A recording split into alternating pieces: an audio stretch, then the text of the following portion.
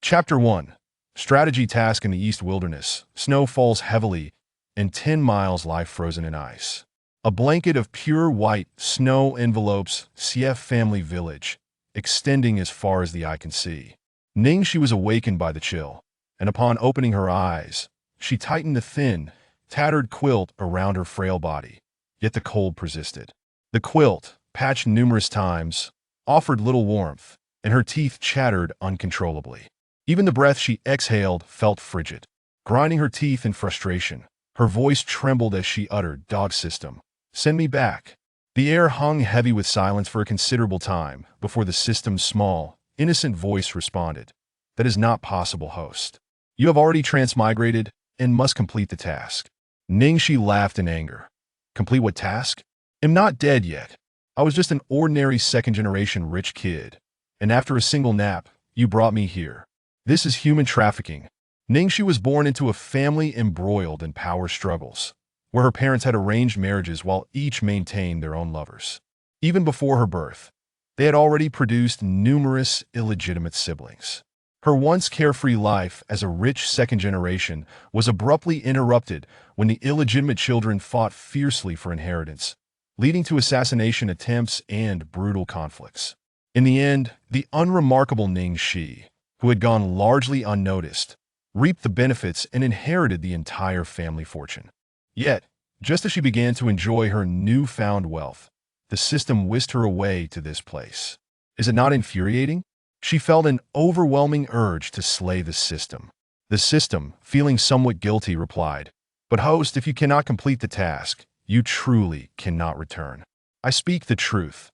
The realm you currently inhabit is the world of a cultivation novel, and your present body is the reincarnation of the deceased original owner." Ningxi dismissed its words with a cold laugh. "Do not spout nonsense, and refer to me as a character from a novel. Do you think I would believe you?" She was not merely in a world of cultivation novels, she had landed in a male-oriented harem story. Ningxi had no fondness for such tales, finding nothing appealing about protagonists who were driven by base desires.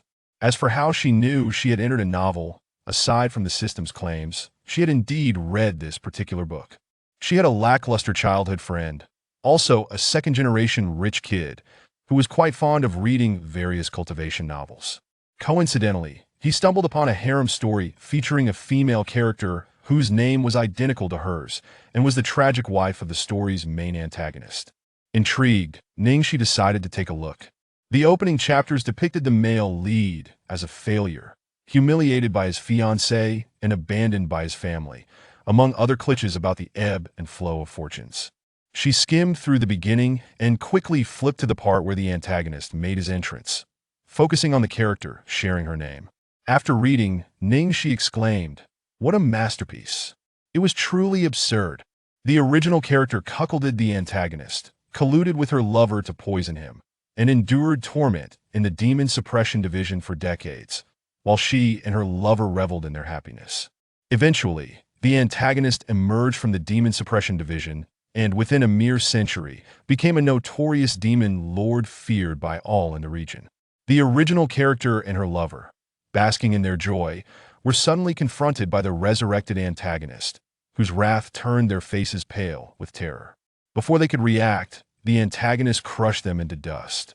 The lover's entire family vanished overnight from the East Wilderness. After absorbing this narrative, Ningxi fell into a long silence before bombarding her childhood friend with messages. "Do not ever recommend such trash to me again. If you do, I will block you." The system interjected. "In this world, if events unfold as they should, the protagonist will ascend to immortality and become the divine emperor. However, after the antagonist, Xiet Songwei, turns dark, he perceives this world as corrupt and annihilates the protagonists and their harem, ultimately destroying the realm. Half of the original owner's soul resides within you. Before her death, a portion of her soul ventured into the outside world and reincarnated. I predict you will become the new deity of this world, the heavenly Tao, capable of saving it from impending destruction, which is why I brought you here. You are the sole hope for this realm." Ningxi scoffed, feeling the bite of the cold. Unable to sit still, she rose from her bed and began to jog in place, attempting to generate warmth for her frozen body. What a ludicrous tale! To compel me to complete the task of charming the antagonist. You truly spare no effort in your fabrications. To claim I am the reincarnation of the original owner is one thing, but to assert that I am the future deity? Do not be absurd. Do not think that by elevating me, I will acquiesce. I am simply an unremarkable second-generation rich kid. So send me back. The system, with a furrowed brow, replied, I speak the truth. Yet the host dismissed its words, and it chose not to elaborate further, merely urging her to fulfill the task. Ningxi laughed in anger once more. You are utterly ridiculous. To claim I am the future deity, while simultaneously requiring me to charm a dark antagonist, is a contradiction that defies logic. Can't you fabricate a narrative that is at least somewhat credible? Which new deity requires the need to charm someone? If you are so distressed that the world may be destroyed, why not simply eliminate the antagonist? Wouldn't that resolve everything? The system fell silent, momentarily at a loss for words, tugging at the hair by its waist. The system cannot arbitrarily interfere with the development of the world's narrative, as it would face repercussions. Ningxi replied with indifference, So you let me take the fall, while I bear the consequences of your actions. What a despicable and shameless system. You think you can outsmart me? I will not fall for your tricks. The system, stop. Ningxi interrupted. Do not say another word. No matter how you plead, I will not agree to complete some charming task for you. If I succeed in this so-called task and abandon the antagonist, who loves me dearly, only for this world to be destroyed by his wrath, what significance would such a strategy hold? The system? After a moment of silence, the system mused. That does seem to hold some truth. It was utterly bewildered, shaking its head to dismiss the chaotic thoughts. Host, you have left me confused. Such a scenario will not occur after you charm the antagonist. You can kill him when he is most vulnerable, preventing him from destroying the world in his grief. Ningxi scoffed derisively. How malicious and cruel. If, as you claim, I successfully charm him, do you think I would remain unscathed? To kill the one I love in a moment of sorrow would lead me to despair, and you would not need to send me back. I would willingly choose not to return. What a despicable scheme you have concocted. The malicious and cunning system. In her mind, silence reigned, and Ningxi taunted it. Do you truly believe that your strategy can evoke any genuine emotion from a dark antagonist who feels no kindness from the world? Don't make me laugh, you are merely dreaming. Despicable, shameless, and utterly vile. The system fell silent. It felt wronged, its plight unexplainable, unable to articulate its grievances. The system was left in tears, whimpering. Host, what must I do for you to complete the task? Crying? All you know how to do is cry. When you cannot win an argument, you resort to tears and threats. What else can you do besides weeping? You useless thing. Even if you were to hang yourself or cry yourself to death, I wouldn't spare you a glance. Ningxi, annoyed by the system's sobbing, berated it without reservation. The system abruptly fell silent. What a cold-hearted host indeed! Is a being devoid of compassion truly divine? The system pondered. Chapter 2. The villain won't die, right? Ningxi disregarded the system, moving her body slightly, and felt warmth replacing the chill that enveloped her. It was rather absurd. She had been here for several days, and the day she arrived coincided with the moment in the plot when the original host had already inflicted demonic poison upon the villain, Xiao Zongwei. When the poison manifested, it transformed Xiao Zongwei into a grotesque form. Neither human nor demon. The original host intended to take advantage of the situation to indulge in a passionate dalliance with the villain. However, upon her arrival, Ningxi found herself atop Xiao Zongwei, ravenously stripping him of his garments. Gasping for breath, she realized that before her arrival, the original host had seemingly been strangled to death. After catching her breath and gazing at Xiao Zongwei's twisted, tortured form, driven mad by the effects of the demonic poison, Ningxi couldn't help but think that the original host's tastes were exceedingly peculiar. As she observed Xiao Zongwei's intent to pounce, Ningxi instinctively reacted with remarkable speed, knocking him unconscious and fleeing to the adjacent room. As she attempted to organize her jumbled thoughts and the memories of the original host, Ningxi cursed inwardly. The wretched system claimed this was her past life, but she would never admit to being such a malicious individual. A wave of hunger struck her, She patted her stomach, dismissing the chaotic thoughts in her mind. She rummaged through the wardrobe for a few warm garments, only to find them all patched and inadequate for the cold. Reluctantly, she donned several of them and ventured out in search of food. The villain's residence, albeit large, was quite rudimentary, consisting of 2 small rooms, a kitchen, and a firewood shed, all constructed from bamboo. A modest fence surrounded the property, and the kitchen sat diagonally opposite, with cold winds gusting through. Ningxi slipped into the kitchen. During her few days here, she had been preparing meals in the kitchen. As a daughter of a wealthy family, she had never learned to cook. It was the somewhat reliable system that had done it for her. This time was no different. Ningxi dug through the rice jar and unearthed a scant supply of brown rice, instructing the system to cook. The system replied, exasperated, "Host, you're an adult. Are you really going to make me cook for you?" Ningxi retorted without hesitation, "What is there to be embarrassed about?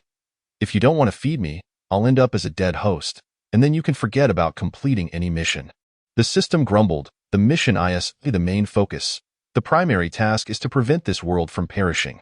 Feigning ignorance, Ningxi sat elegantly on a small stool, her long, slender legs feeling cramped and cold.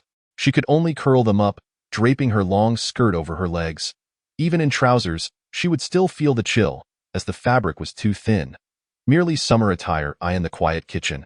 A strange scene unfolded as snow flurried through the walls and transformed into water, causing the brown rice to roll about as if taking a bath. It then hopped into the pot, while firewood flew into the stove, igniting spontaneously. Having witnessed such wonders several times, Ningxi had grown remarkably composed. In a matter of moments, the porridge was ready, seasoned with salt and a bit of bean oil, releasing a tantalizing aroma. Without any vegetables, she could only rely on the oil and salt for flavor.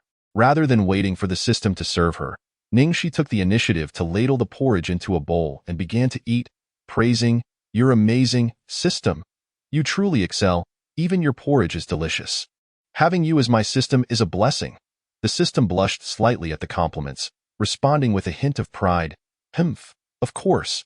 My father, the supreme deity, taught me well. He always said that a system that cannot cook will never find a spouse." Ningxi perked up, narrowing her eyes. So, the system had a significant background, a formidable connection indeed. Having read numerous novels about systems, she understood that they were simply minor entities, often backed by vast organizations. She hadn't anticipated her system to be so terrifyingly well-connected.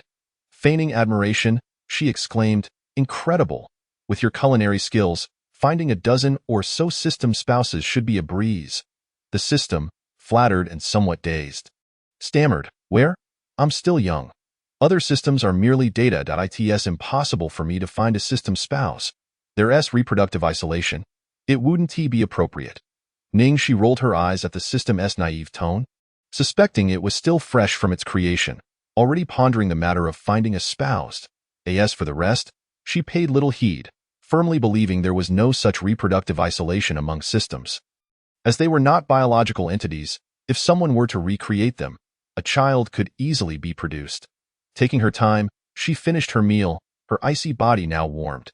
After a moment of basking by the fire, she noticed the flames in the stove had died down and decided to return to her room to snuggle back in. However, her steps faltered at the door as she hesitated, glancing at the tightly shut door of the neighboring room.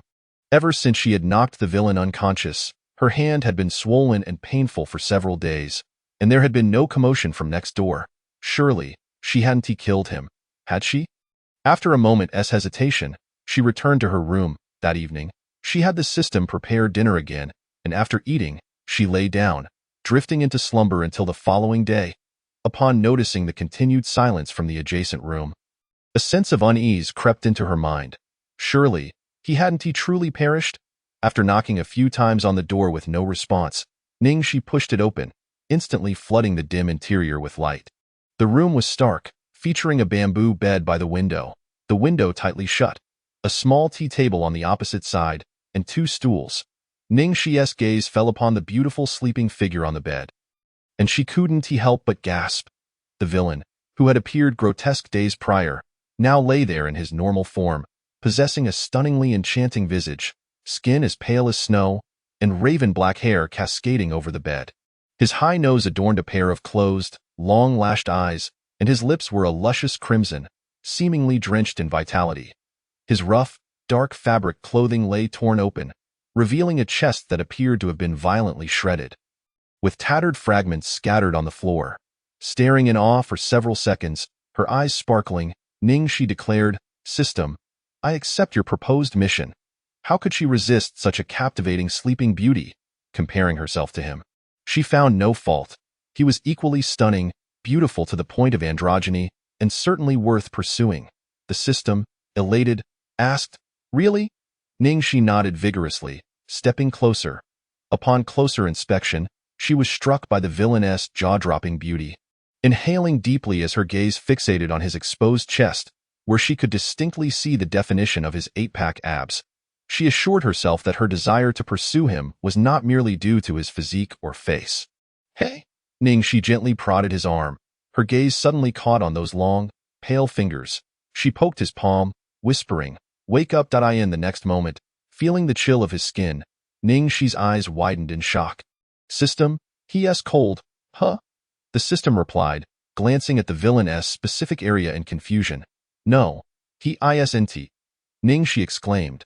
"I mean, he's as stiff as a corpse." The system. Silence fell. A deathly stillness enveloped the room as Ningxi and the villain's lifeless body exchanged glances, contemplating the straightforward conclusion that the villain had indeed perished, and perhaps her mission was no longer necessary. Just as she entertained the thought of being sent back by the system, suddenly, the villain's eyes flung open, fixated on her, creating an eerie tension in the still air.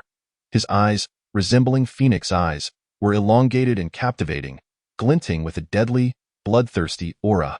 "Ningxi, he resurrected?"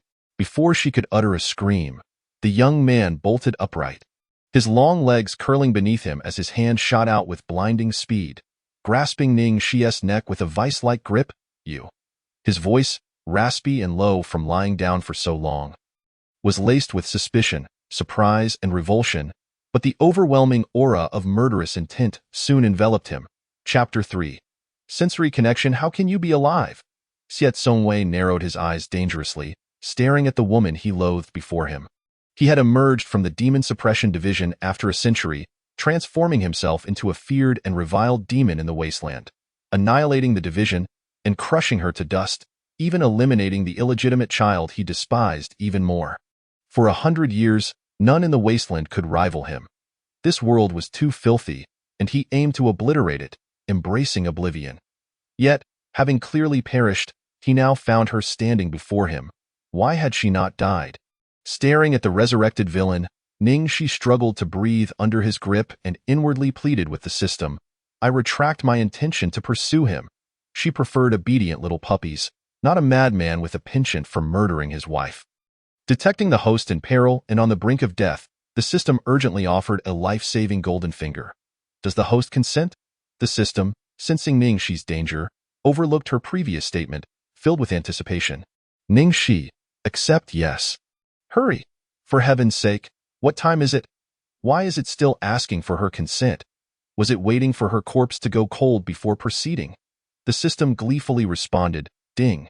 The golden finger has been expedited and is on its way. Please experience it." Ningxi waited a second. 2 seconds, 0.3 seconds, 0.5 seconds, 0.10 seconds later. "System, are you playing with me? What life-saving golden finger?" As a golden finger materialized in her hand, Ningxi felt her vision darken. Was this really what they called a golden finger? Was the system playing word games with her?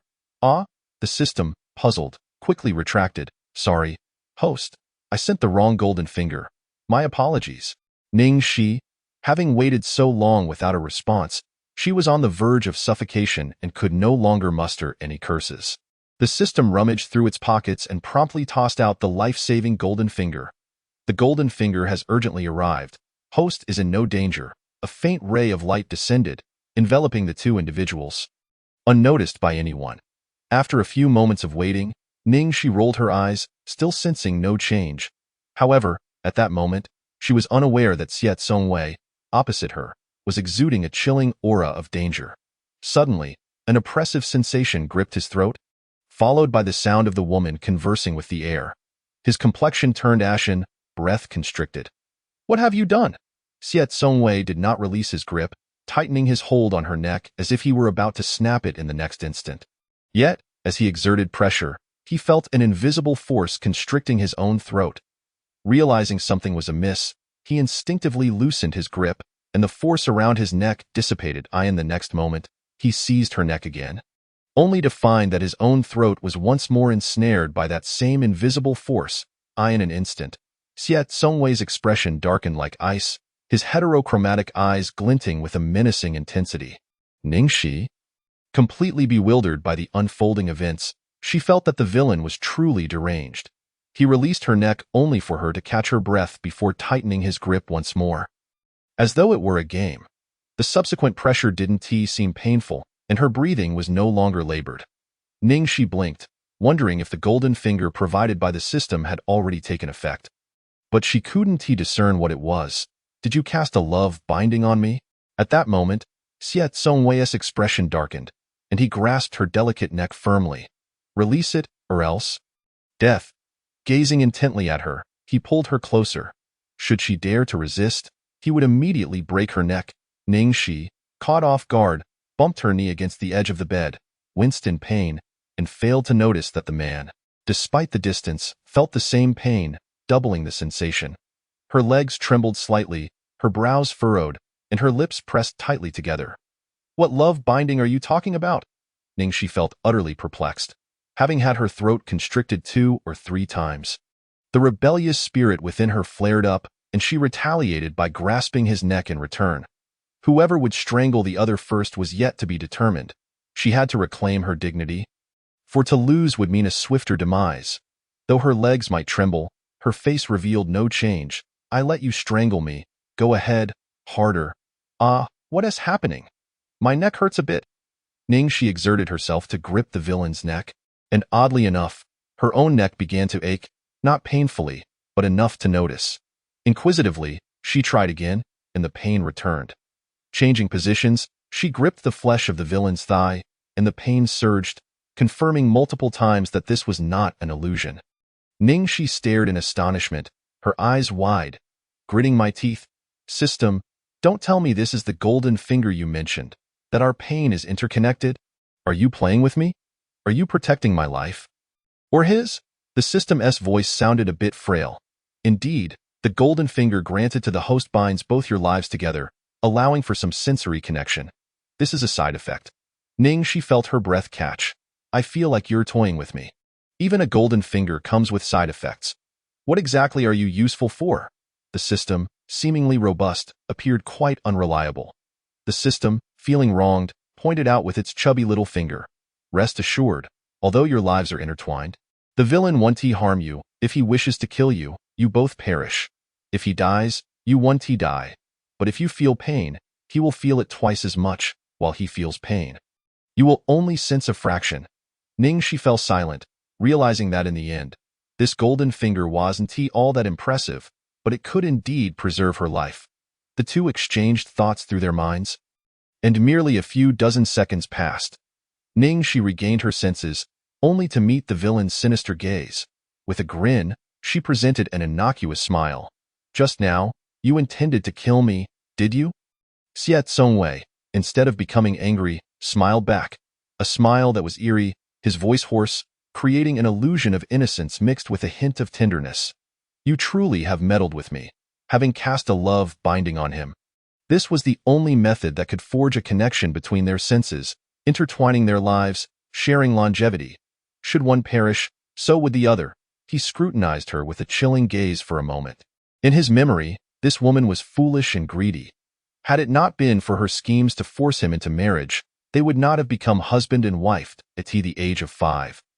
Ningxi, barely alive, was picked up by that woman, while he, aged 7, was cast out from the Yinfu family, living with her in Yinfu village. She was ordinary and timid, yet after entangling herself with that illegitimate son, her demeanor transformed, greedy, malicious, sinister, and vain. She poisoned him, imprisoning him in the demon suppression department to endure torment, all while desiring a fleeting romance with him, which utterly repulsed him. The love binding was a secret art of the ghost clan. Half human and half ghost. To survive without entering the cycle of reincarnation, They would forcibly control a powerful cultivator's essence, enjoying the other's lifespan until it was exhausted, only to seek a new target. The Ghost Clan had achieved immortality through this method. Originally, this secret art was created by the ancestors of the Ghost Clan for their beloved mortal wives, to share life and death together. Yet, centuries later, it was misused by their descendants to attain immortality. However, millennia ago, the Ghost Clan had long since perished, and the secret art faded from the world. How could she possess the love binding? When did she have any connections with the extinct Ghost Clan? Could it be that she is a descendant of the Ghost Clan? Xiao Zongwei was certain. He had died once, bringing ruin to the wasteland, only to awaken and find himself back in the past. Returning to the moment he fell into the abyss, never to return. Release it, or else, death. Xiao Zongwei enunciated each word with danger in his eyes, tightening his grip on her neck. Ning Xi's face revealed no panic. Merely a slight smile. Strangle me, go ahead. Does it hurt?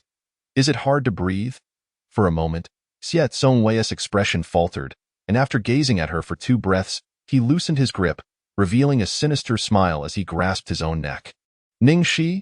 The villain was indeed deranged, utterly so. She could assert that with certainty, he felt pain as much as she did, but then again, who wouldn't he? At least he felt it twice as intensely. You threaten me? Let us see who dies first. Ning Shi reached out to grasp her own neck, facing off against him, one seated while the other knelt, both choking themselves until their faces turned a shade of purple. As their breaths grew labored, Xiao Zongwei's voice turned cold and hard as he uttered, "Release." Ning Shi replied, "No, you first." He remained unmoving, continuing to strangle himself. Ning Shi then used her free hand to grasp her thigh, arm, stomach, and waist, relishing the sight of the villain's furrowed brows in pain, which brought her immense satisfaction. Observing this spectacle, the system mused. Such a method of inflicting injury upon oneself while harming the enemy is something only 2 madmen could conceive. Chapter 4. Not her face. Xiao Zongwei was unperturbed by the pain. He lived with abandon, existing for the sake of existence. If he could live, he would. If not, then death was inevitable. The world was filthy, and he had perished in his previous life. Yet now, he found himself struggling to breathe, threatened by a woman he despised. Veins bulging, he enunciated. On the count of 3, release. Having gripped for quite some time, Ning Shi was also quite exhausted. Hurting herself was no trivial matter, especially at her thigh, which was an unusual sensation. She fixed her gaze on him, conceding. All right. Point 1. Xiao Zongwei began to count. Point 2, after he uttered 3. Neither released their grip. Ning Shi, having sensed something was off, remained vigilant and prepared to hold back. But unexpectedly, the villain, in a treacherous manner, tightened his grip on his own neck upon reaching 3 out of course. He was squeezing his own neck while Ning Shi clutched her own. Locking eyes, Ning Shi observed the vivid hue of his thin lips, which curled into a faint smile, as if mocking her. Ning Shi returned a smile, laced with an air of sarcasm. How sinister! When it came to treachery and malevolence, they were equally matched. Xiao Zongwei smirked, his smile chillingly sinister. Ning Shi frowned, unable to resist averting her gaze. The villain, crafty, treacherous, and shameless, possessed a face that was undeniably alluring, yet he smiled at her so menacingly, it was both unsettling and beguiling. Do not compare me to you. Who was it that woke up and immediately choked her? The threats he issued were irrelevant. She chose not to argue, feeling fatigued and disinterested in sparring with him. Ning Shi released her grip, shooting him a fierce glare as she descended from the bed, lightly adjusting her attire before turning to leave. Initially, she merely sought confirmation of his survival, but now, not only was he alive, but he was remarkably resilient and unlikely to perish easily. The system had mentioned he could destroy the world. And yet he still lived. Wasn't he that indicative of his unwavering existence?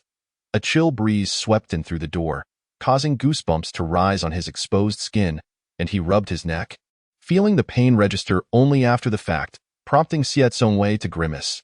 Just then, the figure that had stepped outside abruptly turned back. Xiao Zongwei's grimace froze. Ning Shi? Having originally exited, Ning Shi felt an unsettling chill at her back. Instinctively turning to see the villain's face contorted in rage, as if he intended to kill her. Taking a deep breath, Ning Shi quickly closed the door and fled. The villain was indeed diligent. ever fixated on her life. How terrifying! With a soft thud, the door shut, blocking out the cold air. Xiao Songwei furrowed his brows, his gaze deepening as he fell into contemplation. She returned to her own room. Feeling cold and stiff, her hands and feet numb. She reached for the quilt to cover herself, but as she lifted her hand, she touched the hard, icy fabric, leaving her momentarily frozen in place. Had she merely stepped out for a moment, only to return to a quilt frozen solid? The system observed as a solid, thick quilt was picked up and fell into silence for a moment. How am I supposed to sleep? Ningxi's expression was grim. And she laughed in exasperation. System, I feel like you want to kill me. The system dared not respond, and in the stalemate between the two, it could only take the quilt to the kitchen and warm it by the fire.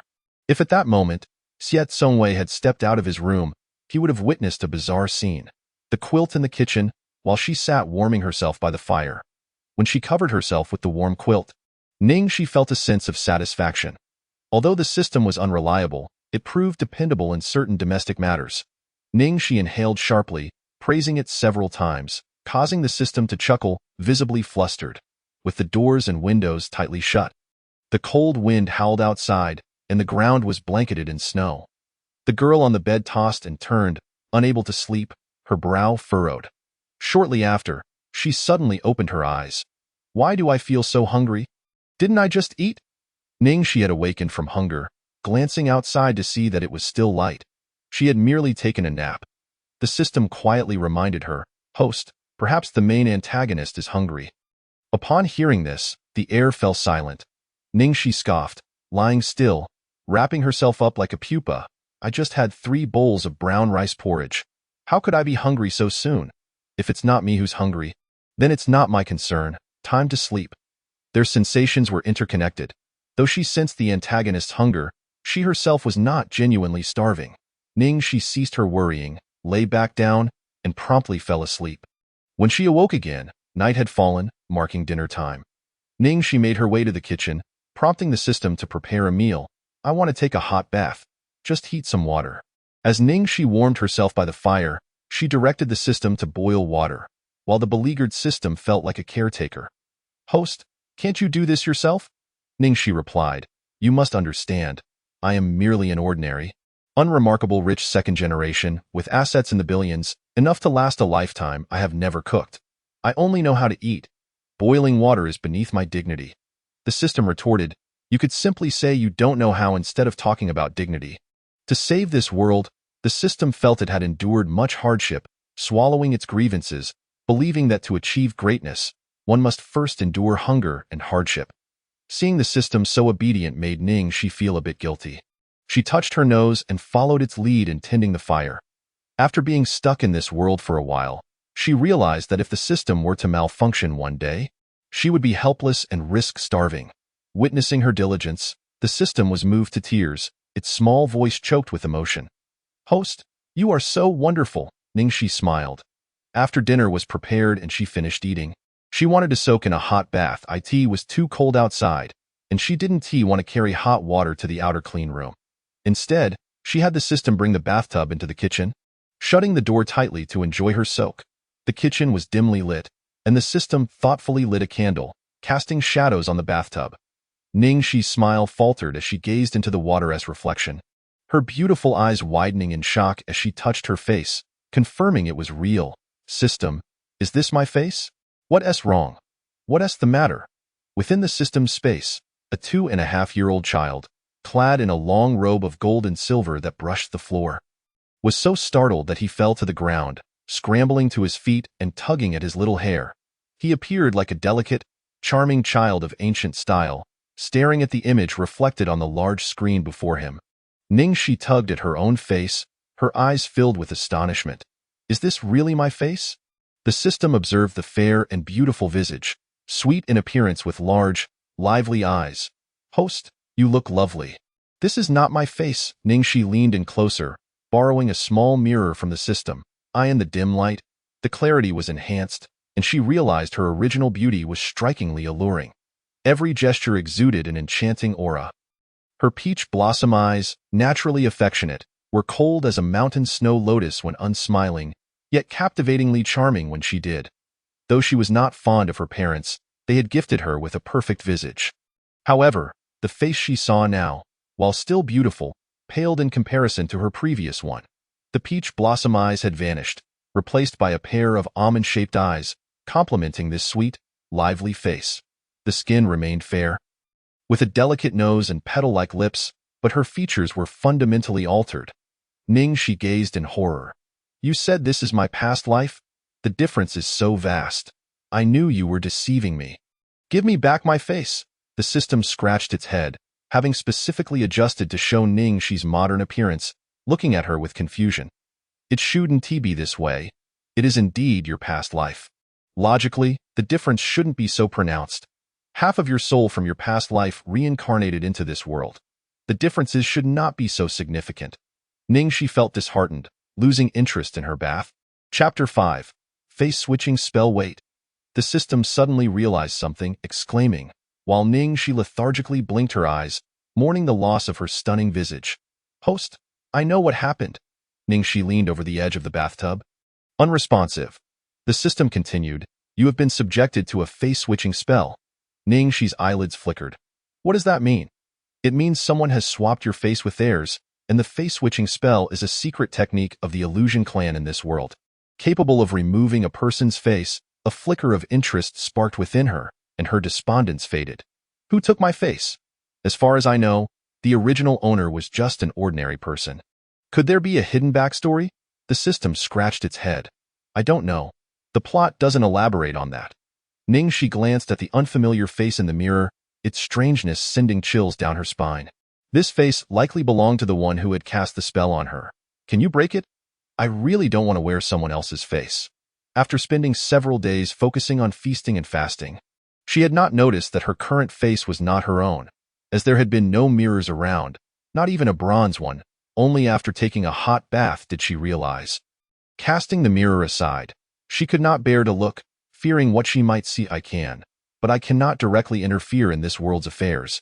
It would result in karmic backlash. The system's voice trailed off, timidly avoiding Ningxi's gaze. Sure enough, Ningxi scoffed coldly. You're rather useless. Aside from cooking, what else can you do? Cooking doesn't count as interference. You've tied our fates together. Doesn't that count as interference? The system felt guilty. Cooking is a trivial matter. It won't have much impact. The golden finger is to protect your life, which is the priority. Everything revolves around ensuring your safety. If I don't cook, I'm afraid you'll starve. And if this world sees no new gods born, the order of heaven would shift, resulting in even greater karmic debt for me. The atmosphere grew eerily silent, the howling wind and snow outside chilling to the bone. But you could approach the main antagonist. Perhaps he could help you, it suggested quietly. Ningxi pondered, recalling the times the antagonist had wished to strangle her. How could he possibly assist? After her bath, she felt refreshed and warmed all over. Inside the dimly lit room, a youth sat cross-legged on a bamboo bed, hands resting on his abdomen, clad in coarse linen robes. His countenance was wickedly enchanting. With ink-black hair cascading down, moving as if stirred by an unseen wind, a strand brushing against his snow-white cheek. His eyes were gently closed, surrounded by a swirling aura of dark magic, with matching runes appearing on his forehead. A narrow gap in the tightly shut door opened slightly, a delicate, pale hand extending in with a bowl of brown rice porridge, its aroma faintly wafting in the air. The system twitched its mouth. Observing Ning, she crouched sneakily at the door. Host, what are you doing? This is rather creepy. Ning, she smirked. I'm fishing. Only the willing will bite. The system was perplexed yet respectful. Minutes turned into 5. Then half an hour. Ningxi's legs grew weary, and her hands ached. She simply sat down on the floor. The system scratched its head. You can't seem to catch any fish, without a word. Ningxi took the now slightly cold porridge and gulped it down. After a few bites, she burped, saying, Caught one. Suddenly, a deafening crash echoed through the room, startling both Ningxi and the system as they looked up. Ningxi witnessed the door behind her being smashed open, creating a hole reminiscent of a doggy door. She leaned down to peer through the opening and found a pair of eyes staring back at her from the ground. Oh no! Ningxi exclaimed, startled. Before she could react, a hand reached through, grabbing her by the neck, pulling her through the massive hole, It was a doggy door, but rather a circular hole large enough to accommodate her entire being. This was ridiculous. She wasn't a dog. Ning Shi shivered in fright, locking eyes with an eerie pair of eyes that smiled at her. A shiver ran down her spine. The main antagonist's smile could indeed star in a horror film. Emerging from the shadows, a face paler than one who had been dead for 3 days grinned at her with a sinister gaze. How could that not be terrifying? Instinctually, Ning Shi responded by slapping him. The sound of the slap echoed loudly in the otherwise silent room. Ning Shi, oblivious to the stillness surrounding them, patted her chest. You scared me to death. The force of the slap was immense, leaving a slight sting on her own cheek. Ning Shi snapped back to reality, devoid of any sense of the gravity of her actions, and instead cast a reproachful glare at Xiet Songwei. The next time you appear, could you perhaps make a sound? Xiet Songwei's expression was menacing, the pallor of his skin accentuated by the distinct imprint of a hand on one side of his face, stark and conspicuous, which made Ning Shi feel a twinge of guilt. I apologize. It was unintentional. Despite her remorse, it was not solely due to his chilling gaze that evoked a sense of fear within her. Xiet Songwei curled his lip slightly, his voice laced with a frigid undertone. You had better have a valid reason. Or, his eyes glinted dangerously, suggesting that without a satisfactory explanation, he might very well snap her neck out of course, without the tether of longing tying him to her. He truly would consider such an act. Ning Shi, undeterred by his slightly unhinged gaze, raised the empty bowl in her hand. I noticed you haven't left the house for several days, so I brought you some food. At that, she offered a sincere smile and held the bowl closer to him. Xiet Songwei's gaze fell upon the empty vessel, the air between them thick with an eerie silence. Ning Shi felt awkward. Holding the empty bowl, and after a brief moment of contemplation, she asked, if I were to say that the food was devoured by the bowl, would you believe me? A stillness enveloped them, a silence so profound it was almost suffocating. Suddenly, a burst of purple-black demonic energy shattered the bowl, scattering the shards across the floor. Ning Shi cradled the fragments in her hand, her heart racing in fright, as if the shattered bowl were a warning directed at her. Taking a steadying breath, she maintained her composure and smiled. What is it? Xiet Songwei's patience had clearly worn thin. His words clipped. Ning Shi tossed aside the remnants of the bowl, advancing with a cheerful demeanor. Pointing at her own face. Do you see something wrong with my face? Xiet Songwei's cold aura momentarily faltered, his gaze landing on her with a look of incredulity, as if he were assessing a fool. After 3 breaths of silence, he finally responded. Unbecoming, utterly grotesque. Ning Shi's eyes widened, detecting a hint of malice in his expression. Instead of being offended, she exclaimed in surprise. You noticed? Can you do something about it? After all, this face was not truly hers. No matter how he insulted it, it bore no reflection of her true self. However, the villain displayed remarkable insight, immediately recognizing the source of her visage, a testament to his intellect. Even if slightly eclipsed by the male lead's prowess, Xiet Songwei. A long, slender finger pressed against her forehead as he regarded her with a twinge of irritation. Is your mind so unhinged that you've come to disturb me? At a crucial juncture in his cultivation, he found interruptions most vexing. Should the demonic energy spiral out of control, he feared losing command of his senses, and yet this woman. You're the one whose mind is unhinged. Ning Shi retorted, brushing his hand away, her anger flaring. After a moment of impulsive retaliation, she pinched her own thigh, a pain that resonated deeply, prompting a frown from the villain. Ning Shi let out a cold laugh. Countering, you call me insane. You are the one who is deranged. The tactic of inflicting pain upon herself to retaliate seemed to backfire, yet her resolve hardened, and Xiet Songwei's fists tightened, creaking ominously. Speak. What is it? Ning Shi withdrew her hand, letting out a huff, but he paid her no heed. She promptly turned away, still feeling the sting of her self-inflicted pain, grimacing at the discomfort. Damn, that hurts, she muttered under her breath. When she turned back, she found herself locking eyes with Xiet Songwei, both wincing in shared discomfort. Their gazes collided, and an uncanny silence enveloped the air. The system observed the two fools in silence. Excellent, they had successfully rendered the atmosphere utterly mute. Chapter 6 You are not her. My face has been swapped, subjected to a face-changing spell. I demand you revert it. I desire my own visage, not that of a stranger. Ningxi, undeterred by embarrassment, acted as if nothing were amiss, while Xie Zongwei regarded her with a sickly pallor, his lips pressed into a thin line as he scrutinized her face for a moment. It seemed the earlier grimace of pain had not originated from him. Suddenly, he reached out. "What are you doing?" Ningxi asked warily, instinctively shielding her neck. Goodness, was this villain once again contemplating her demise? They said their fates were intertwined. To eliminate her, he truly might. She felt tears welling. Xie Zongwei shot her a sidelong glance, a chilling smile curling his lips as he extended his hand, his fingers gliding over her delicate jawline before trailing to her cheek. Ningxi's pupils dilated, a chill creeping down her spine. His sickly demeanor devoid of worldly desire made her question his intentions. His icy fingertips brushed against her skin, the delicacy of her porcelain complexion eliciting a flicker of intrigue in his gaze. There were indeed traces of the face-changing spell. She had truly been swapped, an illusionist's secret art. First, the ghostly clan spell of longing, and now the illusionist's craft. The secrets this woman harbored were numerous. Who, exactly, was she?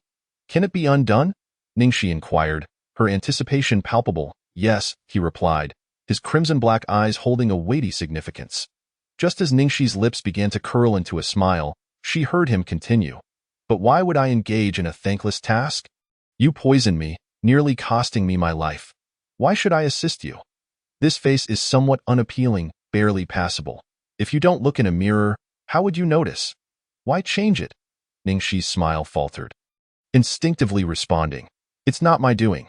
The past is the past. The present is the present. She was not the same person, nor would she acknowledge the original owner as herself. The actions of the previous host bore no relation to her. Ningxi remained obstinate, refusing to concede. Xie Zongwei narrowed his eyes, examining her with a smirk as he reached out again, this time brushing his fingers against her face, sliding gently down to her neck. Squeezing lightly, his gaze darkened. So, who are you? Another chokehold? Ningxi rolled her eyes dramatically, defiantly swatting his hand away. 10 breaths later, a loud bang echoed as the door slammed shut, and Ningxi found herself unceremoniously ejected. Wearing a bewildered expression, back in her room, Ningxi lay on the bed in a state of tranquility, her breathing so steady that the system nearly believed she had passed away. Host, do not be afraid.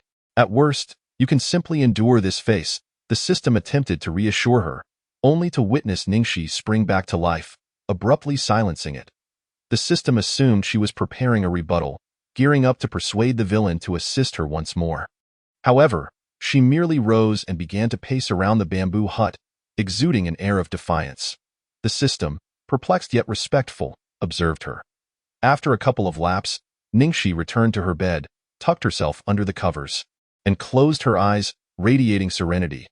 The next day, she was jolted awake by the cold, sneezing as she surveyed the drafty room, feeling utterly defeated.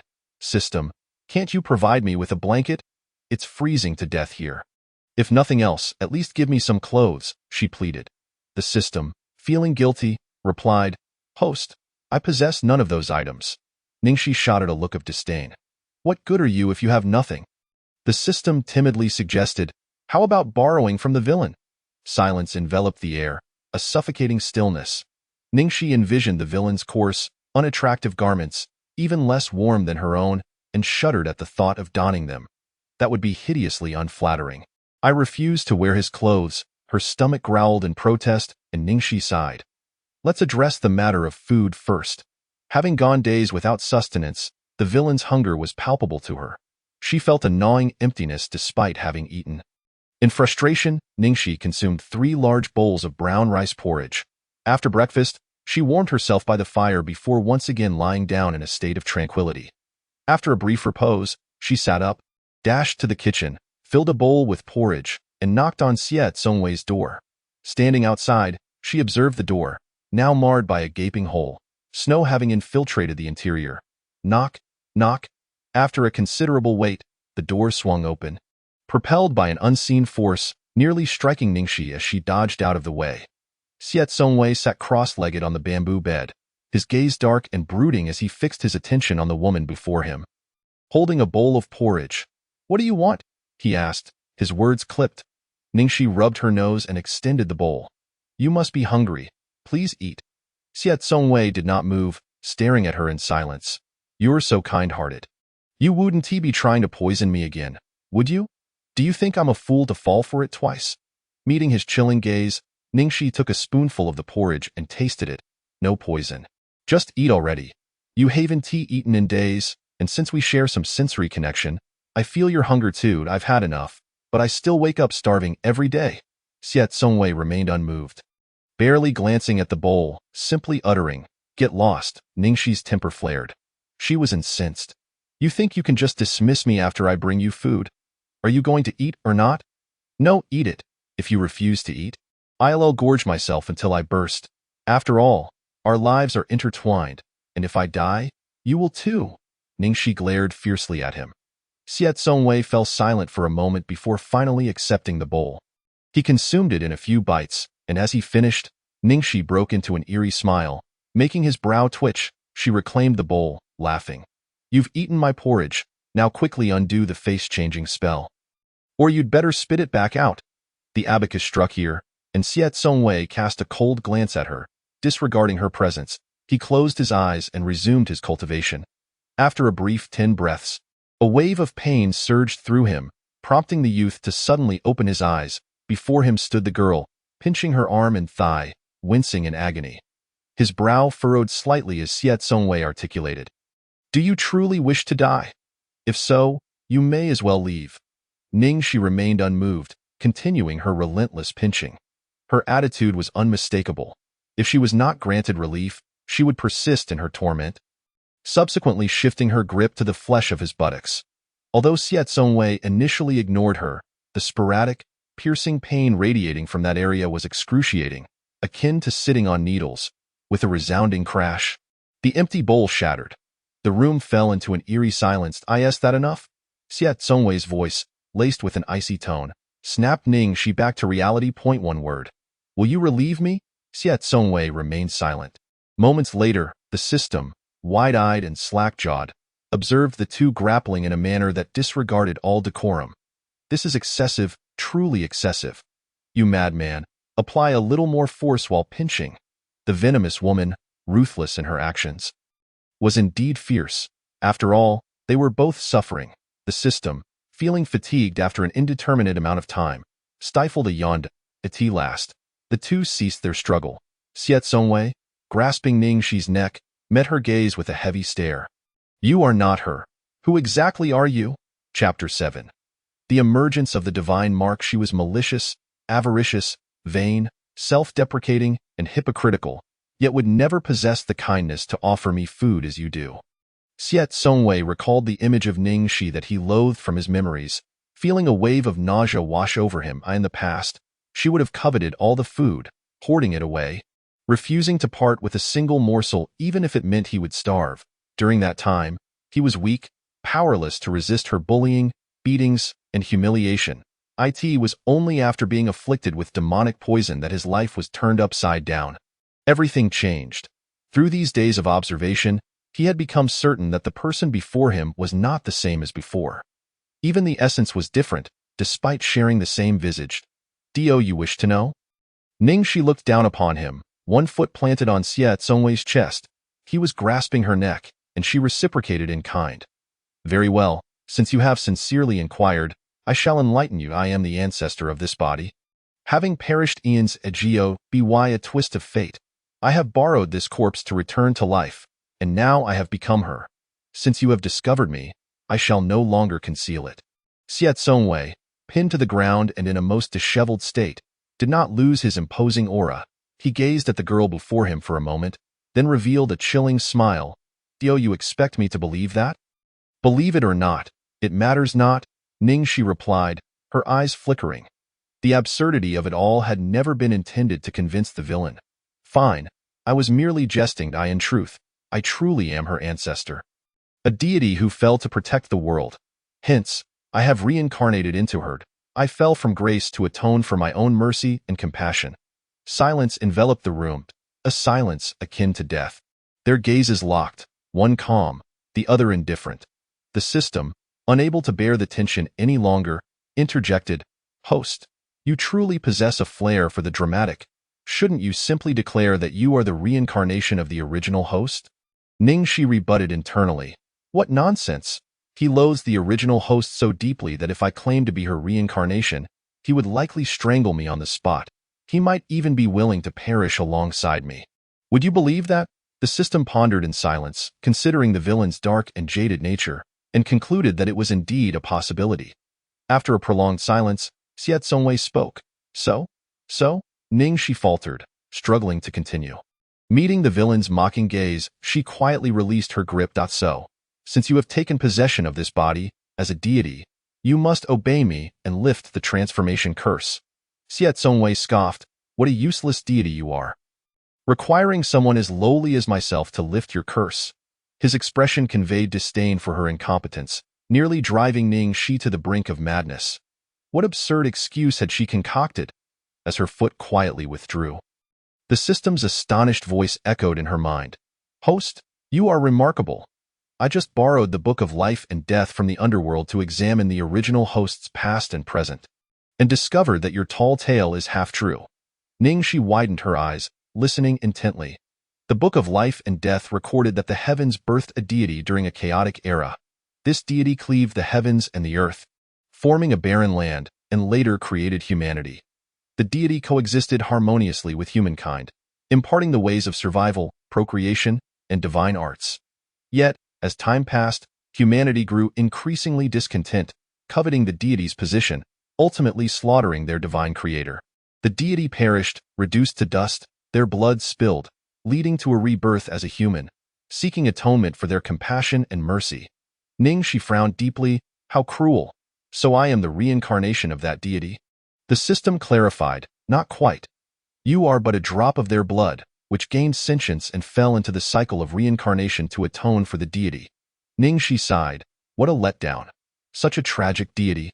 And such malevolent humans. How could they have slain a god? How could they require salvation yet demand atonement? The system sighed. Human nature is greedy. They revere and fear the divine. Using the divine arts taught by the deity, they turned against them. The deity, having created humanity, became ensnared by the karmic repercussions of their actions, falling into reincarnation, likely hoping to eradicate their own compassion, thus achieving eternal oblivion and never to be reborn.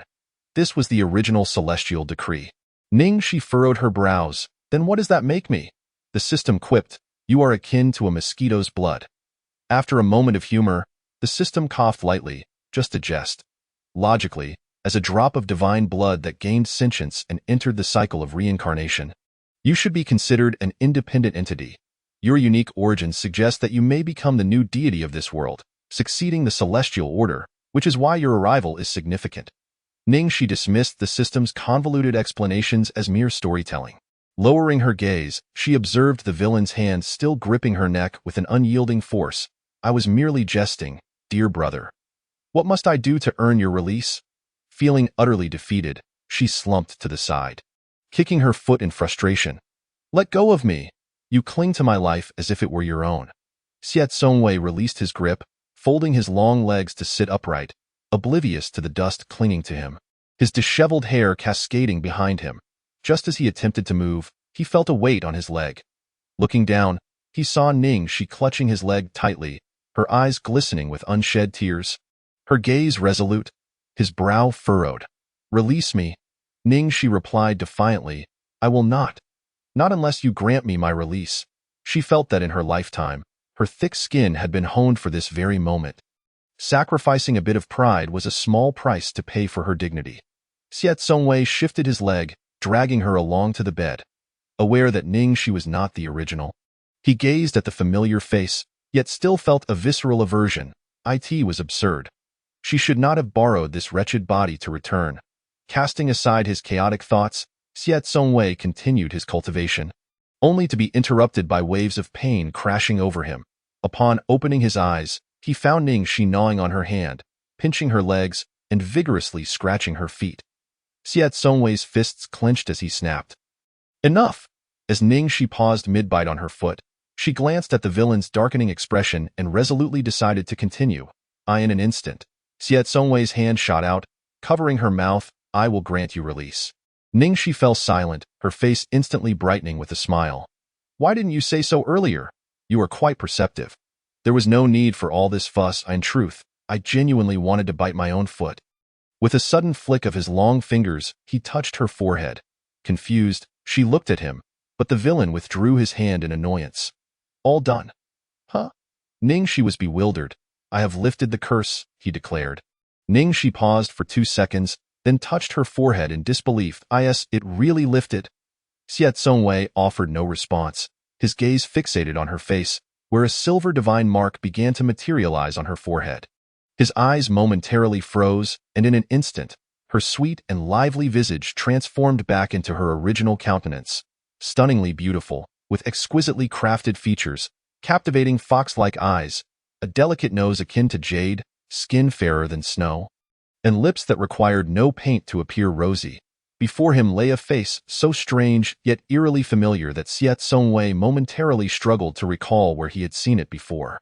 Ningxi, with her bare hands, produced a small mirror she had pilfered from the system and gazed at her reflection, her eyes widening in shock. Goodness! This is my face. Chapter 8. Overtime punishment. Seeing a face identical to her own sent chills down Ningxi's spine.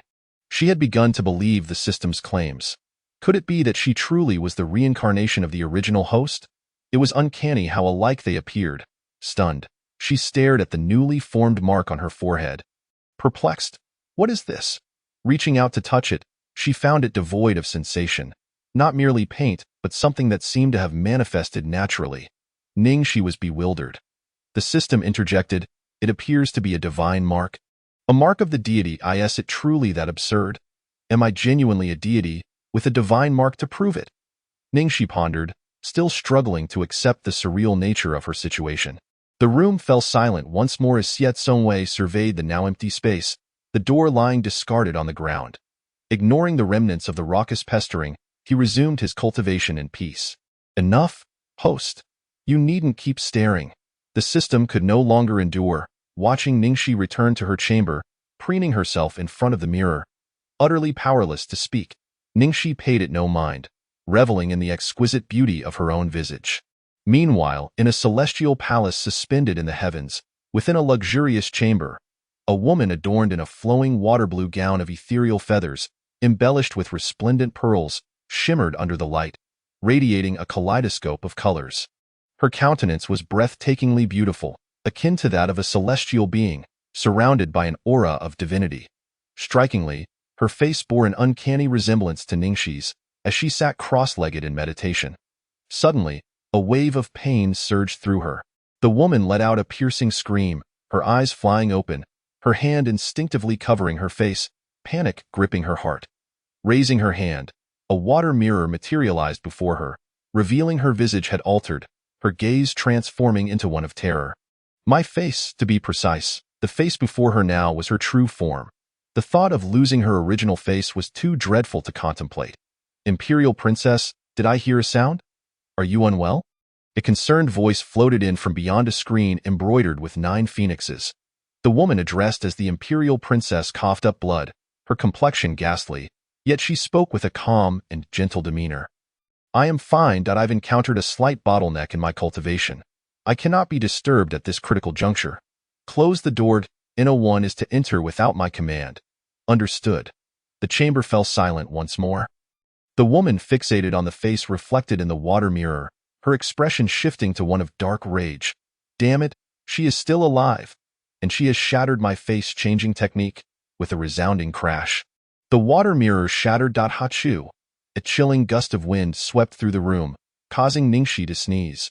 Observing the drafty chamber, she cocooned herself tighter in her blanket and commanded the system, there as a whole. Patch it up for me. The beleaguered system resignedly complied, sealing the gaps against the wind. Before long, the chill dissipated, and Ningxi lay back down, satisfied after admiring her own stunning beauty. It was time for sleep. Glancing at the darkening sky, she noted it was getting late, with not a glimmer of light in sight. Ding! The notification sound from the system interface caught Ningxi's attention. What's the situation? The system, caught off guard, replied, Oh, I forgot to inform you, host, your task remains incomplete. This is a reminder. If daily tasks are not completed within the hour, you will face penalties. What task? Ningxi sprang upright, her voice rising several pitches as she scrutinized the task line that appeared on the system interface, mandating her to fervently express love to the villain.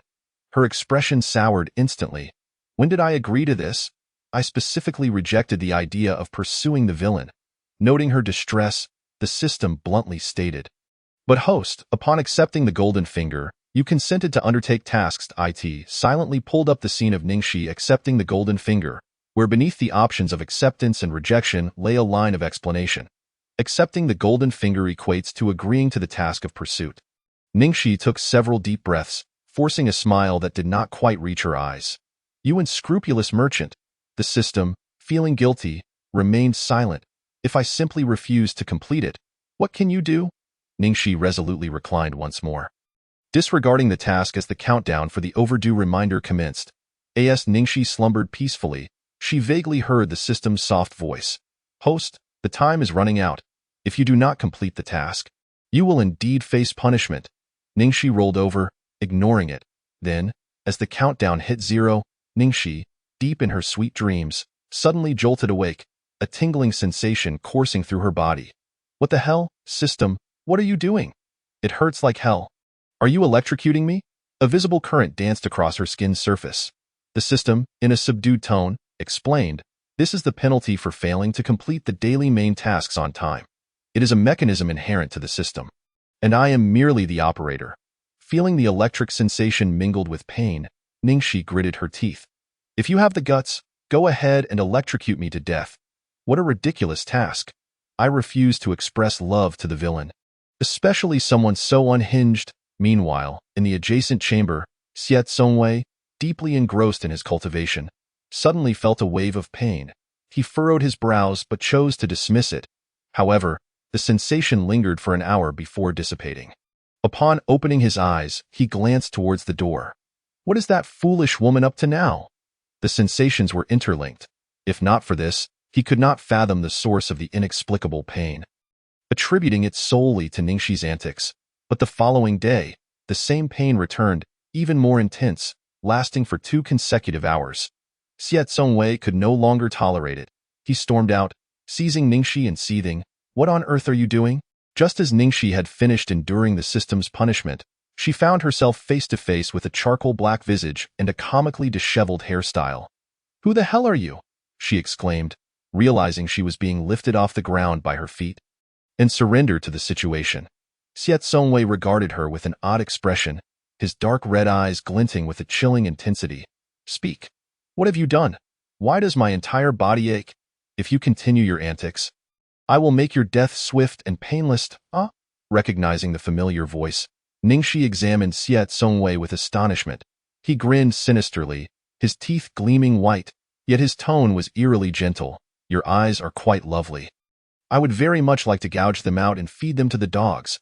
Ningxi shuddered, rolling her eyes. "Gouge your own eyes out.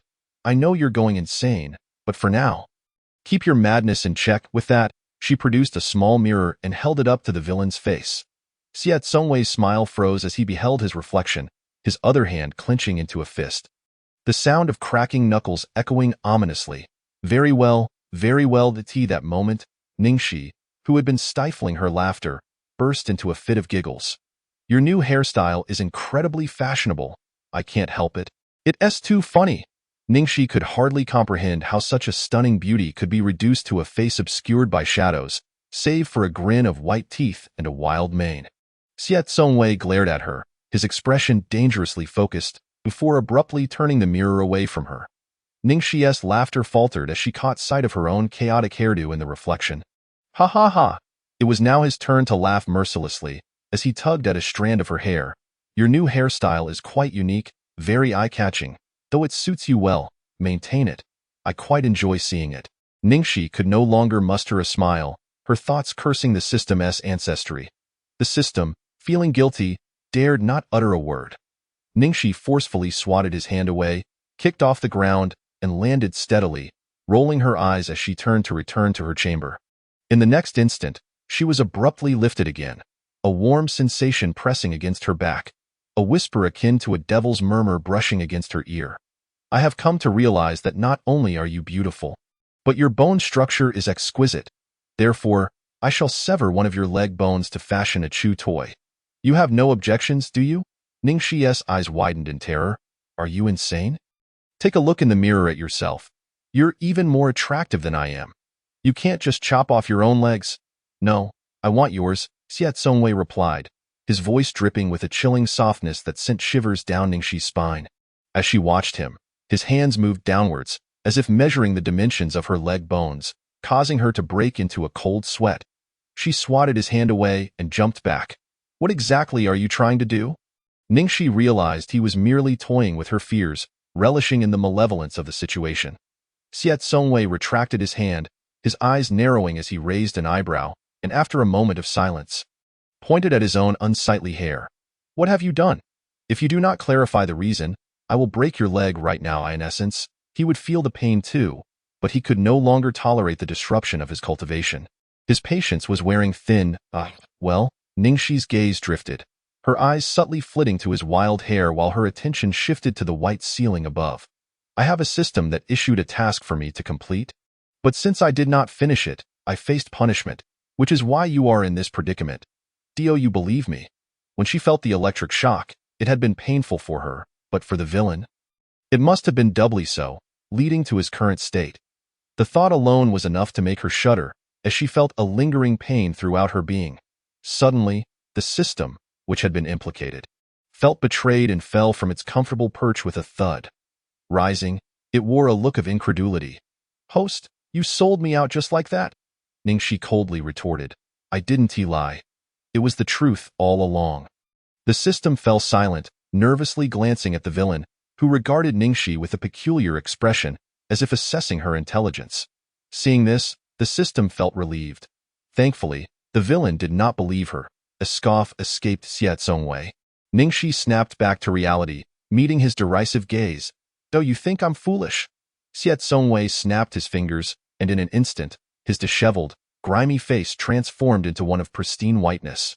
His long, jet-black hair cascaded down his back, while his coarse linen attire failed to conceal the noble yet perilous aura he exuded. Ningxi's eyes widened slightly as she witnessed this astonishing transformation, momentarily rendered speechless. By heaven, is this the magic of the immortal realm? A mere snap to achieve such cleanliness? How impressive! For a fleeting moment, Ningxi felt a surge of reckless daring. It seems you truly do not wish to keep your legs intact. In that case, I shall break them. As the words left her lips, Xie Zongwei raised his hand, lightly gesturing as if to actually snap Ningxi's legs. She snapped back to reality and, with a swift motion, dashed into the kitchen, returning in under 30 seconds with a kitchen knife in hand. Ningxi grinned at the now stunned villain. You want my leg bones? Here they are. In a heartbeat, she swung the knife down. The system let out a shriek, covering its eyes, exclaiming, Goodness, how brutal! Who is the real madman here? The original antagonist was indeed deranged, but the system felt that the current host was even more unhinged. Clang! The sound of hard metal colliding filled the air, as Ningxi stared incredulously at the kitchen knife in her hand, now bent into a C-shape, before glancing at Xie Zongwei's unscathed leg. It took her a while to regain her composure. Is your leg made of iron? How can it be so hard? Xie Zongwei lowered his gaze, casually patting the hem of his pants where the blade had struck. Now that I've had my turn, it's time for me to act. Before Ningxi could fully grasp the situation, she found herself ensnared in the villain's grasp, his hand reaching for her leg. Ningxi feigned calmness. Let us talk this through. There is no need to resort to breaking bones. That is quite terrifying. Our lives are intertwined. If you truly break my leg and I bleed out, you would perish too, wouldn't you? Her smile was a facade of bravado. Xie Zongwei paused momentarily, contemplating her words for 2 seconds. That makes sense. Ningxi's smile widened. However, Xie Zongwei swiftly changed the subject. But, I have a kind heart. I simply desire a beautiful bone for my toothpick. I can ensure you remain alive, though you would be 1 leg short. How splendid! Ningxi's smile vanished. You must be kidding. I am going to weep. Despair washed over her as she felt his hand resting on her leg, a chill creeping up her spine, prompting her to struggle violently. You're going mad. Go to your room and leave my leg alone. That beast is treating his wife so cruelly. This is domestic violence. Stop it. In her frantic struggle, she grasped at his clothes, the cold wind biting, her palm burning with heat. Confused, she questioned, "What is this? Why is it so warm?" As she glanced over, realization dawned, and her expression shifted awkwardly as she looked at the villain, whose devilishly handsome face was now shrouded in a cold demeanor. Ning, she forced a laugh. "Haha, I didn't mean it. Do you believe me?" She attempted to soothe him, returning her hand to its original position while patting him lightly. "Brother, I haven't harmed you. I've merely returned things to their rightful place. See, I didn't even use much strength." Ning Shi. Xiao Songwei's expression darkened, each word dripping with a chilling intensity. His fists cracked ominously, and Ning Shi swallowed hard, her defiance waning. "I didn't do it on purpose. If you weren't fixated on my leg bones, would I struggle? I only grabbed you lightly, not that I was trying to harm you. Is that look really necessary?" Seizing the moment, he relaxed his grip. Ning Shi dashed back to her room, slamming the door behind her with a loud bang.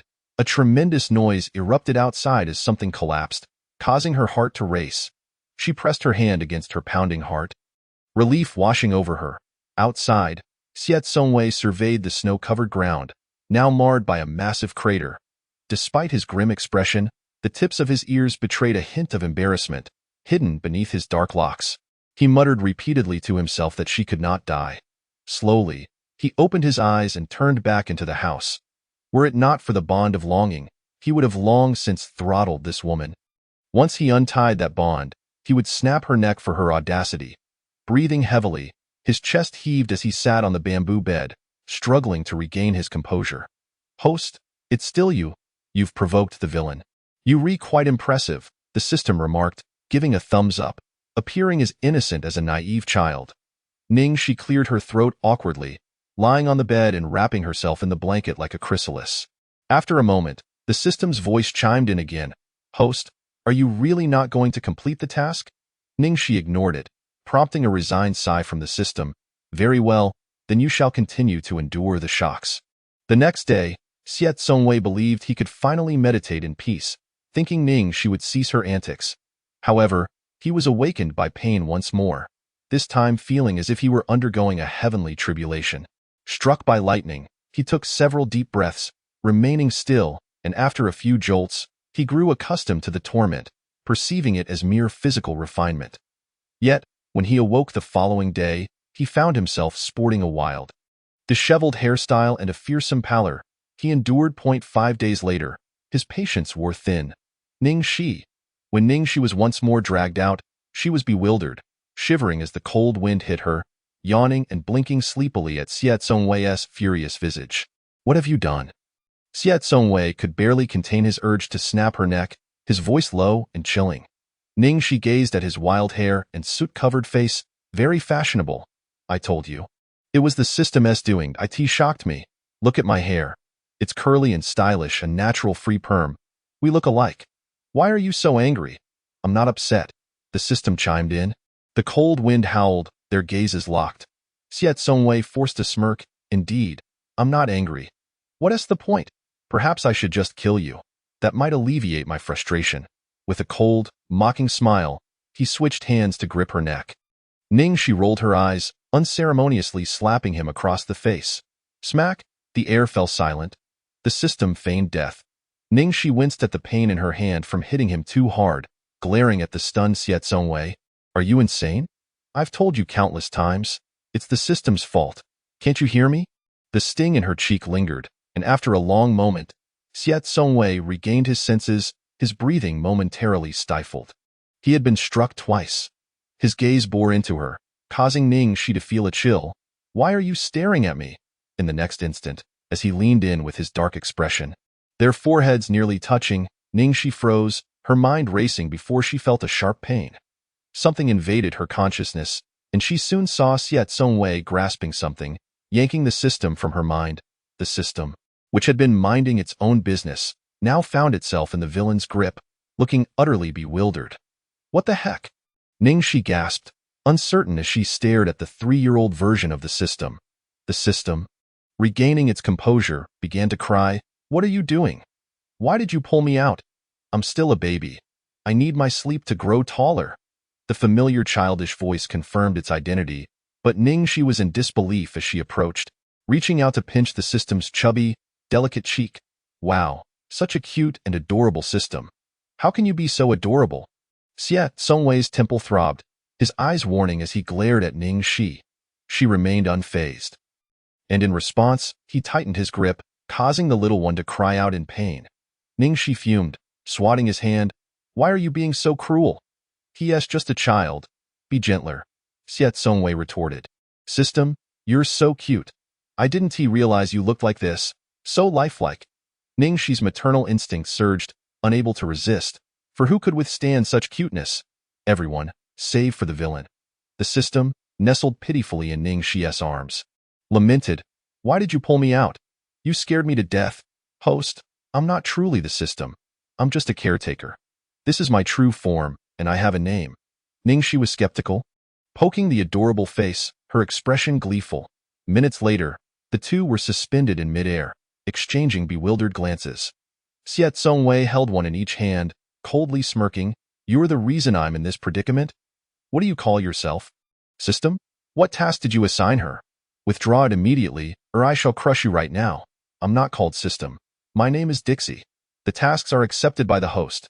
If not completed, punishment ensues. Moreover, you cannot crush me. Xie Songwei, unconvinced, attempted to squeeze the little neck. A sharp crack echoing as his grip snapped. He fell silent. Ningxi widened her eyes, immediately feeling a twinge of pain in her own hand. Dixie smirked, a hint of pride in its demeanor. Now do you understand the consequences? Well, you can't crush me. I'll just let you fall with that. Xie Songwei released Ningxi and began to torment Dixie, throwing it roughly to the ground. Ningxi gasped, her eyes wide with terror, rushing to catch Dixie as it cried out in fright. She glared at Xie Songwei. Why are you being so violent? This is a child. You're too cruel. Xie Songwei lifted his broken hand. A child. Look at this hair. Pointing at a face smeared with soot, he taunted. Am I cruel? Ningxi fell silent, her gaze evasive and clearly lacking strength. Unable to muster her voice, before she could speak, she heard him remark, tugging at her curly hair, Punish you? Who's truly cruel, child? His words dripped with mockery. Ningxi glanced at the system in her embrace, frightened to tears and pale-faced, and clenched her teeth. Indeed, you're not a child. You're a system. The system, sobbing and hiccuping, retorted, But I'm only 3 years old. How can I not be a child? It's said that the task is a punishment by the system mechanism. If the host accepts a task and fails to complete it, they will be punished. How tragic. The 2 bubbles of snot on the system's nose made Ningxi feel an overwhelming urge to protect it. She closed her eyes and turned to Xie Songwei. Perhaps we should let this go. It's truly a pitiable child. Be gentle. Before Ningxi could finish her sentence, the small system was yanked away by Xie Songwei, who coldly warned, withdraw the task assigned to her, or else. The system, intending to protest about how he could revoke it, turned to complain, but then remembered that its only concern was its godly parent, the main deity, and thus refrained from voicing its grievances, feeling wronged. I'll give it a try. A minute later, the system grimaced. I can't revoke it, but I can modify who is punished. Modify it? Xie Songwei commanded, his gaze unwavering. After the system made the changes, it informed, if the host fails to complete the task, I will be punished. However, before it could finish, it was unceremoniously shoved back into Ningxi's mind by Xie Songwei, who seemed indifferent. Ningxi exclaimed, What just invaded my mind? Xie Songwei glanced over briefly before returning to the bamboo house, using his demonic energy to heal his severed hand, which soon returned to normal. Back in the system's space, the system sobbed with joy, bursting into tears again, prompting Ningxi to groan, Stop crying. Aren't you fine? I'm terrified. How did the big villain discover me? The system pounded its small chest. Still shaken, Ningxi, at a loss for words, glanced outside at the chilly surroundings before turning back into her room, forgetting to remind the system of anything, and simply lay down. Chapter 11. Are you trying to disgust me to death? The next day, when the task went overdue and uncompleted, the system was electrocuted, wailing in her mind, while Ningxi, although spared from the shock, suffered from insomnia.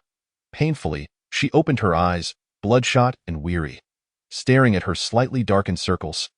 She ventured into the kitchen and found that the brown rice was finished. Clutching her growling stomach, she lamented weakly, "System, I'm so hungry." "Host, Wah, I'm in pain too. Will I not grow taller because of the shocks?" Came the pitiful voice of the system in her mind. Ningxi rubbed her forehead and, with her bloodshot eyes, stepped out of the kitchen. "It's fine. If you get electrocuted to death, I'll starve to death. We'll meet on the road to the underworld together." Silence enveloped the air for a moment. The wailing in her mind abruptly ceased, replaced by a serious little voice. "There's a bamboo grove 100 meters ahead. Host, hurry and check if there are any bamboo shoots. If not, see if you can borrow some nearby." Ningxi, feeling the weight of her dire situation as a struggling book character on the brink of starvation, followed the system's directions lethargically. On a snowy day, she was surprised to find bamboo shoots sprouting. Her eyes sparkled upon seeing them. Clutching a bundle of bamboo shoots, she hurried back to the bamboo house. Walking briskly, unaware of a figure lurking in the shadows, its gaze intensely fixated on her, filled with awe and obsession. This figure quietly followed her into the bamboo house, standing for a moment before departing. Unaware of any of this, Ningxi entered the kitchen and urged the system, "Hurry, cook, I'm starving. But how do you eat these bamboo shoots? Are they tasty? Can I eat them raw?" Seeing her desperation, the system hesitated before suggesting, "How about I sneak and borrow some? Go ahead." Ningxi waved her hand dismissively, focused solely on the bamboo shoots simmering in the pot. The system projected its spirit out, wandering around CF family village and happening upon a figure entering a house that appeared to be the most affluent in the village, presumably that of the village chief. The system scanned the surroundings and gasped in disbelief. "Goodness, I never expected that in such a seemingly impoverished village, the village chief would possess such wealth and ample food." Quietly, it pilfered half a sack of rice and returned to the bamboo house, where Ningxi, upon seeing the half-filled sack, was taken aback. "Where did this come from?" The system, feeling somewhat guilty, replied, I borrowed it." "Oh," Ningxi responded absent-mindedly, not considering how to repay the favor, her mind solely preoccupied with food, urging the system to cook faster. The 2- or 3-year-old system resumed its cooking duties. The bamboo shoot fried rice was delightful. With each bite, Ningxi felt revitalized. Just as she was relishing her meal, the kitchen door swung open, revealing a tall, slender figure silhouetted against the light. Ningxi quickly looked up, recognizing the visitor. "Oh, who is it? Are Il Xiao Langjun? What's the matter? Are you hungry too?" Xiao Songwei strode in, ignoring her sarcasm, and began serving himself rice, casting a puzzled glance at the translucent white rice before looking back at Ningxi. He didn't inquire about its origin and simply dug in. Having resumed his training with demonic techniques, he required sustenance, even if he had not yet reached the level of fasting. He had been surviving on sheer will for the past few days. The large pot of bamboo shoot fried rice quickly emptied, and soon, both returned to their respective rooms. Lying back in bed, the young girl tossed and turned, unable to find sleep. Ningxi opened her bloodshot eyes. "Why am I suffering from insomnia? Oh no, if I can't sleep, will I collapse?" Anxiously, she squirmed in bed like a worm. The long silent system finally spoke up. "I forgot to mention, I modified the task mechanism. If you fail to complete it, I will be punished, but it comes with a side effect. You will experience insomnia." A profound silence ensued. A chilling stillness hung in the air. The grinding of her teeth echoed ominously. Ningxi felt as if she would shatter her teeth. "Are you trying to kill me? With insomnia, I'll eventually perish." The small figure in the system's space shrank back. "You could also choose to complete the task. You know?" Ningxi remained silent, scoffing coldly, and turned away. Insomnia is not a disease, but it can be lethal when it strikes. For 5 whole days, Ningxi could not sleep, and she was on the verge of a breakdown. With her eyes resembling national treasures, bloodshot and weary, she entered the kitchen. Where Xiao Songwei happened to be cooking, he glanced at her, taking a longer look at her pale face, before smirking. "What a unique makeup style. Strikingly ugly. Very nice. Keep it up." His smile was laced with sarcasm, and if Ningxi could kill with her gaze, she would have turned him into a mesh of steel. Suddenly, she smiled, a hint of mischief in her expression. "System, I've made up my mind. I will accept the task." "Huh? Really?" the system asked uncertainly, quickly pulling up the task panel. Task 1. Express love to the target obsessively, Deadline 24 hours, with electric shock as punishment for exceeding the time limit. Ningxi stared at the task on the panel, her eyelids twitching, and turned to the formidable villain in front of her, asking the system, "What qualifies as obsessive? Haven't you read any Yandra literature?" The kind of lines a Yandra male lead would say, sufficiently mad and obsessive in expressing love.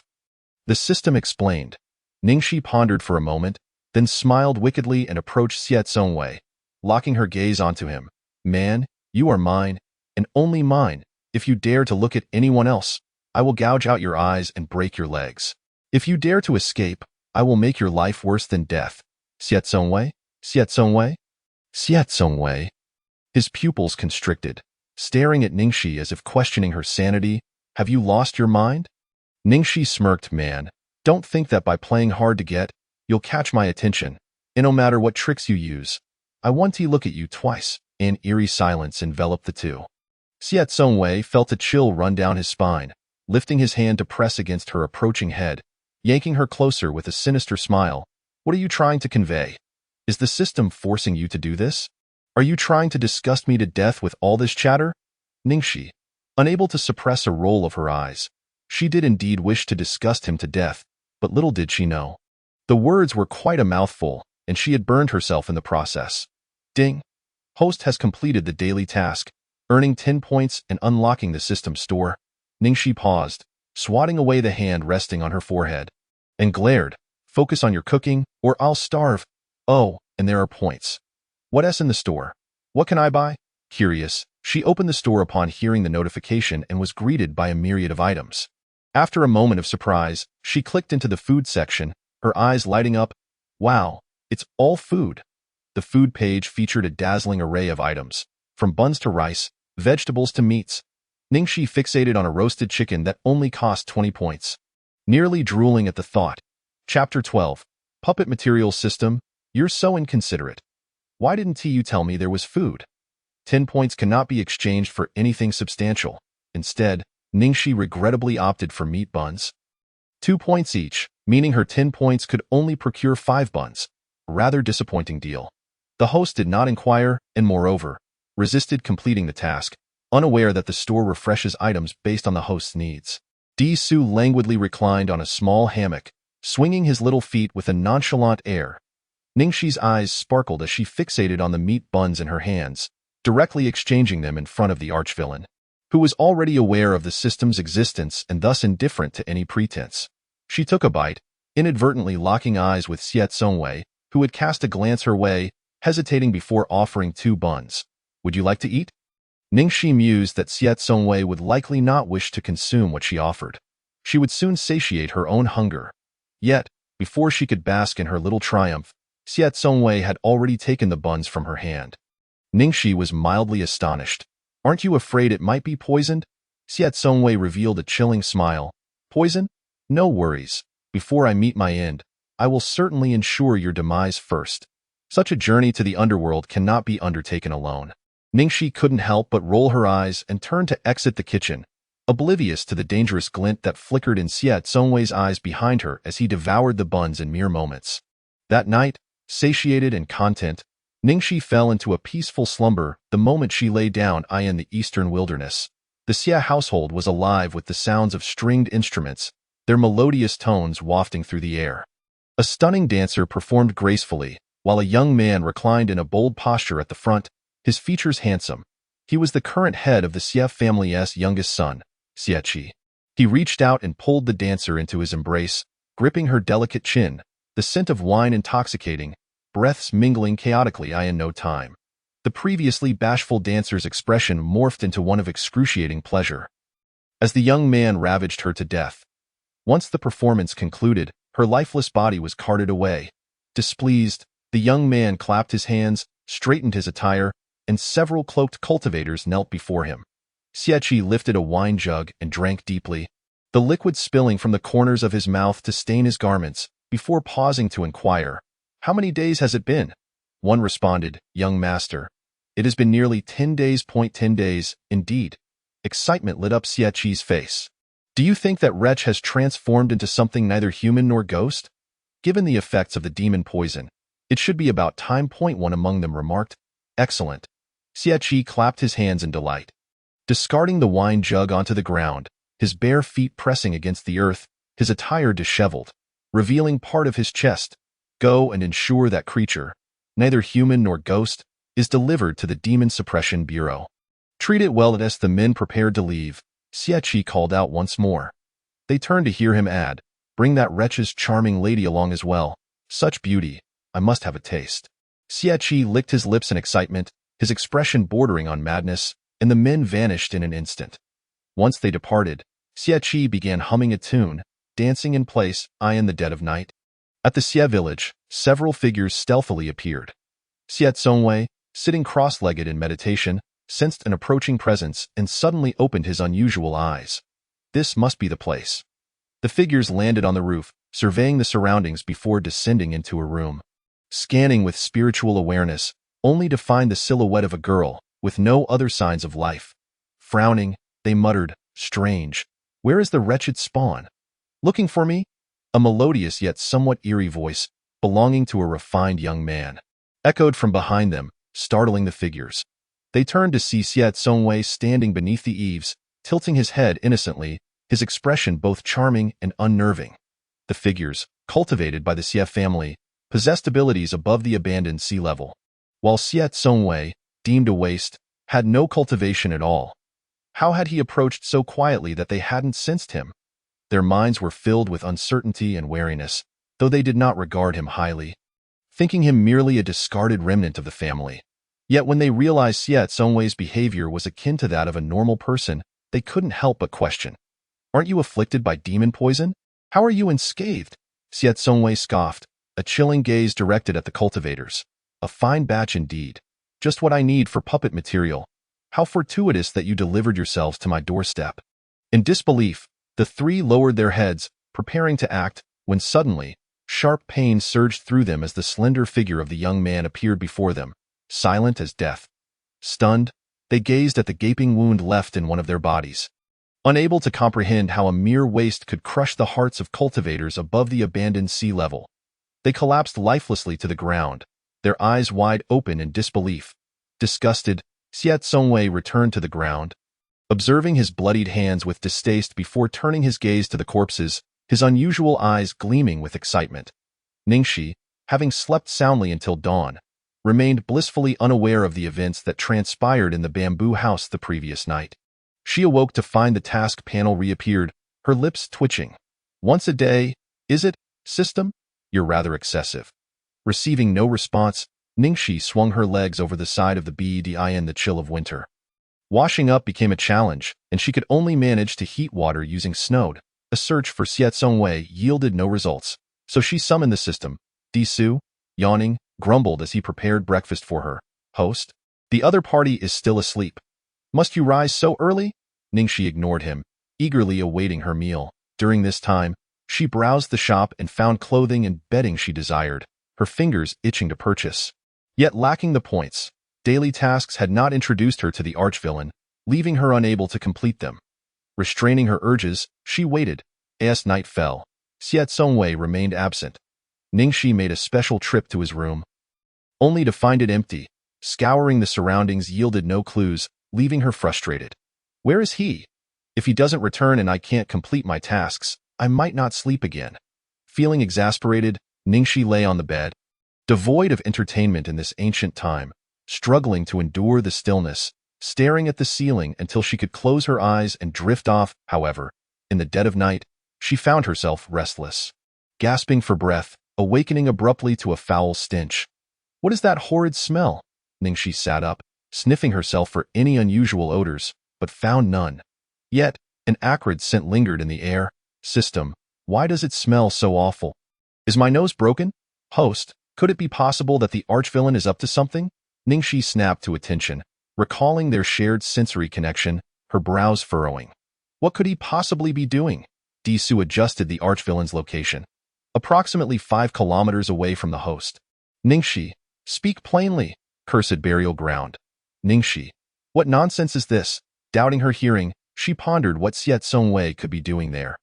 Was he so famished that he sought something to eat? Chapter 13. Does he have a serious illness? Host, are you certain you wish to know? Disu hesitated, glancing at the screen depicting the archvillain's actions. Ningxi waved her hand dismissively, attempting to dispel the lingering nauseating odor. Just tell me. Stop being vague. He is dismembering corpses, transporting them, dissecting, moving, dismembering, extracting. NGH. Ningxi interrupted, feeling nauseated. Stop. Don't say another word. With a grimace, she clamped her hands over her nose, finally understanding the source of the stench, the smell of decay. Is he seriously unwell, rummaging through a cursed burial ground at this hour? Disu remarked silently. How else could he be the archvillain? Ningxi fell into silence, watching the countdown to midnight. Despair washed over her as she covered her face and nose. This is madness. I'll never sleep again. System, can't you revise the punishment mechanism? Disu pointed at her with a small finger. I cannot alter it. These are the tasks you must complete, and the associated penalties are to prevent you from slacking off. Ningxi stared wide-eyed. System, don't you have connections? Change it. Having connections doesn't mean I can change everything. If my father finds out, he would surely punish me, and that would hurt quite a bit. Disu looked pitiful, his wild hair adding to his woe. Ningxi inhaled deeply, falling silent, resigning herself to her fate. This modification was pointless. Sleeplessness felt akin to torture. A soft thud echoed in the stillness. Not loud but distinct enough for Ningxi to notice, her brow furrowing in curiosity. What was that? Could the archvillain have returned? Disu scanned the area. Not the archvillain, but a man, approximately 7 feet tall and weighing 56 kilograms. Stealthily entering, Ningxi's brows furrowed. Speak plainly. A man. An ordinary-looking man, with a lecherous expression, sneaking in, 2 meters away from the host. Now 1 meter closer. As Disu relayed his observations, the previously locked door creaked open. The voice in her mind continued. The distance to the host is now 0.5 meter. Malicious intent detected. Please exercise caution. Ningxi. Sitting up, she beheld a figure that had already approached her bedside. Her expression exasperated. Did the system's warnings even matter? Could she not see the intruder with her own eyes? I'm sorry, but I can't assist with that. Pei Junmu bellowed furiously at the sky, while the guards, resembling frightened quails, dared not utter a word. However, what shattered the composure of the Demon Suppression Division even more was the inexplicable disappearance of 100 points from the systems within the Master God space station. They could not ascertain the thief's identity, leading to a chorus of panicked shrieks and frantic complaints. Hachu! Hachu! Why are you still sneezing? I'm the one who has cold. Hearing the sound of the system sneezing in his mind, Ningxi was rendered speechless. Perhaps someone was playing tricks on her. Under the guidance of Disu, Ningxi donned a military coat, feeling less chilled. Observing her numbed feet, she decisively exchanged for a pair of cotton long boots, warming her feet and wrapping her face tightly. After an hour's journey, she finally arrived near the mass grave. At that moment, Ningxi felt as if her feet were about to give out. From a distance, she spotted a familiar figure at the mass grave and rushed towards it, her eyes filled with rage. Xiet Songwei. Xiet Songwei was rummaging for suitable puppet materials, surrounded by decayed and foul-smelling corpses, none of which satisfied him. In the midst of his failed attempts, he instinctively turned at the sound and squinted at the figure rushing towards him. As he uttered a word, Ningxi, like a whirlwind, pressed him to the ground in a furious rage. Dio, you know how difficult it has been for me to find you. Do you have any idea how agonizing it has been? Sleepless and restless, yearning for your return? Do you understand the despair of waiting for someone and not being able to reach them? No, you don't. You have no idea how I've endured these days.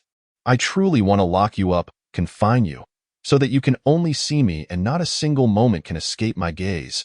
You are utterly outrageous, leaving me in such torment for these putrid corpses. You care more for them than for me. I wish I could strangle you right now. Death would be a relief. Then I wouldn't suffer so much. Xiet Songwei. Xiet Songwei. Silence, shock, disbelief. Xiet Songwei felt a chill run down his spine, his pupils contracting as he was overtaken by a wave of disgust. Get off me! Ningxi clung to him like an octopus, her position undeniably intimate, gripping him tightly, her hands around his neck, her eyes blazing with fury, resembling a madwoman. Shut up! Ningxi shouted, her grip on his neck tightening as she began to lose her composure. Let me finish. Do you know how many days it has been since I last slept? 7 days, a whole 7 days. Look at my eyes. What do you see? Bloodshot. Because of you. I haven't seen you for 7 days, unable to complete my mission and facing punishment. I couldn't sleep at all. If I die, you die too. Do you know I almost died? Siat Songwei's veins throbbed, his fists clenched, an aura of coldness radiating from him. Get off me, or else, before he could finish his threat. Ning Shi, having completed her daily bout of madness, suddenly fell asleep, the side effects dissipating. Siat Songwei lowered his gaze, staring at the person who had just succumbed to sleep on him, his fury dissipating like air hitting cotton, leaving him frustrated. With a thud, Ning Shi was unceremoniously thrown to the ground by an unseen force. Siat Songwei stood up, straightening his clothes, glancing at the peaceful Ning Shi lying atop the corpses. Fearing she might suffocate from the stench, he moved her to a cleaner spot devoid of corpses. Feeling unsatisfied, he placed her back among the mound of bodies, a satisfied smile creeping onto his face. Di Su, silently observing this scene, mused, truly a villain, with delightfully twisted tastes. I wonder if the host will have nightmares upon waking up in this place. Seizing the moment while the villain was distracted, he quietly relocated Ning Shi to another spot.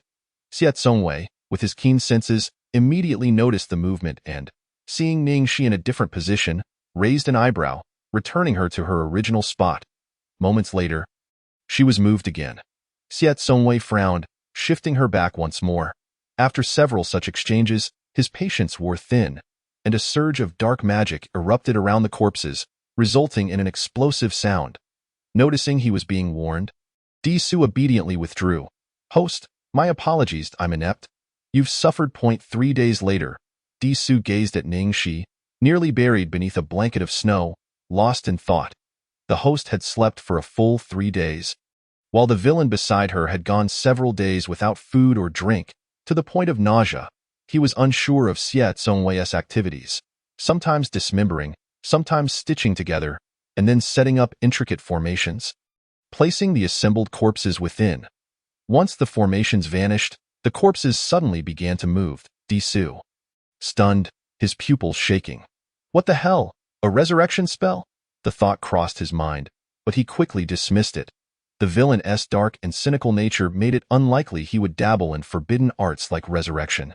The only plausible explanation was that he was practicing puppetry, specifically, that of killing puppets. Terrifying, a truly fearsome villain. Di Su shivered.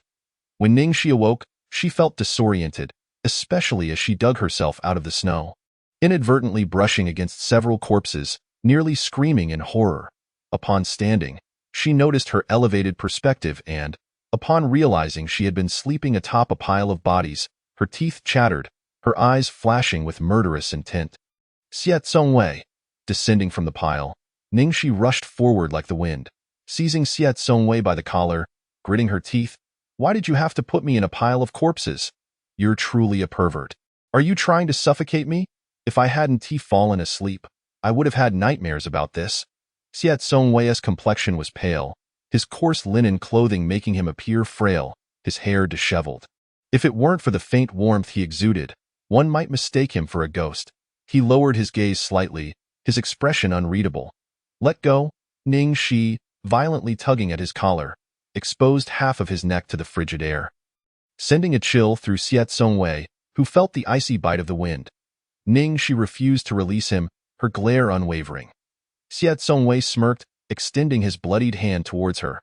Ning Shi's eyes widened, and she leaped 3 meters back in a single bound. Why are you running away? Siat Songwei approached languidly, appearing both relaxed and unsettling.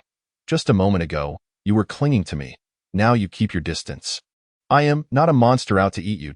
Don't come any closer. Ning Shi hissed, stealthily inching away. Her warning proved ineffective, as Siat Songwei closed the distance between them. As she watched his bloodied hand reach out, she instinctively scooped up a handful of snow and hurled it at his face. How disgusting! Your hands have touched all those corpses.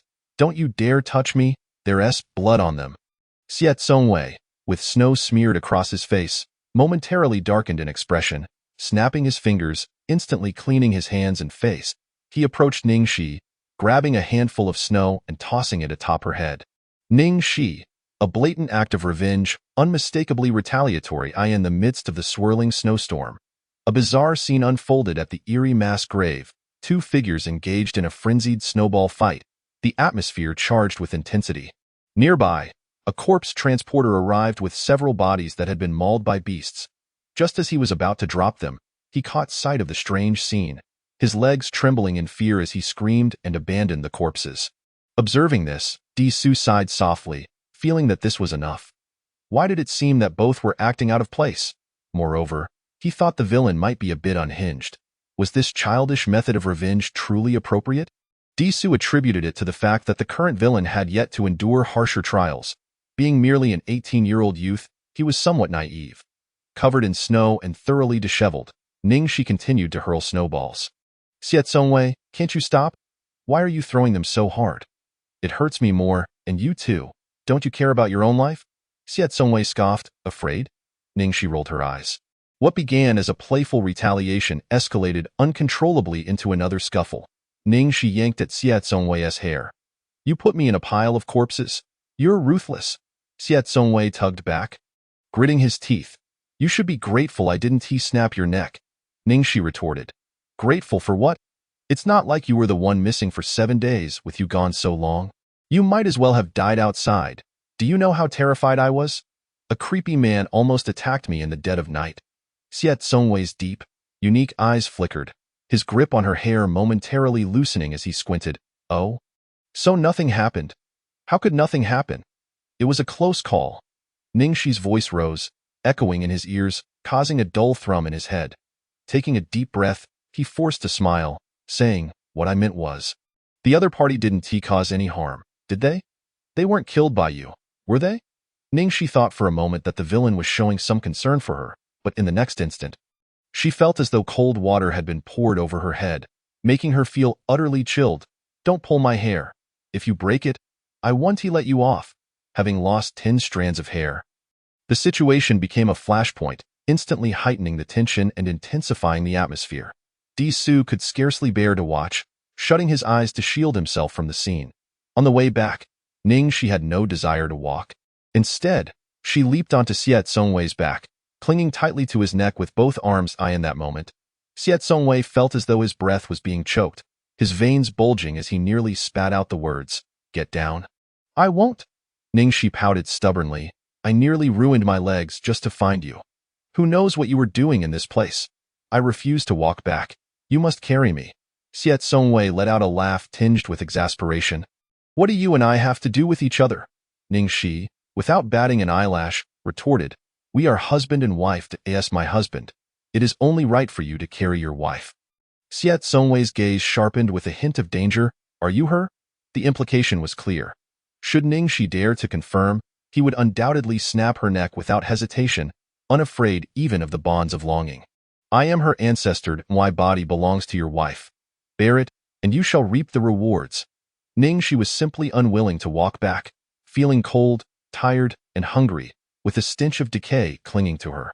If the main antagonist found her repulsive, let him be, she thought, tossing her amongst the corpses. It was a wonder she could even sleep. Chapter 16.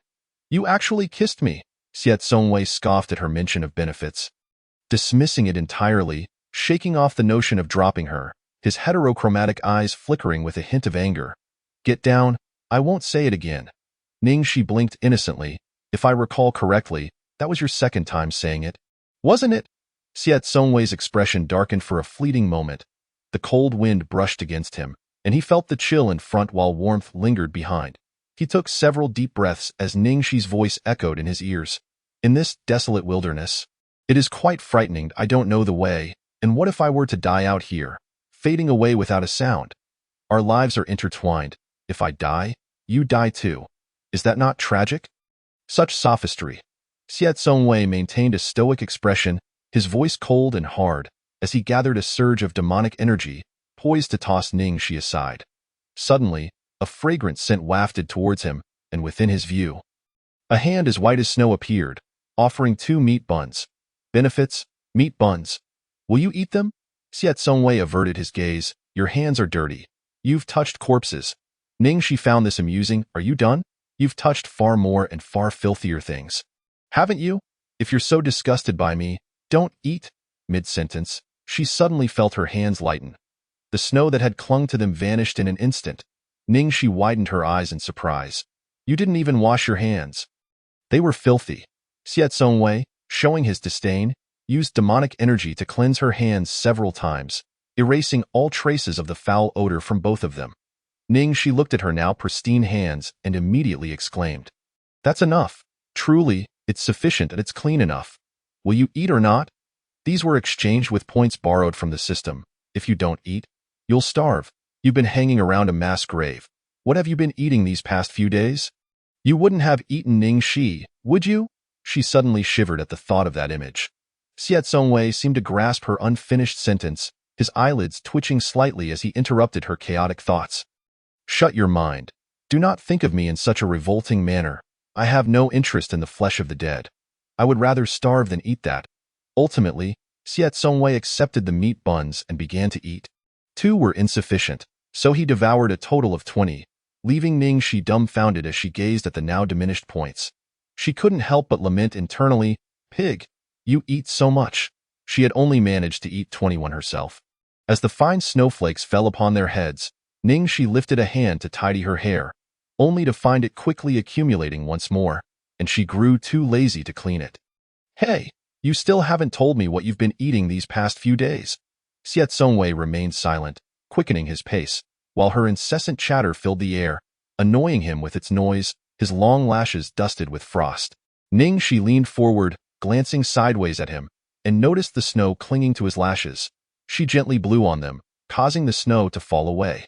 Xie Zongwei's lashes fluttered slightly as he turned to meet her gaze, only to shift his eyes away. "Speak, quickly." Ningxi, feeling mischievous, lightly patted his head, causing snow to tumble down. Xie Zongwei's breath caught in his throat, his patience wearing thin. "If you say one more word, I swear." "What will you do?" Ningxi challenged, incredulous.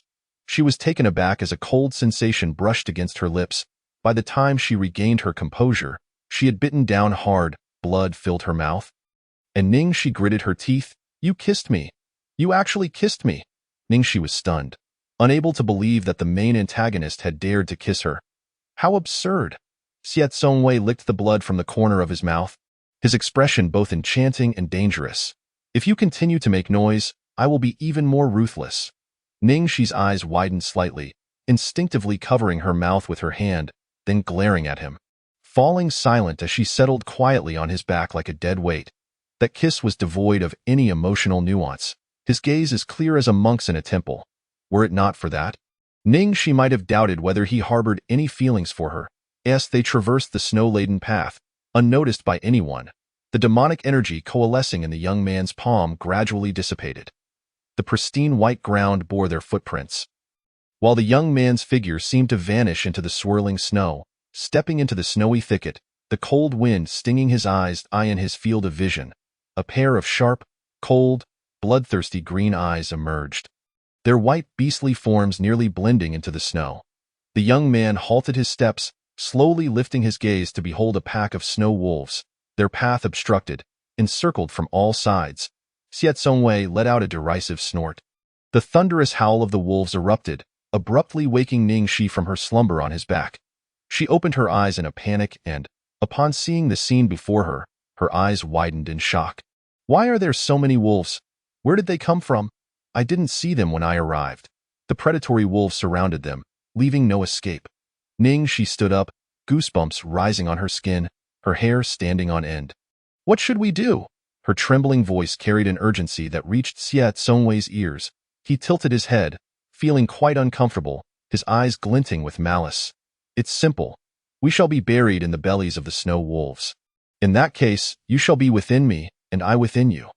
It is a most ingenious plan." Ningxi, furious, tugged at his hair. "What nonsense are you spouting? Who wants to die such a disgusting death? If we must die, let it be without pain. How horrid that would be. Quickly think of a way to escape. They're all coming. We're going to die."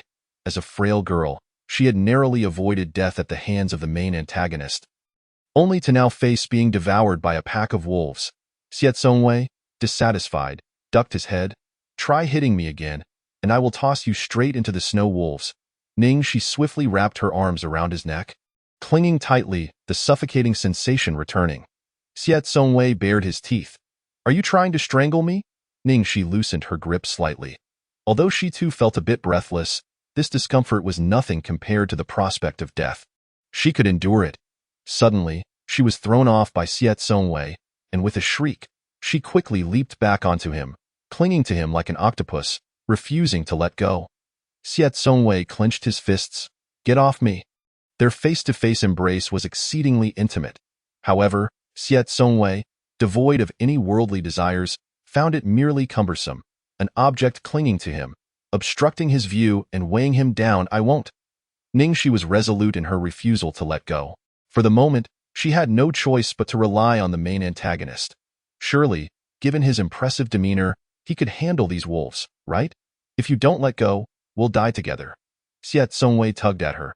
But she remained steadfast, eliciting a cold laugh from him. Fine, if you won't let go, we shall die together. He spread his arms wide, feigning indifference, standing still as the wolves advanced, appearing as though he truly intended to meet his demise. Ning, she glared at him a few times before finally releasing her grip and retreating behind him, clutching his clothing tightly. Xiet Songwei cast a sidelong glance. With a flick of his finger, he unleashed a strand of demonic energy that severed a piece of fabric from his garment. Ning, she stood dazedly in the wind, holding the torn piece of cloth, and when she lifted her eyes, Xiet Songwei's silhouette had vanished. Taking a deep breath, she forced a smile that didn't quite reach her eyes. Very well, you wish to abandon me, do you? Had the main antagonist forgotten that their lives were intertwined? By casting her aside, he was essentially relinquishing his own life as well. Chapter 17. Do you wish to die with me? Ning, she accessed the shop to see if there were any life-saving weapons available. The system was utterly useless. Aside from cooking, it was too afraid of karma to act, rendering it more of a hindrance than a help. She navigated to the weapon page and spotted the Thundercalling Talisman. Priced at 100 points each, Ning, she hesitated for a moment. So expensive, 100 points, how unscrupulous. There was no alternative. I could only exchange 2 items. Originally, I had borrowed 1,000 points from DX. But after spending nearly 200 earlier, I found myself down another 200, causing my points to plummet by half in a single blow. Such a wasteful expenditure. The Thunder Summoning Talisman appeared in my grasp. I beheld the encroaching wolf pack and, without a moment's hesitation, hurled it forth. Instantly, the sky darkened, and thunder roared as blinding bolts of lightning descended, striking the wolves. Half of them were obliterated in an instant. I cast another Thunder Summoning Talisman, annihilating yet another portion of the pack. However, for every group that fell, another emerged. My hands trembled as I reopened the shop, discovering a potion labeled poison that kills all beings. Priced at 300 points. Gritting my teeth, I exchanged for it. The poison appeared in my hand, and I flung it at the approaching wolves. True to its price, it decimated a large group. Yet, the wolves continued to swarm in relentless waves. My scant points were utterly insufficient. Once my points were exhausted, despair washed over me. I closed my eyes and whispered, "Farewell to all. The mission is doomed to fail." In my mind, silence reigned, and I awaited the agonizing moment of being torn apart by the wolves. But after a brief pause, I felt only a chilling breeze, devoid of pain, followed by a warm splatter upon my body. Confused, I opened my eyes to a crimson landscape. The blood of the wolves stained the surrounding snow, their bodies bursting apart from some unseen force, showering me with gore. Before me stood a figure, a youth clad in coarse linen, his long black hair cascading down his shoulders. He towered at 8 feet, gazing at me with disdainful eyes. So filthy. Xiet Songwei. I clenched my teeth, fists tightening. Was it you? If you wish to kill, do it. Why let them explode before me? It is your doing, I see it. Disgusted by my state. A malicious smile crept across my face as I lunged at him, splattering myself with blood. The true instigator could not escape unscathed. Yet, in that instant, the youth deftly evaded, leaving me sprawled in the snow. Wincing in pain, when I raised my gaze, I found him grimacing just as I was, and suddenly, my heart felt a sense of balance restored. Let him relish this moment, I thought, grateful for the system's golden touch. My triumph was short-lived, however. As I spotted another horde of snow wolves emerging, my smile freezing in place. What on earth? How are there so many wolves again? The sight of the densely packed creatures sent shivers down my spine. Xiet Songwei raised an eyebrow, glancing at the approaching snow wolf pack. So many. We're doomed. His gaze shifted to me, a smirk playing on his lips. Together in death, I would be quite pleased to have your company. I dismissed his dark humor, silently retreating behind him. You die first. Rest assured, I will ensure your body is collected.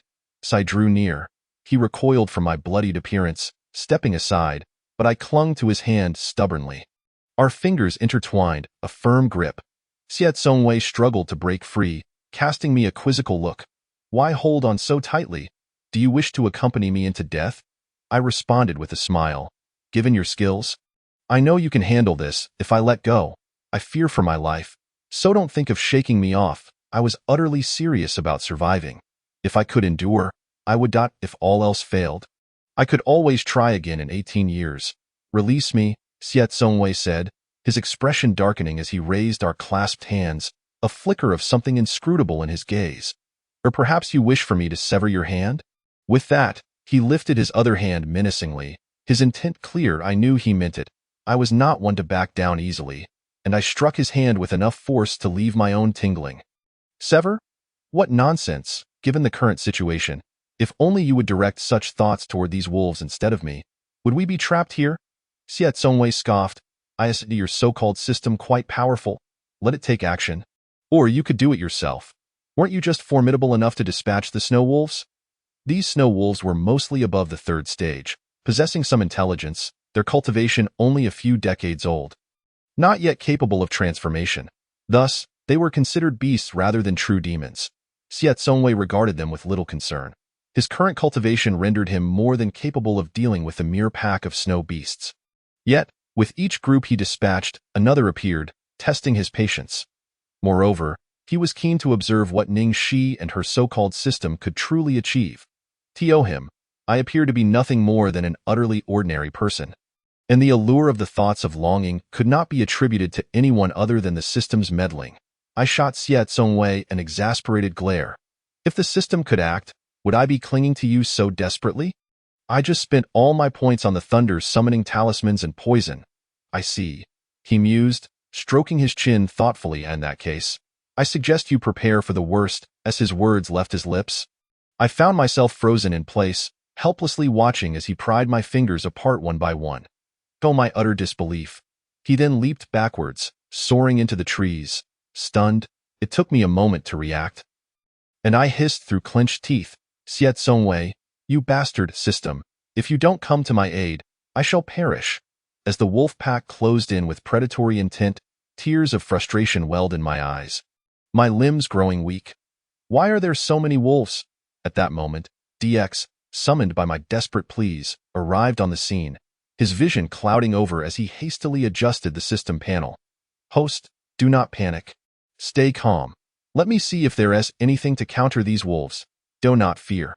I felt a surge of gratitude for DX's comforting voice, one I had never found so melodic before. I have a sword. Take it and wield it freely. DX, unable to intervene directly, retrieved his Jinwu divine sword from the divine Seid in a crisis. He could not interfere with this world, but lending me a weapon for my survival was permissible. Was it not? A flash of golden light materialized before me, revealing a radiant sword, its blade shimmering with golden brilliance, the hilt crafted from pure gold, adorned with the likeness of a three-legged Jinwu. The wings of the hilt mirrored those of the mythical bird, and the sword bore intricate golden runes.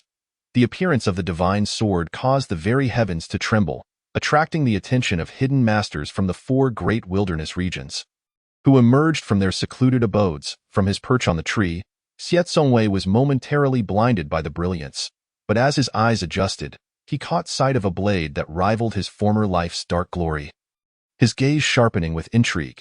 Indeed, this system possesses some remarkable treasures, including such a divine sword. Goodness, it's so hot, he murmured, just as I attempted to grasp the sword, only to recoil from the searing heat. The blade is of the fire attribute, imbued with the true fire of the sun. Try again.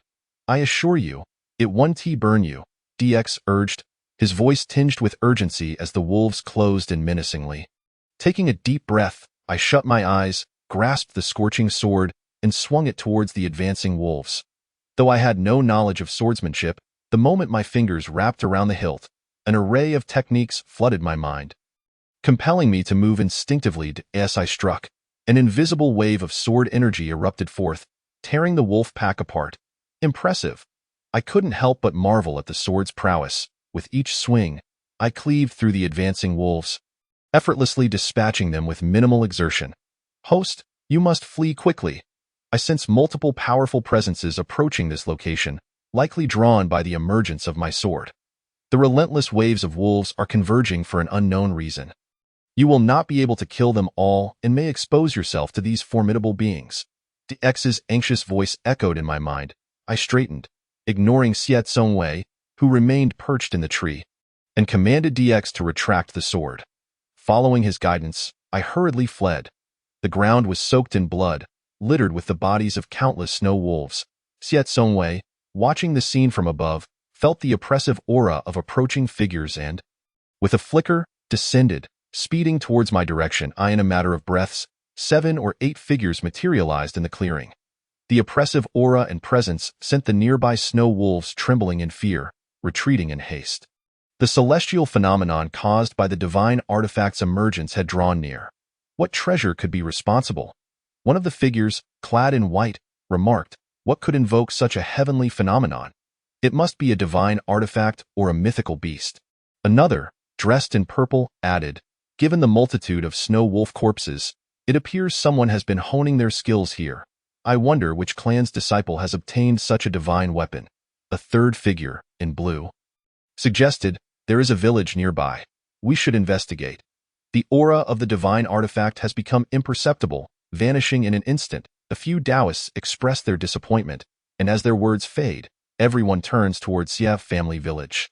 Ningxi glances at the approaching Xie Tsongwei, her face devoid of warmth, too apathetic to utter even a trivial remark.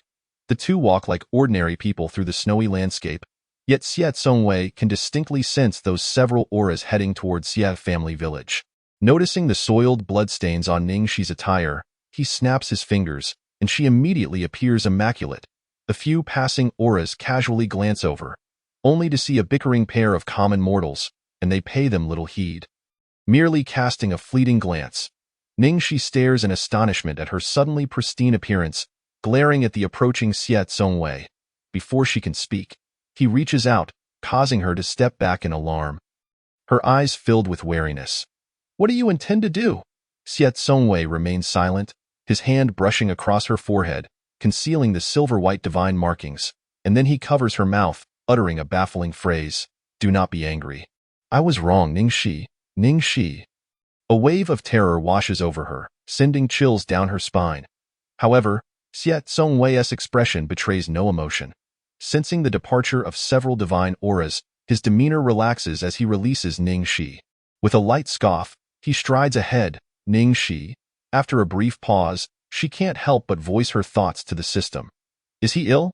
This is utterly absurd. It is likely that, due to the previous surveillance, the antagonist deliberately staged a petty quarrel between a couple to confound the onlookers. Given the blood on her, they might suspect her of possessing some divine artifact, revealing the antagonist's cunning foresight. Is that so? Ningxi casts an odd glance at the figure ahead. Could he truly experience fear? Disu remarks. He is merely a reckless youth at present, untouched by the harrowing tribulations portrayed in the original narrative. Valuing his life. Unexperienced? Ningxi recalls the plot of the original story, delivering a mental blow to Disu. I remember he was labeled as an annihilator, having poisoned his father, envied his brother, and nearly crippled his stepmother. While his biological mother abandoned him, at 6 years old, he left the Xie family with the original protagonist. This burden. Is that not tragic? To endure what you describe would transform him into the beautiful yet formidable villain, leading to his darkening. Disu. Disu finds himself at a loss for words, falling silent. Ningxi refrains from engaging in further debate, her mind rife with the original protagonist's memories, dark, humble, and insecure, secretly observing Xie Tsongwei, and a year prior, orchestrating a public scene that led to her falling into the water, only to be saved by him. eventually marrying amidst the village's scrutiny. With the original protagonist's beauty, she was immensely admired by the young men of Xie family village. Yet she inexplicably set her sights on the villain, devising such a scheme, and no matter how one contemplates it, she hardly seems virtuous, practically embodying all her darker traits. Reflecting on months past, the original protagonist somehow connected with the original story's lecherous man to conspire against Xie Zongwei. Contemplating this, Ningxi feels a headache. Fortunately, she is relieved that her body never engaged with that scoundrel, even sharing separate quarters from Xie Zongwei, her nominal husband. On the way back, she encounters no strange beasts. Yet Ningxi feels filthy. The newly acquired military coat is now unwearable, soaked by the snow. Although devoid of blood, a lingering, overpowering scent of iron remains. Discarding it feels wasteful, and upon seeing a shop offering recycling, Ningxi promptly requests a buyback. The initial 20 points are halved to 10 due to prior use. She hastens to heat water for a bath, leaving the task to the system. Meanwhile, at the Xie residence, Xieqi estimates the time that has passed, a full 10 days, without any word from the dispatched guards. His brow furrows in frustration. Why is there still no news? How long does it take to deal with a useless fool? The guards stand in silence, not a single one daring to speak. Xieqi waves his hand, unleashing a wave of spiritual power that shatters the furniture in his rage. Useless, incompetent fools. After a moment, one guard finally speaks. Young master, perhaps they encountered some issues, causing the delay. Xieqi turns, his gaze fierce. With cultivation beyond the abandoning sea, what could they possibly encounter? It's merely the handling of a worthless wretch. This is sheer ineptitude. You lot, go again, and do so swiftly. Bring him to the Demon Suppression Division. I want him to suffer unbearably. I lack the patience for this. You have 3 days. He raises his finger, haughtily gesturing a few times as several guards respond, performing a bow before vanishing in the dead of night. The bamboo cottage remains eerily silent. A furtive figure sneaks in, yet Xie Zongwei, still immersed in his cultivation, does not stir. The intruder does not approach him but instead heads towards Ningxi's room. Chapter 19. A thrilling encounter at this moment. Ningxi finds herself wide awake, glancing at the task panel. Failure to complete the task leaves her sleepless. With a sigh, she decisively rises. Just as she opens the door, she locks eyes with the figure attempting to pry the door open, both of them staring at each other in stunned silence. Do you believe I was just passing by? Xie Wei awkwardly stands there, his expression betraying guilt, the tools of his intended misdeed concealed behind his back. Ningxi offers a slight smile, laced with a hint of menace. Sensing danger, Xie Wei turns to flee. However, in the next moment, the stillness of the night is pierced by a cacophony of anguished wails. I was wrong. I truly repent. I won't do it again. Please spare me. Don T slap my face. The pitifully beaten Xie Wei cries out, nearly retracting into himself, as Ningxi's punches are unyielding, each one seemingly aimed at his very life. At that moment, Xie Wei regrets his choices deeply. His previously lascivious thoughts vanish completely in the face of her ferocity. The biting cold wind and falling snow envelop him as he curls up in the snow outside the door. Softly whimpering, too terrified to move, Ningxi looms above him, exuding the aura of a ruthless bandit. Hand over everything valuable you possess. Xie Wei, trembling and incredulous, dares to meet her gaze, his body shaking as he fumbles for his pouch of coins. Nervously handing it over, Ningxi takes it, glances inside, and grimaces. Is this all? If I weren't starving and unable to afford food, I wouldn't resort to robbing someone like a bandit, especially when they practically delivered themselves to me in the dead of night with ill intent.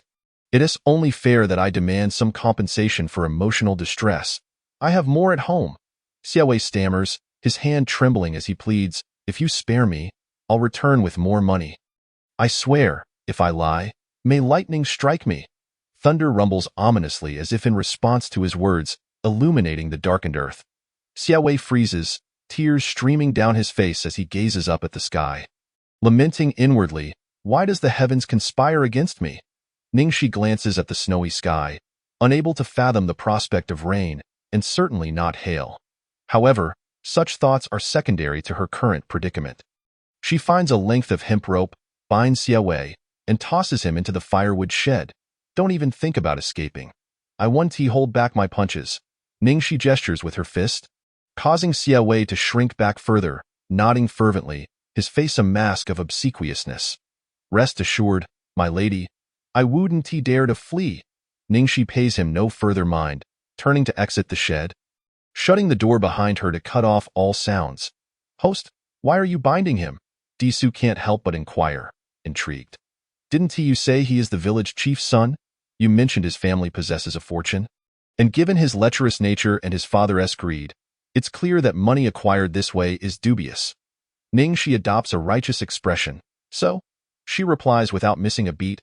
Thus, I am merely seeking a little assistance from this impoverished soul, who is unable to afford clothing and nearly starved to death, Disu. The statement contains numerous points of contention, and for a moment, he finds himself at a loss for words.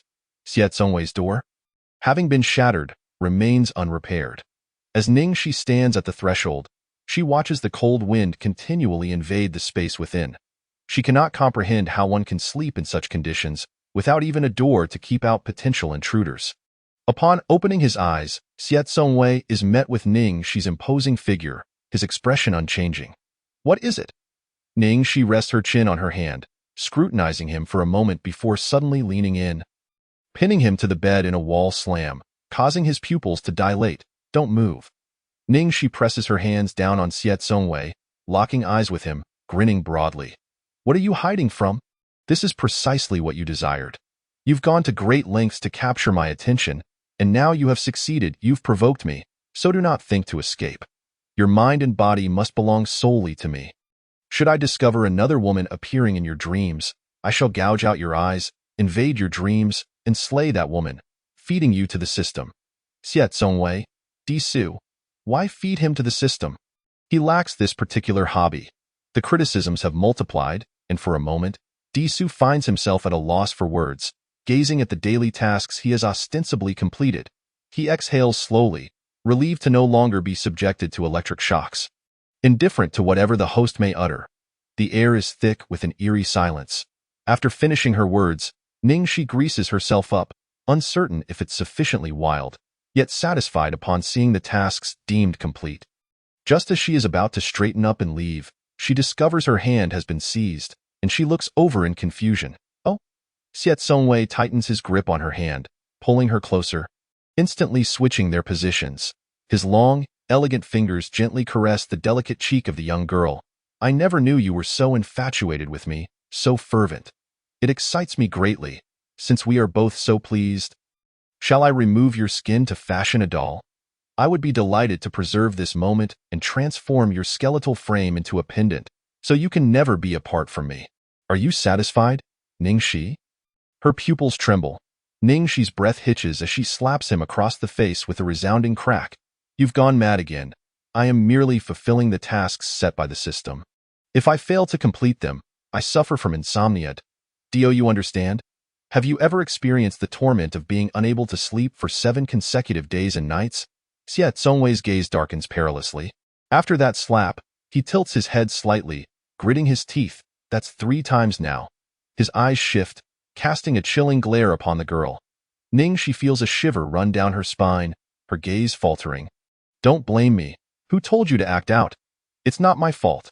As she observes the sudden proximity of Xie Zongwei, Ningxi becomes alert, struggling but unable to move as her forehead is pressed against his. Feeling a chilling touch that leaves her momentarily dazed, she then sees the system, expression bewildered, caught in Xie Zongwei's grip. No, why am I being dragged out again? Disu, regaining his senses, begins to struggle. But Xie Zongwei grips his neck with an iron hold, rendering him unable to budge. What do you intend to do? Unable to escape, he surrenders, warily observing the person before him. Xie Zongwei's expression is inscrutable. What task did you assign her?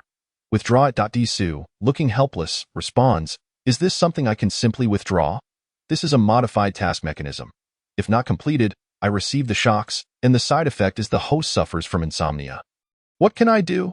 Xie Zongwei tightens his grip, his tone unyielding. In that case, you shall perish.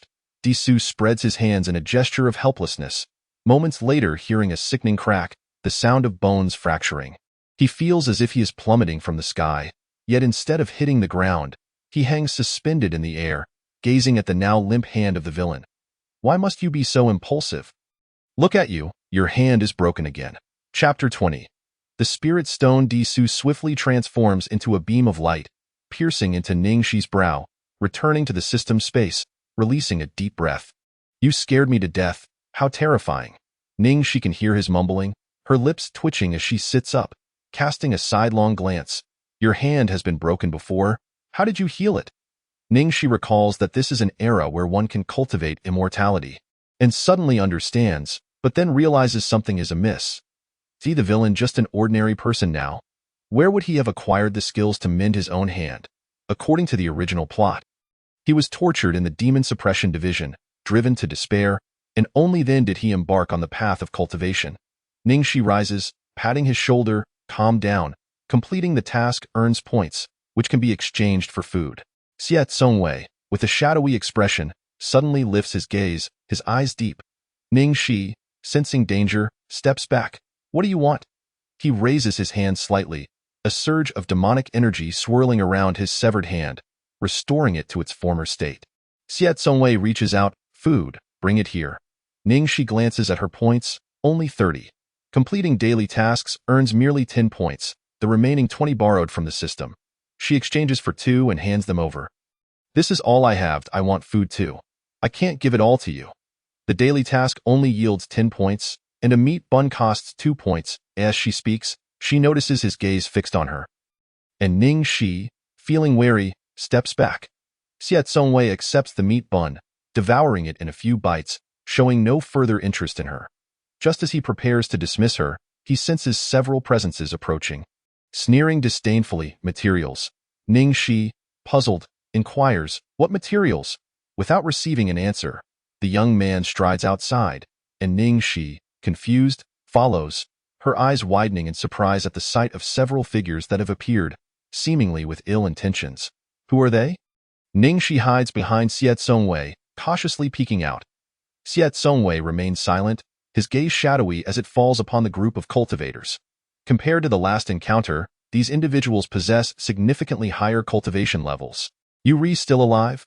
One of the cultivators, upon seeing Xie Tsongwei unscathed, expresses surprise. No, with your pitiful skills, it's impossible for you to have defeated Lao San and the others. Where are they? The young master had sent people over last time. And after a long silence, Xie Tsongwei, this so-called waste, remains unharmed, indicating something must have happened to Lao San and his group. Contemplating this, the expressions of the cultivators turn icy. Xie Tsongwei crosses his arms, innocently leaning against the door frame. You mean them? As his words fall, several puppets, previously concealed, emerge from the shadows. The cultivators, upon seeing this, brighten with joy. Lao San, why have you been missing for so many days? We didn't expect you to be hiding here. Perfect, we can join forces to eliminate this waste. No one regards Xie Tsongwei with any seriousness, nor do they notice the abnormality of the puppets. The cultivators' vision remains unaffected during the night, but perhaps due to their excitement, they fail to observe the anomalies. Xie Tsongwei was once a prodigious cultivator from the Xie family of Donghuang, his birth heralding celestial phenomena, possessing a natural Dao body and a celestial bone capable of ascension. Yet, at the tender age of 3, his celestial bone vanished, leaving only the Dao body behind, rendering him incapable of channeling energy into his being, akin to a mere waste. Thus, he was abandoned by the Xie family, becoming a dispensable outcast, and with the heinous deeds he later committed, he was expelled from the family. Such a worthless individual could easily crush someone with a mere flick of his fingers. Hence the group pays him no mind. As the hand transforms into a spirit sword, they advance towards Xie Tsongwei. Yet he remains still, uttering a single word. Kill. The group scoffs. What are you pretending for? Lao San? You're about to die. Their expressions shift as they glance incredulously at the brothers attacking them, quickly on guard. Before long, one of them realizes something is amiss. Big brother, something's wrong. They seem to lack any aura. The leading cultivator's expression shifts. How is that possible? When they finally ascertain that the brothers exhibit no aura, resembling corpses or puppets, their expressions turn grave. The clash of blades and the sound of fierce combat attract the attention of several powerful beings. who had arrived at Xie family village to investigate the emergence of divine artifacts. They extend their senses, discovering a battle unfolding in this seemingly remote village. Who would have thought such a secluded place would host cultivators in conflict? Let us take a look. As one speaks, several powerful beings appear atop a bamboo house, scanning the surroundings, failing to detect any traces of divine artifacts, yet pausing momentarily upon noticing the puppets. One of them squints. Puppets? To turn living beings into puppets, such a nefarious art should not exist here. Could it be the work of demonic cultivators? Without any traces of demonic energy, the powerful beings cannot attribute the occurrence to the demonic clan. As the powerful beings draw near, Xie Zongwei senses their presence, maintaining an expression devoid of any disturbance, leaning against the doorway, observing the conflict outside. Ning Shi, oblivious to the situation, yawns, when will this fight end? Who are those people? Did you bring them as helpers? Still receiving no response, Ning Shi, feeling exasperated, decides to remain silent, glancing for a while. It doesn't concern her, and it won't disrupt her sleep. So she turns to return to her room. Just as she prepares to move, she is suddenly pulled back, looking up in confusion at Xie Zongwei, whose expression is icy as he drags her closer. He opens his mouth, but a sudden loud noise catches her attention, leaving her dumbfounded. Ugh! How disgusting! A few individuals are obliterated on the spot, reduced to mere pulp, blood splattering everywhere, innards strewn across the ground. Ning Shi immediately retches. Who would have imagined returning from the mass grave by day, only to witness such a revolting scene by night? The attackers are, of course, the powerful beings atop the eaves. The puppetry is an art that should not exist. As they depart, the powerful beings vanish without a trace, as if unnoticed, seemingly indifferent to the origins of the puppets, merely having dealt with them. The cultivators, splattered with blood, remain momentarily dazed, only slowly coming to their senses, feeling a sense of nausea. Just as they prepare to retreat, a sudden wave of murderous intent surges, targeting their vital points before they can react. They perish on the spot, lifeless and unblinking. Go. Xie Zongwei withdraws his hand, the demonic energy dissipating, gesturing subtly to Ning Shi. Ning Shi, covering her eyes, gags, I'm not going. It's too disgusting. Why go over there? I still want to sleep. They have spirit stones. Ning Shi releases her grip and glances towards the scene, intrigued. Yet upon encountering the blood-soaked environment, she resolutely shakes her head. No, it's too disgusting. You go by yourself? Hurry up. Xie Zongwei raised an eyebrow, his eyes brimming with impatience.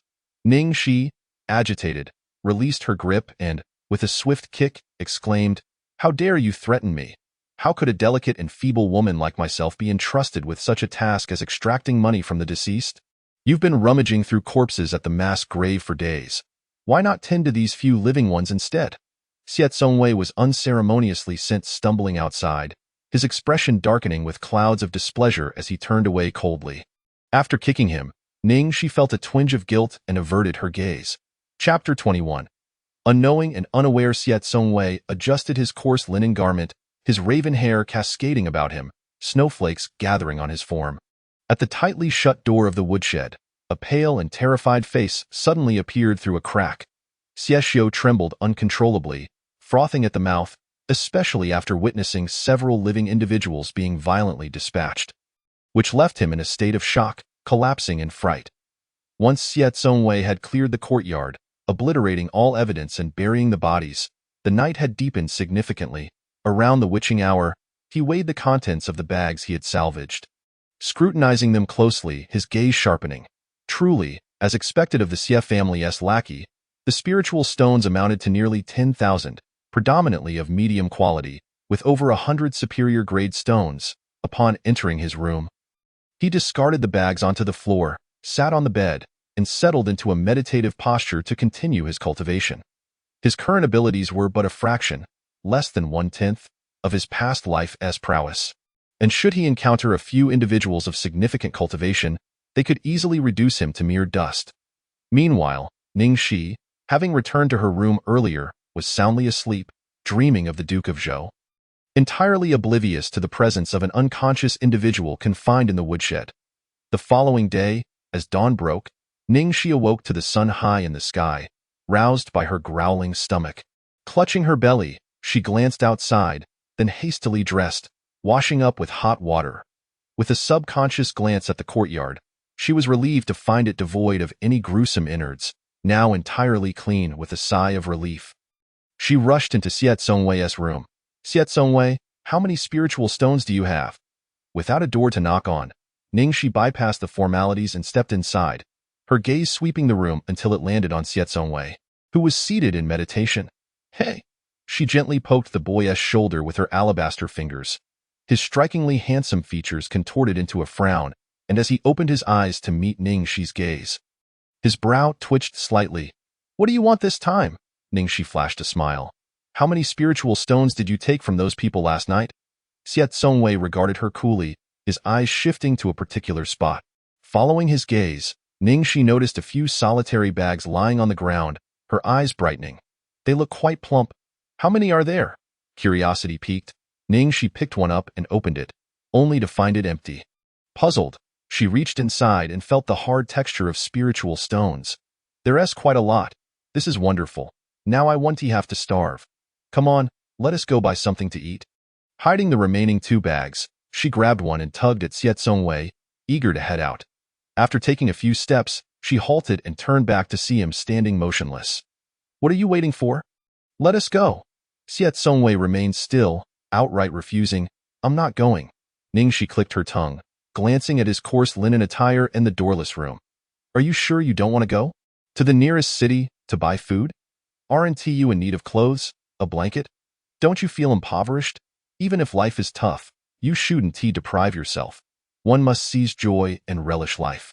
Otherwise, it's as if you've lived in vain. Hurry up, don't dawdle." Xiet Songwei's gaze lingered on her for a moment, and this time, he did not resist as she pulled him along outside. In truth, Ningxi could have ventured out alone, but she was unfamiliar with the route. The majority of her memories as the original owner were tied to Xie family village, with the rest concerning that so-called paramour. Their encounters had been few, and she had become entranced by the various bargains he offered. The reason she chose not to go alone was her fear of danger, with the formidable Xiet Songwei at her side. Even if he was not as powerful as depicted in the original narrative, at least she wouldn't be alone and would have some measure of protection. Moreover, Xiet Songwei was exceedingly reclusive. Even while residing in Xie family village, he rarely interacted with its inhabitants. Ningxi surmised that his dark demeanor stemmed not only from his family background, but also from external factors. While she could not be certain of preventing his descent into darkness that could lead to the world's ruin, she was determined to embrace the present, to seek joy, and to never let her belly go hungry. In the winter, Xie family village lay blanketed under a carpet of snow, the landscape a dazzling white. On their way out, they encountered several villagers who regarded them with curious, scrutinizing glances. Ningxi chose to ignore them, while Xiet Songwei offered a disinterested glance in their direction. Once they had distanced themselves, a few voices of gossip trailed behind them. "Who are those 2? They look so unfamiliar." "Ah, I remember now. Isn't that the reclusive oddball from the Xie family? Who is the girl beside him? Wasn't he supposed to have married Ningxi? Who knows? It's rather strange. Has he grown weary of her and swapped her out?" Ningxi had altered her appearance, rendering her unrecognizable, while Xiet Songwei's striking features were unforgettable, making it easy for anyone who had laid eyes on him to remember. Their minds were undoubtedly jogged by memories of a year prior when Ningxi had nearly drowned, only to be rescued by Xiet Songwei. Having grown up together without blood ties, they were as close as family, yet who could have known she was a child bride, as the crowd speculated. Ningxi and Xiet Songwei had already moved on, oblivious to the chatter, and even if they had overheard, they would not have cared. The couple soon reached a fork in the road and paused, staring into the air in silence. "Which way should we go?" Ningxi asked, glancing sideways. Xiet Songwei cast a quick look around, his tone cool and detached. "I don't know." "You don't know? Aren't you from Xie family village?" "I am the newcomer here, and I'm the one who should be unsure." Ningxi was rendered speechless, especially upon seeing Xiet Songwei's innocent expression, her irritation flaring in her line of sight. The girl furrowed her brow in frustration, her eyes blazing as they bore down on him, while Xiet Songwei remained indifferent. "If that is the case, we might as well turn back." He had little desire to venture outside. And with that, he turned away, only to be firmly grasped by Ningxi by the arm. Ningxi shot him a sidelong glance. Turn back. We come this far. How can we not go to the city? Can you fly with your sword? Just soar over there. Xiet Songwei regarded her with an expression that suggested she was out of her mind, his gaze penetrating as he studied her. I'm just an ordinary person. Flying with a sword? That's absurd, he scoffed, his words laden with sarcasm. She silently observed his pretenses, letting him act however he wished. While she understood he possessed abilities, she was uncertain about the feasibility of sword flight. Ultimately relying on the system for navigation. The nearest city to Xie family village was Yunxia City. Situated in the most remote area of the eastern wilderness, the main city was a staggering distance of 100,000 miles away. After an hour or two of travel, Ningxi felt as though her legs were ready to give out, ultimately resorting to pleading with Xiet Songwei to carry her, allowing her to rest. Xiet Songwei remained wordless, bearing her weight as he trudged towards Yunxia City. Despite his desire to drop her along the way, he restrained himself. Yunxia City was not particularly prosperous. One of the branches of the Demon Suppression Bureau was located within it. The presence of the Bureau ensured that no monstrous beasts dared to roam nearby. They selected a small noodle shop, where they ordered several large bowls of noodles. Prior to this, Ningxi had inquired whether they accepted spiritual stones, as common currency was used by ordinary people while cultivators relied on spiritual stones. Upon receiving an affirmative response, she sighed in relief. The fragrant broth of the noodles was simply delectable, and after being hungry for so long, one bite was enough to satisfy Ningxi. Hey, did you hear?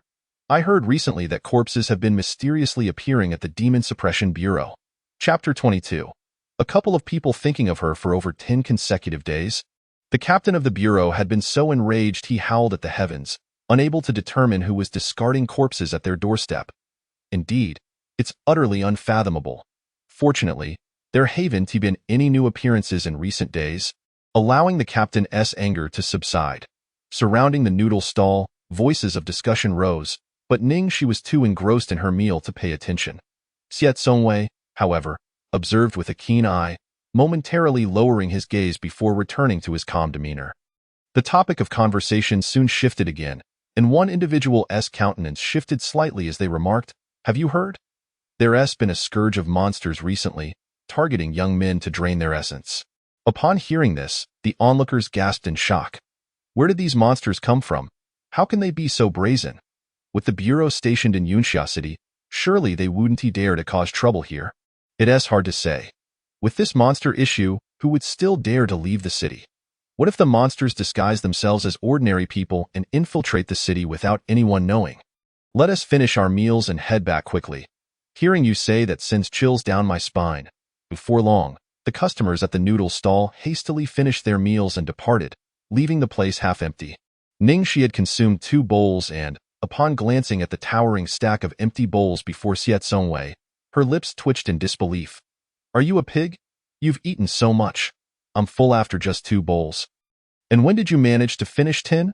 The stall owner, who brought out another bowl of noodles, looked utterly astonished as he placed them down, cautiously eyeing Xiet Songwei. After meeting Ningxi's gaze, he wore an expression of admiration. Having eaten her fill, Ningxi waited a moment for Xiet Songwei to finish, but seeing him poised to order more, she quickly paid the bill and pulled him away. The young man, his expression dark, shot her a cold glare. I'm not done eating. Ningxi turned back and exclaimed, Brother, you've consumed 15 bowls already, and yet you remain unsated. Endure a little longer. Let us purchase some garments and provisions. Upon our return, you may prepare your own meals, and no one will hinder you, Dado. Xiet Songwei replied softly, his expression unchanged. As they hurried towards the clothing store, Ningxi selected items with remarkable speed, having the shopkeeper set aside anything that met her approval. In a matter of moments, she had gathered over 20 pieces, the majority of which were winter attire, along with Xiet Songwei's selections. The shopkeeper, beaming with a reluctant smile, bid farewell to the patron with the air of a deity. We look forward to your next visit. Esteemed guest. With their purchases complete, including blankets and provisions, the convenience of the Chinquan bag meant they had no need to carry heavy loads back home. Everything was neatly stowed inside in the span of merely 2 hours. As dusk approached quickly on this winter day, they prepared to return. Suddenly, a commotion ahead obstructed their path. Stop it, husband. I beg you, do not sell me. A sorrowful, delicate voice cried out, prompting passers-by to distance themselves.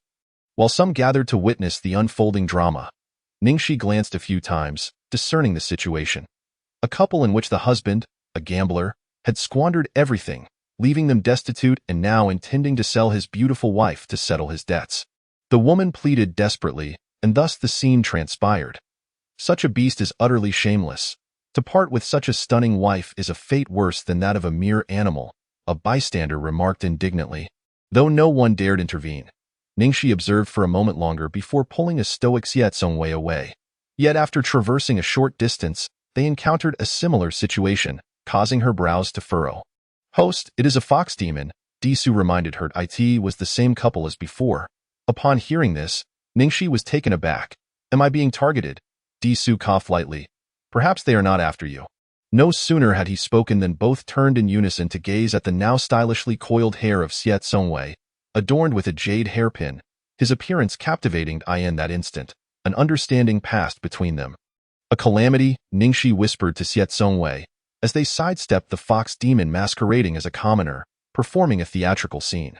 Xiaozongwei, perplexed, cast a sidelong glance at the unfolding drama, but soon lost interest, trailing behind Ningxi. However, after traversing 2 more streets, they encountered yet another similar scene, and Ningxi felt a sense of numbness. Initially, she had no desire to glance twice, but the words of the woman successfully ensnared her attention. "The child is not yours, but the wife is." The exceedingly beautiful woman caressed her belly and spoke in a soft, endearing tone. "If you do not mind, let us 3 live together harmoniously. After all, we shall all call you father and carry your surname, serving you until the end of our days. What difference does it make if we are not blood-related?" This declaration held Ningxi captive for over 10 seconds, her expression morphing into one of astonished intrigue. "You wretched woman!" The husband's face turned ashen, green with envy, particularly as he beheld the illicit couple standing before him, exchanging tender affections. Unable to endure further, he raised his hand and struck her several times. "Wretched thing! Have I not treated you well? How dare you betray me? How can you lay hands on a woman?" The lecherous man, Wang, retaliated, and a fierce brawl ensued. The woman attempted to intervene but was accidentally knocked to the ground, sustaining injuries. Desperately pleading for the fighting to cease, she inadvertently drew further trouble, her face bruised and battered. Her gaze shifted, seeking help from Ningxi and Xiaozongwei. As she implored, "Please, help me. Make them stop." Her voice, though pitiful, failed to mask her disheveled appearance. Ningxi, eyeing the advancing fox demon, felt a surge of wariness and retreated. The fox demon approached Xiaozongwei, calling, "Young master." Xiaozongwei retreated even faster than Ningxi, swiftly positioning himself behind her, causing the fox demon's expression to freeze. In mere moments, she edged closer once more, addressing Ningxi, "My lady." Ningxi, sensing danger, immediately shifted behind Xiaozongwei. The fox demon's eyes glinted with a predatory gleam as she cast a pitiful glance at Xiaozongwei. The young man stole a brief glance at her, but the fox demon's expectations were dashed as he retreated like the wind, distancing himself by 10 feet in the blink of an eye. "Leave quickly," the fox demon implored, her frustration evident. Ningxi felt the weight of being targeted and called to the statue-like Xiaozongwei, urging him to flee. As they ran, Xiaozongwei cast a sidelong glance at the fox demon, his gaze icy, causing her to feel as though she had plunged into a frigid abyss. As they increased their distance, the fox demon's claws transformed, her eyes glowing with a bloodthirsty light. "Do not think to escape. Dare to toy with me, and I shall make you my offering today." Good heavens! Ningxi instinctively looked back to see the fox demon, now with several tails fanned out, closing in on them, her complexion paling in fear. Quickening her pace, she soon realized that outrunning a demon was futile. A mere moment later, a powerful force ensnared her, the fox demon's grip tightening around her neck, leaving Ningxi on the brink of tears. The fox demon's aura surged, her eyes gleaming with bloodlust as she taunted, "Run! Why don't you continue running? Such a lovely face. I could easily strip it from you and wear it myself." Ningxi thought to herself that both of them were fixated on her appearance. As the fox demon's gaze fell upon the composed and unflappable Xiaozongwei, she licked her lips. "In light of your fine looks, I shall indulge for a time before draining your essence to hone my demonic skills." Ningxi, witnessing Xie Songwei's resignation to his fate, felt a pang of agony for her own life. She communicated with Disu mentally, "System, lend me your sword to slay this fox demon. How dare she covet my skin? I shall flay her and make a fur coat." Disu shuddered involuntarily. "Calm down. Host, I see someone approaching swiftly from a distance, as if they are here to capture this demon. Let us wait and observe." Scanning the surroundings, Disu spotted several individuals clad in attire resembling that of officials, their speed impressive as they raced towards them. The leader, possessing strength surpassing that of the abandoned sea, was more than capable of handling the fox demon.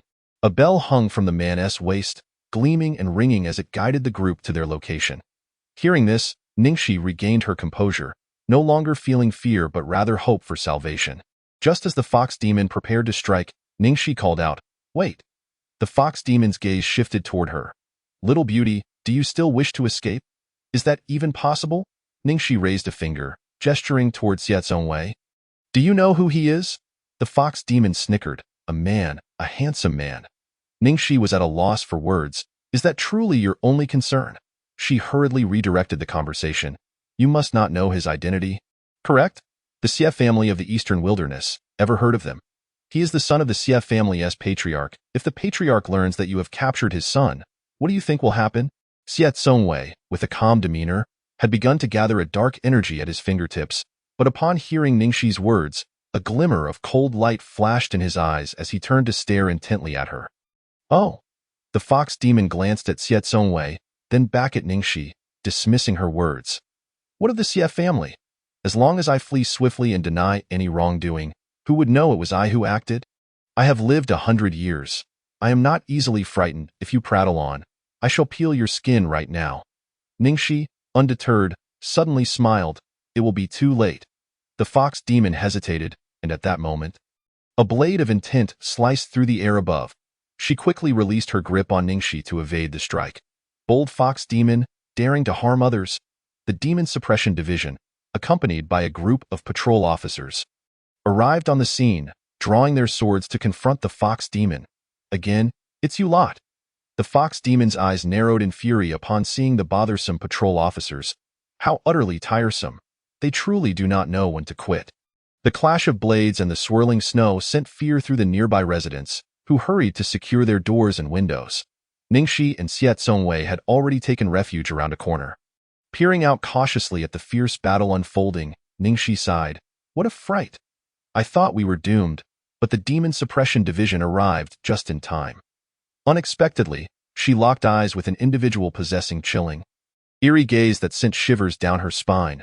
"Why do you regard me so? How do you know who I am?" His scrutinizing gaze bore into her, a barely perceptible glint of coldness flickering in his eyes. He had never revealed his origins, and yet this stranger, Ningxi, knew. Who was she, borrowing a corpse to return? Ningxi felt her skin prickle under his intense stare and subtly shifted away, speaking earnestly. "I told you I am a deity. Isn't it simple to discover? Very well, I shall tell you. But do not lay a hand on me. It was the system that informed me." As she sensed his expression growing increasingly menacing, his hand inching toward her throat, Ningxi swiftly threw the system under the bus. Disu thought to himself, "You are quite bold." Watching him retract his hand, Ningxi exhaled quietly, attempting to divert his attention. "The system is incredibly powerful. It hails from another realm. I am not from this world. He brought me here, so it is only natural he possesses such knowledge about you." Disu interjected, "Truly, I am not that capable. I am no fortune teller. Oh?" Xie Songwei grinned, a sinister smile playing at the corners of his lips. "Does he know that I am living a second life?" "What?" Ningxi was utterly confused, awaiting the system's response. After a prolonged silence, Disu expressed surprise. "What does he mean? Is he claiming to be reborn?" "Ningxi, how terrifying is this?" Ningxi felt a shiver run down her spine, and the gaze that Xie Songwei directed at her was decidedly unsettling. She had thought as much. Why was he so enigmatic? Not only had he managed to vanquish the snow wolf demon, but he had also slain those mysterious individuals from last night. Clearly, he was concealing something. The main antagonist has been reborn? This is utterly absurd. How could he see through her disguise as the original host without a hint of curiosity regarding the existence of the system? Having once lived through the destruction of the world, what could possibly pique his interest?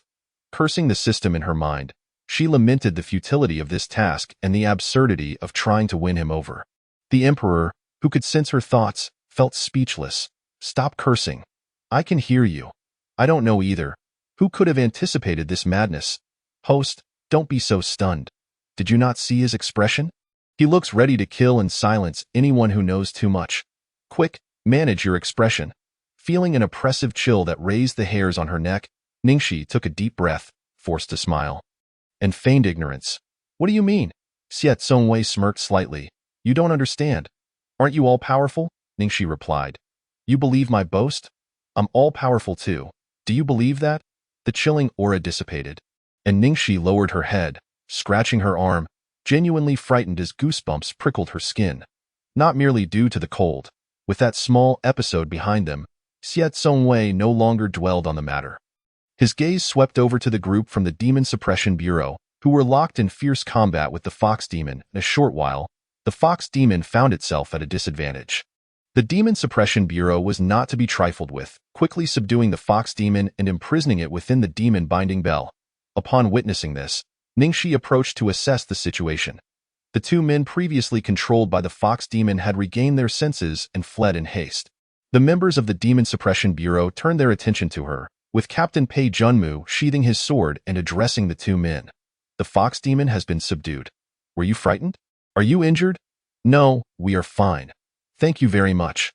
Had it not been for you, we might have perished at the hands of the Fox Demon, Ningxi replied, shaking her head with a look of deep gratitude. Pei Junmu nodded, preparing to turn away when he recalled something and handed a talisman to Ningxi. This is a communication talisman. Should you encounter a similar demon again, you may contact the Demon Suppression Bureau. Ningxi accepted it, watching as the group departed. Throughout the ordeal, Xiet Songwei maintained a stoic expression, while Pei Junmu glanced back at the boy with the unusual eyes, furrowing his brow. Those with peculiar eyes were not ordinary. They could be half-breeds born of human and otherworldly unions. Not detecting any trace of demonic aura from him, Pei Junmu considered that he might not be a descendant of the demon clan, but of another race altogether. Nodding in acknowledgement before leaving with the other patrol members.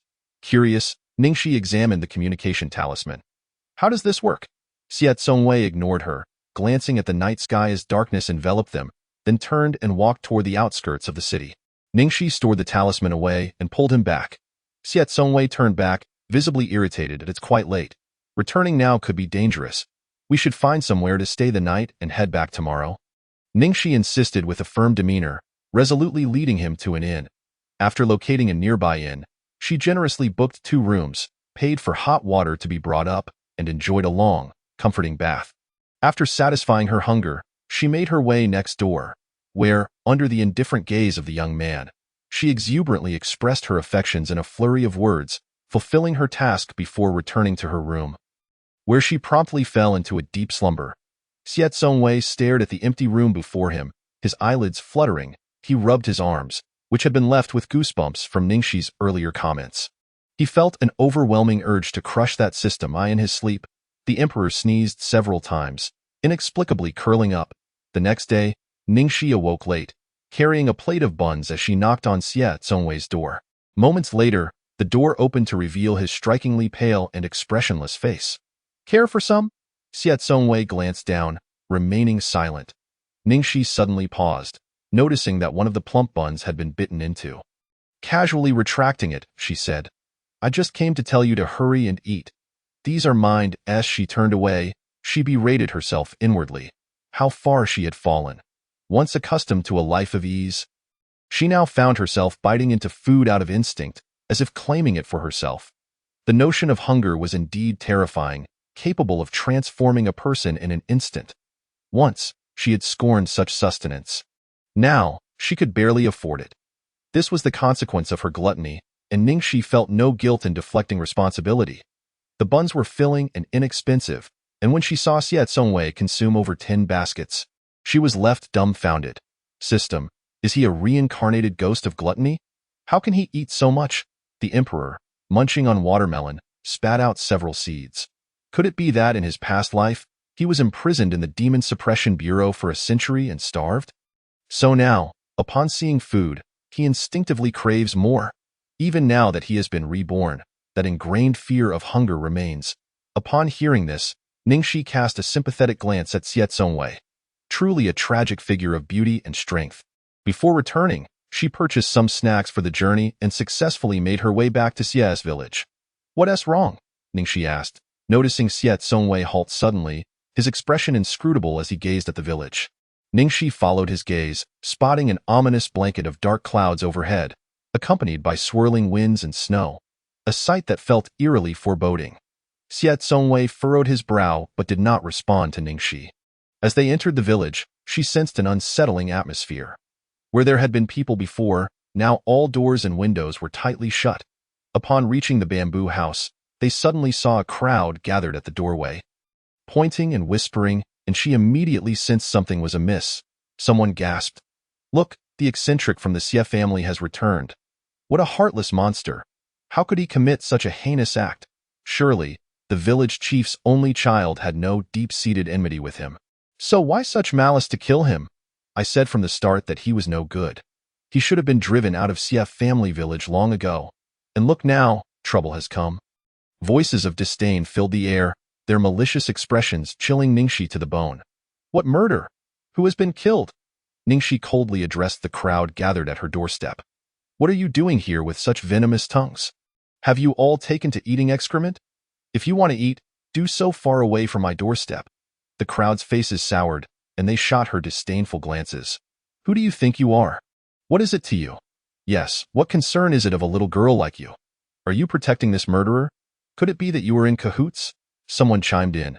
Ningxi let out a cold laugh, grabbing a handful of snow from the ground and hurling it at them. "Get lost?"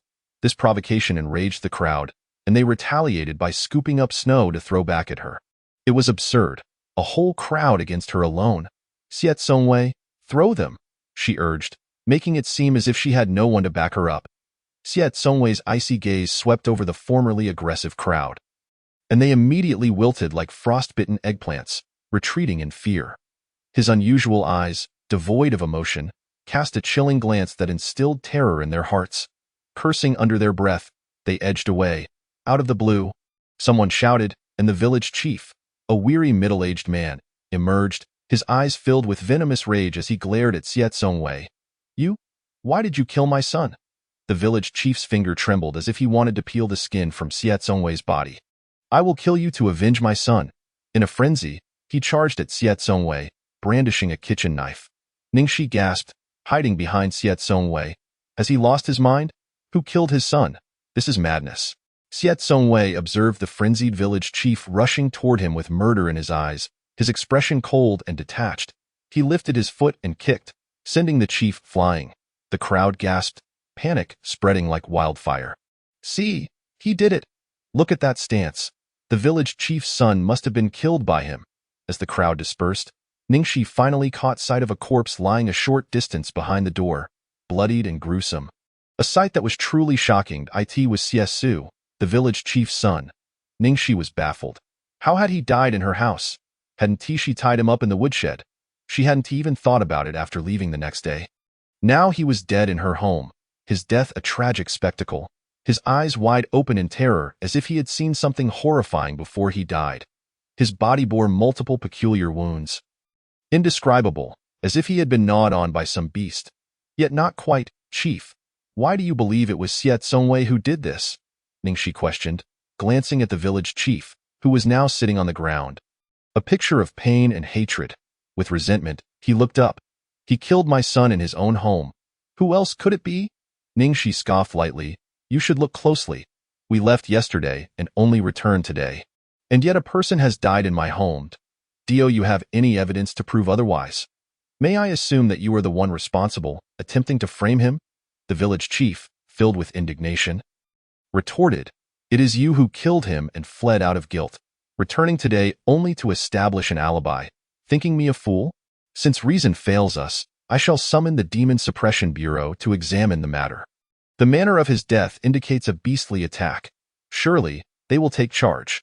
Ningxi did not wish to argue with the village chief, knowing that once a preconceived notion took hold, it would be nearly impossible to alter it. Wasn't she most aware of whether Xie Zongwei had committed murder? The gruesome nature of the death could not possibly be attributed to him. An involuntary shiver ran down her spine as she recalled his presence at the mass grave. She shook her head vigorously, unwilling to dwell on it for fear of nightmares. That moment, Ningxi felt a twinge of relief.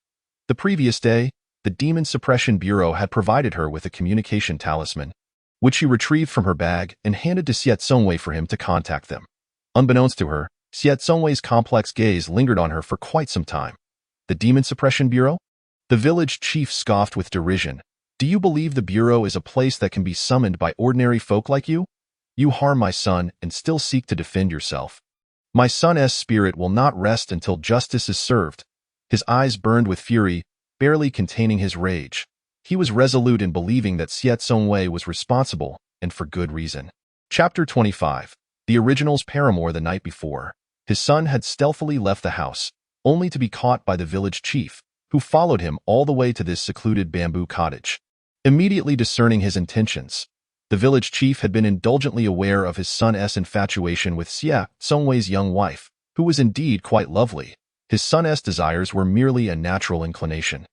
The village chief, confident in his authority over Xiet family village, believed he could shield his son from any repercussions. Xiet Songwei was but a discarded wretch expelled from the Xiet family, even if the truth were to emerge. The village chief could easily twist the narrative and deflect blame.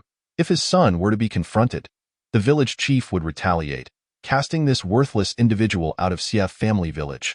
With such thoughts, the village chief returned home, oblivious to the brutal beating Xie Sui had endured and the presence of cultivators in the area. Outside, a crowd had gathered, whispering amongst themselves. Ningxi paid them no heed, dismissing the village chief's words entirely. What nonsense were the wicked spouting? After half an hour, Pei Junmu arrived with several guards, causing a stir. Could it be? Have they truly summoned the Demon Suppression Bureau? The Bureau was no ordinary establishment, accessible to just anyone. This was fortuitous, for they would apprehend the real murderer. Xie Xiaoyu, Ning Gunyang, Pei Junmu nodded in greeting to the two, surprised to see them again so soon. After exchanging pleasantries, his expression turned grave as he began to examine Xie Sui's corpse. The atmosphere fell silent as the village chief's gaze remained fixed on them. After a moment, Pei Junmu rose. Frowning, this is peculiar. It does not appear to be human-caused.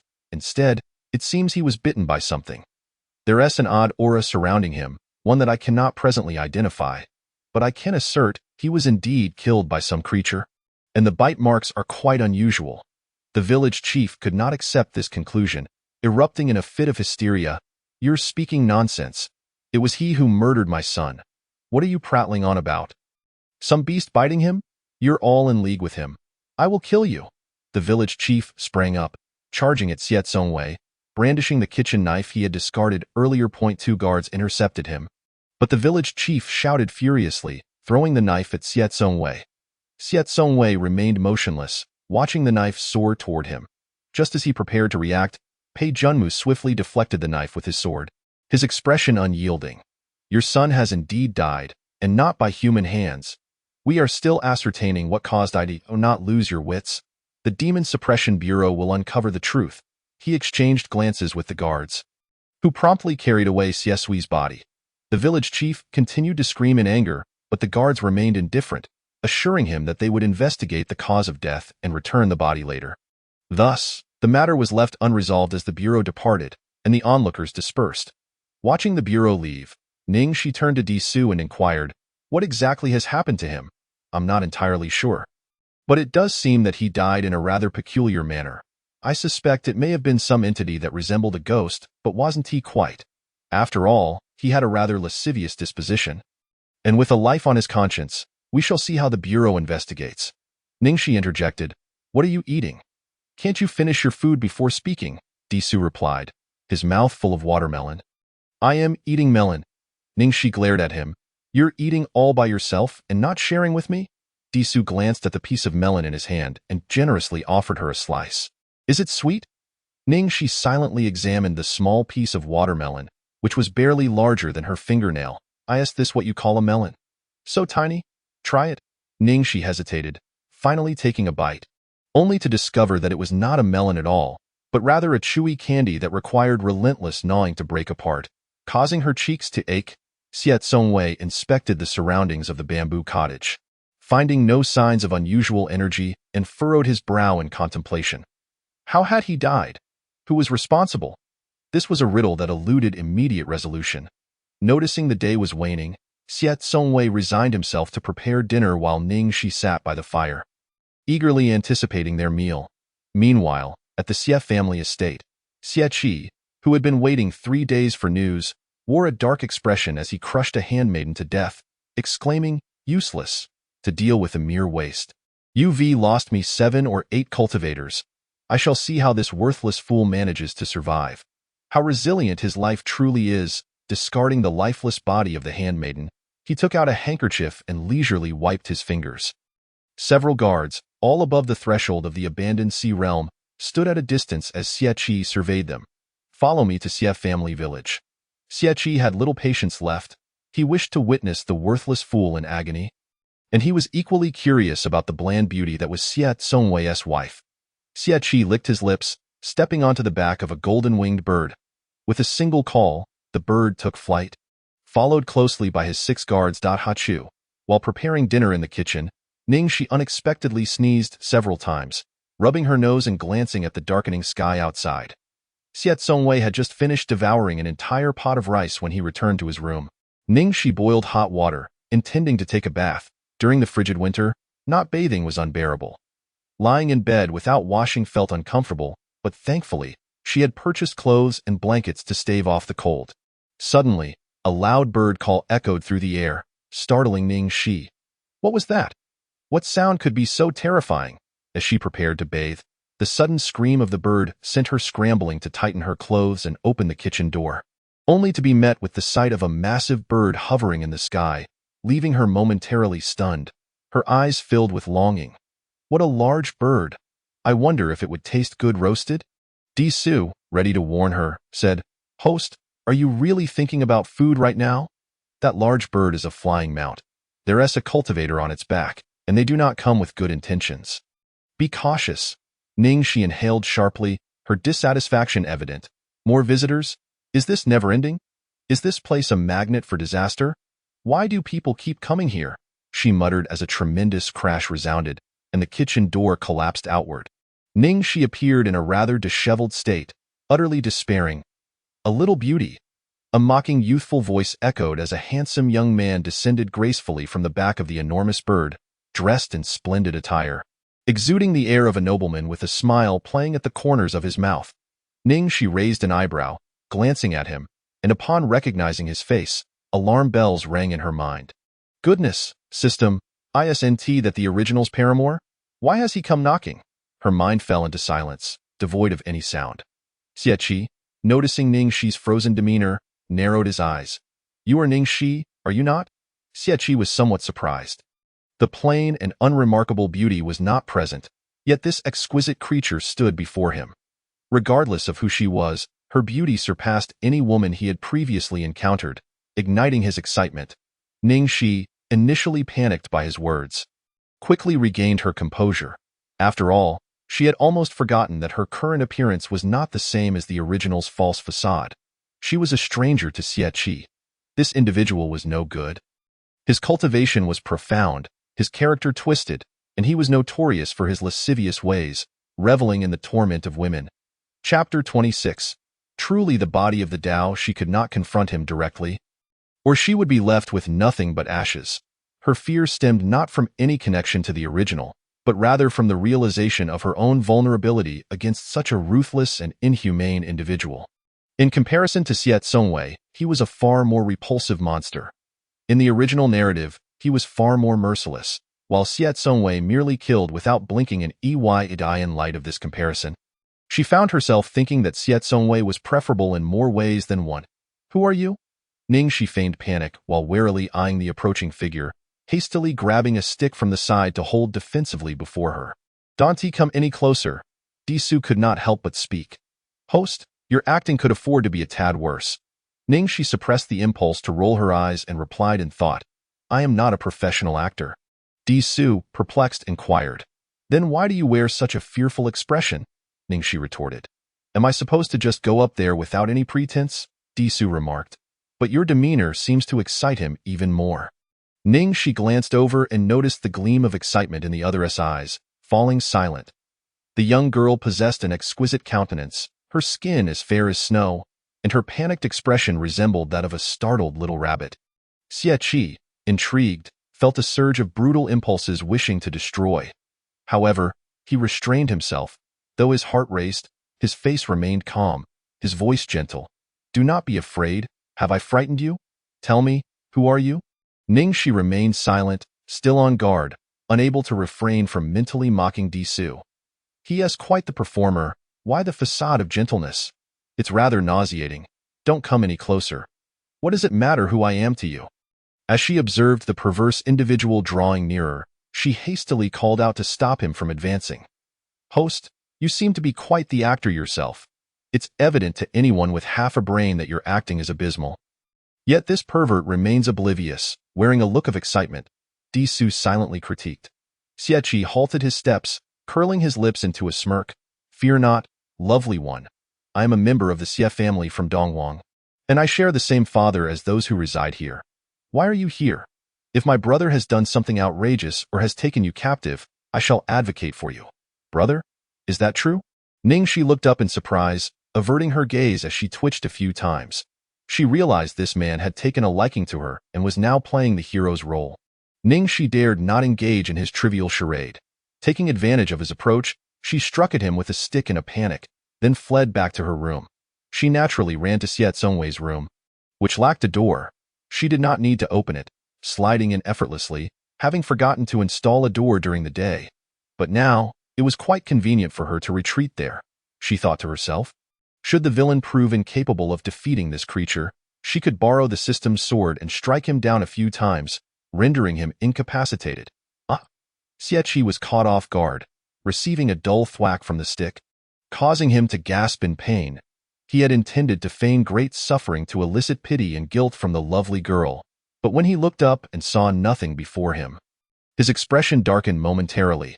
His gaze shifted to the doorless room, and he chuckled softly. "Very well. It seems this fool can still win the favor of the beauty so quickly." Xie Qi felt a twinge of regret at not experiencing the blandness of the situation. But the enchanting visage of Ning Shi flashed in his mind, quickly restoring his balance. Inside the room, Xie Tsongwei sat cross-legged in meditation, his eyes closed. He could sense Ning Shi's arrival like a gust of wind. But he paid it no mind. He was even less inclined to concern himself with those outside. Some unsavory matters remained unaddressed and were quite bothersome, affecting his meditation. "Still itchy?" Xie Tsongwei suddenly opened his eyes, only to find Ning Shi climbing onto his bed, lifting the covers and hiding behind him, clutching the hem of his garment at his back. Xie Tsongwei tugged at the corners of his mouth, his voice chilling as he spoke. "Get down. Who permitted you to come up here?" Ning Shi ignored him, audaciously crawling onto him. Clutching him tightly, he felt his eyelids twitch and pressed down on his wildly beating heart. Ning Shi's voice reached his ears.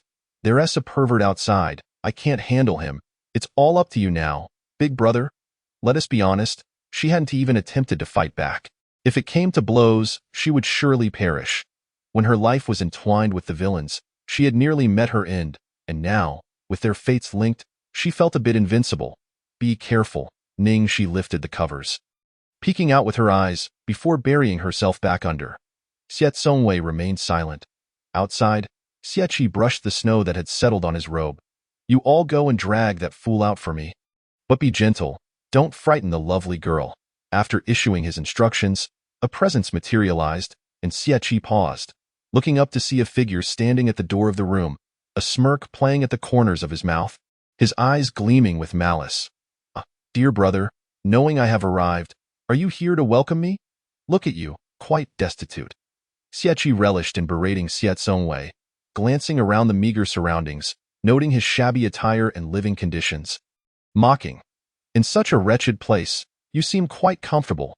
If only you hadn't harbored such malicious thoughts and acted against our father, leaving our mother crippled and unable to cultivate, all out of jealousy toward me and our younger brother.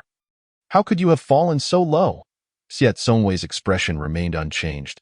He did not even flinch, feeling as though an annoying rat was squeaking in his ear, irritatingly interrupting.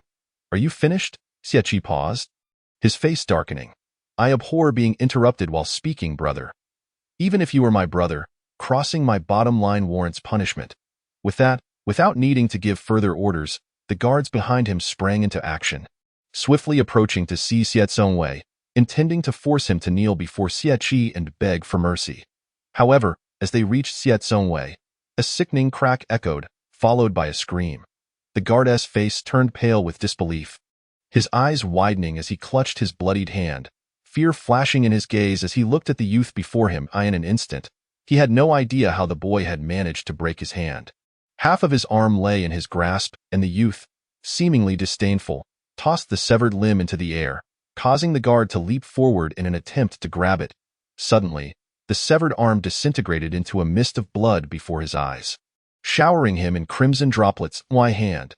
The guard muttered in a daze, realizing that while he could have reattached a severed limb with rare materials, he could do nothing if the limb had vanished entirely. His eyes filled with rage as he glared at Xie Tsongwei, roaring, "How dare you sever my hand? I shall cut off your limbs in revenge for my severed arm." Two guards produced a chair made of yellow pear wood, adorned with a soft, white fur blanket, while golden-winged birds soared into the sky, disappearing from sight. Xie Qi settled himself upon the chair, propping his chin on one hand, watching the unfolding scene with keen interest. One guard held an umbrella beside him. Xie Qi observed with delight. Truly, a body born of the great Tao, one endowed with celestial bones, even as a waste, possesses some skill. Finding the spectacle dull, the guards understood his sentiment and brought out a table laden with fine wines and delicacies. As Xie Qi sipped his wine, satisfaction glimmered in his narrowed eyes. The guard with the severed arm, infused with sword intent, radiated a murderous aura that surged toward Xie Tsongwei, whose calm demeanor saw him sidestep the attack easily, delivering a kick that sent the guard sprawling. After a few exchanges, Xie Tsongwei's realm remained elusive to the guards. Fear crept into their hearts as blood filled their vision. With only one arm, the guard lunged at Xie Tsongwei with his sword. Unhurried, Xie Tsongwei raised his hand, pinching the incoming blade between two fingers. In an instant, the sword shattered into fragments, which then pierced the guard's vital points like lethal daggers. Heart, neck, forehead, throat, each shard struck true, delivering a fatal blow. The guard stood frozen, blood spewing forth as his eyes widened in shock and confusion, unaware of how he had met his demise, collapsing lifelessly into the frigid snow. Impressive. Xie Qi applauded, a look of admiration on his face. I did not expect my brother to conceal his prowess so deeply. Even my elite guard at the peak of the abandoning sea realm fell to him in a single strike, and in less than the time it takes to brew a cup of tea. Let me guess your cultivation, brother. Xie Qi smiled, raising a hand as two guards behind him charged forward, drawing their spiritual swords. Without celestial bones, like a waste, who would have thought my brother had fallen into the demonic path? Xie Qi remarked, observing the demonic energy swirling around Xie Tsongwei, excitement bubbling within him as he mused. What would our father say if he knew? Chapter 27. I will kill one for each that comes. A flurry of snowballs, sharp as the wind, interrupted Xie Qi's incessant chatter, an invisible barrier materializing before him as the snow fell to the ground. Annoying.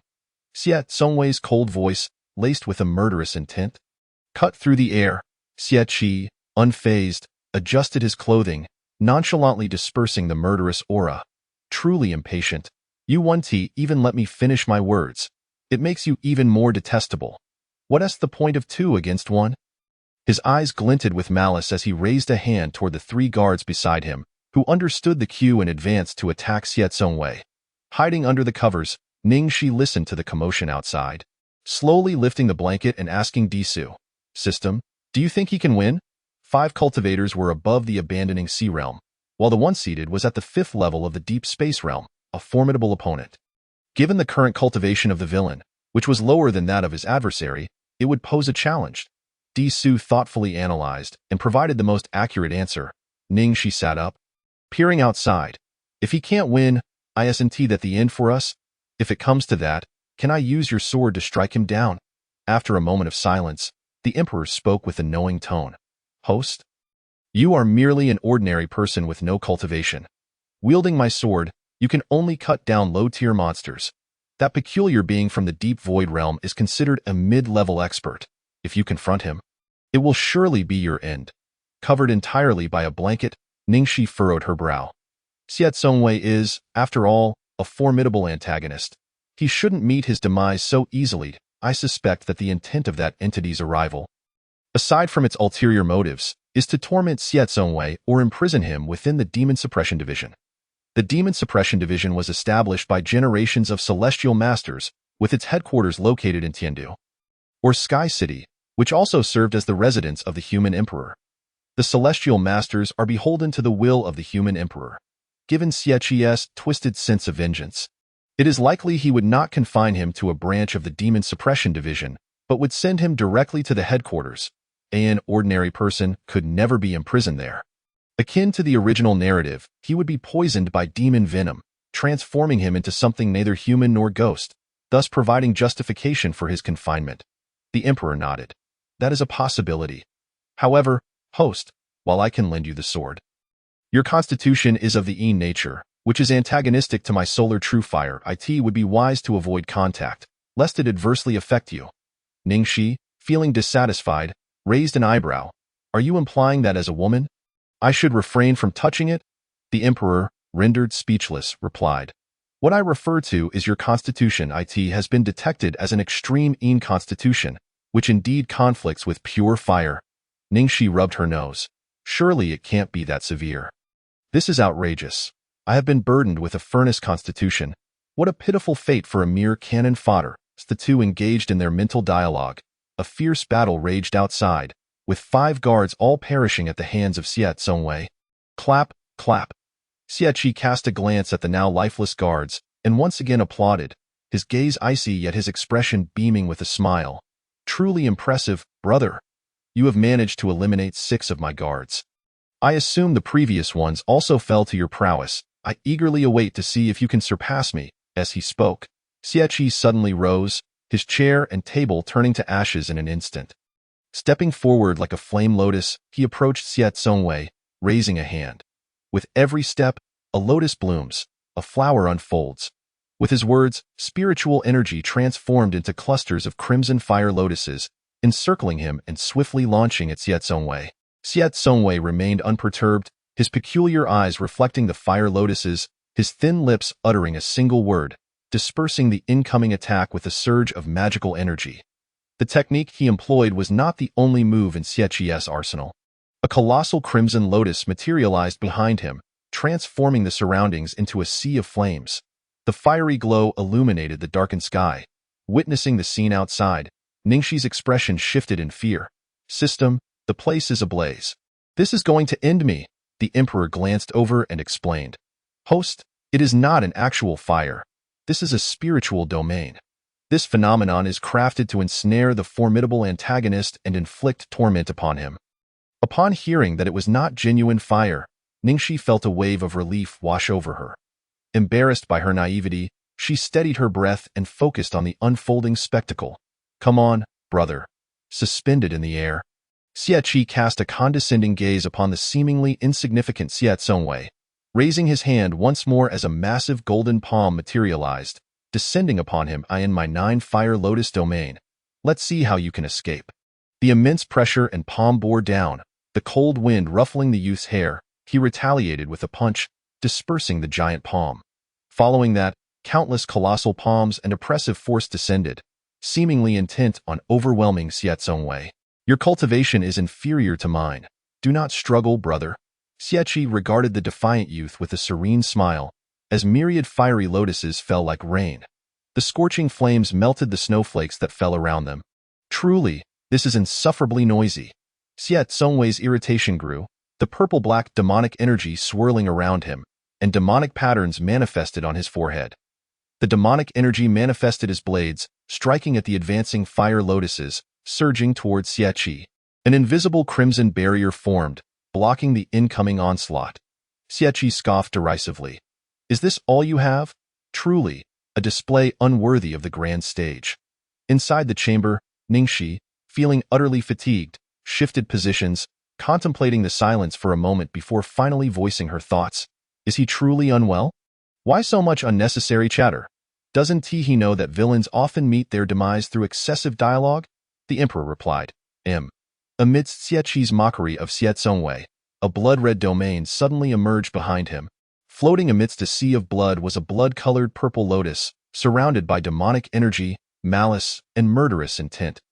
The oppressive aura spread outwards, reminiscent of hellish demons, the cries of tormented spirits echoing from within the blood-red domain. Sending chills down the spine and a flicker of surprise crossed Xie eyes.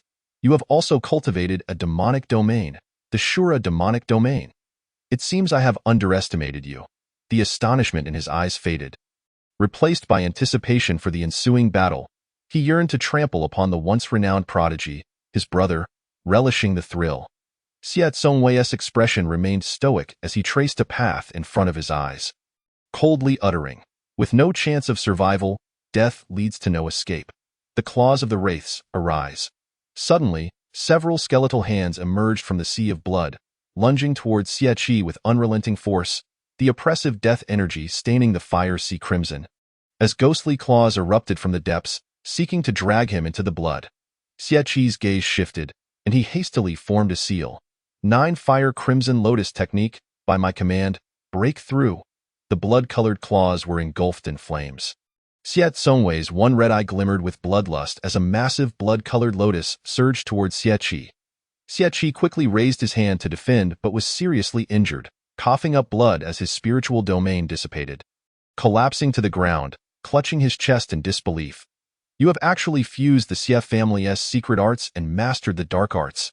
Did father not obliterate all knowledge of the family's secrets when he cast you out? How could you possibly remember? Secret arts?" A look of disdain crossed Xie Tsongwei's eyes as he seized Xie by the neck, lifting him effortlessly. "The Xie family's techniques are beneath my contempt." Yet he had no choice. In his previous life, lacking high cultivation, he had ventured into the ancestral grounds of the Xie family. The remnants of the ancestral spirits, recognizing his exceptional physique, forcibly implanted the techniques into his spiritual abode, leaving him no room to forget. Moreover, he could only wield demonic energy, wielding unorthodox techniques, rendering them nearly useless. Reluctantly, he had to cultivate that set of techniques, merging it with the demonic path to achieve his current prowess. Xie erupted into laughter, tinged with madness. "Beneath your contempt? Yet you have still learned them. Do you hate me? Do you dare to kill me? Father will not spare you if he finds out." Before he could finish, his pupils dilated in shock, his expression frozen in horror as blood spattered forth. A crimson heart appeared before him. A gaping wound emerged on the left side of his ornate robe, as Xie Tsongwei had forcefully ripped out his heart with his bare hands. Thus, Xie met his end, eyes wide in terror, his final expression one of sheer disbelief. Xie Tsongwei chuckled softly, gazing at the lifeless body. What will happen now? One down, and the Xie family will eventually face obliteration once more. Chapter 28. The task turns dark. Bang. The breathless corpse was discarded onto the ground. Xie Tsongwei lowered his gaze at his blood-soaked hands, an expression of revulsion crossing his features. Filthy, disgusting. The demonic energy brushed over his hands, cleansing them until they were spotless. He then directed his attention to the body, gradually covered in ice and snow. Snapping his fingers as flames erupted, engulfing the still-beating heart, casting it into the inferno. Simultaneously, a young man, training within the Xie family's secret realm, resembling a younger version of Xie, suddenly awoke with a start. His heart racing, a lotus-shaped jade pendant hanging from his waist flew to his view, shattering upon impact. The youth's eyes widened in shock, tears welling up. "Brother!" The pendant contained a drop of Xie's blood. Ordinarily, it would alert him to any danger to his brother. The shattering now signified that something had befallen him.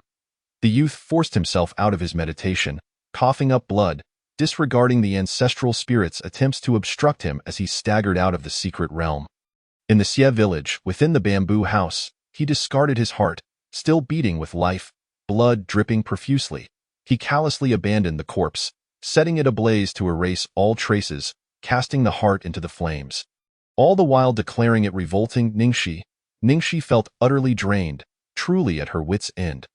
Especially as she listened to the system's vivid descriptions, her face etched with weariness and a hint of despair. "Please refrain from painting such vivid imagery. I can see it all, with no doors to the room and the events unfolding outside. It was impossible not to witness. The scene was too horrific, causing her to shut her eyes in fright. But if you close your eyes, you might miss the excitement. I can provide a replay. Would you like to see it? Ningxi was rendered speechless by the system's morbid sense of humor. Could you refrain from being so twisted? Do I appear to be a pervert? The Emperor sighed, expressing regret. This is merely to toughen your resolve.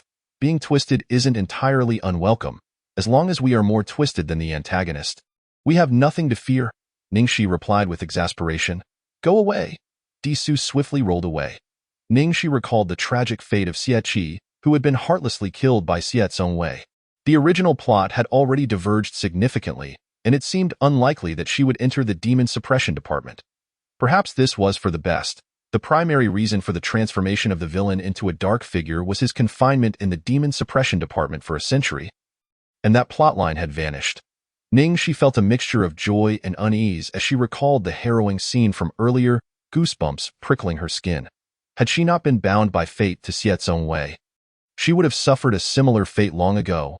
Weren't you the one who claimed I was not your match? The thought nagged at Ningxi, and she could not help but speak. However, Disu had already slipped away, and even if he had heard her, he would surely have argued that he had misjudged the situation. Who knew that the villain had been reincarnated? Seeing no immediate danger, Ningxi cautiously peeked out the door. The cold wind howled outside, and she spotted the golden-winged birds that Xie Qi had ridden, now plummeting to the ground, struck down by Xie Zongwei. Ningxi's eyes lit up as she rushed outside. Will killing him cause trouble? Do the Xie family know? She asked, gazing at the fallen golden-winged birds with a glimmer of excitement. Can we roast them for a meal? Xie Zongwei had intended to eliminate the evidence of the flying steeds, but upon hearing her words, he glanced at Ningxi, noting her drooling expression. His voice turned ominously cold. The Xie family?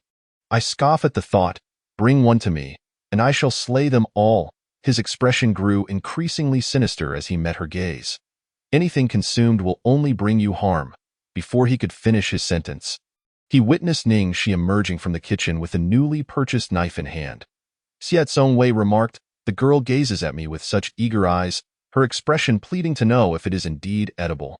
After a brief moment of silence, he finally uttered, it is consumable. With that, Ningxi swiftly brought the knife down, and bright red blood splattered across him, staining his face. His expression darkened momentarily as he gritted his teeth. Can you even kill? Ningxi feigned innocence. Of course not. I've never killed anything in my life. I've only stepped on cockroaches and ants. In the end, she handed the knife to Xie Zongwei, who assisted her as she boiled water and plucked feathers. That evening, they roasted one of the massive golden-winged birds, but due to its size, they could not finish it. Xie Zongwei froze the leftovers into ice blocks and stored them in his Qingquan bag. Disu, who had observed the entire process in silence, deemed it too gruesome. This is ferocity beyond measure. Are they two starving souls reincarnated?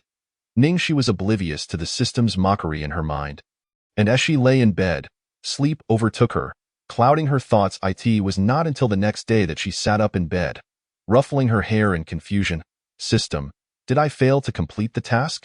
Why didn't I experience insomnia? Puzzled, she called up the system panel, only to find it utterly barren. Moments later, a childish voice echoed in her mind. The task was utterly trivial. I found it of no use. So I disabled it.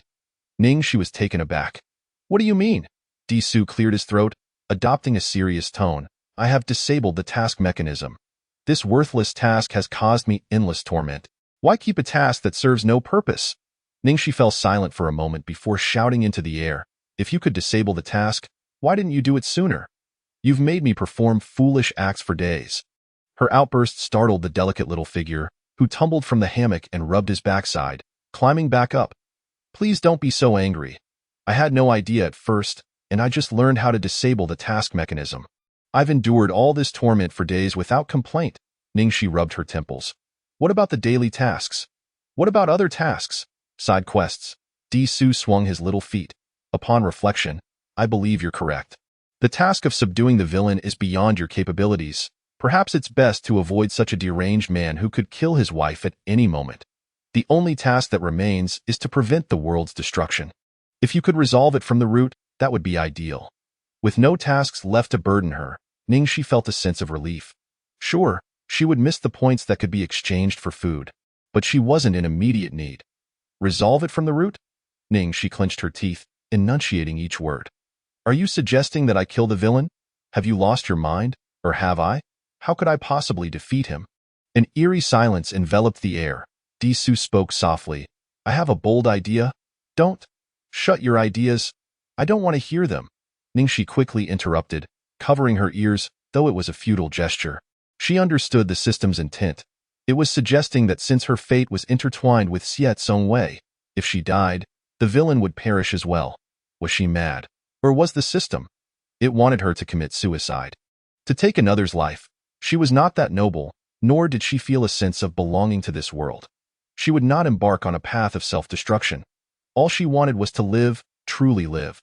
Meanwhile, at the Xie family estate, a figure rushed into the compound, heading straight for the attic where all the life lamps of the Xie clan members were stored. Upon seeing that Xie Qi's lamp had extinguished, the youth's eyes blazed crimson as he growled, Who is it? Who killed you, my brother? Whoever it is, I shall not let them go unpunished. They will pay with blood, in the village of Xie. The village chief, his hair frosted white and eyes hollow, radiated an air of despair.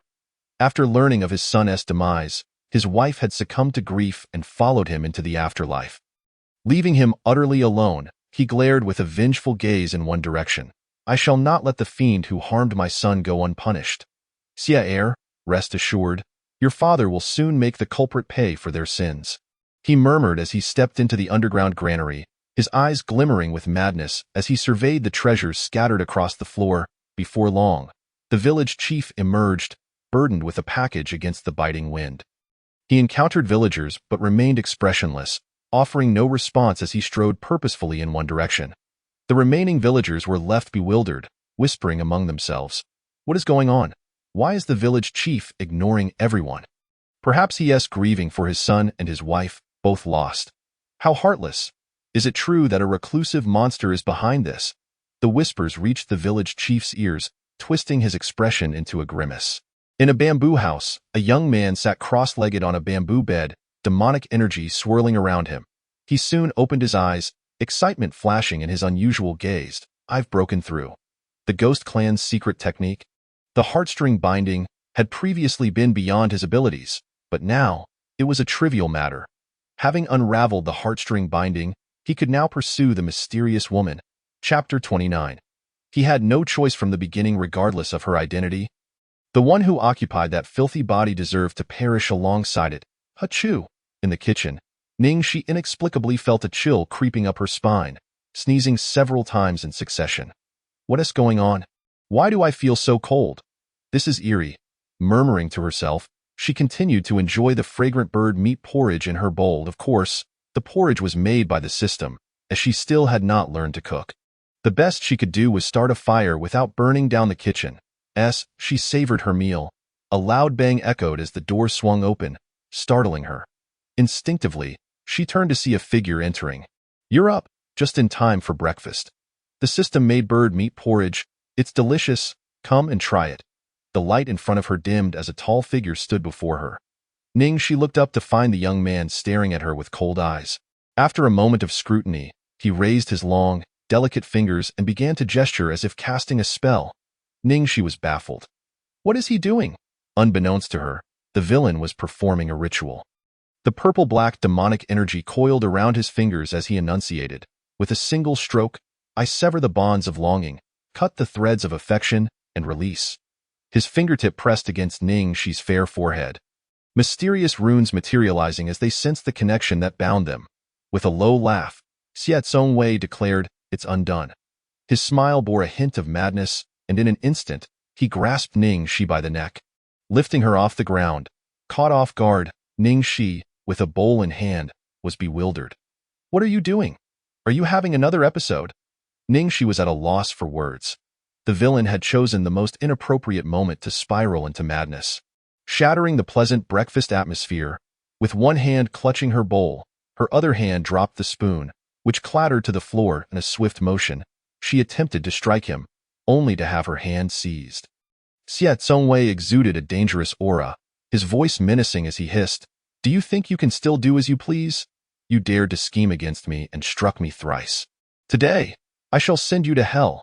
His grip tightened around her slender neck, a wave of suffocation washing over her. Ningxi's complexion began to turn a shade of blue as the bowl fell from her grasp, porridge spilling everywhere. She struggled against his hold, gasping, "Xie Zongwei, are you insane? If I die, you die too. If you want to have an episode, do it somewhere else, don't take it out on me. Why do you want to kill me? I've told you, I'm not the original Ningxi. Why can't you understand?" Ningxi was engulfed in a state of utter chaos, a suffocating sensation overwhelming her as the looming specter of death encroached upon her consciousness, compelling her to regain her composure. However, the youth who listened to her words wore a chilling smile, declaring, "The longing you speak of has already been unraveled. You can no longer manipulate me at will. I care not for your identity. Blame yourself for borrowing this body to return. I intended to kill her all along. The fault lies with you." Unraveled? Ningxi's eyes widened in disbelief, her breath quickening as she urgently summoned the system. "It's over. Truly over. When did he manage to break it? Our fates are intertwined. If he has unraveled it, does that mean he intends to kill me?" No wonder he had suddenly turned so deranged. He had secretly harbored the intent to kill her. Biding his time like a predator in the shadows. Calmly, Di Su's voice resonated. "Fear not, for he cannot unravel it. This is my gift to you, a golden finger of sorts, unless my father intervenes. I just observed that the method he employed truly works on the longing you mentioned, but mine is of a superior grade, a refined version known as entangled longing. He cannot break it. He has merely suppressed it temporarily. I will now lift his suppression, and soon you shall have your revenge." Listening to the system's feigned sagacity, Ningxi felt tears of gratitude welling in her eyes, overwhelmed by emotion. As her breathing grew increasingly labored, she fixated on the shifting expressions of Xie Zongwei, watching as his previously frenzied demeanor, brimming with murderous intent, suddenly froze, his countenance darkening like a storm cloud. In that moment, Ningxi understood the truth of the system's words. He could not unravel it. How could this be? The sensation of breathlessness clawed at her throat as if gripped by an invisible hand. Xie Zongwei's eyes flickered with confusion. Refusing to accept defeat, he tightened his grip around Ningxi's neck. Feeling the choking sensation on his own throat, he relaxed his hold slightly, the suffocating feeling dissipating. Yet, he had not unraveled it. With a grim expression, Xie Zongwei released Ningxi and once more employed the same method to break the spell. But to no avail. After 3 attempts, his face was as dark as ink. Ningxi, feeling somewhat disheveled, rubbed her neck and regarded the sullen youth with a sinister smile of her own. "So you like to choke me? Do you?" Without mercy, Ningxi delivered a slap, though, of course, it landed on her own thigh, a strategy of mutual harm. Though she felt pain, the villain would suffer doubly. While she did not relish the discomfort, she was determined that he would not emerge unscathed. Though she yearned to retaliate, she knew that striking him would bring her pain as well, opting instead to inflict a lesser pain upon herself, ensuring that he bore the greater burden. The grip on her thigh was excruciating, and Ningxi winced, baring her teeth. "Let that be a lesson for you." As she watched the youth's previously impassive expression begin to crack, his brows twitching with agitation, Ningxi intensified her resolve. Xie Zongwei felt the sharp sting of pain, enduring it as he glanced at her before turning away. Why couldn't he break it? What was wrong? What had gone awry? Outside, Xie Zongwei, his face contorted in agony, pondered deeply. "Host, why do you not retaliate against him?" Di Su asked, puzzled, as Ningxi observed him retreating into the distance. She clutched her thigh, gasping in pain. What good would it do? Attacking him would be no different from those tormentors in the original story. In the narrative, everyone harbored malice towards Xie Zongwei, mercilessly torturing him, which had led to his current state. She certainly did not wish to mirror their cruelty. The absurdity of it all was suffocating. It would be simpler to just kill him. Ningxi remained silent, seating herself before once more seizing her thigh in pain, torturing herself in turn to inflict suffering upon the villain, though she had not yet struck him. Previously, he had been in a frenzy, and had she not intervened, he would have spiraled further into madness. Ningxi prided herself on not being a good person, and neither was the villain, yet who was born to be wrong? Had anyone ever given him a chance? From the very beginning, Xie Zongwei had no choice, As she lowered her gaze to the scattered porridge, all thoughts evaporated. My porridge! The heavy atmosphere was shattered by her lament of loss. Su fell silent. Inside the hut, Siet Songwei stared into a direction, his thoughts scattered, still perplexed. How could it not be broken? What is the reason? Not fully comprehending, Siet Songwei decided to conduct an experiment. Swiftly capturing 2 mice from the pit point, one mouse struggled violently, squeaking in protest, even biting Siet Songwei, who, in his irritation, swiftly crushed one with a slap. The remaining mouse stood frozen, paralyzed with fear. Siet Songwei glanced at it. Do you dare bite me again? The mouse shook its head vigorously, faster than a chick pecking at grains. Satisfied, Siet Songwei seized this opportunity to capture a cat as well. The cat and mouse exchanged glances, the cat baring its teeth, eager to pounce on the mouse, which protested with frantic squeaks. However, Siet Songwei did not permit a skirmish to ensue.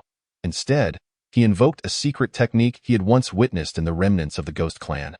Threads of emotion entwined, profound as the sea, unwavering until death. I offer my life to you, sharing in your pain, cherishing your suffering, with no regrets, addicted to longing to... A mysterious formation materialized between the cat and the mouse. Siet Songwei raised his hand, observing the 2 creatures poised to attack each other, and commanded, "Fight!" With a resounding squeak, meow. The 2 creatures lunged at one another, engaging in a fray. The mouse, small yet cunning, and the cat, swift in its movements, unleashed a cacophony of anguished cries. The mouse's features twisted in rage. Squeak! The cat's eyes burned with fury. Meow! It was evident that their verbal exchanges were anything but polite. After a moment, Siet Songwei tightened his grip on the cat's neck, eliciting a shriek from the mouse, which echoed in kind. He then released the binding he had placed upon them. Once the secret technique was undone, Siet Songwei gripped the cat's neck, yet the mouse remained unresponsive, as did the cat. This left Siet Songwei further perplexed. The method is sound. Why is it ineffective? Abandoning the mouse and cat, Siet Songwei turned to leave, and the 2 creatures immediately resumed their fierce battle. Beneath the bamboo hut, heavy snow fell, and the youth's silhouette stood resolute beneath the eaves. Chapter 30. Wait until my corpse has cooled before you tell me. Cannot be broken. Must I remain entangled with you forever? Siet Songwei tilted his head slightly, his gaze cold, fists clenched, sneering. Impossible. No one can bind me. The reason for the inability to break the bond he could only attribute to the mischief of that entity known as the system. Unable to kill or vanquish his adversary, he resolved to keep him around as a thorn in his side. With that, he turned and vanished beneath the eaves, intent on once again wreaking havoc upon this world. A place he found utterly displeasing, filled with loathsome beings and a filthy reality, ripe for destruction. The justification for the Xie family's expulsion was merely that he would be their harbinger of ruin. Thus, he would fulfill their prophecy and embrace the role of the so-called destroyer. Just as the youth's figure vanished, another silhouette appeared, unmistakably that of the village headman who had returned from the Xie family village. Cloaked in layers, he surveyed the bamboo hut, which appeared eerily deserted, his expression twisted with malice. Let my son accompany me to the grave. The village headman laughed maniacally, a venomous delight in his eyes as he scattered several bags of powdered medicine around the hut, one of which he tossed inside, thoroughly coating the area. Unbeknownst to Ningxi, who slept soundly, Su attempted to rouse her, calling out several times to no avail, ultimately giving up. The headman swiftly departed, having spread the powder not just here but throughout the village, intent on ensuring that everyone accompanied him to the afterlife. Seeking vengeance for his son, as he scattered the powder, he cackled madly. Die! All of you, die! The wind howled, and the snow fell in torrents high in the mountains. Various beasts caught a whiff of the intoxicating scent from miles away, their rationality fading as their eyes turned crimson. They howled to the heavens, losing all semblance of sanity as they charged toward one direction, down the mountain, toward Xie family village. Like a tide of beasts, the massive array of creatures triggered avalanches, shaking the earth as they raced onward. Wherever they passed, destruction ensued, leaving chaos in their wake. As the ground trembled violently upon reaching Xie family village, all the villagers emerged, bewildered and confused, until someone shouted in panic, "It's a beast tide! Run!" The villagers turned pale, rushing from their homes. Some attempted to gather valuables, but were pulled back by their husbands. Forget it. Don't be foolish, run. In a frenzy, the villagers fled their homes, but the area had been coated with the powder, and the beast horde charged forward, leaving no escape. They were trampled, reduced to mere pulp beneath the stampede. Screams of terror, cries for help, and desperate shouts vanished into the tumult of beasts. Damn it! Disu caught a glimpse of the monstrous horde descending from the mountains, his face paled with fear as he abruptly exited Ningxi's spiritual realm, delivering a sharp slap to her face. Host, you must awaken. If you do not rise now, you will perish. It was the first time he realized how profoundly the host could sleep, akin to a dead pig. Ningxi stirred, groggy from the pain, blinking her eyes open to see an exquisitely dressed little child before her, momentarily dazed. Who are you? Disu couldn't help but roar. Does it matter who I am? Just run. Recognizing the familiar childish tone, Ningxi snapped back to reality, yawning. Oh, it's you, system. What do you want? Disturbing my sweet dreams is akin to killing my parents. Yet before Disu could respond, Ningxi felt the ground shake violently outside, accompanied by the roars of beasts, sending a jolt of alarm through her. What is that sound? How did I hear the howls of a wolf pack? Dishu's expression was numb. The beast tide is upon us. Xie family village is doomed. If you don't act quickly, you might as well lie down peacefully. I will prepare a comfortable coffin for you. Ningxi immediately sprang up from the bed, hastily putting on her clothes. Why didn't you say so earlier? Are you going to wait until my corpse is cold to inform me? Dishu replied, his voice hoarse. I've shouted myself hoarse. You slept as if you had been dead for 3 days. Did you hear that? If I hadn't woken you up, we would have to wait until the host's body was cold before preparing the coffin. Ningxi, not wishing to argue, asked while dressing, Where's Xie Zongwei? Dishu's voice was slightly raspy. Oh, the big villain was digging pits and catching mice and cats at noon, then he disappeared. Someone was sneaking around outside the bamboo house, scattering something. That's probably the cause of the beast tide. What? Ningxi's expression darkened. He ran away. He actually left me behind. Anger surged within her as she opened the door. If I die, he will die too. Bang. Just as she opened the door, she slammed it shut with force. Despair washed over her. Dishu asked, What happened? Ningxi felt a chill run down her spine, speechless, her hands and feet trembling. In that brief moment of opening the door, she beheld a terrifying scene. A swarm of beasts, densely packed, had surged into the bamboo house, frantically tearing at one another. The sight was bone-chilling, and as she opened the door, the beasts, having caught her scent, immediately halted their frenzied actions, their crimson eyes turning toward her. Dishu, perceiving the situation outside with his divine sense, thought, It's over. This is truly the end. With so many beasts, it won't be long before the bamboo house is trampled. He closed his eyes, his face resolute as he retrieved the golden crow divine sword, heavily presenting it to Ningxi. Here. Take it. Kill what you can. However, he added, but you have no cultivation. You are just an ordinary person. Thousands of first to fourth tier monsters will wear you down, and your constitution is incompatible with my divine sword. If you hold it for too long, your body will suffer. How can I save you then? As the sword was handed to her, Ningxi, with a similarly resolute expression, reached out to grasp it, only for it to be withdrawn again. Grasping at air, she heard the system's sorrowful voice. Wait a moment. I'll see if I can find a technique that allows you to draw in energy and cultivate immediately, even if just for a quarter of an hour. Ningxi watched in disbelief as the system vanished before her eyes. You should at least give me the sword, she thought in frustration, bracing herself against the door, afraid to move. The beasts, sensing her presence, began slamming against the door in this rickety little house. How could she withstand such an onslaught? Ningxi's gaze swept around, landing under the bed. Hiding? No. If the beasts broke in, she would die even faster, crushed beneath them. Her eyes shifted to the roof. Could she hide up there? The sounds of the beasts' roars echoed from above. Ningxi's face paled. No, there was no place to hide in this dilapidated structure. In the span of a minute, Ningxi felt as if a century had passed, and then the system returned. I found it. I borrowed a technique suitable for your constitution. Start cultivating immediately. Before Ningxi could respond, a warm, fleshy finger pressed against her forehead, and she felt knowledge forcibly flooding into her mind. With the heavens as shade and the earth as cold, in silence, one can transform water into ice and snow, slaying demons and evil spirits. Following the words in her mind, Ningxi sat down on the ground, rapidly drawing in the surrounding spiritual energy. Unbeknownst to her, as she cultivated, the mark on her body began to fluctuate, and a crystalline blue frost flower appeared upon her brow. Di Shu, witnessing this, was taken aback. Oh? How is there a mark from another race? Could it be that the host, besides being a reincarnated being of divine blood, also has a mysterious lineage? Is this mark from the Snow Clan? Di Shu paused, feeling an inexplicable sense of intrigue. He hadn't anticipated that his seemingly inconsequential host would possess a legacy from the Snow Clan, and moreover, a significant one at that.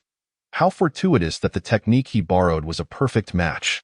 No wonder the host's constitution belonged to the shadow element. It was of the Snow Phoenix lineage. As he pondered, a layer of frost suddenly enveloped the surroundings, and a spectral figure of a Snow Phoenix appeared behind Ningxi. The frost froze the entire room, isolating the beast that had been about to enter from above. Tu's eyes gleamed with admiration. This was impressive indeed. Just as Ningxi successfully drew the spiritual energy into her body and was about to cultivate according to Di Shu's technique, another technique emerged in her mind, seemingly stemming from her bloodline inheritance. The Snow Phoenix Divine Art directly rivaled the Flying Frost technique. The Flying Frost technique was cast aside, and Ningxi began to cultivate the Snow Phoenix Divine Art. Starting from zero cultivation, she swiftly reached the peak of the Opening Veins realm within a mere quarter of an hour, halting just before the threshold of the next realm. The realms of cultivation were classified into low realms, with Opening Veins being the first, each realm consisting of 9 levels, culminating in peak perfection. Above Opening Veins, the subsequent realms were Star Profound, Abandoning the Sea, Forgetting the Sky, Deep Space, Immortal Bridge, Divine Platform, Great Spring, Vastness, Rebirth, Void Aperture, Prajna, Chaos, Primordial, Eternal, and Reincarnation. Reincarnation represented the highest realm, directly leading to ascension. However, as of now, within the wasteland, no one had reached this realm, and no one had ascended in the past million years. Chapter 31. Are you sick? Ningxi wished to continue her cultivation, but the circumstances did not permit it. Outside, the beasts roared, battering the door. She had no mind to continue cultivating. First, she must eliminate this pack of beasts. Although the Opening Veins realm was low, it was still manageable. Be careful, she warned. Upon seeing Ningxi open her eyes, Di Shu presented the divine sword once more. It's still incompatible. Make it quick, treat it as a live combat drill. Di Shu felt like a worried master, having to instruct her even in the matter of cultivation. The crystalline blue frost flower on Ningxi's brow shimmered, the divine patterns concealed as she grasped the Golden Crow divine sword. Feeling its heat intensify, "Why is it still so hot?" Di Shu explained. "Because of your constitution. Fire and water are inherently incompatible. In my haste to find a technique, I forgot to borrow a suitable sword." He lamented his earlier urgency in seeking the technique, neglecting to procure a weapon. Ningxi could only rely on the available weapon to deal with the beasts outside, as the frost within the room dissipated. Ningxi observed the roof being breached by the beasts, and 2 oddly shaped creatures, resembling rhinos yet not quite, leaped in. Their eyes were blood-red, and upon catching her scent, they charged at her with frenzied roars.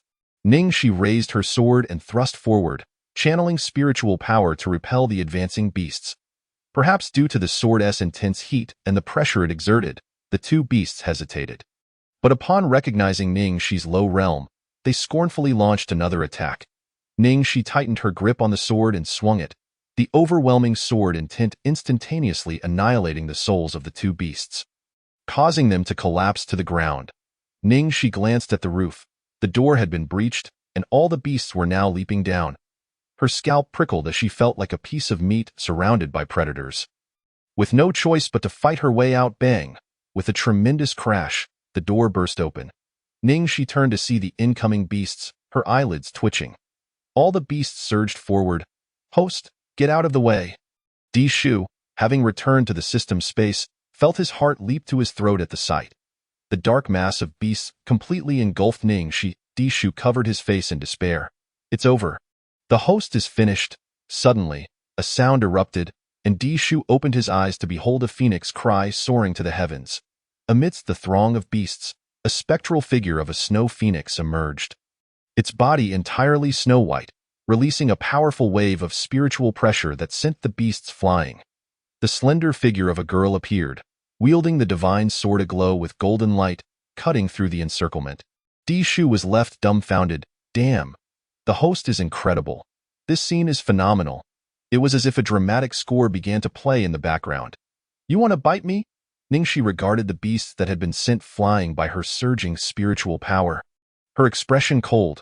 Without mercy, she wielded her sword, dispatching each beast with precision, treating them as practice targets. Step by step, she emerged from the room, the heavy snow falling outside and the roars of the beasts echoing.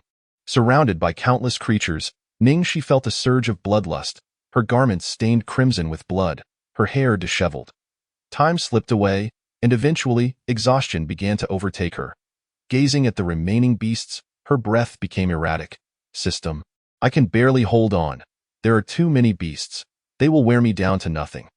Having just embarked on her cultivation journey, she possessed little power and could clearly sense her dwindling spiritual energy. Di Shu, equally anxious, hastily devised a plan. Host, keep calm. Don't engage them. Break through and escape. Staying here is a dead end. Before you speak, can you please turn off the music? The impact on her performance was truly significant. The music in her mind had vanished. Ningxi raised her hand to brush away the blood that had splattered on her face and lips, her gaze sweeping the surroundings before turning to the ceiling. There was no way out, only a path above.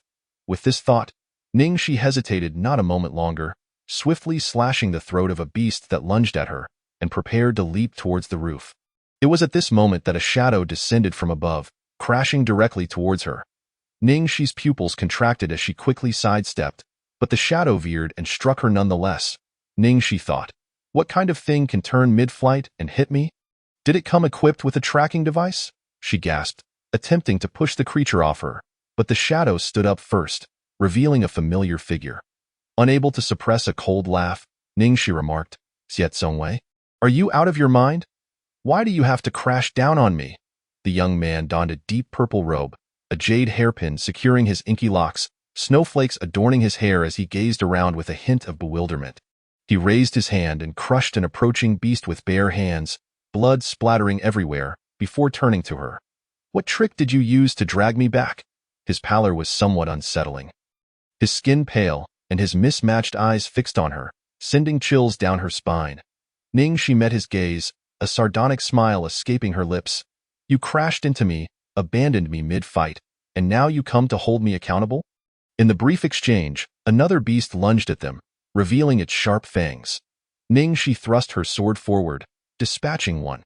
Although these beasts held ranks, their only discernible ability was a maddened urge to tear flesh, making them rather cumbersome to deal with.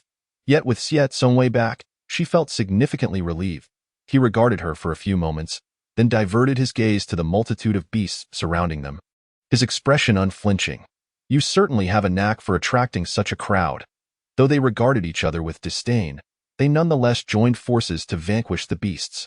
Utilizing Xiet Songwei's strength, Ningxi leapt onto the roof, and he cast a sidelong glance at her.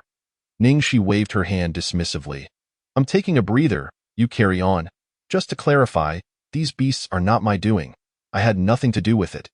Resting atop the roof, Ningxi could now clearly see the hordes of beasts outside the bamboo house, sending shivers down her spine. Her gaze shifted to Xiet Songwei, who seemed effortlessly capable of reducing the beasts to mere pulp. Di Su, the system, inquired. Why has he returned so suddenly? Upon witnessing the appearance of the antagonist, Di Su paused for a moment before recalling. Ah, it must be due to the golden finger. Your fates are intertwined. You cannot be separated by more than 5,000 kilometers. If he strays beyond that distance, a force will pull him back, which is likely the cause. What? Ningxi was taken aback. That's rather bizarre. Isn't it? No wonder he fell from the sky. He must have been too far from me and got yanked back. Even if I dodged, it still managed to curve and strike him down. This golden finger truly seems unreliable. Such a blow left her reeling, nearly causing her to regurgitate the meal from 2 days prior. It was fortunate that she had begun cultivating. Otherwise, That impact could have meant their mutual demise. Disu continued, "This golden finger is akin to a secret technique of a certain clan, binding two lives together, sharing lifespans, and ensuring they are never separated." Upon hearing this, Ningxi felt a sense of discomfort. Sharing lifespans? Never separated with him? Is this some sort of absurdity? Disu sighed in resignation. It was a dire situation. Had we not done this, you might have lost your life. Once you grow stronger, we can unravel this bond. Ningxi pondered for a moment, reluctantly agreeing to his suggestion, realizing that without it, her life would always be at the mercy of the antagonist. She couldn't afford to sleep with her neck exposed, lest it be severed. Within minutes, she noticed a new presence beside her, calm and composed, casually sitting next to her. She turned her head, eyes wide. "Dude, why are you up here so soon?" Xiet Songwei turned his gaze towards her, a grin spreading across his face. "Why should I toil in battle while you enjoy your rest?" Ningxi retorted. "I've never felt so speechless. Is this even a human conversation?" The cold wind nipped at her slightly numb face. She rubbed her hands together and replied, "You think resting here is enjoyable? I barely just sat down. Do you have any humanity?" The roof had been free of beasts, all drawn to the ground by her earlier actions. But now that they were both atop the roof, the beasts surged upward. Xiet Songwei remained unfazed. "Oh, I don't count as human. The term humanity is an insult to me." Ningxi's lips twitched as she grasped her heated sword, shooting him a glare. Xiet Songwei slowly uttered two half-hearted, forced words of encouragement. "Keep it up." Ningxi was left speechless, fully grasping the essence of shamelessness. Chapter 32. My wife has such hobbies. Ningxi dispatched a few beasts that charged at her. Turning to see the relaxed Xiet Songwei sitting idly, her teeth clenched in frustration. "System, what is this sudden urge to chop him down?" A voice of excitement echoed in her mind. "Really? Host, just go ahead if you can't stand him. Eliminate him, and the task will be complete. The world won't end, and you'll resolve the issue at its root. How very enlightened of you." Ningxi dismissed the notion. She could never commit such an act against the antagonist. This guy must have been reborn, devoid of any humanity. If their lives were not intertwined, he would have killed her without a second thought. And as a mere novice, attempting to shake the foundations of a powerhouse would only lead to her swift demise. Ignoring the system's enthusiastic remarks, she engaged in battle with the beasts. On the rooftop, the young man cast a sidelong glance at Ningxi, who had unexpectedly transitioned from an ordinary mortal to a cultivator. Easily dispatching beasts without a hint of surprise on his face, he pondered what force had yanked him back. He had been en route to Jiui Mountain, the burial site of the demon ancestor from 1,000,000 years ago, to retrieve the god-slaying spear, the weapon of the demon ancestor that once wreaked havoc upon the world. Yet, less than 100 miles from his destination, he was abruptly pulled back by an unseen force. As the wind and snow fell, an unnoticed figure stood in a corner, draped in a white veil and dressed in flowing white garments, exuding an ethereal presence. The figure appeared to be female, her expression indifferent as she observed the cries of the villagers of Xia family village, trampled by the beasts. She raised her hand, releasing a sprinkle of shimmering white powder into the air, which flew towards the horde of beasts as more surged down the mountain. After scattering the powder, she suddenly locked eyes with a distant gaze. Though separated by 1,000 miles, she could distinctly see those emotionless eyes for a moment. She froze, but when she looked again, it seemed merely a trick of the light. The boy on the bamboo house merely glanced her way before turning to look elsewhere. A hint of derision flickered in her eyes. "How can a mere mortal perceive me? A traitor to humanity who has embraced the demonic path." She cast one last glance at Ningxi, who was nearly engulfed by the swarm of beasts, her eyes glinting with malice. With a subtle lift of her hand, icicles, sharp as daggers, merged with the snow and shot towards Ningxi. "Those who obstruct must perish." The woman, high above, bore an air of superiority, her lips curling into a smile as the icicles hurtled toward the girl's heart. In that instant, a surge of demonic energy shattered the icicles, freezing her smile in place. Cold, merciless eyes fell upon the figure atop the bamboo house. "Damn, another nuisance." As her words faded, a dozen icicles surged forward again, directly aimed at Ningxi's vital points. "Host, beware.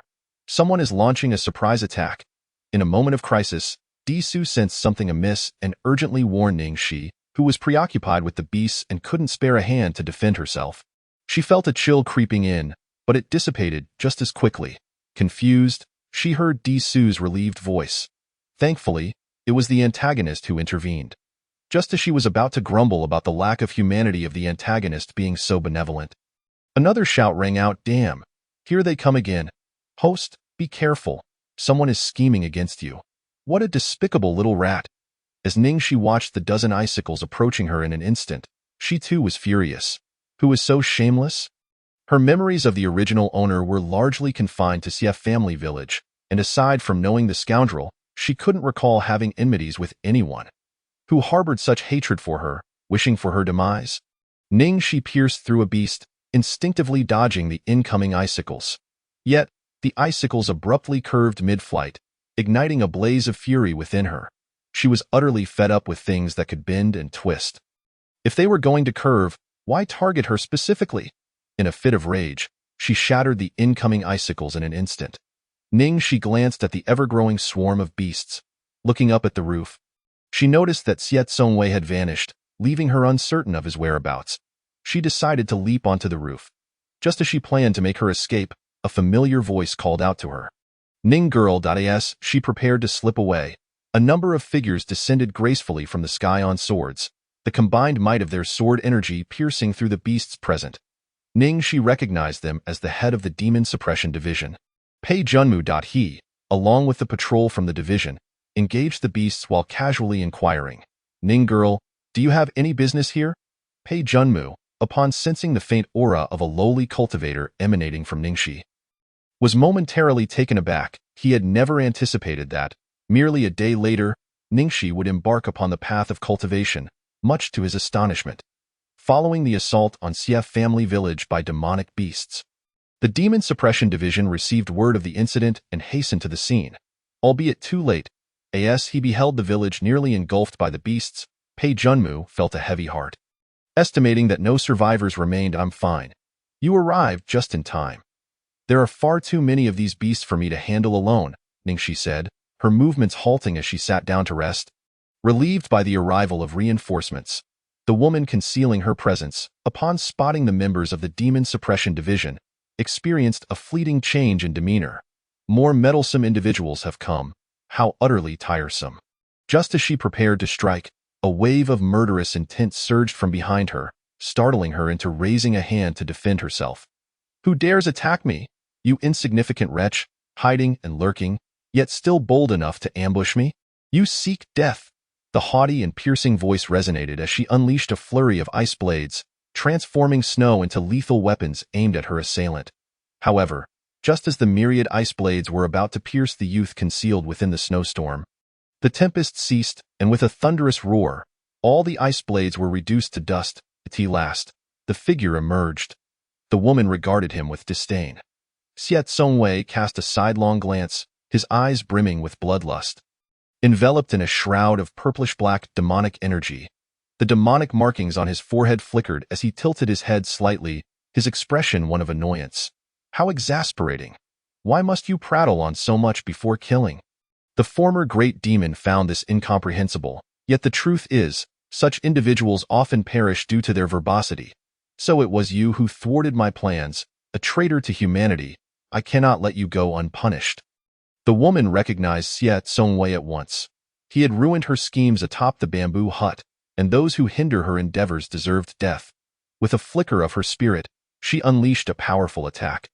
But the overwhelming pressure forced her back. One strike descended, and she immediately coughed up blood, her form dissipating into the ether.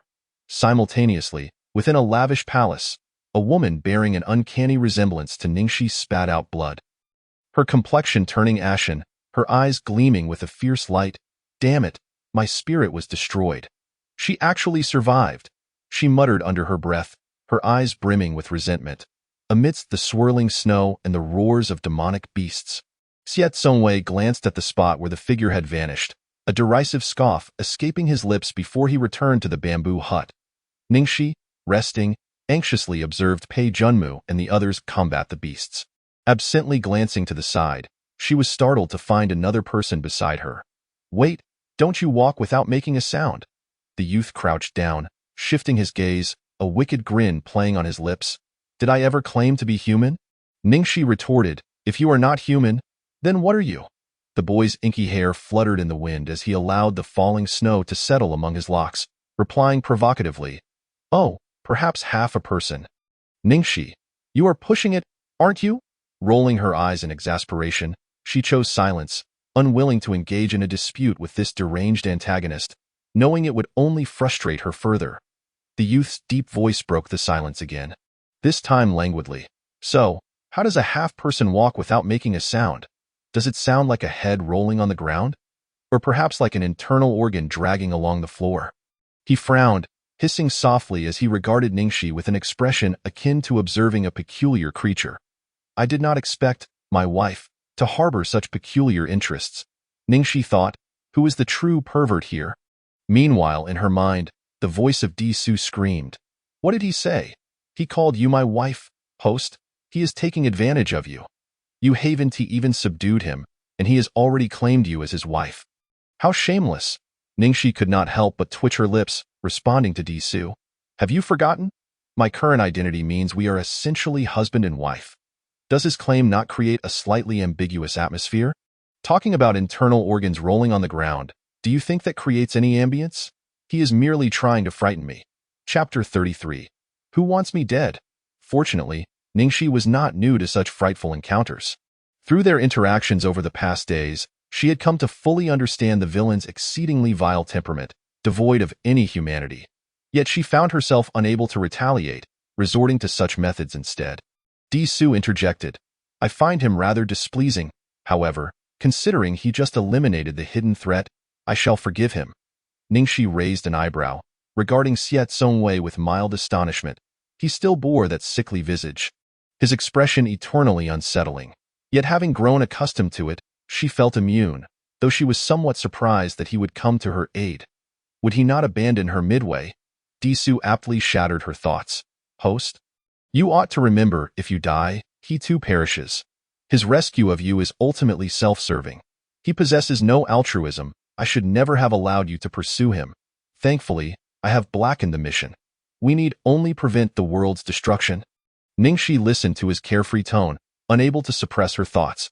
Preventing world destruction seemed far less daunting than subduing him, a twofold benefit. Regaining her focus, she met his unusual gaze, stating, the system informed me that you just eliminated the individual who attempted to ambush me. Who was that person? Xiet Songwei's gaze suddenly turned inscrutable, causing Ningxi to wonder. What? Are you unable to disclose it? After a moment of silence, he replied, that wretched being seems to know my intentions. Spying on me, much like you. Di Su could not resist chiming in. Wait, does that imply I have become a pervert? How can he hurl such filthy accusations? Who truly is the deviant here? Ningxi maintained her expression, awaiting his elaboration, ignoring Di Su's interjections. With a slight flick of his hand, he brushed off the snow that had fallen onto his ink-purple robe, still the very attire Ningxi had chosen for him. Making him look rather dapper, he spoke irritably. Oh, I am uncertain. They should not be anything of note. This response was as good as no answer at all, perfunctory at best. Ningxi frowned, dissatisfied with his reply. Having just arrived? I know only you. I have no enemies. The original Ningxi had none either. So who seeks my demise? Xiet Songwei cast a fleeting glance, unwilling to waste words, raising a finger as a powerful wave of demonic energy surged forth, slicing through a demonic beast that had lunged from the ground. Observing her ponder for a long while, he uttered coolly, if they truly wish to bring about your end, they will surely strike again. You will know in due time. Ningxi returned to her senses, seemingly grasping his words, ceasing to dwell on the identity of her would-be assassin. Xiet Songwei's statement held merit. If someone sought to kill her, they would inevitably attempt again if the first try failed, and she would eventually uncover their identity. She surmised he, too, was in the dark, hence his cryptic remark. Her attention shifted to the scene below, where members of the Demon Suppression Division were taking action, alleviating the burden significantly as they dispatched numerous demonic beasts. It was only then that Ningxi began to question why all the beasts had gathered in Xie family village. When she skimmed through the original text, she had overlooked the details of the antagonist's storyline, including the origins of these beasts. Inquiring of Di Su, The youthful voice chirped in her mind. Oh? Who else could it be but that corrupt village head? A few hours prior, he scattered something around the bamboo hut while you slept like the dead, utterly unresponsive. I suspect it's that old scoundrel's doing that attracted the beasts. Scattered it long ago? Ningxi's expression darkened for a moment. And you didn't wake me? Disu replied. Could I have roused you? Listen to my voice now. It's hardly capable of waking a sleeping beauty like you. Ningxi ignored him, feeling a twinge of guilt as she dismissed her chaotic thoughts, unwilling to argue with the system over her culpability. Are you referring to that village head? Does he genuinely believe Xie Zongwei killed his son? Thus seeking revenge by summoning the beasts? Has he lost his mind, disregarding the safety of Xie family village? Recalling the village head's frenzied demeanor when he had nearly drawn a knife on Xie Zongwei, Ningxi stifled the urge to curse vehemently. Disu interjected. Do you think someone who embezzles such vast sums of money is a good person? With dozens of households in Xie family village now swallowed by the horde of beasts, it is unlikely a single soul survived. They were all ordinary people. How could they possibly escape? Ningxi sighed. Though she held little affection for the villagers, their deaths seemed somewhat unjust. All of this stemmed from the village head's actions, and it had nothing to do with her. She need not feel a shred of guilt. An hour passed, and the members of the Demon Suppression Division had cleared away all the demonic beasts. As Ningxi had anticipated, there were no survivors in Xie family village. The corpses savaged beyond recognition, blood and flesh mingling grotesquely, their faces frozen in expressions of terror from their final moments, among the mangled bodies. Ningxi thought she spotted the village head's remains, a blurry figure indistinguishable from the rest. She could not tell for certain, but the system was able to recognize him. Deservedly so. He reaped what he sowed. Disu muttered disdainfully. Ningxi glanced a few times, unable to suppress her curiosity. How did you identify him amidst such carnage? Disu huffed proudly. Look closely. This man is named Xiao Xie. The luxurious fabric of his tattered clothing stands out amidst the carnage, indicating he must have acquired such fine garments through ill-gotten gains. Ningxi, upon careful examination, discerned the truth of the matter at once. Indeed, all the villagers were clad in simple, coarse linen garments, yet this particular corpse, an incongruous sight, shimmered with golden hues under the pale light. The patterns on the clothing were intricately stitched with gold thread. Truly extraordinary. There were no survivors. Not a single soul among the more than 130 villagers of Xie family village had escaped. The guards of the Demon Suppression Office inspected the vicinity of Xie family village, retrieving all the bodies and reporting to Pei Junmu, who nodded solemnly in response. They proceeded to cremate all the remains, granting them eternal rest. Having received the order, the guards acted without delay.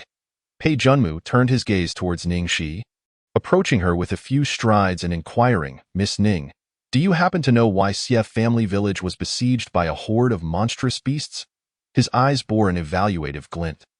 As if capable of piercing through one's very soul, Ningxi met his gaze with unwavering composure, not flinching. I am unaware of the reasons. I was napping when I was awakened by the roars of the beasts outside. Although she understood the situation, she could not disclose the truth, for it bore no relevance to her, and she felt no guilt. Pei Junmu detected no hint of deception, his suspicion dissipating as his expression returned to its natural state. It seems you are also in the dark. And for that, I apologize, he expressed his regret, to which Ningxi responded with indifference, displaying a demeanor of graceful resilience. I had seen Miss Ning as an ordinary person not long ago. I did not expect you to embark upon the path of cultivation today. Pei Junmu remarked casually, yet with politeness. Ningxi smiled slowly, gesturing towards Xie Zongwei, who lay motionless upon the rooftop, deftly shifting the blame. My husband recently received guidance from a master and taught me a few techniques. Pei Junmu glanced at Xie Zongwei in surprise. I had no idea that Miss Ning and young Master Xie were married. I assumed you were siblings. He found it difficult to perceive them as a couple. Ningxi smiled, thinking to herself that it would be quite remarkable if he could discern their relationship. He would undoubtedly wish to eliminate her. I am grateful for your timely intervention today. Lord Pei.My husband and I are of humble means. Had you and your companions not appeared, we might have met our demise at the hands of those beasts. Ningxi expressed her sincere gratitude, to which Pei Junmu waved his hand dismissively. There is no need for such formality. Miss Ning It is the duty of the Demon Suppression Office to save lives from malevolent forces. It seems that Xie Family Village is no longer a safe place for habitation. You too should consider finding another residence for your safety. Tio, avoid the possibility of another attack from the beasts. Relocating would be prudent. With that, Pei Junmu and his companions took their leave. The dilapidated and shattered bamboo houses lay scattered before Ningxi, who recognized the futility of remaining there. They would surely freeze at night. After all, Xie Family Village was not a place to linger. Xie Tsongwei, she called towards the motionless figure on the rooftop as snow fell upon him, gradually enveloping him, as the snow shifted slightly, revealing a face of extraordinary beauty. His raven-black eyelashes fluttered gently, and he parted his thin lips to utter a single word. Speak. Ning, she replied. Come down. This place is no longer suitable for habitation. We must find somewhere else to stay. With nothing to our names and no funds, where can we go? The youth's voice dripped with sarcasm. Ning, she returned the Golden Crow Divine's sword to the system, glancing at her palm, which bore blisters from the heat, and retorted, Let us go to Yunxia City and rent a room. Do not speak to me of being destitute. The spirit stones in my Qinkuan bag have yet to be exhausted, and I can manage for a while. Chapter 34. Parting ways. Xie Tsongwei sat up, stretched his neck, and leaped down from the rooftop, striding towards Ning Shi, his gaze flicking to her. We have no ties. You are not the original you. So there is no need for you to follow me. You are a nuisance. His irritation was palpable, to the point where he felt an urge to kill her, yet he could not bring himself to do so. Hearing her speak of my husband to the guards of the Demon Suppression Office had grated on his nerves, and refraining from retorting was already a concession on his part. Ning, she clenched her fist. What kind of tongue can utter such unpleasant words? The two exchanged glances, each recognizing the disdain reflected in the other's eyes, and with a simultaneous cold huff, they turned to part ways. Disu. Huh? Are you really leaving? Are you going your own way while I go mine? Ning, she scoffed, heading towards Yunxia City. After all, she had traversed this path before, and if she could not remember the route, the system would surely guide her. Observing the displeasure etched on Ningxi's face, Disu attempted to soothe her. Fear not, host. While we cannot eliminate the main antagonist now, once you grow stronger, you will have your chance. The antagonist cannot stray too far from you. If he exceeds 5,000 kilometers, he will swiftly return to your side. Though reassured, Ningxi remained skeptical, yet she recognized that the system's purpose was to protect her, and arguing with it would yield little. However, she found herself eager to witness the moment when the antagonist would face his comeuppance. Who was truly following whom? She could hardly wait to see the expression on the antagonist's face when he faltered.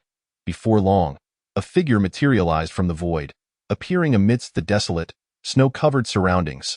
The newcomer surveyed the lifeless expanse, his expression cold and detached. The trace of my brother's presence should be here. How could it vanish? Stepping down from the void, he searched the ruins, ultimately halting at a dilapidated bamboo house. The trace of Xie Xiao had dissipated here. He scoured the interior, finding not a single hint of energy, nor even a fragment of Xie Qi's spirit, his countenance darkening with dismay. Emerging from the bamboo house, he ignited a fierce blaze that consumed it whole. Xie Xiao's expression turned frigid as he exited Xie Family Village.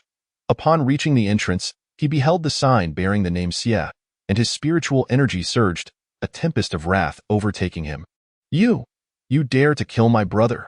Xie Family Village. Who else, if not one person, would dare to lay a hand upon the Xie? His figure vanished, leaving a trail of melting snow in his wake.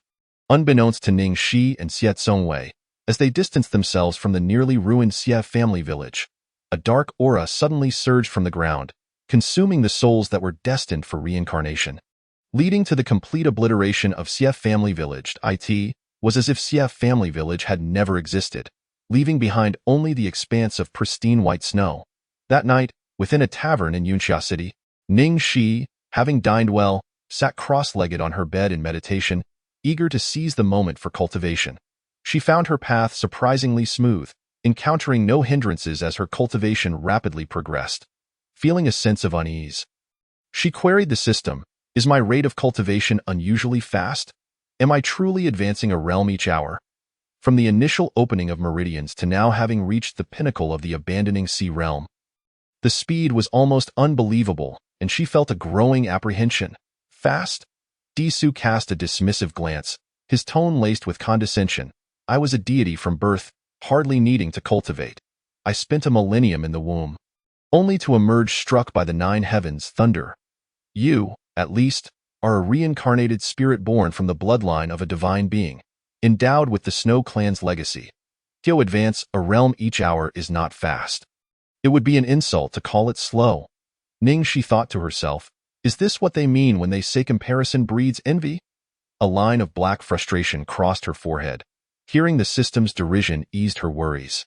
In her eyes, the system regarded her as a mere novice, lacking any comparability, even ridiculing her.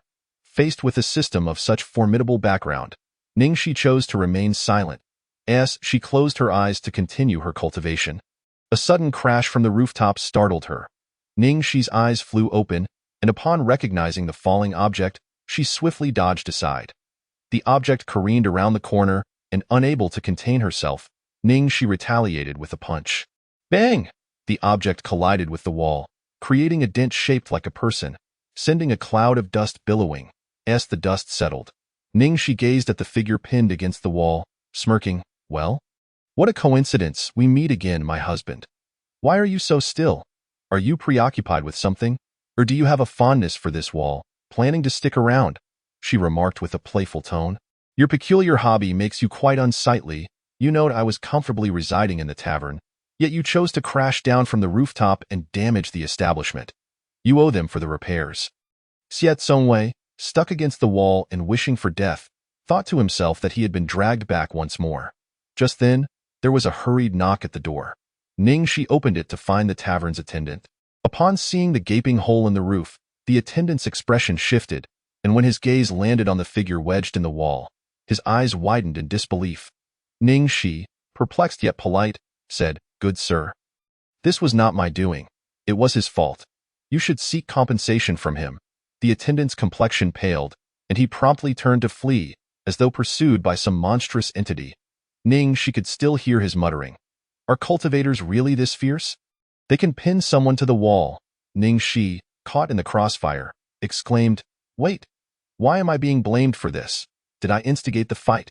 Without any reason, I found myself unjustly accused. After the shopkeeper departed, Ningxi's gaze returned, only to discover that the figure previously affixed to the wall had vanished. Upon lifting her head, she caught a glimpse of a corner of clothing swiftly disappearing into the ceiling. With a click of her tongue, she resolved to retire for the night after her cultivation session.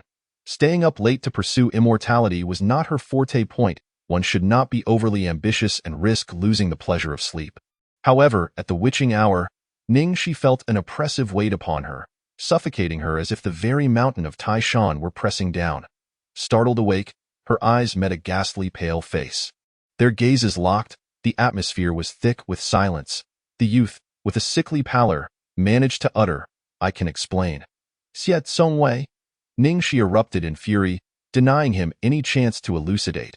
She delivered a resounding slap, the sound echoing in the still air. Xiet Songwei was sent tumbling from the bed to the floor.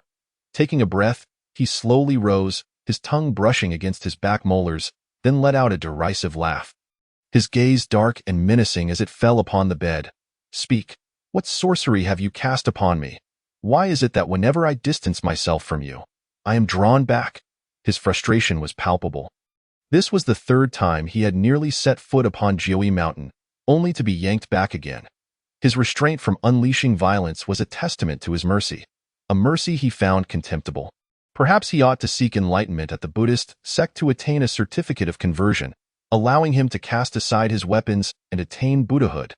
Ningxi stifled a yawn, sitting up in bed. Although fatigue weighed upon her, she could not resist the opportunity to confront the villain. Oh dear, why have you returned again? Do you find it difficult to part with me? There is no need to concoct such clumsy excuses each time. I do not prohibit your appearances, but you are exceedingly bothersome. She returned his previous words with equal measure. Ningxi paid no heed to the frightful expression on his face. Xiet Songwei, who is truly following whom? This is your third time.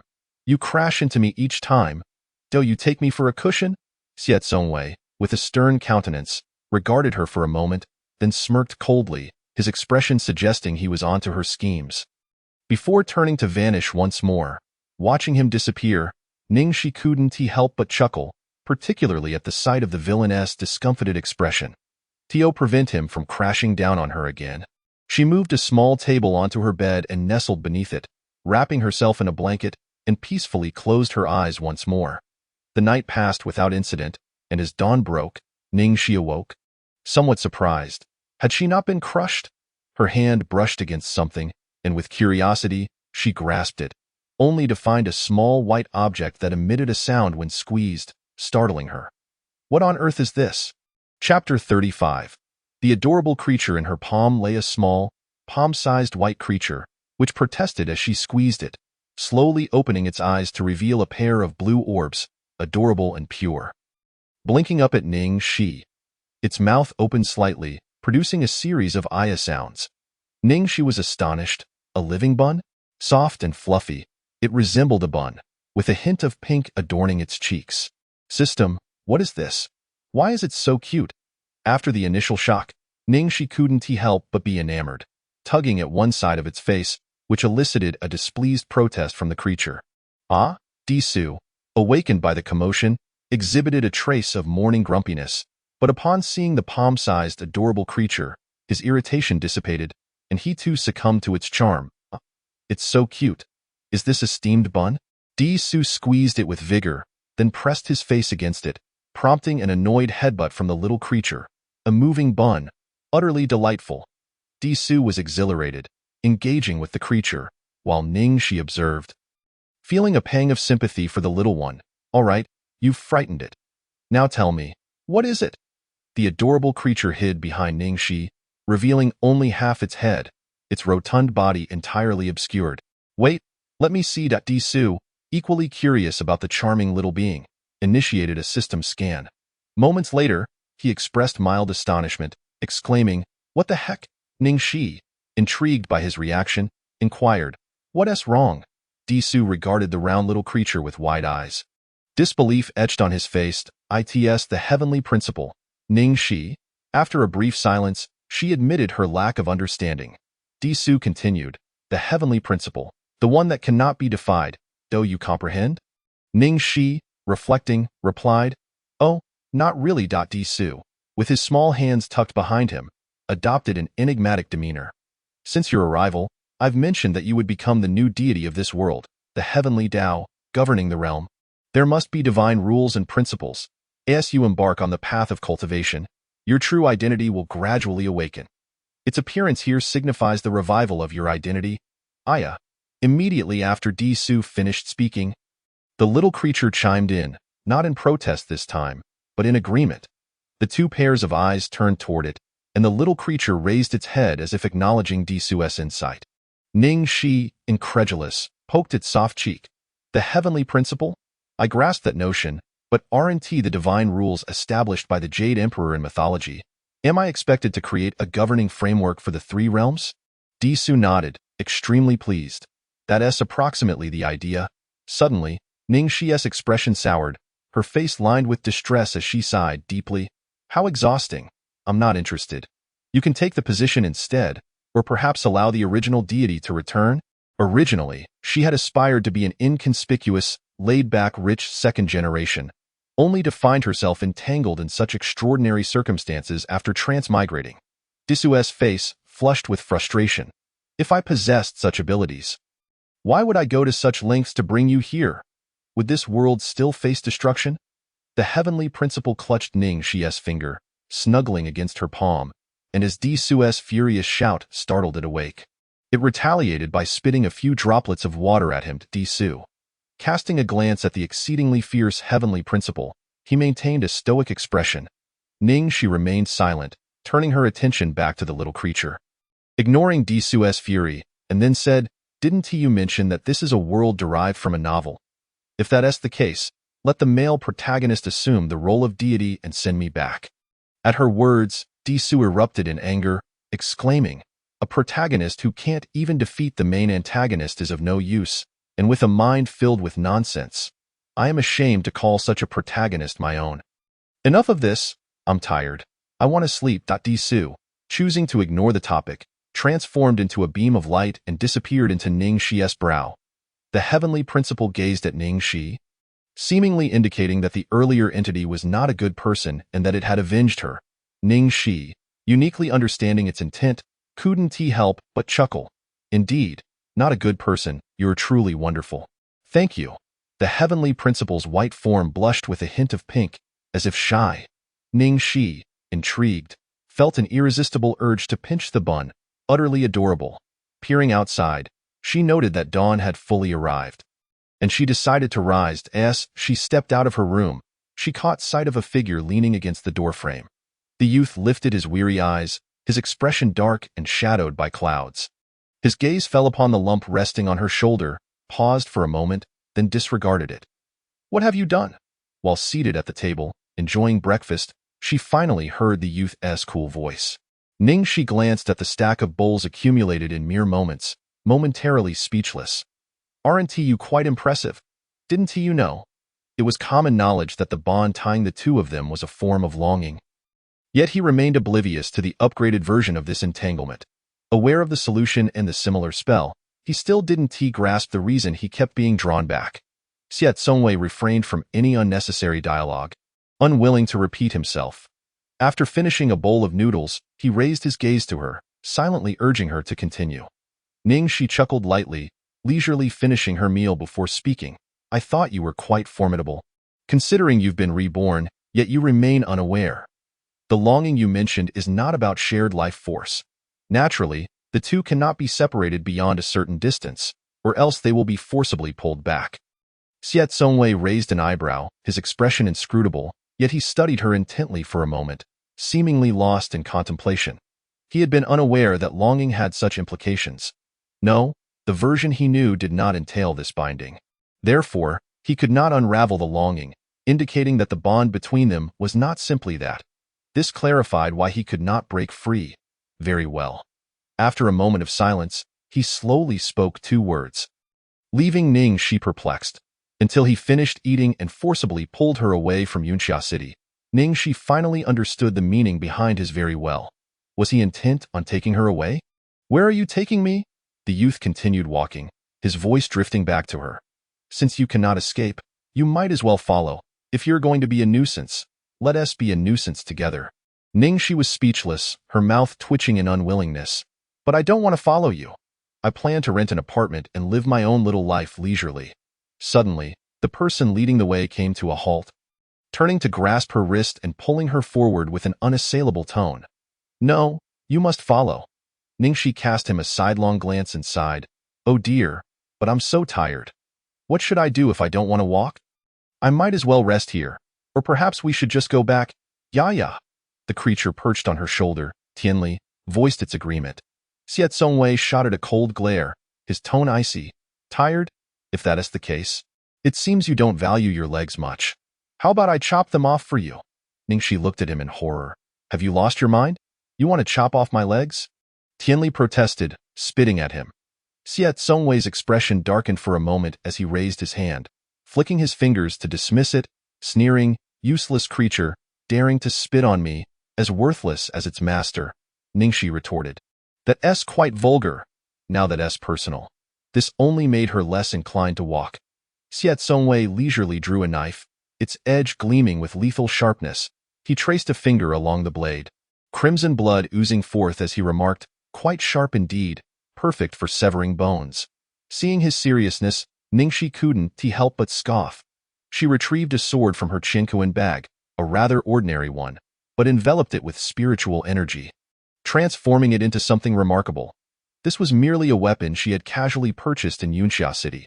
Without any true weapons of her own, she couldn't rely on the systems, for it was too hot to handle, and prolonged use left her somewhat drained.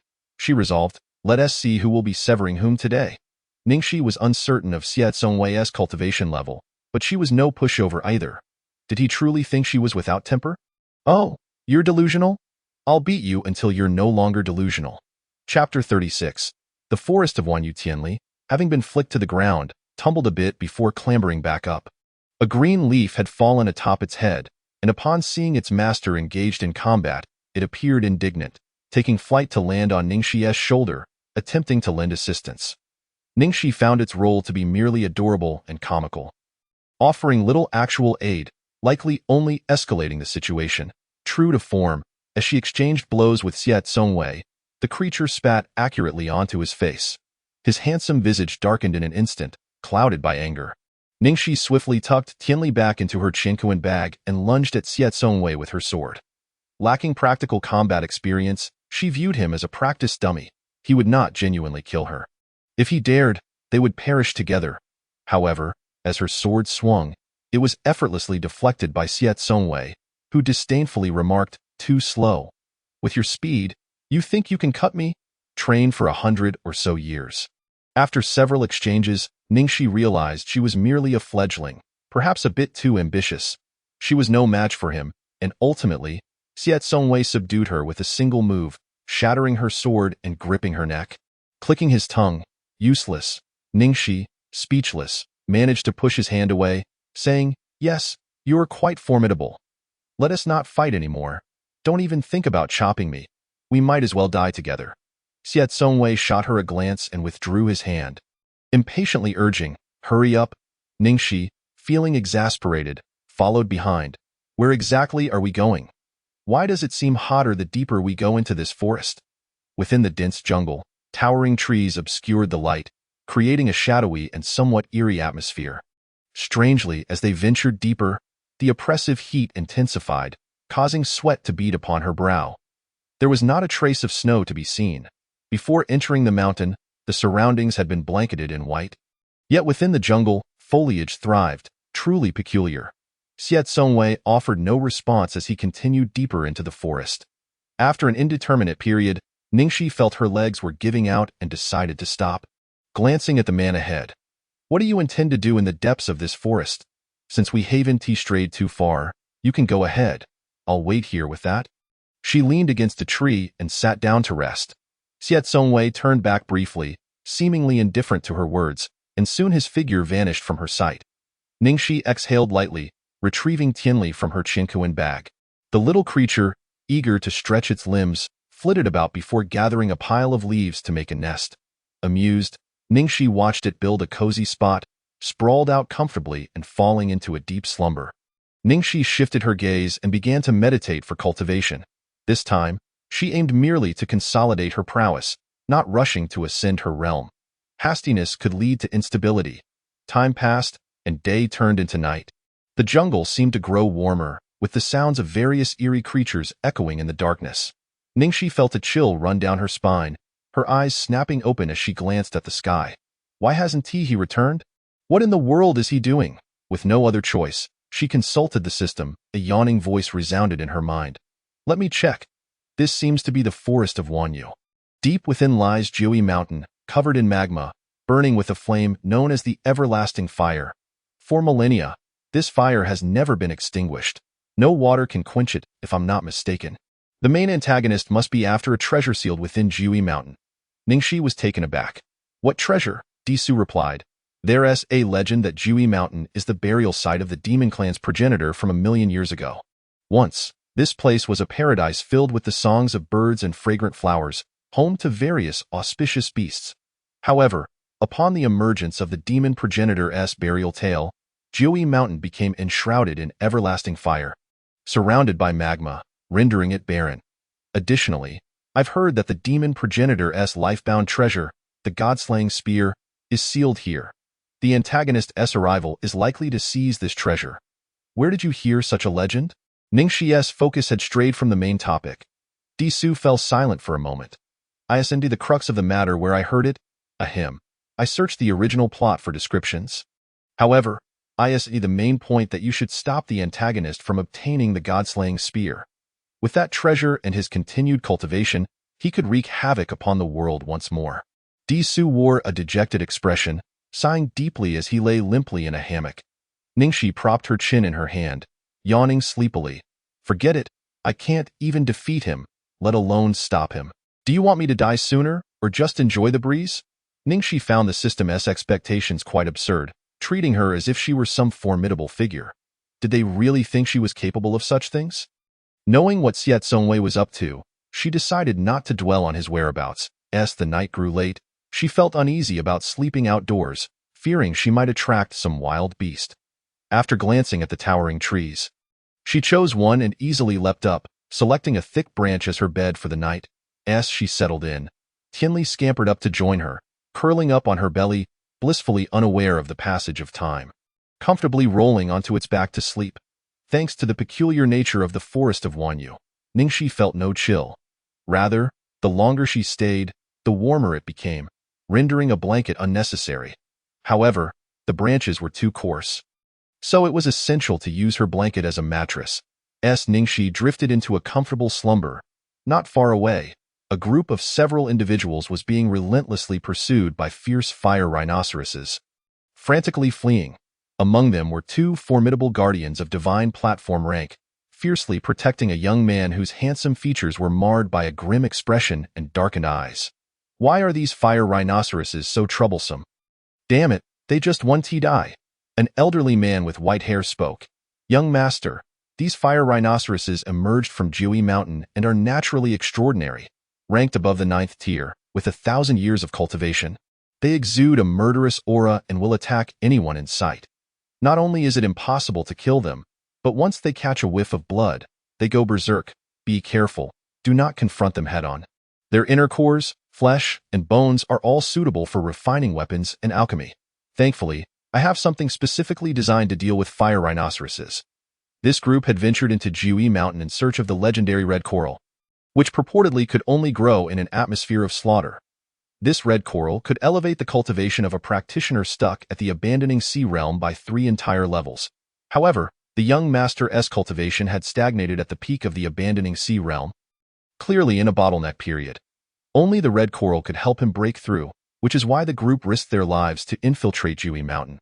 Yet, before they even reached the mountain, they had already attracted the ire of these fire rhinoceroses, an exceptionally troublesome predicament. Jiui Mountain was not a place for just anyone to approach. The closer one got, the more their spiritual energy was suppressed. With the pervasive murderous and malevolent aura capable of annihilating the divine platform realm's primordial spirit, without a treasure capable of resisting this aura, one would be unable to advance a single step closer. Qiyu looked at the elder as he produced a white jade bottle, squinting his eyes. "What is this?" the elder replied.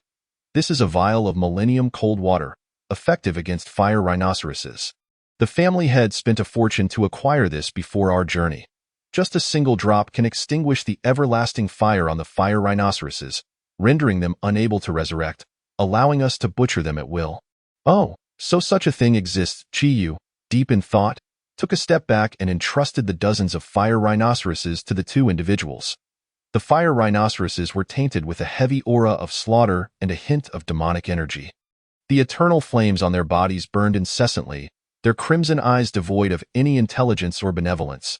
Driven solely by primal instincts to kill, a few of the fire rhinoceroses roared and charged at the three, the eternal flames following in their wake. The elder swiftly poured out drops of a millennium-old cold water from a white jade porcelain bottle, scattering them in the air, with a wave of his hand. The droplets descended upon the fire rhinoceroses, instantaneously extinguishing the eternal flames that enveloped them. Witnessing this, the elder unleashed his life-bound spirit sword, executing a swift strike that severed throats and skinned them in the blink of an eye. In a mere half a moment, dozens of fire rhinoceroses were vanquished and collected by the elder. This millennium-old cold water was indeed a remarkable substance, and Qiyu found himself unexpectedly intrigued by it. Another elder, who bore only 2 strands of white hair, remarked, "The millennium-old cold water can only extinguish the eternal flames for 10 breaths.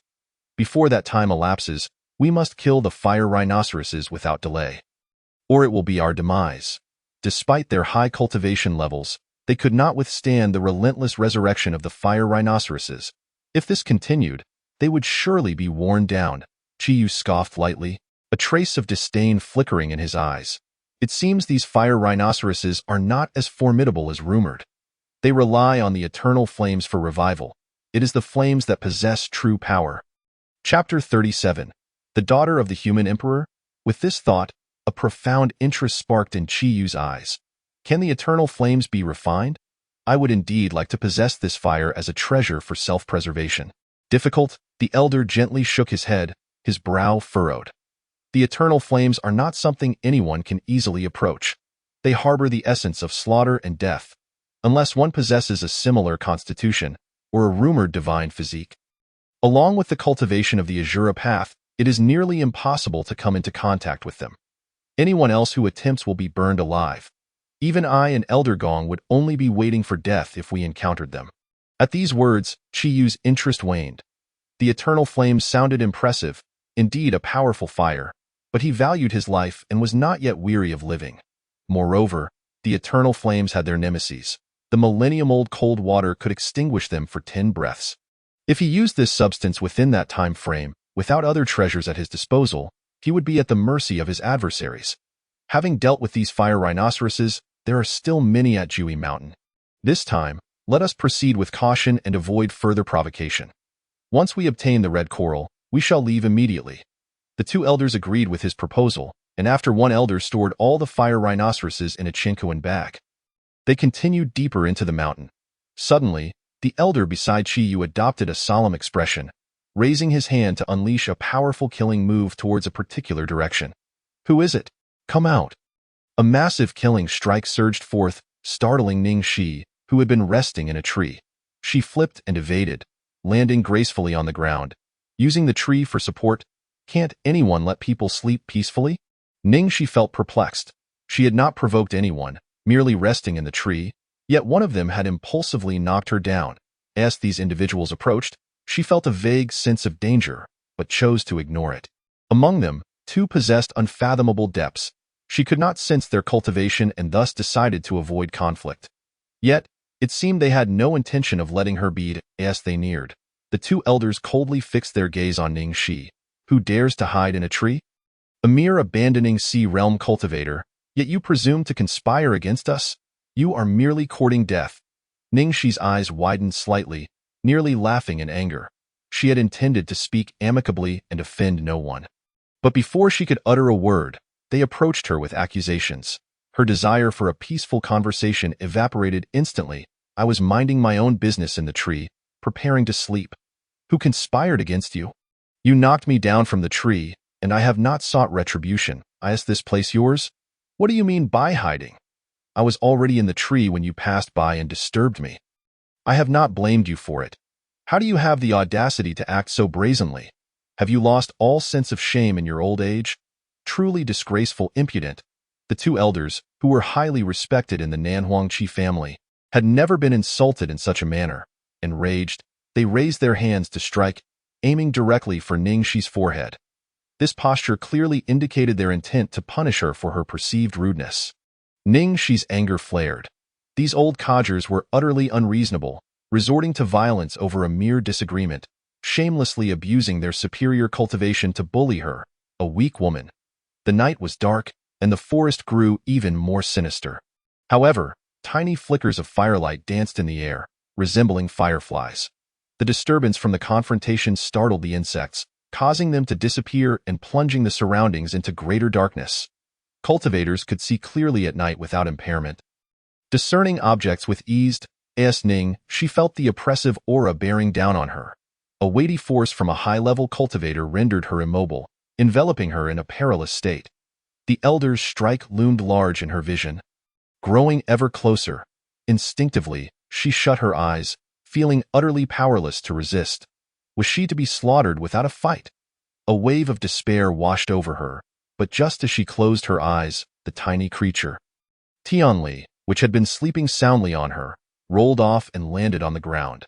Sensing the imminent danger, the little creature woke, its innocent round eyes shimmering with a golden an aura emanated from it, dissipating the killing strike aimed at Ning Shi. After a moment, feeling no headache, Ning Shi opened her eyes in confusion, only to see Tianli perched on her and the 2 elders before her wearing expressions of astonishment. What is this creature? How could it possibly block my killing strike? The elder frowned, scrutinizing the rotund creature, sensing no threat from it. With a cold smile, he remarked, "It is merely a spirit pet, nothing extraordinary." They thought little of a female cultivator at the abandoning sea realm. Without hesitation, they launched another attack. Ning Shi, on high alert, drew a common sword from her Chinquan bag, channeling spirit energy into it to defend against the two menacing figures before her. So this is what high-level cultivators are like. What strength! I see only shameless bullies, taking advantage of a weak woman. Truly disgraceful. Her words incited immediate ire in the two elders, their faces darkening as they shouted, impudent. You truly do not know your place. Today, I shall show you that there are beings beyond mortals, and a hell awaits you where you will learn the gravity of your transgressions. Neither elder even drew their weapons, with mere spiritual energy transformed into blades. They forced Ningxi back, overwhelming her so that she coughed up blood. Struggling to maintain her footing, she felt a layer of frost envelop her, her hands forming seals. Years of bitterness condense.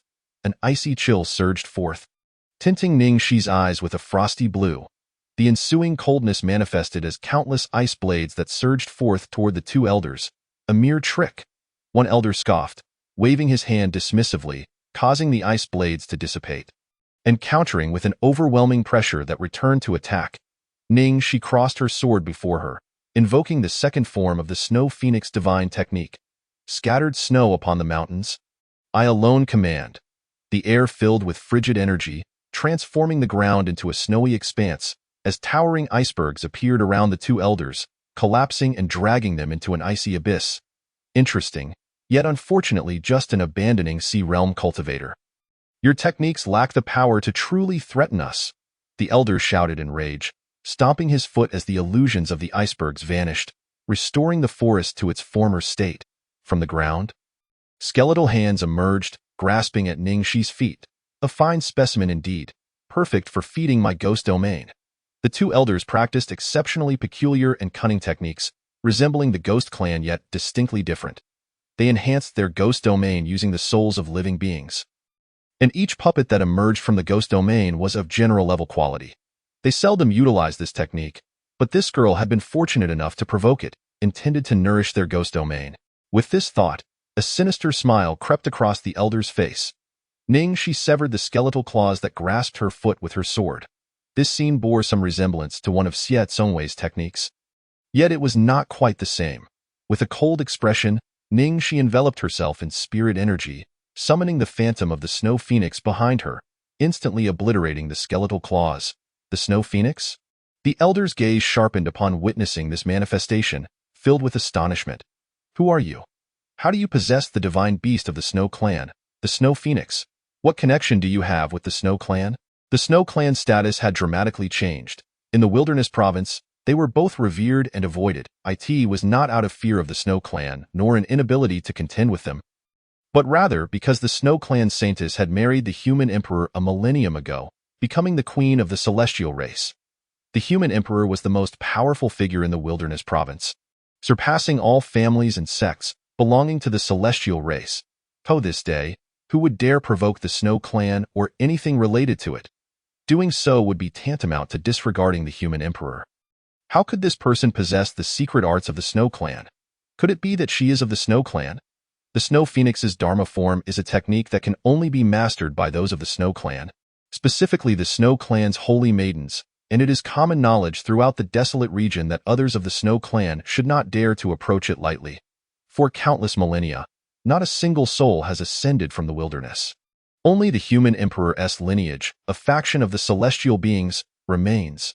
The human emperor, possessing unfathomable prowess, has reigned for a millennium, during which numerous audacious individuals have dared to provoke him, only to meet their demise at his hands. Ningxi wiped the blood from the corner of her mouth and glanced at the two elders before her, a peculiar expression crossing her face as she coldly remarked, I am your great-aunt. What they spoke of regarding the Snow Clan was of no concern to her. She had no desire to know. All she understood was that if she could not defeat the two, escape would likely be impossible as well. The pain from her injuries surged through her body. Surely, Xie Zongwei could sense it, right? At this moment, Ningxi fervently hoped that Xie Zongwei would swiftly retrieve the weapon of the demon ancestor and eliminate these two old men, for they were truly overstepping their bounds. Did they think her weakness made her an easy target? The expressions of the two elders shifted abruptly as they exchanged glances, a glint of coldness flashing in their eyes. Regardless of her identity, if she did not acknowledge it, they would treat her as unknown and simply kill her. subsequently searching her soul to determine if she had any ties to the Snow Clan. With their consensus reached, they launched another assault, each strike aimed to be fatal, utterly devoid of any intention to spare Ningxi. Even if she were connected to the Snow Clan, they believed it prudent to eliminate any potential retribution by thoroughly eradicating her today. Qiyu leaned casually against a tree, stifling a yawn in impatience, initially intending to urge the two elders to resolve the matter swiftly. Having encountered similar situations before, where they would simply kill and seize treasures. He found this delay perplexing as he idly glanced over. He noted that the female cultivator was still managing to exchange blows with the elder. A flicker of surprise crossed his eyes. She had some skill. However, upon recognizing her face, his gaze abruptly sharpened, and he stood upright, as the elder was about to strike the kneeling Ningxi directly on the crown of her head. Qiyu hurriedly interjected. Wait. The elder turned to Qiyu. Young master, she is of the Snow Clan. We have already offended her. It is better to resolve this thoroughly to avoid unnecessary complications. The other elder nodded in agreement. Yet Qiyu disregarded their words. Stepping closer to Ningxi and lifting her chin, scrutinizing her face with a nonchalant expression that quickly morphed into one of madness. The initial string Imperial Princess. Qiyu's face was a mixture of frenzy and excitement. But as a thought crossed his mind, he shook his head. No, it cannot be her. She resembles her, yet her cultivation is vastly inferior. The two elders, upon hearing Qiyu mention the title of Imperial Princess, exchanged startled glances, their expressions shifting dramatically as they took in Ningxi's visage. This revelation was alarming. How could the daughter of the human emperor be here, alone? Surely, the young master must have been mistaken. An imperial princess would never venture out unaccompanied. One elder could not help but voice his concern. Panic gripped them. To kill a mere individual only to discover she was the daughter of the human emperor would be tantamount to courting death. The two were in disbelief, unable to fathom the coincidence. They recognized the imperial princess, who possessed an ethereal beauty and unparalleled grace. Although Ningxi bore a resemblance, the disparity in their cultivation was like that of clouds and mud. The imperial princess, since her birth, had been endowed with divine bones and an ancient celestial body, rapidly ascending the cultivation ladder. By the age of 5, she had already reached the primordial realm. If this woman were indeed the imperial princess, how could she possibly be overpowered by them? The elder's demeanor grew grave, even darkening. Ignoring the two elders' expressions, Qiyu carefully examined Ningxi, a manic smile breaking forth. What a striking resemblance! It is astonishing to find someone so alike in this world. She cannot possibly be the imperial princess, asked the young master of the Qi family from the southern wilderness. How could he not recognize the initial string imperial princess? She was like a celestial being, an unattainable presence. Even in admiration, he could not reach her. The imperial princess exuded a nobility that radiated an untainted aura, cold and aloof, making any comparison between her and the woman before him feel like an affront to the former, tarnishing the image of his celestial moon. While the appearance was similar, the essence was not, and neither was the cultivation level. Qiyu was certain that the imperial princess would never be found here alone. Wherever she traveled, she was always accompanied by maidens of exceptional beauty and formidable strength. Though Ningxi was not the imperial princess, her mastery of the Snow Clan's secret arts indicated an undeniable connection, and her resemblance to the imperial princess could not be coincidental. Thus, she must be eliminated. The elder, finding solace in this conclusion, turned his gaze toward Ningxi, regarding her as a mere object. Why the hurry? Qiyu impatiently retorted to the elder, then turned his attention to Ningxi, gripping her chin. My dear, I find your beauty quite captivating. If you agree to become my concubine, I can ensure your survival and provide ample resources for your cultivation. What say you? Ningxi nearly laughed, disgusted by his proposition. Racked with pain and pressed to the ground by his oppressive aura, she regarded these individuals with a sense of confusion. A thought flickered in her mind. But as she heard Qiyu's words, revulsion surged within her, and she raised her hand to deliver a resounding slap. The sound echoed in the silence, a sharp crack that reverberated through the air. What nonsense is this? Who do you think you are? How dare you ask me to be your concubine? Do you believe you are worthy? Ningxi was appalled, especially under the lewd gaze of Qiyu. Her chin still held in his grip. She yearned to break that hand. Impudent, the elder, witnessing Ning Shi's defiance despite her injuries, struck Qiyu in anger. Under the elder's wrathful pressure, Ning Shi coughed up blood. Collapsing to the ground, unable to move, Theodore lay a hand on the young master is to court death. The elder raised his hand, preparing to crush Ning Shi's crown, only to be halted by Qiyu's intervention. Gong Lao, temper your fury. Why such rage? Do not frighten my beauty. Qiyu's expression darkened as he regarded Ning Shi, the echo of that slap ringing in his ears. I ask you once more, will you accept my offer or not? He raised his hand to touch the spot where he had been struck, his tongue lightly licking his lips, standing tall and looking down at her, seemingly granting her one last chance. Should she refuse, her fate would be sealed. Tianli, nestled upon Ning Shi's shoulder, a small ball that seemed inconspicuous, immediately bared its teeth at Qiyu upon sensing Ning Shi's peril. Young master, this is unwise. This woman has ties to the Snow clan. It is better to kill her. One elder spoke up, channeling a lethal energy into his palm. The two had not anticipated that, at such a critical juncture, Qiyu would suddenly develop an infatuation of all times. He chose now to fixate on the very person they intended to kill. The elder felt a surge of disappointment towards Qiyu, but could only subtly attempt to dissuade him. Yet Qiyu would not heed their counsel. Waving his hand dismissively, "Uncle, no need for further discussion. My mind is made up." The two elders exchanged glances, their eyes reflecting their utter disbelief, ultimately resigning to silence as they turned away, unwilling to witness the absurdity of a young master whose thoughts were consumed by desire during such a critical moment. Blast it! The previously slumbering Emperor Su, sensing the turmoil, rushed outside to find Ning Shi grievously injured and oppressed, incensed by the sight. Who are these fools? How dare they bully you? It infuriates me. How dare such rabble harass my host, who is clearly a new deity under my guidance? Hearing Qiyu's demands for Ning Shi to become his concubine only fueled his fury further.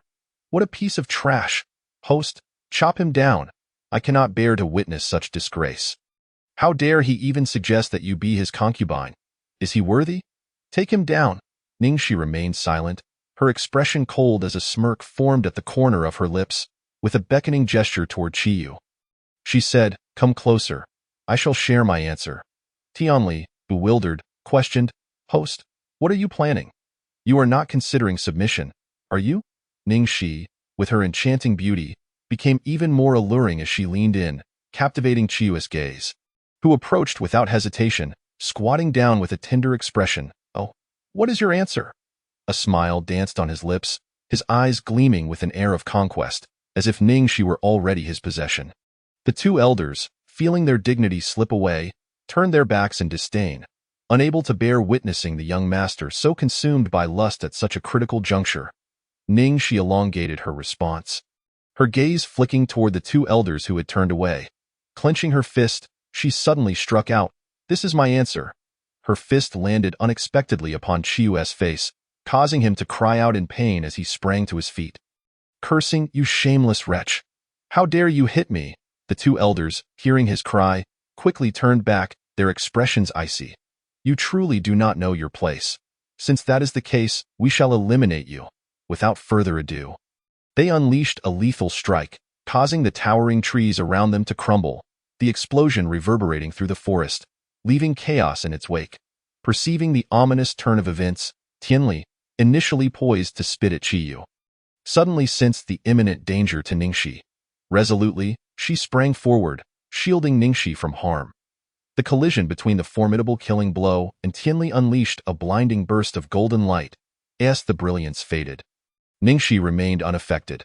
A golden barrier around her dissipated, leaving her in a state of shock, staring at the small object that floated down from the sky. Tears welled uncontrollably in Ning Shi's eyes as she reached out with trembling hands to catch the falling object. Her voice choked with emotion. "What are you trying to prove? You are merely a small pet. Are you willing to sacrifice your life?" Throughout her life, Ning Shi had never experienced familial affection, nor had anyone ever risked their life to protect her. The system safeguarded her, and even this small creature defended her, despite their brief acquaintance, merely because she was deemed a so-called new deity. Tianli, on the verge of collapse, showed no signs of anger. Like a wilting plant, it lay quietly in Ning Shi's palm. It shifted its round body slightly, emitting a faint, weak sound as it rubbed against Ningxi's fingers, seemingly trying to comfort her, assuring her that it was all right and not to be saddened. With a plop, scalding tears fell, reddening Ningxi's eyes further. Slowly, she raised her head to face the figures before her, golden light shimmering in her gaze. Each word she uttered resonated with thunderous fury. "How dare you harm it?" She swiftly tucked Tianli into her spiritual abode, allowing her spiritual power to nurture its grievously injured form. Under the oppressive force of a higher realm, she struggled to rise, absorbing the strands of golden light into her being. The silver-white divine pattern on her forehead emerged, faintly glowing with a shallow golden hue. The two elderly men narrowed their eyes, shielding Qiyu behind them. One elder scoffed, "Stubborn and foolish. Resisting is a path to destruction." The sudden emergence of a formidable pressure from this woman incited a sense of danger in both, and they wasted no time in unleashing devastating killing moves. Boom! The deafening explosion echoed. Nearby towering trees were instantly reduced to ashes. Dust swirling in the air, while Ningxi, enveloped in golden light, was shielded from harm by the barrier she conjured. Step by step, she advanced, the divine pattern between her brows flickering as her accompanying divine sword manifested before her. Wreathed in moonlight, the sword seemed to roar, and at that moment, the heavens trembled in response to its emergence. The full moon in the night sky shifted, its light cascading down upon the blade. A resplendent divine sword, resonating with the moonlight, absorbed its essence, growing even more formidable. The blade was intricately engraved with mysterious patterns, mirrored on the wings of the sword, exuding an aura of ancient power as if it hailed from the primordial divine realm. In that fleeting moment, as Ningxi grasped the sword, its overwhelming pressure and intent obliterated everything in its vicinity. What kind of spiritual weapon is this? The elder, his hair stark white, narrowed his pupils, realizing the sword's extraordinary origin. Its very appearance causing the heavens to resonate, greed flickered in his eyes. He could hardly believe that such an inconspicuous abandoned sea realm cultivator, besides having ties to the Snow clan, possessed such an incredible celestial artifact. As the two elders coveted the celestial weapon, Ningxi had already swung her sword toward them, her unstoppable sword intent pressing directly at their vital points. The elder, sensing danger, immediately summoned his accompanying artifact to fend it off. One wielded an ancient bronze bell, while the other brandished a stone seal. The artifacts barely managed to withstand the onslaught of Ningxi's sword intent. The clash produced a resounding impact, forcing the two elders to stagger back. "This is quite a remarkable celestial artifact," one elder mused, his greed intensifying. "This weapon is ill-suited for you. It is destined to be in my hands, where its true power can be unleashed." With that, he struck the bronze bell, unleashing a surge of spiritual energy toward Ningxi. The bell's chime possessed the ability to disrupt one's psyche, its sound piercing and jarring, causing blood to surge backward, something an ordinary person could scarcely withstand. At that moment, Ningxi, devoid of rationality, her pupils transforming into gold, the divine pattern between her brows also shining with a golden hue, resembled an ancient deity of slaughter. Emotionless, she wielded the blade, embodying an unstoppable force that crushed all opposition. "What is happening?" Di Su, witnessing this transformation, gaped in astonishment. Has the host ascended to divinity? But something feels off. He quickly shook his head, sensing that it resembled more of an involuntary control exerted by the suddenly manifested divine sword. Di Su hissed softly, observing the host radiating with murderous intent, refraining from interruption. He wished to see whether the sword harbored any malice. After a moment of scrutiny, he felt reassured. The sword bore no hostility toward Ningxi but rather sought to protect her. Utilizing her strength to punish these scoundrels. Could this be the host's accompanying divine sword? Di Su muttered, certainty replacing doubt. It indeed appeared to be the accompanying divine sword. What a curious phenomenon, logically, as a new deity. Ningxi's accompanying artifact shouldn't be a divine sword. It seems entirely out of character for the heavenly path. Moreover, I suspect it is not a heavenly artifact, indicating there may be other reasons at play. Di Su's mind whirled with confusion, and he found himself pondering over the original narrative, but as a mere cannon fodder character, the details were scant, leaving him at a loss. Ultimately, he could only attribute it to Ningxi's divine soul being a reincarnation born from the blood of the creator god. which made the presence of such an accompanying divine sword quite normal. Boom. The bronze bell shattered, leaving the elder wide-eyed in disbelief. My ancient bronze bell, damn it. You've ruined my artifact. In an instant, the elder's fury ignited. Losing all composure as he glared at Ningxi as if she were a lifeless object. If he did not eliminate her, his rage over the destruction of his artifact would never be quelled. Ningxi, expressionless, swung her sword, the immense pressure and spiritual energy dispersing the elder's attack, forcing him back several paces, his complexion turning pale and grim. He swallowed hard against the wave of metallic taste that surged in his throat. Disbelief etched on his face as he struggled to comprehend how a mere abandoned Sea Realm cultivator could injure them. In a flash, Ningxi closed the distance between them. Wait! The elder's pupils quivered violently, and the words he intended to utter were obliterated by a golden sword shadow descending from above. The elder met his demise. The other elder, clutching the stone seal, stared wide-eyed, clearly in disbelief. Damn it! You yellow-haired girl! You killed Elder Gong. I will not let you escape. In this moment, the elder was not contemplating escape but rather fueled by an even greater desire to slay Ningxi, coveting her celestial artifact. Such power, if not claimed by him, would be an extreme waste. With one fallen, their combat strength significantly diminished. The elder remained oblivious to the terror emanating from Ningxi, his arrogance blinding him to the threat she posed. Dismissing her current ferocity as a mere fleeting occurrence. Town Mountain Stone Seal, the elder bellowed, his stone seal instantly magnifying thousands of times, its overwhelming pressure descending upon Ningxi. She merely lifted her gaze, watching as the massive stone fell, engulfing her. The elder laughed triumphantly. Yellow-haired girl, you will perish beneath my Town Mountain Stone Seal. As the colossal stone pressed down like a towering mountain, he, a cultivator of the divine platform realm, believed that even those one tier above him could not withstand his Town Mountain Stone Seal. How could an abandoned Sea Realm yellow-haired girl, merely forcing her realm to surge, possibly survive? She would likely be reduced to nothing. Unable even to let out a scream, the elder lamented Elder Gong's death, sighing heavily. Both their artifacts were numerous. Being sword cultivators, they rarely resorted to their accompanying artifacts, typically relying on their life swords. Yet, this yellow-haired girl had compelled them to use their accompanying artifacts. Just as he prepared to retract the Town Mountain Stone Seal, he suddenly noticed cracks appearing on its massive surface, his expression freezing in shock. My Town Mountain Stone Seal? No. A sense of foreboding washed over the elder as he desperately attempted to retrieve and repair it, but in an instant, a deafening explosion erupted, shattering the seal into rubble that scattered across the ground. The elder stood rooted in place, as if petrified. Amidst the fragments of the stone seal, the girl stood resolutely in a cerulean dress, holding the translucent divine sword, half a wall, her hair billowing in the wind. Her expression icy. With a sharp clang, the sword rang out, resonating through the air, the translucent blade emanating a divine light as it rapidly approached the elder. When he finally reacted and attempted to defend himself, the sword pierced through his barrier, thrusting straight through his heart. The elder's pupils widened in shock and disbelief as he glanced down, noticing the bloodstains where the sword had struck, spilling forth as he mumbled, I refuse to accept this.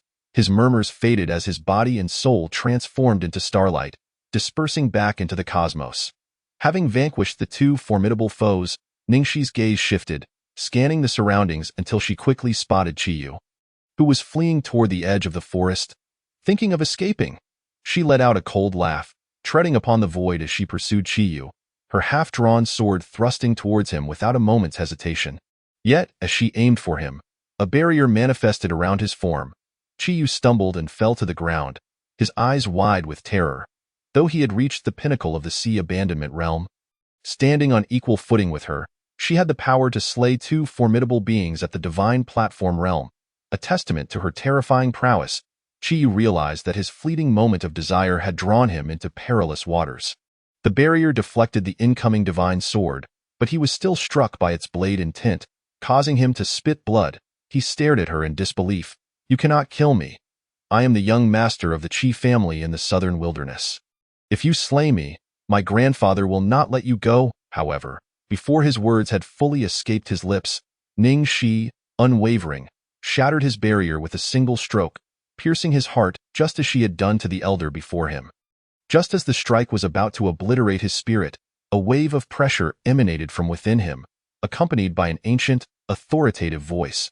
"Who dares to harm my grandson? Seek death." A phantom materialized within his soul, raising a hand to unleash a devastating blow. Ning Shi's eyes narrowed. Without a trace of hesitation, she crushed his soul, and in an instant, the furious voice of the phantom faded into silence. How terrifying, indeed. She was formidable, Disu observed as the battle reached its conclusion, dawn breaking over the horizon. Aware of Ning Shi, bloodied and battered, he suddenly sensed an immense energy approaching. In a panic, he exclaimed, "Host, we must flee at once. You cannot withstand this. A formidable presence approaches, swift as lightning. We must take refuge within Jiui Mountain." Having just vanquished two powerful foes, Ning Shi found herself at the brink of exhaustion, her reason returning even as her spiritual energy was depleted. Chapter 39. Acquiring the God-slaying spear, a divine sword like the half-drawn one could drain her spiritual energy if wielded without sufficient cultivation. After dispatching Chiyu, she could bear it no longer. Collapsing to her knees, blood spilling from her lips, her vision darkening, "I cannot endure," she weakly murmured before succumbing to unconsciousness. Disu, frantic, clawed at his hair, watching as the vanishing half-drawn sword disappeared into the center of Ning Shi's brow. With no choice left, he emerged to hastily drag Ning Shi toward Jiui Mountain. Should that powerful being arrive, she would be utterly obliterated. Jiui Mountain was a forbidden place in the wilderness, where few dared to tread. It was their only sanctuary for the moment. The mountain was suffused with the essence of slaughter and death. Any ordinary person who entered would face certain doom. As they fled, a potent pressure descended upon the vicinity, and a white-haired elder appeared. Chi's patriarch, fixing his gaze upon the lifeless form of Chiyu, his pupils narrowing in shock. The patriarch scooped up his grandson's lifeless body, sensing not a shred of soul energy. With his spiritual power surging, he let out a mournful howl that shattered the surrounding landscape. "Whoever killed my grandson shall die." The forest around him was ravaged. With a sweep of his spiritual awareness, he detected the aura heading toward Jiui Mountain, his gaze turning vicious and bloodthirsty. In the blink of an eye, the patriarch surged toward that energy. Within Jiui Mountain, rivers of lava flowed, the air thick with the stench of death and slaughter. Devoid of any living beings for 100 miles, a youth with disheveled hair trudged laboriously onto Jiui Mountain, each step eroding his skin under the oppressive atmosphere. In a mere moment, blood poured from his exposed flesh. Yet he did not flinch, pressing forward as if burdened by a 1,000-pound weight. His dark purple robe was now stained crimson, and beneath his decaying skin, traces of demonic energy seeped forth, attempting to heal his wounds, only to be consumed again by the surrounding malevolence. Seemingly oblivious to his suffering, he trod upon the lava, his black boots charred to cinders, stepping barefoot into the molten rock, each step producing a hissing sound reminiscent of flesh meeting fire. Time lost meaning as he pressed on, pausing briefly to survey his surroundings. With a wave of his hand, he dispersed the illusions before him. Soon, a distinct path emerged, paved with lava. Deeper within Jiui Mountain lay a vast sea of molten rock, bubbling and boiling ominously, threatening to sear any flesh that drew near. Xie Zongwei scanned the area, poised to leap into the cauldron when suddenly, a sharp pain from his necrotic skin caused him to frown. He initially assumed the pain stemmed from bone-deep corruption, but this sensation coursed throughout his body. A realization struck him, and his heterochromatic eyes narrowed as he turned to glance back down the mountain. In the dense thicket, he sensed fluctuations of spiritual sword energy. Someone was fighting. After a moment's contemplation, he returned his focus to the molten sea and, without hesitation, leaped into its depths. Below the surface, an independent space awaited. Surrounded by the sea of lava, where the aura of slaughter and demonic energy thickened, at the center of this sea floated a divine spear, exuding an imposing presence, restless and eager, especially upon sensing the presence of a living being. It attempted to surge forth, yet was ensnared by ancient seals, unable to escape even an inch from the molten depths. Xie Zongwei stood at the precipice, gazing down upon the spear. The spear, known as the God-slaying spear, was the innate artifact of the demon ancestor, also referred to as dark light. Ignoring the malevolent energy emanating from the spear, he stepped into the molten sea, his battered feet meeting the lava as he advanced toward the heart of the seal. Upon touching the outer rim of the seal, the seemingly benign barrier transformed into a deadly array, the pressure and lethal energy surging toward him in an instant. He raised a hand to block the assault of the seal. Blood trickling from the corner of his mouth, cascading down to the lava below, causing it to erupt in fury. For the first time in a million years, the once quiet sea of lava ignited with undying flames. The molten rock roiling and enveloping Joey Mountain, as the nearby fire rhinoceros and various beasts born of the eternal fire surged forth, frantically fleeing from the onslaught of lava. The ordinary beasts of the moonlit forest sensed the upheaval of lava and the roars of the beasts. Retreating in terror, fleeing the forest's confines, below the molten sea, the deadly array was capable of crushing even those at the divine platform realm. Yet, Xiet Songwei endured for 10 heartbeats before tearing through the array with his bare hands. Shattering the seal, the god-slaying spear trembled with excitement, exuding waves of demonic energy, and a phantom emerged, inhaling deeply. After a million years, I can finally see the light of day, the phantom laughed maniacally, filled with exhilaration and arrogance. Once his laughter subsided, he noticed a gaze fixed upon him and raised a hand slightly. Boy, you have released my seal. What is your wish? I can grant it. Xiet Songwei remained unmoved, his gaze indifferent as he reached for the god-slaying spear. The phantom's irritation flared as it felt ignored. Do you dare to disregard me? It relented momentarily, recognizing the audacity of the youth, and offered, very well, I shall reluctantly accept you as my subordinate. If you offer your body to me, I will bestow upon you unparalleled cultivation.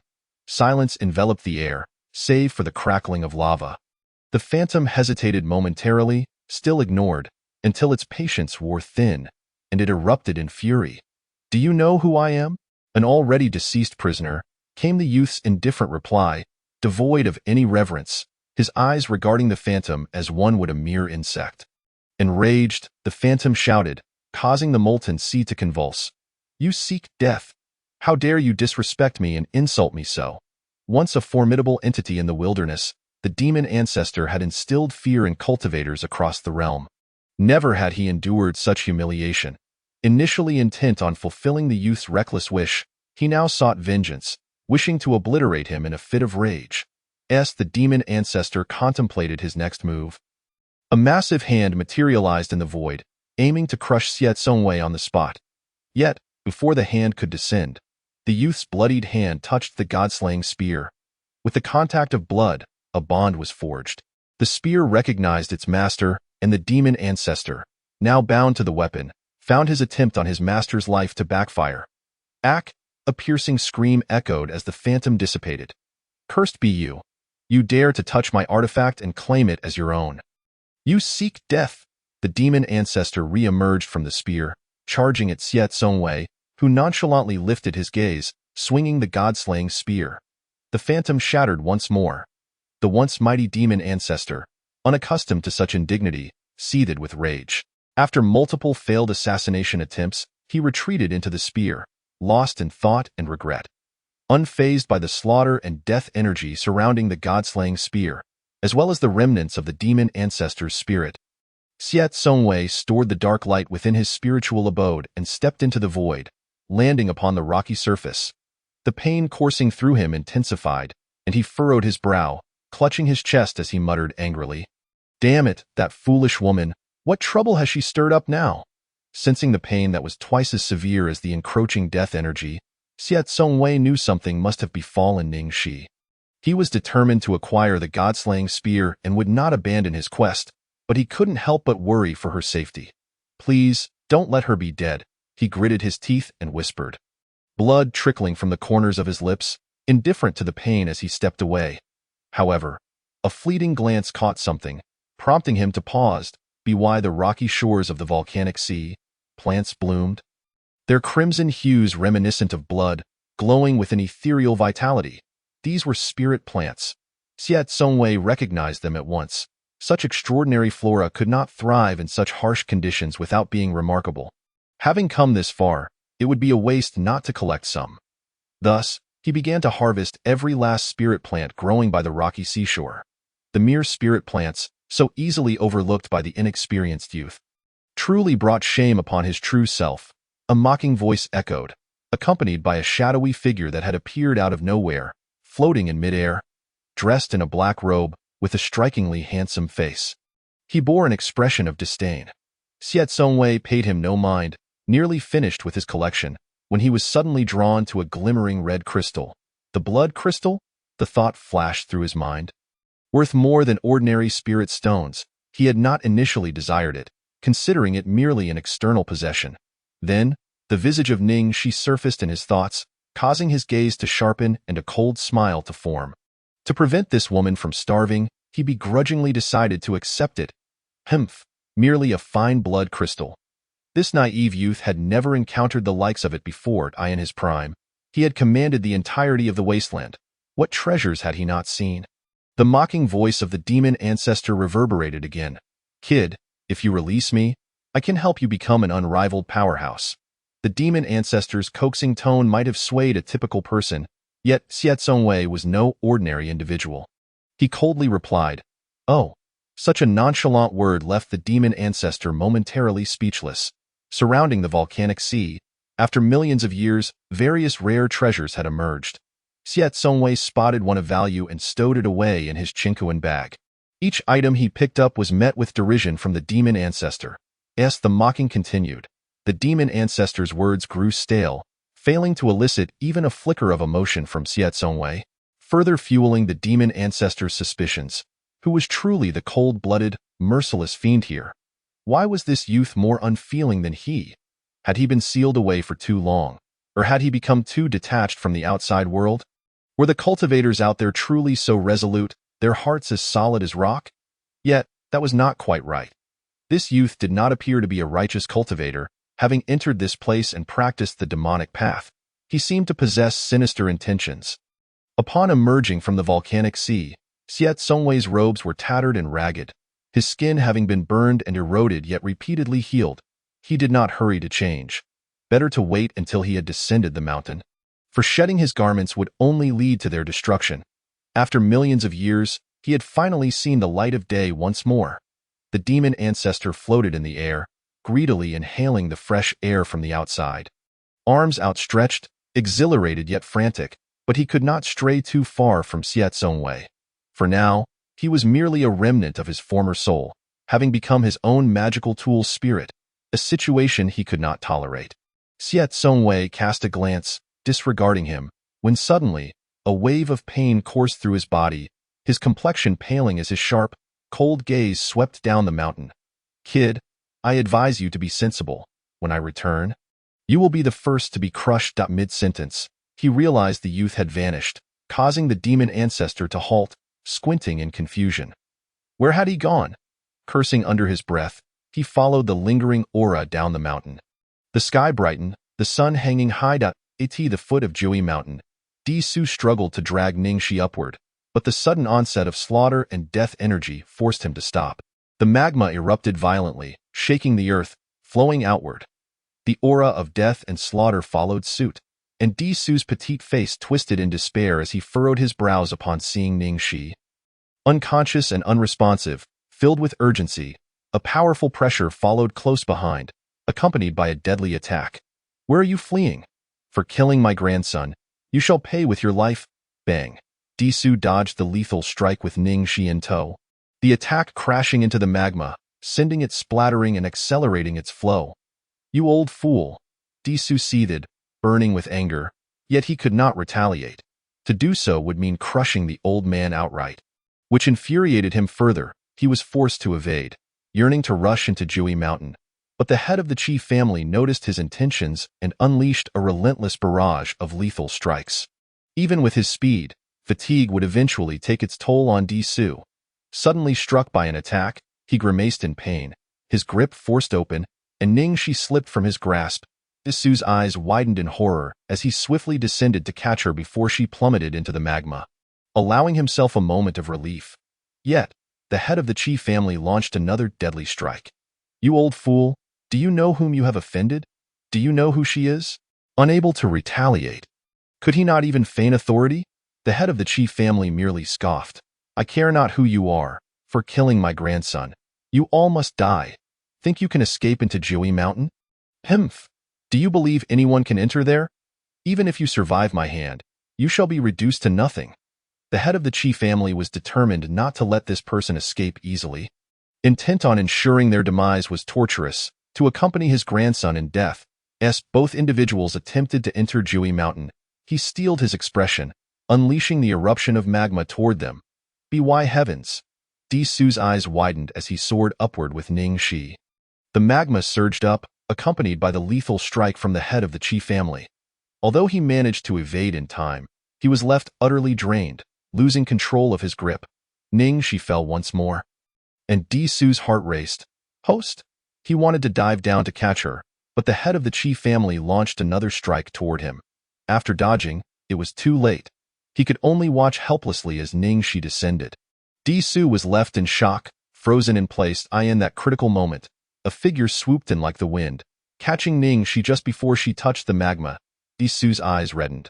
Rushing over to assess that Ning Shi had escaped unscathed before turning to the approaching Xia Tsungwei.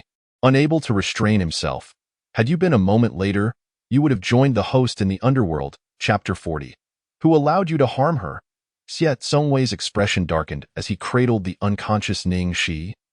Surveying her injuries, her clothing was stained red with blood, several ribs fractured, and her spiritual energy depleted. A clear sign of impending demise. His typically expressionless face grew even more foreboding, an oppressive aura emanating from him as he slowly raised his gaze. His icy stare locking onto the head of the chief family. Who permitted you to harm her?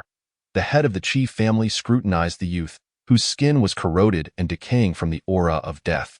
A flicker of astonishment crossed his eyes. This one had emerged from Jiui Mountain? It was remarkable that anyone could walk out alive from such a place, suggesting the youth possessed a divine body or perhaps great fortune. The momentary surprise vanished, replaced by a calculating glint, and he resumed his high and mighty demeanor, looking down upon the youth like an insect. Oh, another fool seeking death? Kid, drop that girl, or toss her into the volcanic sea. And I may spare your life. His words dripped with arrogance, dismissing Xia Tsungwei as a mere threat, akin to a grasshopper that could be crushed at will.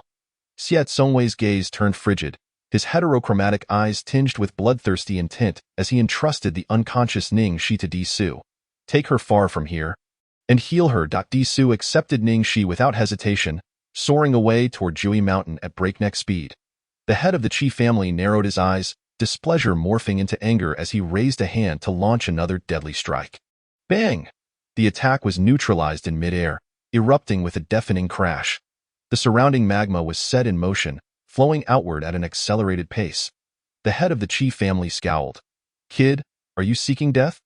The previous attack had been thwarted by a demonic energy that dissolved his lethal strike. The head of the chief family looked upon Xia Tsungwei with disdain, labeling him a traitor who had abandoned humanity. You dare harm her? Xia Tsungwei slowly lifted his gaze, his tattered robes suddenly transforming into pristine attire, his ink-black hair billowing. To harm her is to harm me. The head of the chief family glared at the departing Ning Shi. Rage igniting within him, he spared no mercy, launching an assault on Xia Tsungwei. For killing my grandson and obstructing my vengeance, you too shall die. The sky blazed bright as the head of the chief family unleashed his secret technique, summoning an immense fiery sun resembling a golden crow, which coalesced before him and crashed down toward Xia Tsungwei. A spear imbued with the aura of slaughter pierced through the air, shattering the fiery sun, enveloping the sky in flames as magma surged forth, shaking the earth. The head of the chief family looked on in astonishment at the spear radiating with deadly energy. What kind of artifact is this? The god-slaying spear, resplendent in dark golden red, stretched 18 feet long, its tail tied with a crimson ribbon, the blade reflecting golden light, intricately carved with ancient demonic runes. Xia Tsungwei gripped the dark light in his hand, casting a disdainful glance at the head of the chief family. You are not worthy to know. As soon as the words left his lips, he lunged forward, aiming for the head of the chief family's vital points. The once dismissive expression on the head of the chief family's face shifted to one of alarm as he recognized the extraordinary nature of the artifact, prompting him to raise his hand and form a seal to defend against the incoming strike.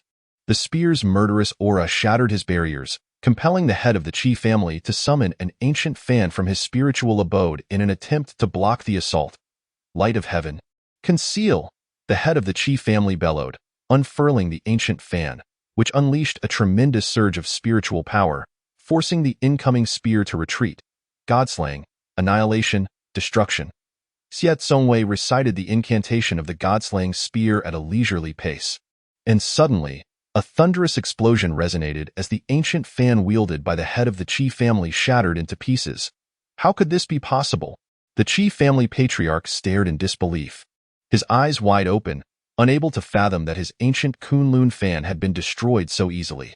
Was there truly anything in this world capable of shattering his treasured artifact? Refusing to underestimate his opponent, he retrieved another magical artifact from his Qinkuan pouch to counter the threat. The ancient fan was his life-bound treasure, its foundation weak at birth, lacking any accompanying artifacts. With its destruction, his greatest reliance vanished. Although he possessed an abundance of magical artifacts, the loss of the ancient fan left him vulnerable. Among his treasures was the Sun and Moon Golden Wheel, a superior spiritual artifact rivaling celestial weapons. Upon its emergence, its formidable power unleashed a greater pressure, hurtling straight towards the godslaying spear. Xie Zongwei scoffed lightly, his eyes filled with disdain, effortlessly obliterating the Qi Patriarch's summoned artifact once more in just 2 moves. The Qi Patriarch, a formidable figure in the divine platform realm, found his artifacts utterly inadequate against the invincible god-slaying spear, rendering him powerless. Anything that dared to confront the god-slaying spear could only be a celestial artifact or higher. Otherwise, even the most ancient and powerful would be forced to kneel in submission. With another artifact destroyed, the Qi Patriarch's eyes widened in shock as he gazed at the god-slaying spear, a flicker of greed flashing within them. What an impressive weapon! Could it possibly be a celestial artifact? This ends here, brat. The Qi Patriarch ceased to conceal his cultivation. His spiritual power erupted, and the manifestation of the fire god appeared, casting Xie Zongwei as if he were but dust. The colossal figure descended, seemingly intent on crushing Xie Zongwei, its overwhelming pressure rendering him immobile. Despite holding the god-slaying spear, the truth remained that his cultivation was inferior to that of his opponent. And blood trickled from the corner of his mouth. Xie Zongwei raised his gaze to meet the descending giant hand, his expression cold. Second style of god-slaying, Yangjia's calamity, destruction. He surged forward, dark light striking the descending giant hand, while simultaneously, 9 blood-red flames erupted, resembling a calamity descending upon the fire goddess manifestation, setting it ablaze. The fire god struggled, and the Qi Patriarch screamed in agony, his triumphant expression swiftly turning pale as he coughed up blood. His manifestation dissipating. How is this possible? The Qi Patriarch clutched his chest, his eyes wide with disbelief, nearly bulging from their sockets. My manifestation was shattered just like that? He remained in a daze, unable to comprehend that he had been bested by a mere child of lesser cultivation. How absurd! He knelt in midair, struck by an overwhelming blow, his demeanor unraveling momentarily. The Qi family's ancestor, revered in the South Wilderness, had been worshipped by all, yet today he fell to a mere boy. What artifact are you wielding? The Qi Patriarch's eyes narrowed in rage, desperate to uncover the origins of this spear. The youthful figure before him swept his gaze, brandishing the god-slaying spear, and in an instant, pierced through the Qi Patriarch's heart. The latter was stunned, only registering the pain moments later as he looked down to find a gaping wound in his chest. As consciousness faded, he heard the boy's icy voice. God-slaying spear. Dark light. The Qi Patriarch, astonished, felt his pupils constrict, but there was no time to utter a complete word before life escaped him, his spiritual energy dissipating, and his lifeless body plummeted into the magma below. Consumed by its fiery depths, casting his corpse out of Jiui Mountain. Is this truly over? The late-arriving demon ancestor sensed the tumult of battle and had initially intended to enjoy the spectacle of watching the boy perish. But to his astonishment, within mere breaths, the seemingly formidable elder was dispatched so easily. What a useless waste, unable to defeat even a mere half-grown youth. The demon ancestor, shocked, circled around Xie Zongwei. Boy, that was fast. No need for me to intervene. Xiet Songwei paid him no mind, sheathing the god-slaying spear and casting a glance at the now lifeless Qi patriarch, clearly observing a flicker of spiritual consciousness escaping. Heading in a specific direction, with a scoff, he raised a hand to intercept that fleeting thought, still hoping to send a warning. Meanwhile, at the Qi family estate in the South Wilderness, the soul lantern housing the Qi patriarch's spirit extinguished abruptly, sending the attending servant into a state of panic, his face turning pale as he rushed to report. "Patriarch, something terrible has happened." The servant's voice reached the Qi family leader, who was currently immersed in his cultivation and preparing for seclusion. Unhappy with the servant's frantic demeanor, he snapped, "What is all this commotion? What is it?" As the Qi family leader's aura surged, the surrounding precious vases and treasures shattered instantly. Grasping the servant by the throat, his expression icy, he demanded, "Do you dare curse the ancestor? Do you wish to die?" Before the servant could plead for mercy, the Qi family leader, consumed by rage, snapped his neck. Discarding the lifeless body, he rushed to the chamber containing the soul lantern. And upon seeing that his father's soul lantern had indeed extinguished, his expression shifted dramatically. Impossible. How could this be? His father was among the strongest in the Qi family, surpassed only by a few elders. How could his soul lantern go out? The lantern was ignited by a wisp of divine soul and could not be easily extinguished unless death occurred. In other words, his father. The Qi family leader's eyes turned crimson, filled with anguish as a surge of spiritual energy entered the soul lantern, revealing the final moments of his father's life. The vision displayed a fiery inferno, thick smoke billowing, obscuring the figure standing before the Qi patriarch. Yet a silhouette, resembling a man wielding a long spear, was visible, turned away from his father. The last image captured was his father's heart being pierced. "Father!" The Qi family leader clutched his forehead in agony, his eyes nearly bursting. "Who killed you? I will not rest until I avenge you. I will turn the entire upside down, bringing vengeance to the underworld if I must." The ultimate torment came when he saw that his son Qi Yu's soul lantern had also extinguished. Darkness clouding his vision, he finally comprehended why his father, who had long remained in seclusion, had met his end outside. This boy must have provoked some powerful foe, leading to his father's demise. His father had placed a restriction on his son. Should he be harmed, death would follow, and his father would learn of it. Thus, his father had perished because of his son. "Bring me. We shall go to the Wanyu forest at once." With that command, the Qi family leader gathered dozens of guards and set off toward the Wanyu forest. An hour later, following the lingering aura, he discovered his son Qi Yu's lifeless body and the charred remains of his father. The Qi family leader howled in anguish, "Father, several ribs are broken, and spiritual energy is depleted. I have already administered the bone restoration pill and the vitality pill. There should be no issues, and he will awaken in a few days." Disu glanced at the peacefully resting Ning Shi, her complexion pale, noting that he lacked the necessary pills, all acquired by the villain. His gaze shifted to the boy beside him. "Hey, aren't you going to take some pills?" The boy remained silent, eyes closed in meditation. Disu persisted, "Are you sure you won't be in trouble?" Beneath the dark crimson robe, the boy's slender form was enveloped, but the exposed skin of his neck revealed horrifying signs of erosion. Dark demonic energy seeping out, attempting to heal the decaying flesh, only to regress shortly thereafter, sending chills down Disu's spine. "Are you truly fine? Doesn't it hurt?" Disu felt deeply perplexed, observing the boy's calm demeanor as if nothing were amiss, yet he found it terrifying, goosebumps rising on his skin. The deathly and murderous aura from Jiu E Mountain could corrode anything. His condition appeared dire. "Aren't you going to take some healing pills?" Perhaps the boy's childish tone was too grating, for Xiet Songwei finally opened his eyes, impatience flashing in his unique gaze. "No need. Be quiet. You're annoying," Disu pouted, then noticed the boy rolling up his sleeve to reveal the eroded skin, a peculiar dagger appearing in his hand. The dagger was exquisite, entirely red, its blade etched with incomprehensible patterns.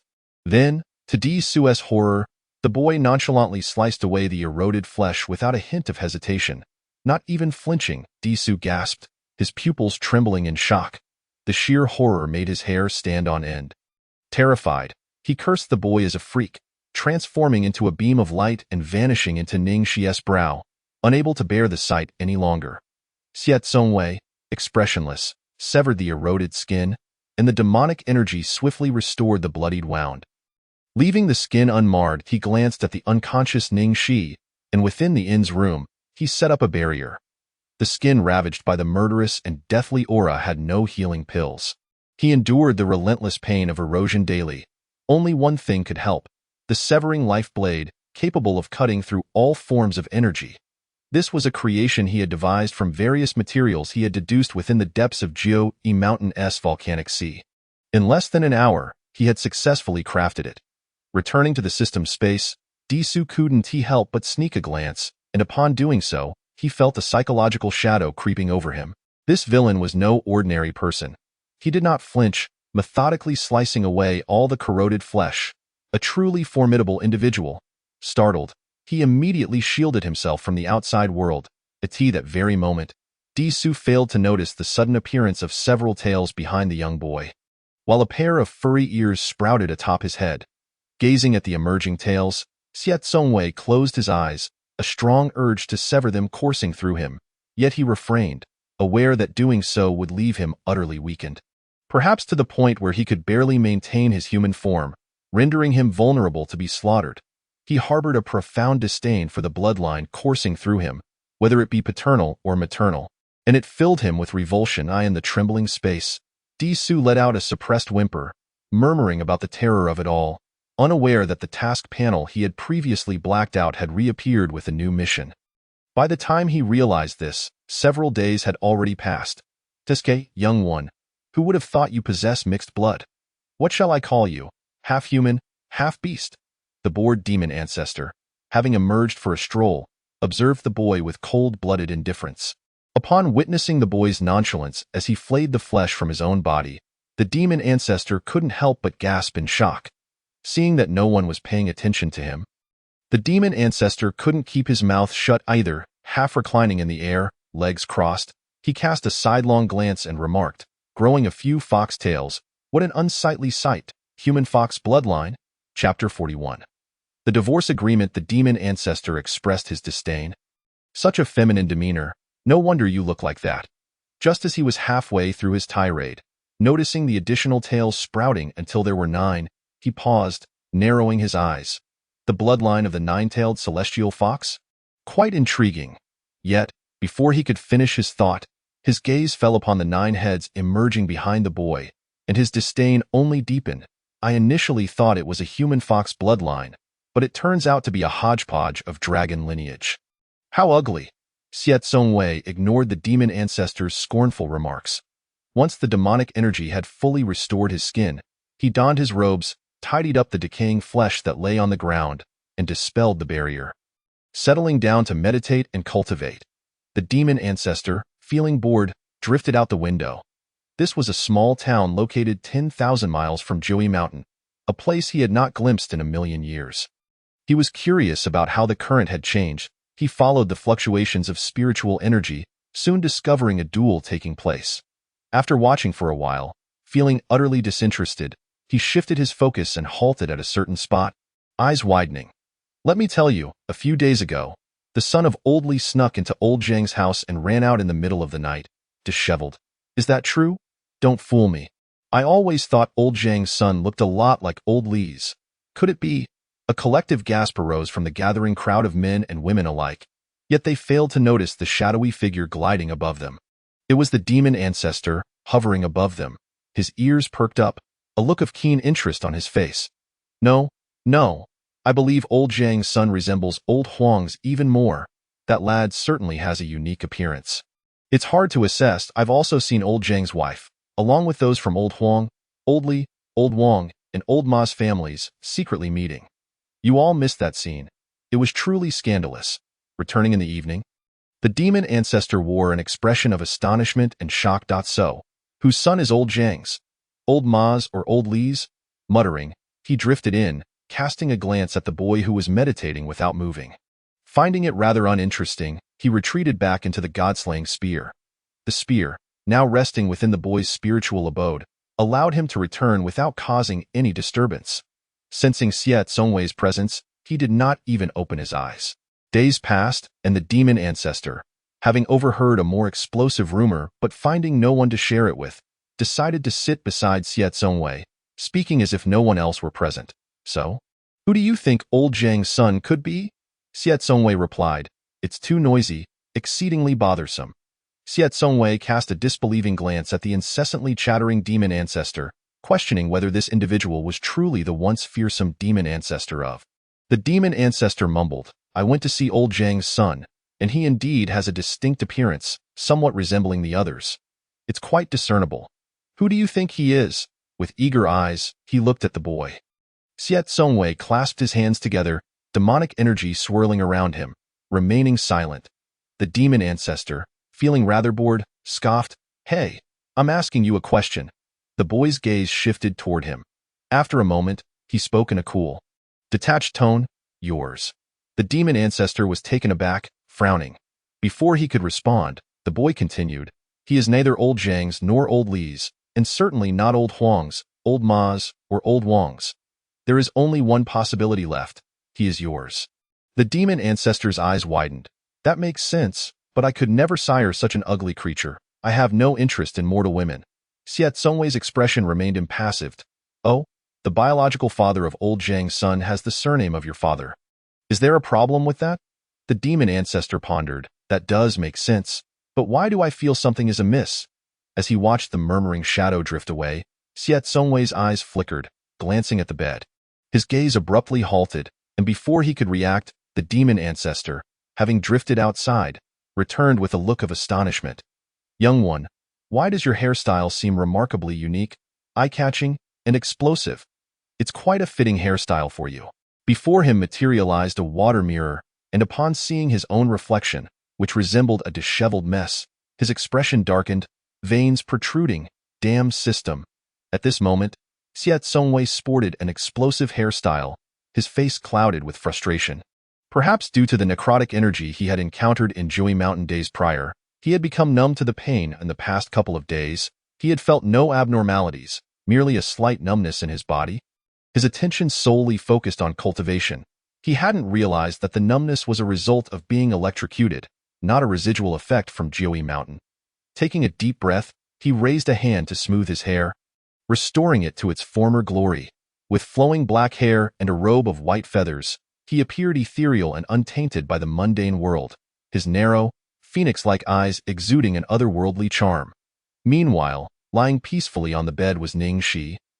Her originally disheveled hair now also transformed into an explosive hairstyle, unaware in her slumber, her body twitching slightly from the residual electricity. The demon ancestor glanced at the young man. Today's youth truly cannot resist the allure of romance. Sporting such peculiar hairstyles. Receiving no response, he floated out the window, his intentions clear. He was off to eavesdrop on gossip. When Ning Shi awoke, she felt a peculiar numbness enveloping her entire body. Staring blankly at the canopy above for a moment, she gently raised her hand, yet the numbness lingered. Confused, she sat up only to realize she was still dressed in the blood-stained clothes from before her unconsciousness, breathing heavily.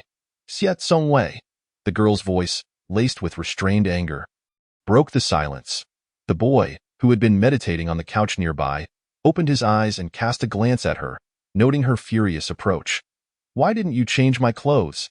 Even if you didn't, couldn't you at least perform a cleansing ritual? Did you really let me lie here in these bloodied garments for days? After her outburst, Ning Shi suddenly recalled, but how long have I been asleep? Why do I feel so numb all over? Reflecting on the massacre beyond the border, she genuinely had no idea what had transpired afterward. Not long, merely 5 or 6 days. The calm, unperturbed voice broke the silence, prompting her to shift her gaze. Oh, after lying here for so long, why do I feel something is off? She turned in a circle, feeling a distinct discomfort in her head. Raising a hand to touch it, the sensation was wrong, causing her to explode in agitation. Pulling out a small mirror, she caught a glimpse of her appearance and screamed in shock. System, you'd better show yourself. In the confines of the system space, the once shrinking Disu appeared before Ning Shi, looking innocent and pitiful, his head bowed as he stammered. I have good news and bad news. Which do you want to hear first? Ning Shi smirked, crossing her arms. You start by telling me what happened to my hair, Disu replied. That would be the good news and the bad news. Ningxi, feeling impatient, urged. Just say it. Disu lifted his gaze slightly. I'll share the good news first.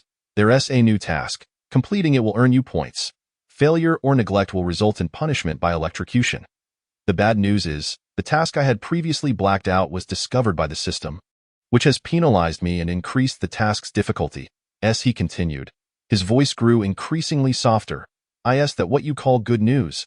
It sounds the same to me, Ningxi retorted, momentarily speechless. So, this current state of mind is punishment for not completing a task? Disu affirmed, yes. Taking a deep breath, Ningxi placed her hands on her hips. Why did you have to mess things up? You have connections. How could you end up being worse off than other systems?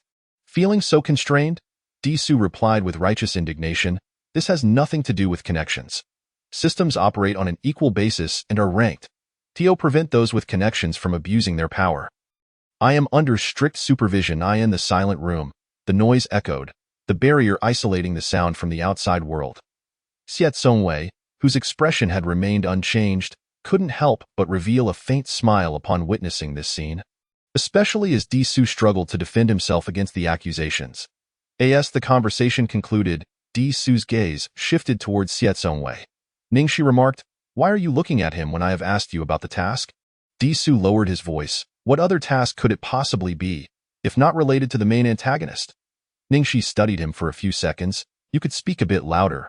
Why the secrecy? Do you think Xiao Songwei cannot hear? He is no ordinary person. As a demon cultivator, he possesses acute hearing unless he deliberately blocks it. Disu turned and glared at the antagonist. You are not allowed to eavesdrop.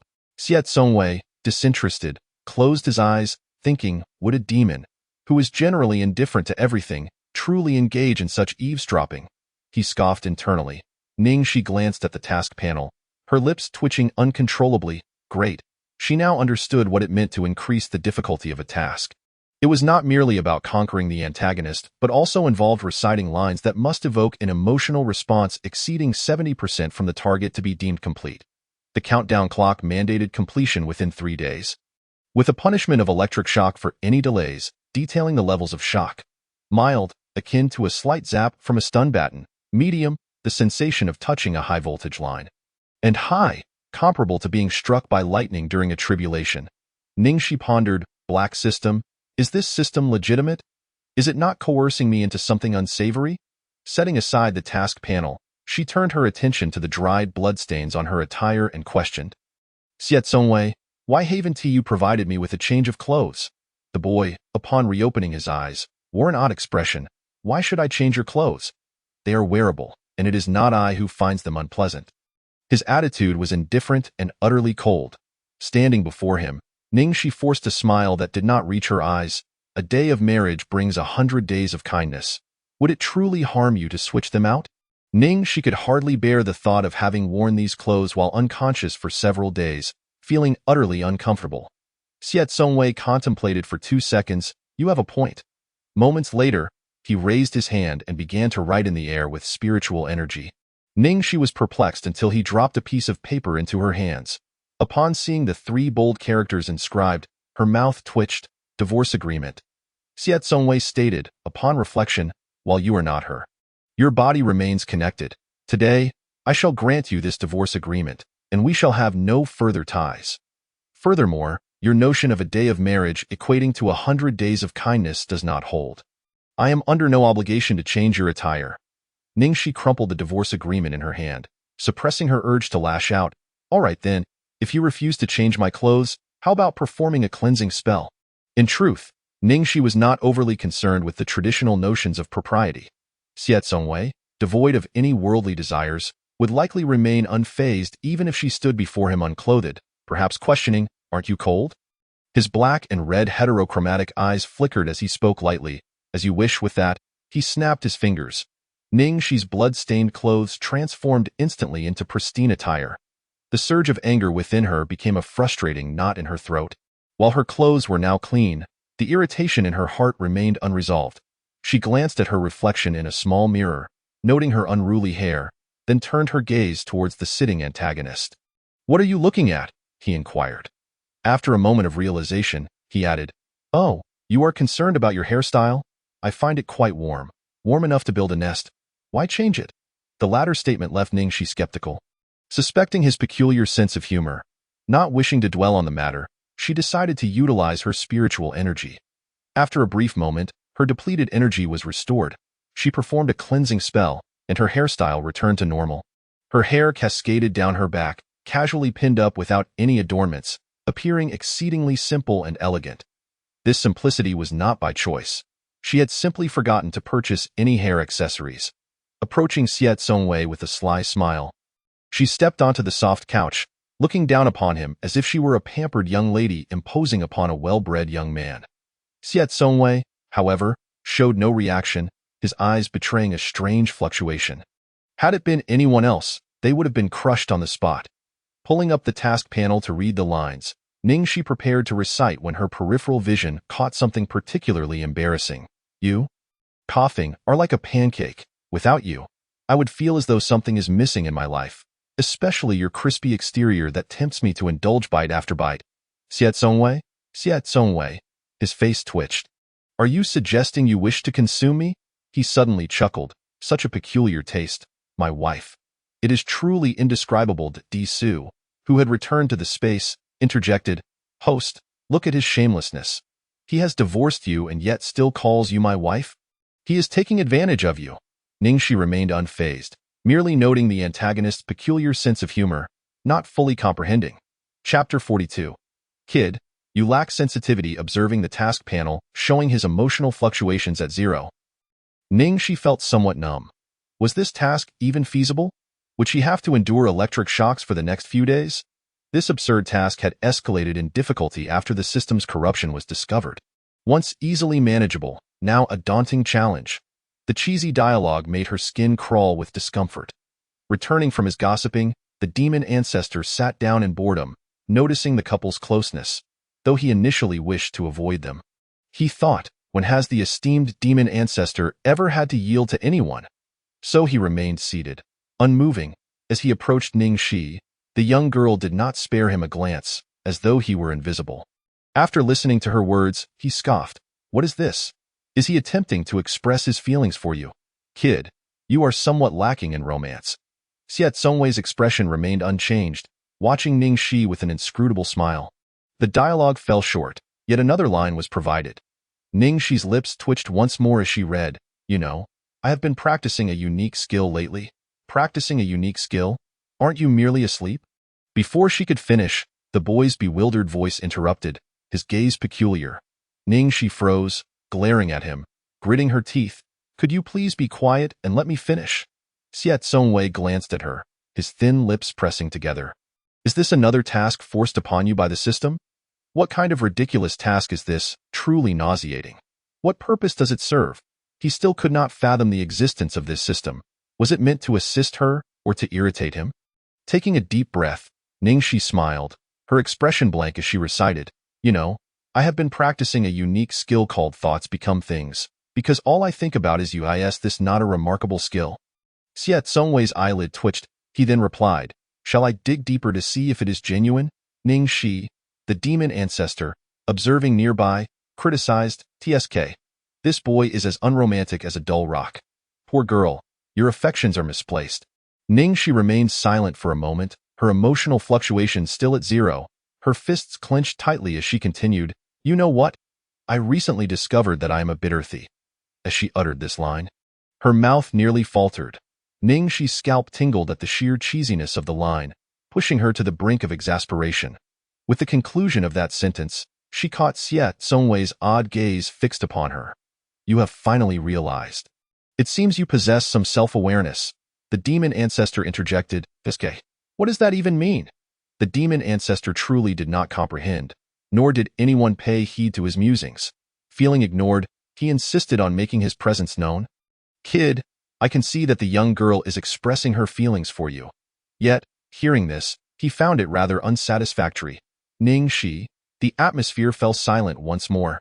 Ningxi's words abruptly halted, noting that the once playful demeanor of the antagonist had shifted to one of unmistakable impatience and annoyance. He gently brushed his robe, causing Ningxi's gaze to falter. noticing a few stray hairs that had somehow landed on him, which he disdainfully swept away, reducing them to ash with a fleeting thought. Ningxi boldly placed her hand on Xie Zongwei's shoulder, meeting his gaze as she continued, I recently discovered that I am a bit earthy, heh, my friends say so. But do you know why I am so earthy? It is because my heart is filled solely with you, this precious earth. Your smile, your gaze, your very essence captivates me. I think I may have genuinely fallen for your earthy charm, longing to be your earthy lover through every season. Upon finishing, Ningxi felt the urge to grimace at the sheer cheesiness. Meanwhile, the previously ominous expression of the antagonist cracked slightly. Unbothered by his reaction, Ningxi swiftly leaned closer to his ear and whispered something. She observed as the strange eyes of Xie Zongwei slightly narrowed, his previously stagnant emotional value suddenly skyrocketing to 90%, flashing red. Witnessing this scene, Disu was bewildered. What just happened? He looked utterly confused. Unable to contain his curiosity, he finally asked, Host, what did you say to him? Observing the task prompt, Disu was taken aback. After Ningxi finished speaking, she immediately retreated and witnessed Xie Zongwei springing into action, striking the soft couch with the palm, instantly reducing it to powder. Right in front of the two people in the room, he proceeded to tear apart his own robes, turning them into mere fragments. Ningxi, Disu, demon ancestor, Disu screamed, Host, he is shameless. What does it mean to strip down? Is he trying to seduce you? With that emaciated frame and 8-pack abs, even if he is under 20. What does it matter if he exceeds that? This is pure indecency. Shameless. Ningxi stood dumbfounded, unable to react, staring vacantly. The demon ancestor couldn't help but voice his thoughts. Kid, what do you mean by this? This esteemed one is not interested in such things. Xie Zongwei, shrouded in a heavy aura, tore apart his garments and changed into another set, vanishing in the blink of an eye, seemingly heading towards the mountains.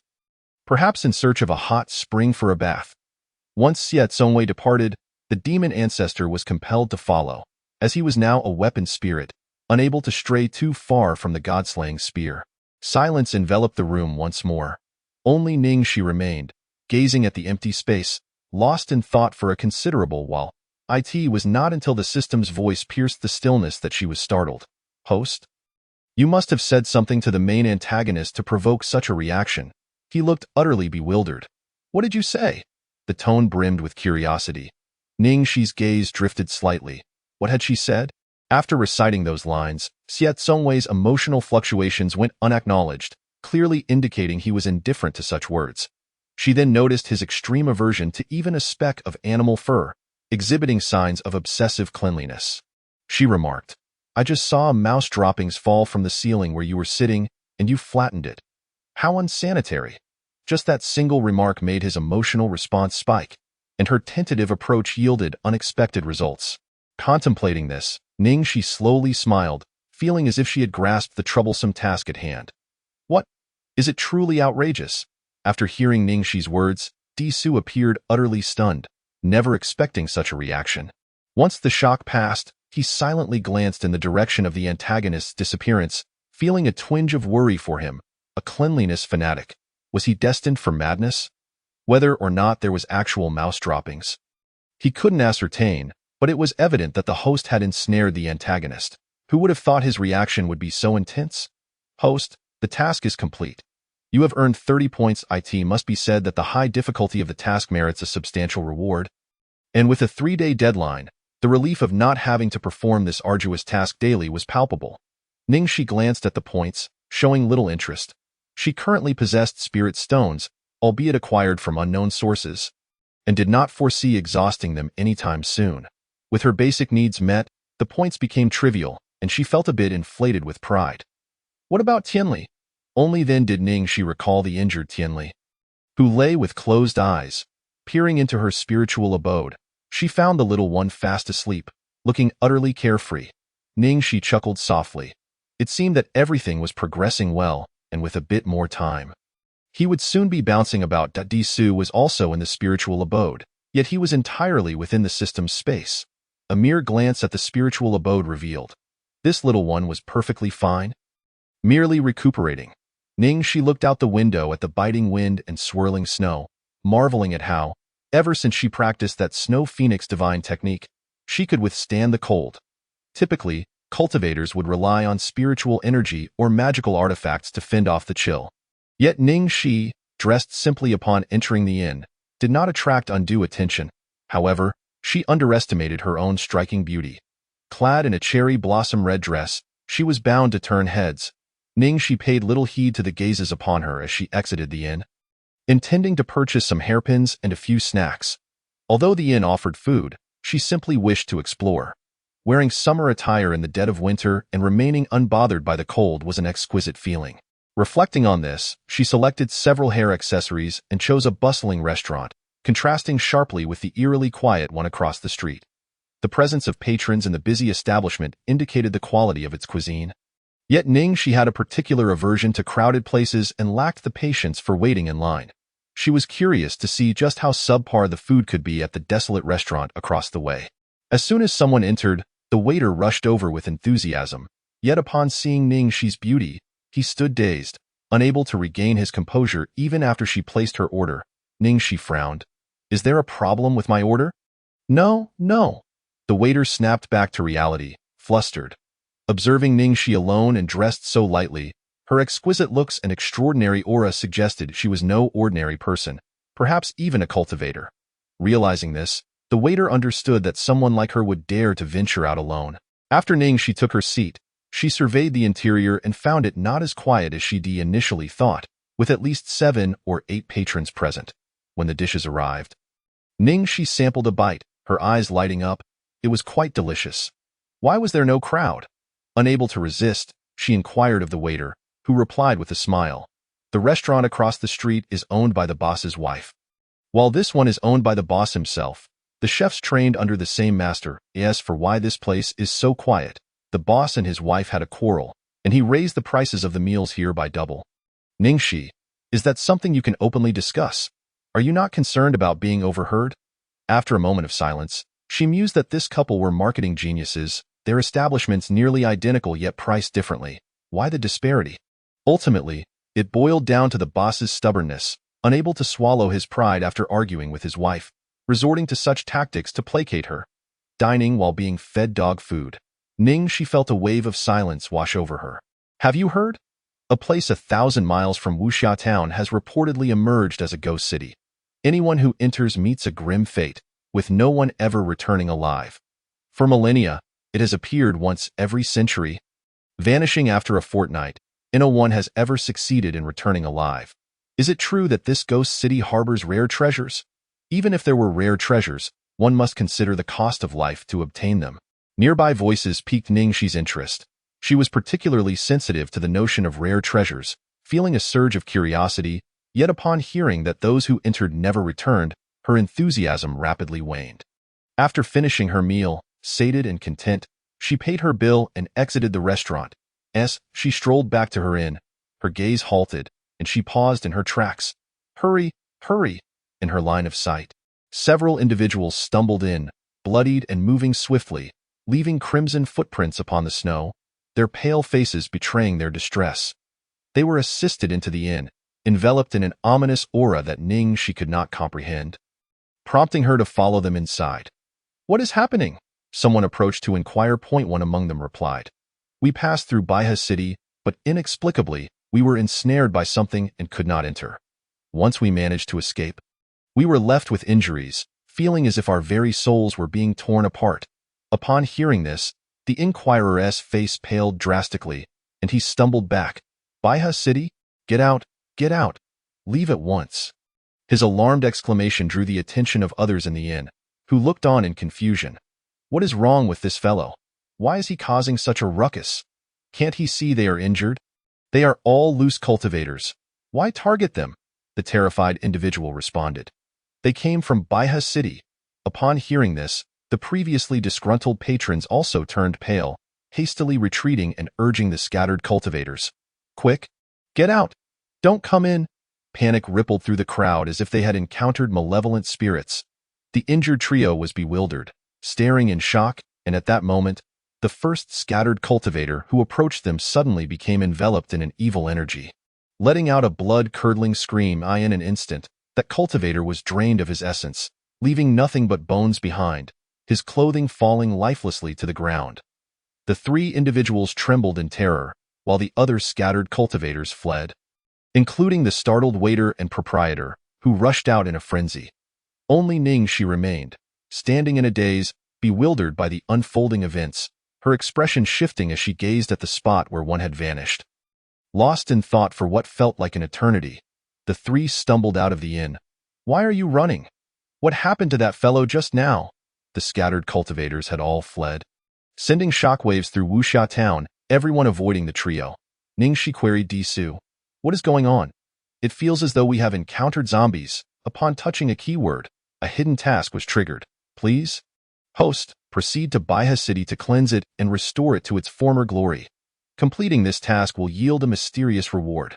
The sudden prompt rendered Ningxi speechless. After a brief silence, she spoke.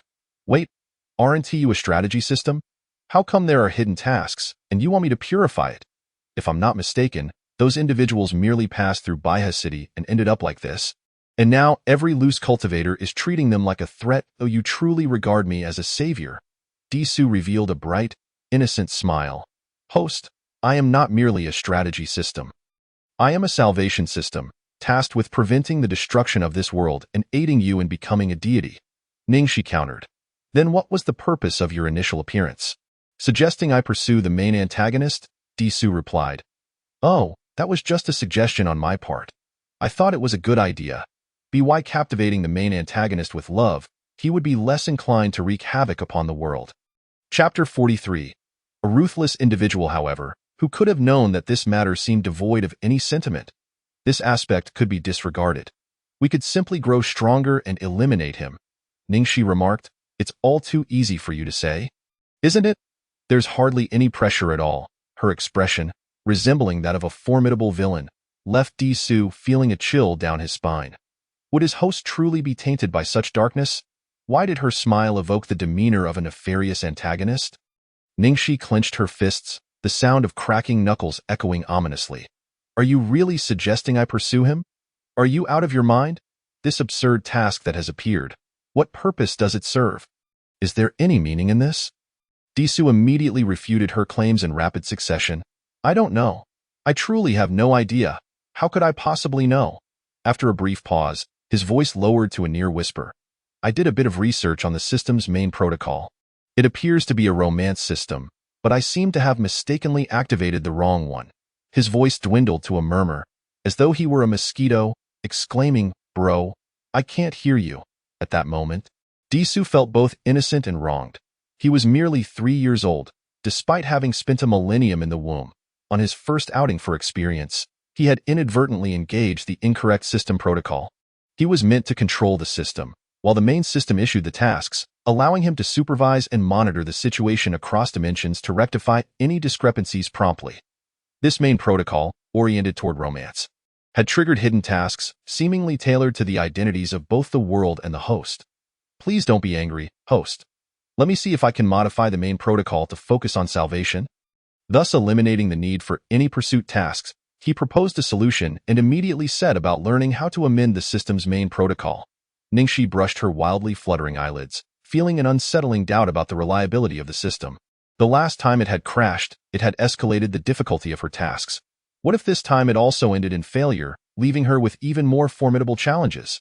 She maintained a mindset of tentative experimentation. "By the way, what transpired before I lost consciousness?" Glancing around the deserted inn, she found a spot to sit and curiously inquired about the aftermath of her slaying 2 powerful individuals, including the one who claimed to be the young master of the Qi family. She remained utterly in the dark about subsequent events. Disu hastily absorbed knowledge. His thoughts divided. He responded, "Oh, the villain arrived. Just before you fainted, a powerful being came. A man who seemed to be the young master's grandfather. That old man was quite formidable and almost forced us towards Jiui Mountain. Thankfully, the villain appeared just in time to eliminate him. The deathly energy and murderous aura surrounding Jiui Mountain are not something an ordinary person can withstand.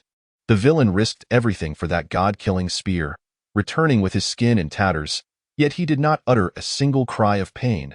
I respect him as a true man. Speaking of this incident still sends shivers down my spine." Ningxi, astonished, involuntarily stood, goosebumps prickling her skin. What a ruthless person, willing to literally carve out his own flesh. The image flashed through her mind, and she gasped in shock. That was indeed extreme and perverse.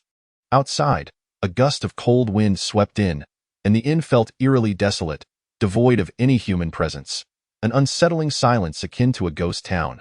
Ningxi approached the door, finding no one outside, her brow furrowing. What is this White Crane City? Is it absolutely necessary to complete this task? This is a hidden task that must be undertaken. As for White Crane City, I currently lack specific leads. We can only uncover the truth upon arrival. Di Su replied, his focus split. Ningxi crossed her arms, deep in thought. Is there truly no way to avoid it? With my current strength, I'll only be walking to my death. Recalling the scattered practitioners who had reacted with fear at the mere mention of White Crane City, she felt a growing aversion. No, I must go. As she considered this, Di Su's responses became increasingly perfunctory. Just as she was about to turn back, something fluttered down from the air, carried by the wind.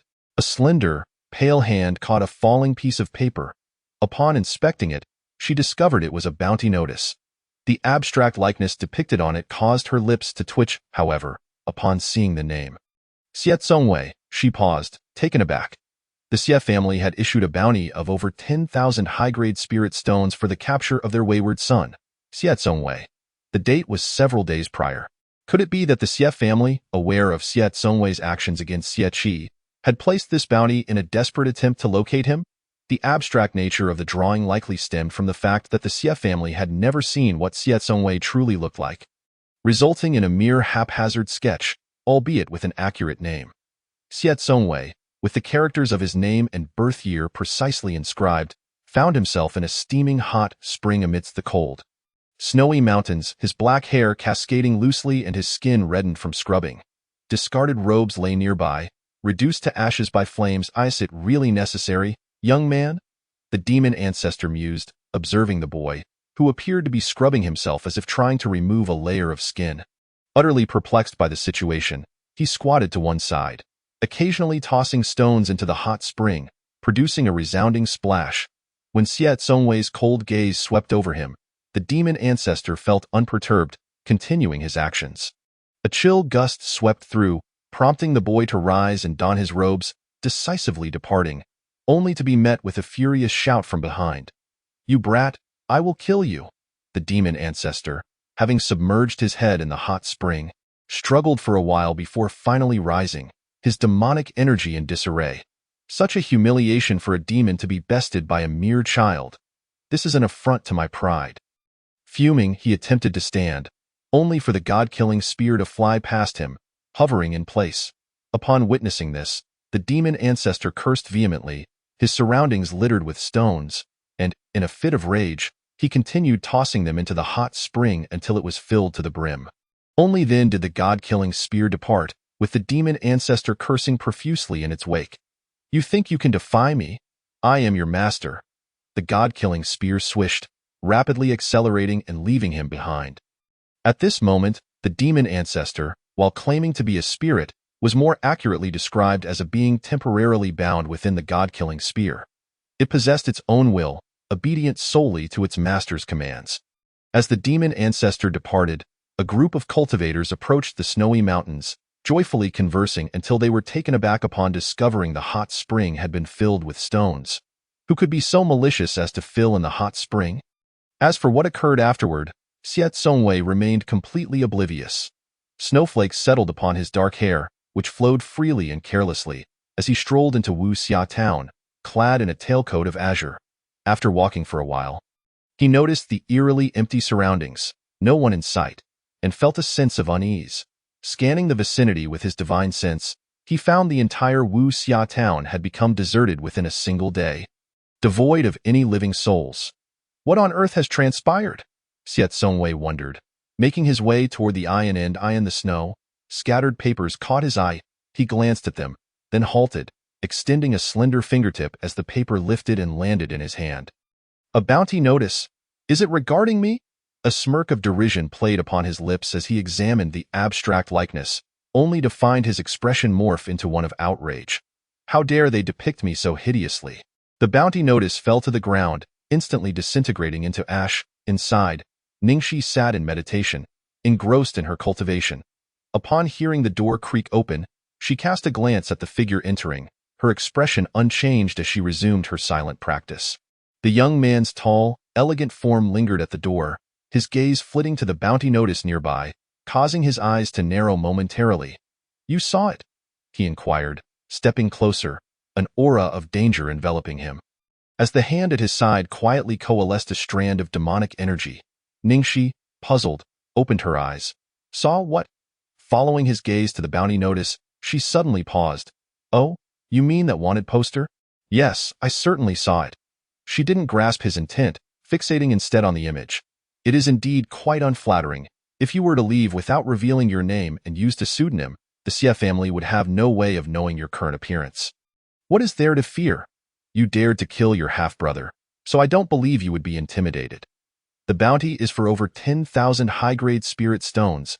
He scrutinized her from a distance of 3 feet. His tone measured and deliberate. No one could resist the allure of such a bounty, especially since no one knew what he looked like. The only individuals aware of his appearance had perished. And she remained the sole informant. He never underestimated human nature. It was inherently greedy, and with a name so similar, he was waiting and watching. Should she dare utilize that bounty notice to betray him to the Xie family? Even with the binding of mutual affection, he would not hesitate to end her life.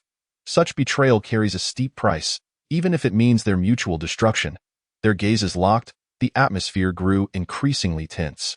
Ningxi, sensing something amiss, met his probing gaze and suddenly realized. "You're short on money, aren't you? You wish to earn this bounty?" After a moment of contemplation, she found herself both in agreement and opposition, but it does seem rather perilous. "Are you planning to provide the information and take the money for yourself?" The bounty notice states that the target must be killed, and they require a body. This could prove somewhat challenging. "Do you not wish to claim this bounty for yourself?" He stepped closer, towering over her, scrutinizing her with an air of inquiry. "Consider it. What do you think?" Ningxi raised her head, feeling somewhat fatigued by the conversation. In her moment of distraction, she failed to notice the fleeting hint of murderous intent dissipating from the young man, the demonic energy in his palm also vanishing into thin air. Regardless, there was no shortage of spirit stones at present.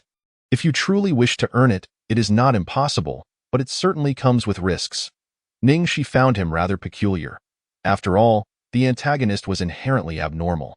She thought little of it as she observed him take a seat beside her. The once cozy room had been rendered unwelcoming by his destruction of the soft couch, and he now occupied the bed instead. Xie Tsongwei emitted a derisive snort, clearly dismissive of the trifles of the Xie family. "They've arrived." "Just kill them all?" Ningxi cast him a glance but remained silent, fully aware that he would indeed follow through on his words. After a brief exchange, silence enveloped the room once more. "Are you familiar with Baihe City?" The air was so eerily quiet that it seemed almost unnatural. Ningxi had intended to continue her meditation, but, recalling this matter, decided to inquire further. The youth glanced at her sideways, his tone indifferent. "I do not know." Following a moment of silence, she refrained from pressing further, only for Xie Tsongwei to speak up. "Why is there no one in the town?" "I am puzzled as well. A few individuals passed through Baihe City, and it frightened the entire town into fleeing, which prompted my inquiry," Ningxi succinctly explained. Xie Tsongwei pondered this. Baihe City was indeed unfamiliar to him. It seemed he had heard of it in his past life, but had paid it little mind, as he had obliterated this world directly, rendering any city ultimately a mere ruin. Ningxi resolved to cultivate for a few days to enhance her abilities before venturing to Baihe City. There was no need to rush. She settled her mind and resumed her meditation. As her eyelids fell shut, she shielded her surroundings from her awareness, oblivious to the cold, penetrating gaze that scrutinized her intently, a look that sent shivers down her spine. After a while, Xie Tsongwei averted his eyes to the window, where an irate figure with an air of grievance burst in. "You scoundrel! How dare you humiliate me so?" The demon ancestor's voice thundered with fury. Ningxi felt her spiritual energy ripple as her brow furrowed, while Xie Tsongwei shot a frosty glance toward the demon ancestor. "Be quiet, or I shall throw you out." The demon ancestor, humorously enraged, advanced menacingly, jabbing a finger at his nose as he spat. "You insolent wretch! I am the demon ancestor. How dare you speak to me in such a tone? You seek death." Before he could finish, he transformed into a beam of light and shot out the window. Xiet Songwei adjusted his robe nonchalantly. Now it is peaceful. He tucked away the god-slaying spear that had flown in and took a seat on a nearby chair. 3 days slipped by in an instant. The once desolate town of Wuxia had seen a trickle of returning residents, and the atmosphere grew lively. Ningxi's cultivation had surged from the abandoned sea realm to the 3rd level of the deep space realm. Leaping over a stage. However, as she progressed further, she felt the strain. It seemed her earlier triumph had been premature.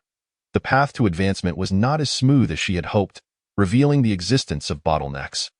One could not rely solely on seclusion.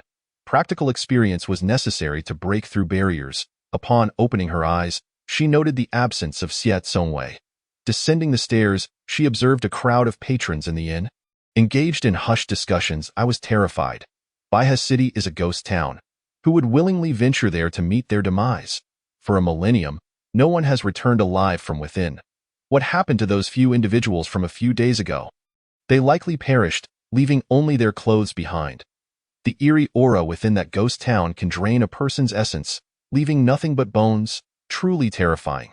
Ningxi listened for a time, absorbing their fearful accounts of Baihe City, but gleaned no concrete leads, only warnings of danger, horror, and the inescapable fate of death. She pondered as she stepped outside. Where has Xiet Songwei gone? In the midst of her musings, the Emperor Su replied casually, "I do not know. Regardless, it does not matter. He cannot stray too far from me. He will reappear if he exceeds a certain distance." Ningxi chose not to dwell on it and set off toward Baihe City.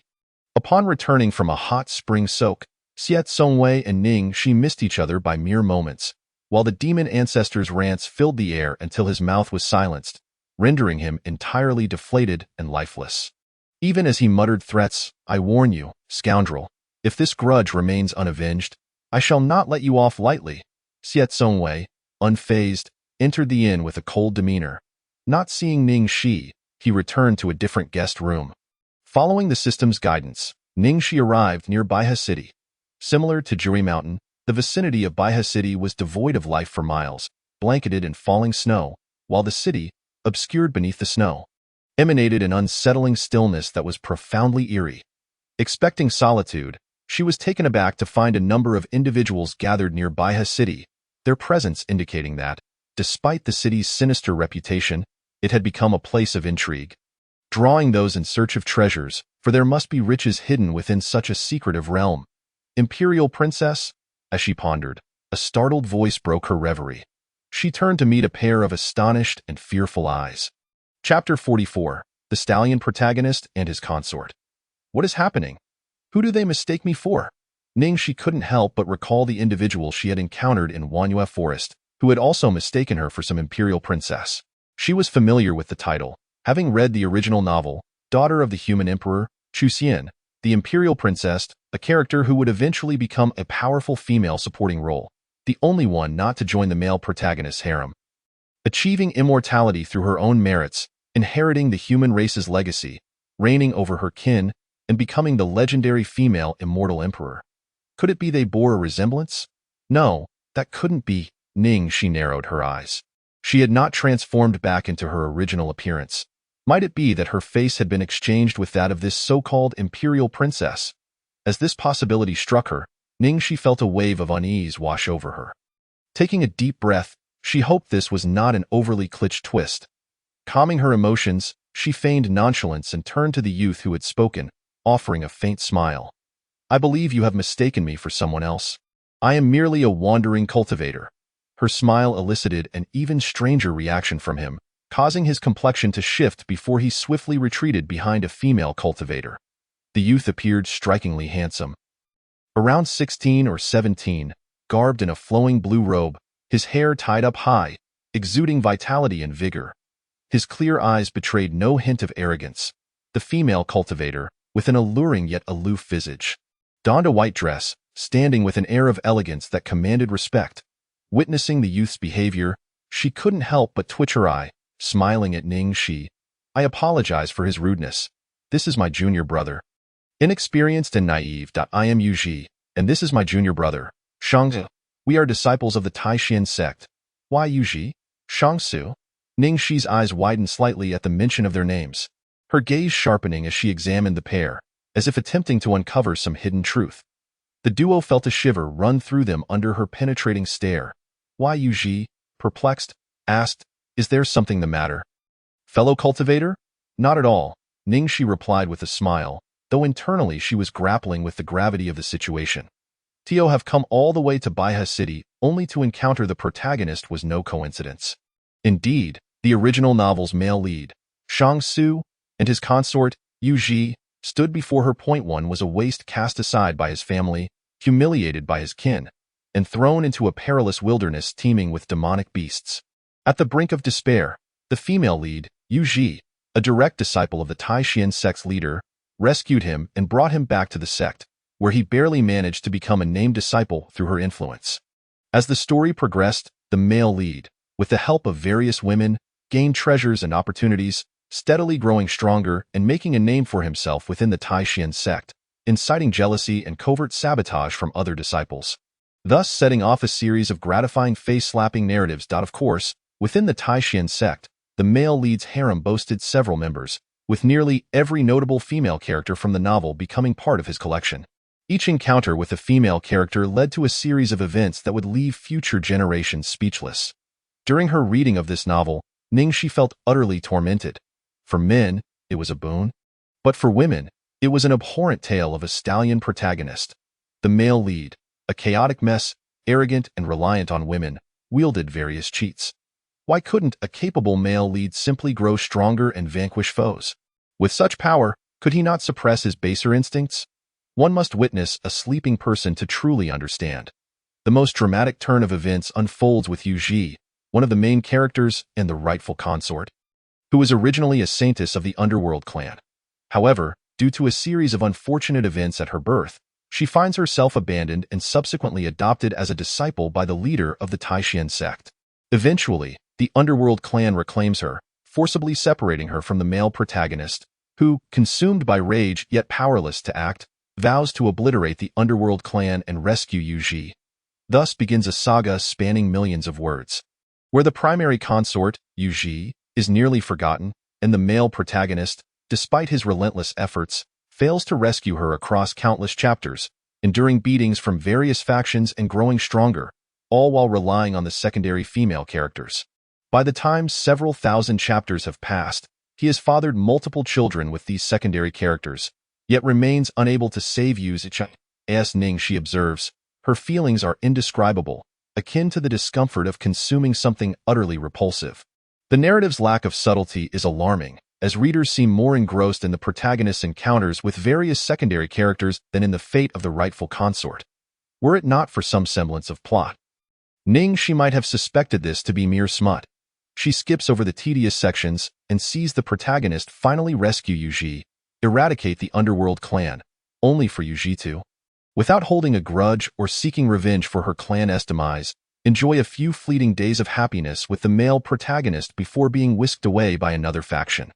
The basic storyline hinges entirely on Yuji, rendering her a mere plot device. As Ningxi regards the two individuals before her, her expression is complex, glancing at the stallion-like male protagonist hiding behind Yuji, wondering if he is merely feigning ignorance. The original text depicts a secondary character who looks down on him, mocking and deriding him, only to later be overpowered and succumb to him. It is a sight too painful to behold. And even a fleeting glance feels unbearable. At that moment in Baihe City, Ningxi questions why so many individuals are present, given the ominous warnings that none return alive from within. She inquires with Yuji about the situation. Why Yuji confirms, indeed, it is Baihe City. My Jr. and I are here for training, and I too am curious as to why no one has emerged alive from here. Changsu lurks behind Yuji, casting glances at Ningxi, who pointedly ignores him. May I ask for your name, fellow Taoist? Yuji inquires. Ningxi, comes the reply. Why Yuji nods, her gaze scrutinizing Ningxi. Miss Ning? To be frank, your face bears an uncanny resemblance to that of the first princess, almost identical. Upon seeing Ningxi, Yuji is equally astonished. Such stunning beauty is hard to overlook, yet their temperaments differ drastically. leaving her questioning whether she has mistaken her identity. However, it is indeed a rare occurrence for someone to look so alike. Oh, is that so? Ningxi responds nonchalantly, her eyes flickering with deeper meaning. Perhaps it is merely a coincidence. A warning echoes in her mind about the dense deathly aura and ghostly energy nearby, urging her to exercise caution. Ningxi furrows her brow, asking, what implications do the deathly and ghostly energies hold? The deathly aura can erode one's vitality, and the ghostly energy is similarly detrimental. The spiritual energy of cultivators is typically pure. Encountering such energies will inevitably have an effect if one's cultivation is insufficient. They risk being corroded and diminished. This city has existed for a millennium, and the deathly aura within is particularly potent. Exercise caution, for life is paramount. Retreat if you cannot contend. Listening to the systematic explanation, Ningxi realizes the system has taken over, and she must learn to modify its primary directives. However, the presence of the deathly aura concerns her. She gazes at the fog-enshrouded Baihe City, where no one dares approach. The previous town of Wuxia saw all its inhabitants avoid it like the plague, likely due to this deathly aura. Would she be safe entering? Unless she possesses a powerful artifact capable of shielding her from such energies. As the gates of Baihe City open, Yuji calls out, Miss Ning, my junior and I shall proceed ahead. Ningxi looks up to see Yuji and the stallion-like protagonist enter the city, followed by numerous scattered cultivators, all enveloped in barriers to isolate their spiritual energies from the deathly aura. Taking a deep breath, Ningxi steps towards Baihe City, pausing at the entrance to inquire with the system. How can I purify Baihe City and dispel these ghostly energies? Deathly aura? She clarifies, indeed, host. Ningxi presses, how do I purify it? Please devise your own method. Relying on the system is ineffective. It is better to teach one to fish than to simply provide fish. Ningxi's lips twitch in irritation at the system's frustrating response. Forming a barrier of spiritual energy around herself, she steps into the ominous city known as the Ghost City. The fog obscures her surroundings, and the eerie sounds of wailing ghosts fill the air, creating a chilling atmosphere. In such a strange place, it is typical to encounter a formidable boss. Defeating the main antagonist would surely resolve the issues at hand. Ningxi devises a plan, wandering aimlessly, unsure of her direction. Feeling increasingly uneasy in her solitude, It strikes her as odd. The spiritual energy has shielded her from the deathly and ghostly energies. Yet why had the previous individuals succumbed to such afflictions and been devoured? Puzzled, she ventures deeper. After navigating through the ruins, she finally spots some dilapidated structures, the surroundings resembling a true ghost town, with the mists obscuring her path. Suddenly, a piercing scream breaks through the air, prompting Ningxi to turn in alarm. She witnesses a scattered cultivator being pursued by a swirling mass of black mist. Without hesitation, she draws a simple sword from her spatial pouch. Her primary divine sword is currently beyond her capabilities to wield due to its immense energy consumption. She cannot afford to overextend herself again. Perhaps she will deal with the great boss later. The cultivator rushes towards her, and just as she prepares to defend, he shoves her towards the encroaching black mist, which lunges at her, exuding a chilling deathly aura. Ningxi brandishes her sword, striking at the mist, which momentarily disperses before coalescing into two ominous masses. Her eyes widen in disbelief, turning to assess her surroundings. She realizes the cultivator has fled, her gaze hardening. You pushed me into danger. I won't let you escape. Focusing on the black mist, she employs the Snow Phoenix divine technique. Years of bitter cold. The gathered cold energy freezes the mist, and as she chants the breaking incantation, it shatters, only to reassemble into dozens of swirling masses, rapidly multiplying. Damn it, what is this thing? Isn't it's supposed to be deathly energy. Why can't I disperse it? Ningxi finds herself forced to retreat. Running from the relentless mist, It follows her with alarming speed, the white fog obscuring her path. She can barely make out her surroundings, nearly colliding with broken furniture, prompting her to tumble over in fright. This mist obstructs her spiritual senses, rendering her unable to perceive her surroundings, complicating her situation immensely. Curse it, she exclaims, realizing the black mist is a result of the previous cultivator's actions. Spotting her, the cultivator's eyes harden, and he lunges at her again. Anticipating his move, Ningxi swiftly retaliates, severing his outstretched hand with a decisive stroke. A scream erupts, blood spilling forth, and the black mist, drawn to the scent of blood, surges towards the cultivator. Within moments, he is engulfed, his cries fading into silence, leaving only his tattered clothing behind. Ningxi stares in horror, a chill of terror creeping through her. Don't blame me. You intended to use me as a shield, I merely retaliated. Taking a deep breath, she steels herself. As a modern individual accustomed to peace, she has never taken a life. Yet, she recalls having killed before when her life was at stake. And now, as the threat looms, she is simply defending herself.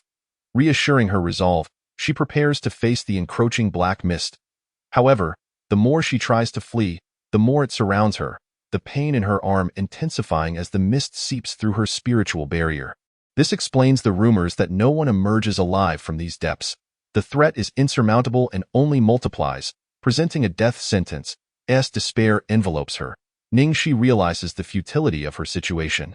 Her arm throbs painfully, and the mist seems to grow exhilarated by her distress, converging upon her. She attempts to use the Snow Phoenix divine technique again, but it fails her now. A bitter smile crosses her lips.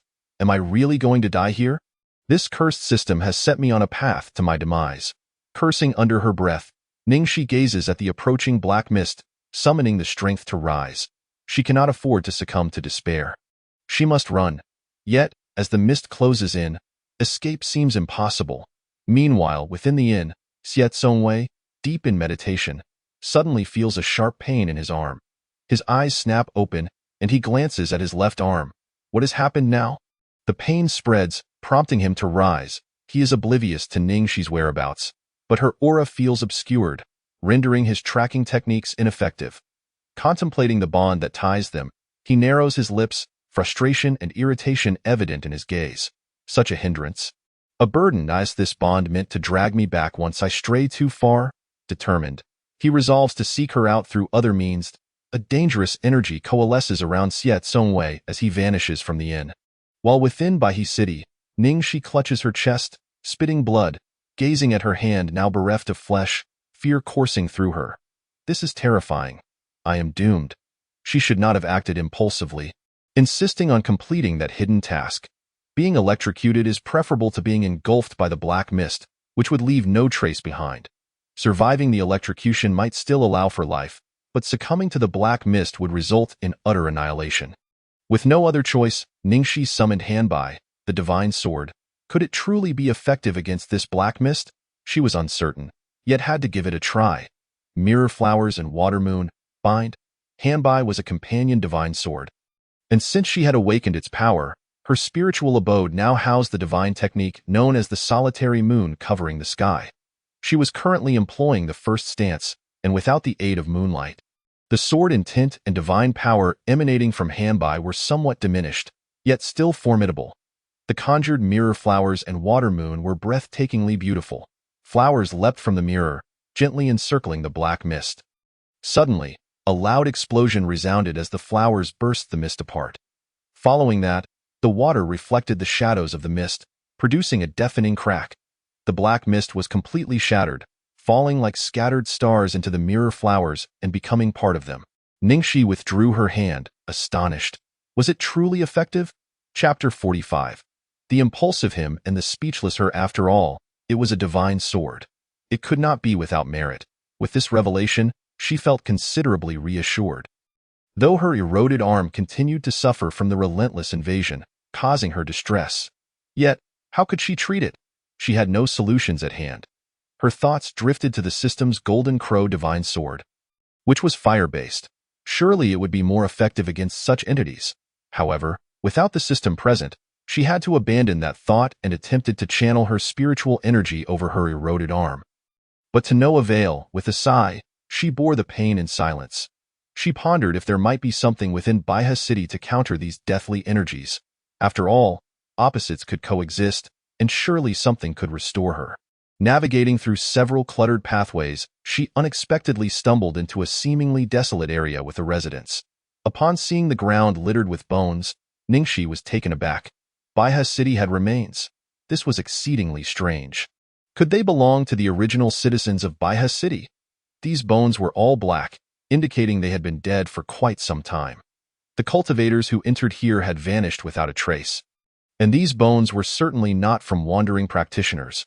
After winding through a few more paths, she encountered the black mist again, and without hesitation, she struck it with Hanbai. It appeared that her divine sword could indeed contend with this mist, which recoiled in fear, allowing her to move through with relative ease. When she finally discerned the name of the courtyard before her, City Lord's Mansion, Ningxi paused, pushed open the door, and stepped inside. Inside the City Lord's Mansion, even more blackened bones lay scattered about. The atmosphere was chilling and sinister. Had this been in the past, Ningxi would have been petrified with fear. Yet, having already faced death, she remained unfazed and traversed through the space. The City Lord's Mansion was exceedingly desolate, with an abundance of black mist, yet it seemed to harbor a profound fear of Ningxi, daring not to approach her. As she entered a particular area, she noticed some green plants, and Ningxi's steps faltered in surprise. Were there still living things here? After a moment of stunned observation, she quickly realized where she was. This appeared to be the garden of the City Lord's Mansion, a place for cultivating flowers. Among the greenery, one vibrant red flower was struggling to survive amidst the adversity. The passing black mist was absorbed by it, leading to the growth of a patch of grass around the flower. Beside it was an artificial lake, from which it quenched its thirst. This flower was strikingly beautiful, bleeding red, with oddly shaped leaves and 7 petals adorned with thorns. Ningxi gazed at it for a moment and, feeling an inexplicable urge, knelt before the flower, reaching out to pluck it. The flower, sensing danger, trembled violently, its leaves enveloping itself in a protective manner. This reaction astonished Ningxi, and she paused. "Can you see the wound on my left hand? If you can heal it, I won't pluck you." Talking to a flower that seemed to possess some intelligence was rather peculiar. The flower appeared to comprehend her words, cautiously shifting its leaves aside as if to examine her arm, then spat out a droplet towards her hand. Ningxi watched as a fragrant drop landed on her eerily pale arm, causing her breath to hitch and the veins on her forehead to bulge. She was just about to contemplate whether she should destroy the flower when an extraordinary phenomenon occurred. The formerly eroded skin of her left arm visibly began to mend after receiving the flower's essence. Ningxi was utterly astonished. In mere moments, her arm returned to its pristine state, as if it had never been harmed. She touched it, feeling the smoothness of her skin. It had truly healed.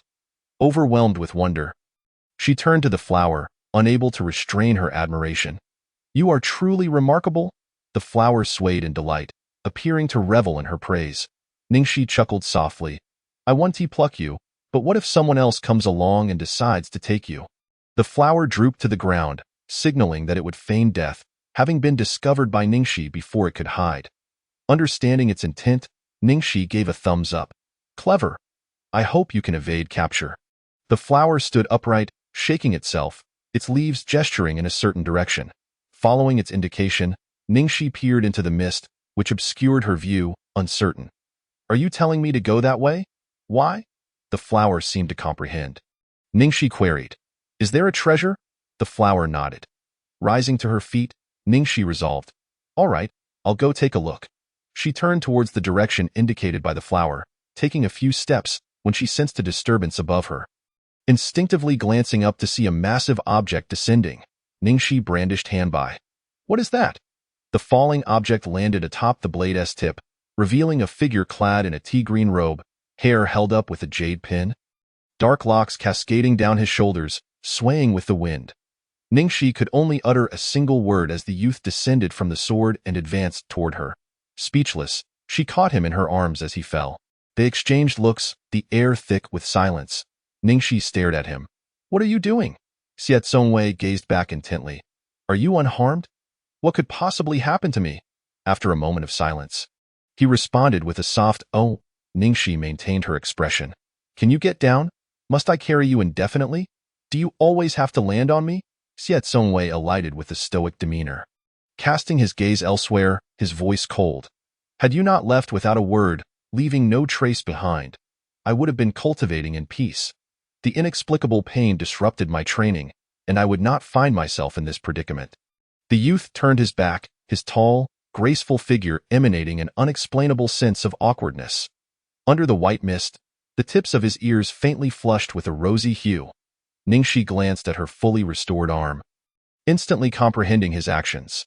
Xiao Songwei must have felt her pain at double intensity, and in his search for her, he had employed this method of summoning her through their emotional connection. Ningxi could only marvel at his abilities. Truly, he was the formidable antagonist, a tough nut to crack. "Do you know where this place is?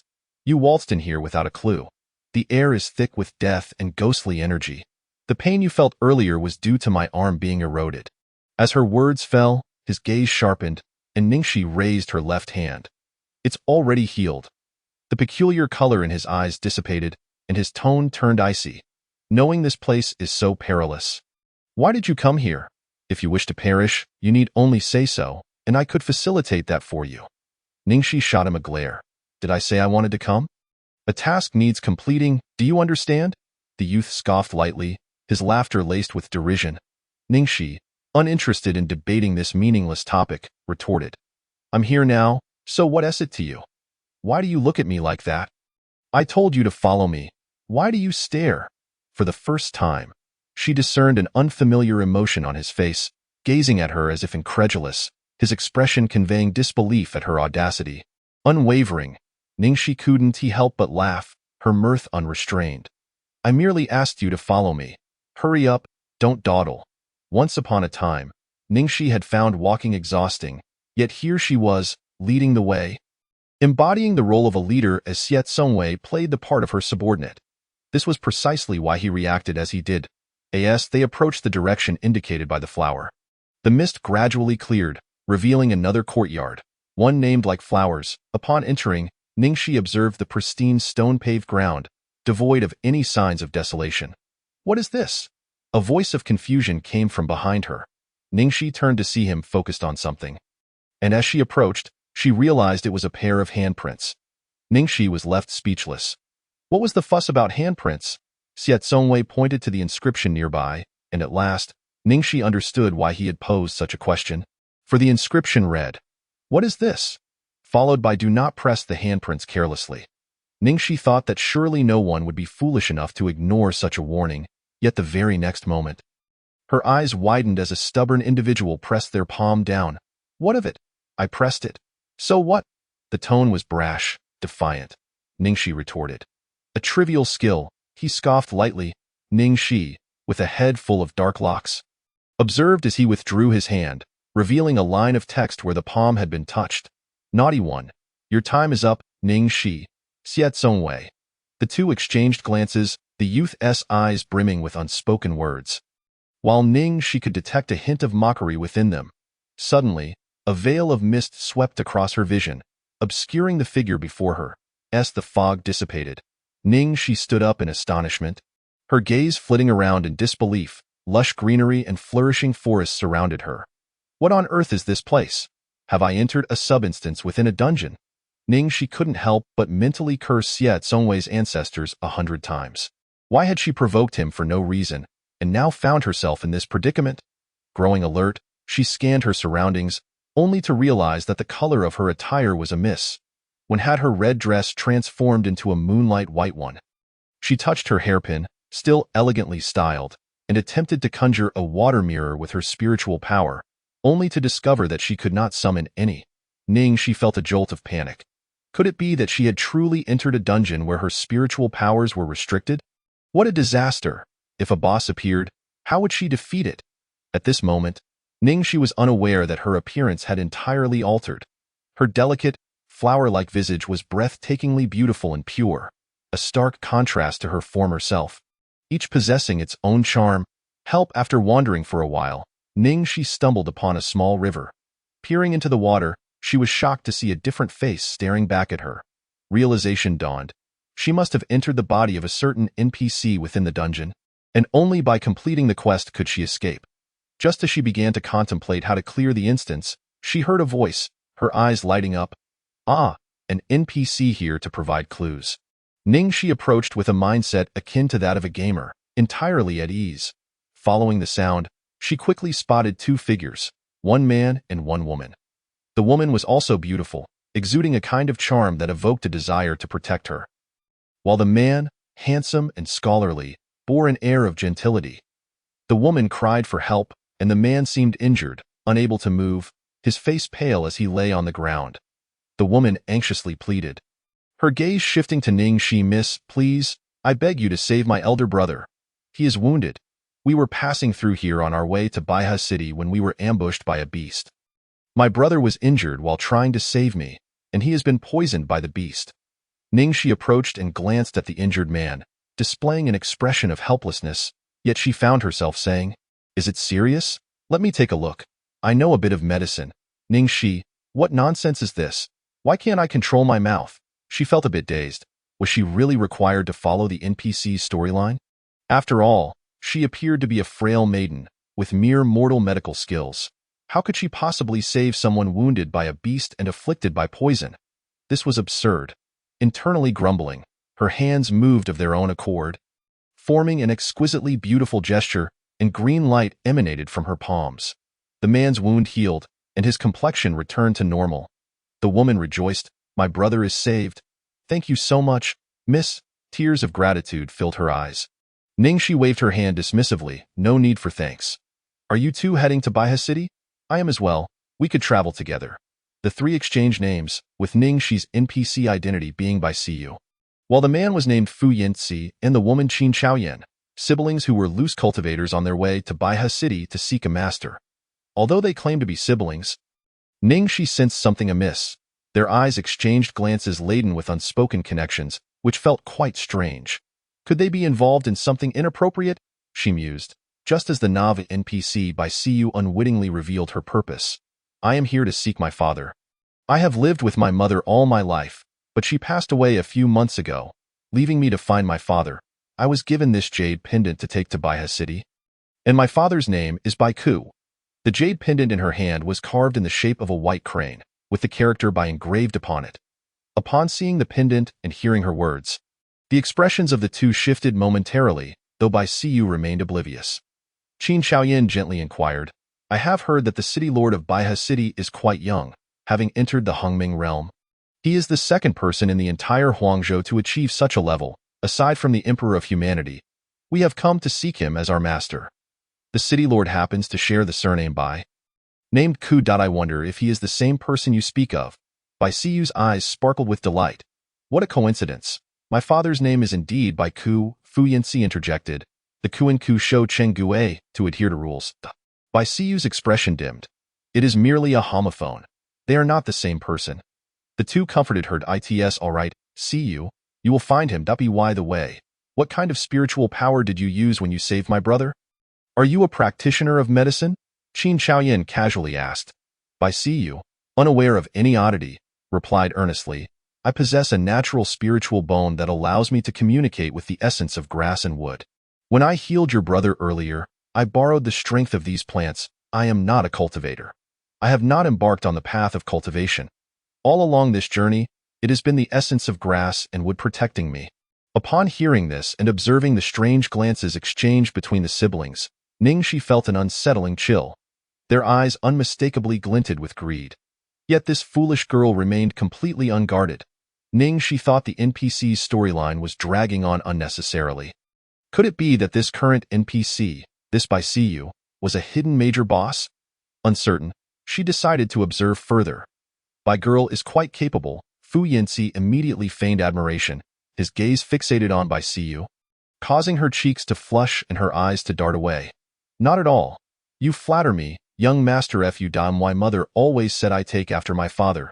Chapter 46. Rewind. Ning She felt a wave of boredom wash over her. Stifling a yawn she couldn't quite suppress, yet she found herself gazing at the man opposite her with a heart racing in admiration, wishing she could roll her eyes in disbelief. Unfortunately, she couldn't manage it. Thus, the two continued their journey together, and in a short span, the man named Fu Yinci had captured Bai Siyu's heart, while Qin Chaoyan smiled on the sidelines, her eyes harboring a venomous glint unseen by others. Be careful, Siyu. Fu Yinci steadied Bai Siyu, who nearly stumbled. His words were tender and filled with concern, and as their eyes met, Bai Siyu's heart raced, her cheeks flushed as she murmured, Thank you.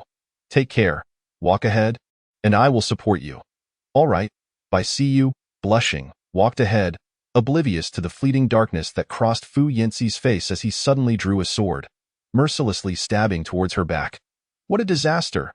Ningxi couldn't help but scoff, feeling the incredulity of the original body's circumstances as she turned to stare in shock at the man behind her, tears streaming down her cheeks.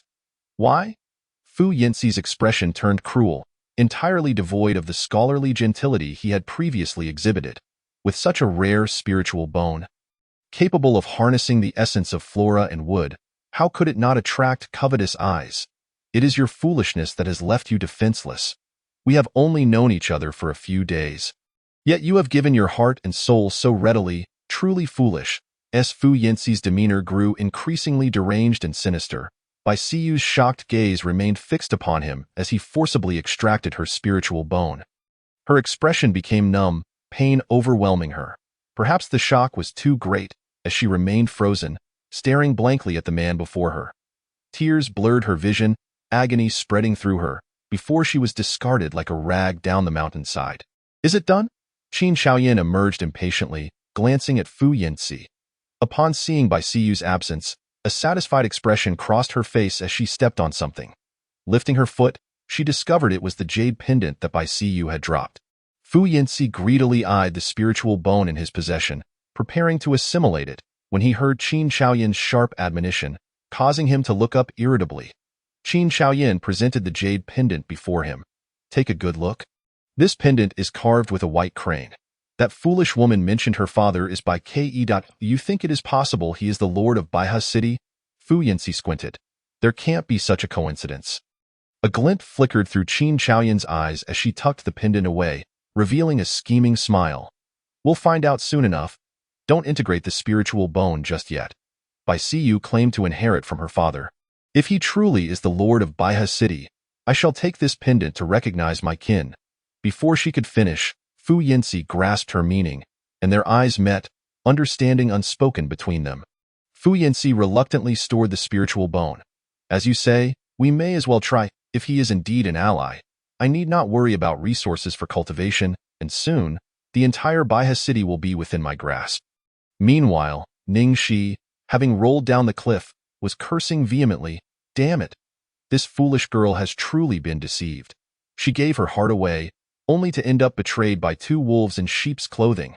Her spiritual bone has been taken. In this peculiar world of cultivation, the pathway to mastery is not determined by one's spiritual roots, but rather by the innate possession of Dao bones and physical constitution, which dictate one's aptitude for cultivation. Bai Siyu, blessed with natural spirit bones, was clearly an exceptional candidate for advancement. However, her excessive naivety and overwhelming kindness rendered her susceptible to deceit.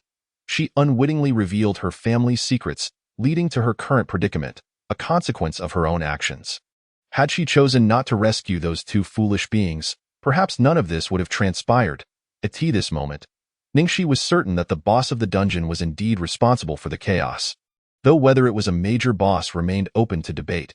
With her body uncontrollably tumbling down the cliff, Ningxi cursed vehemently, fearing she would meet her demise. Yet, upon transforming into a boss, she was unexpectedly revived by the surrounding flora and fauna. Once she regained control of her body, flames of fury ignited in her eyes as she rose, exclaiming, "How dare you harm me and even dig into my bones? I shall not let you go unpunished." Fueled by sheer determination, she climbed back up.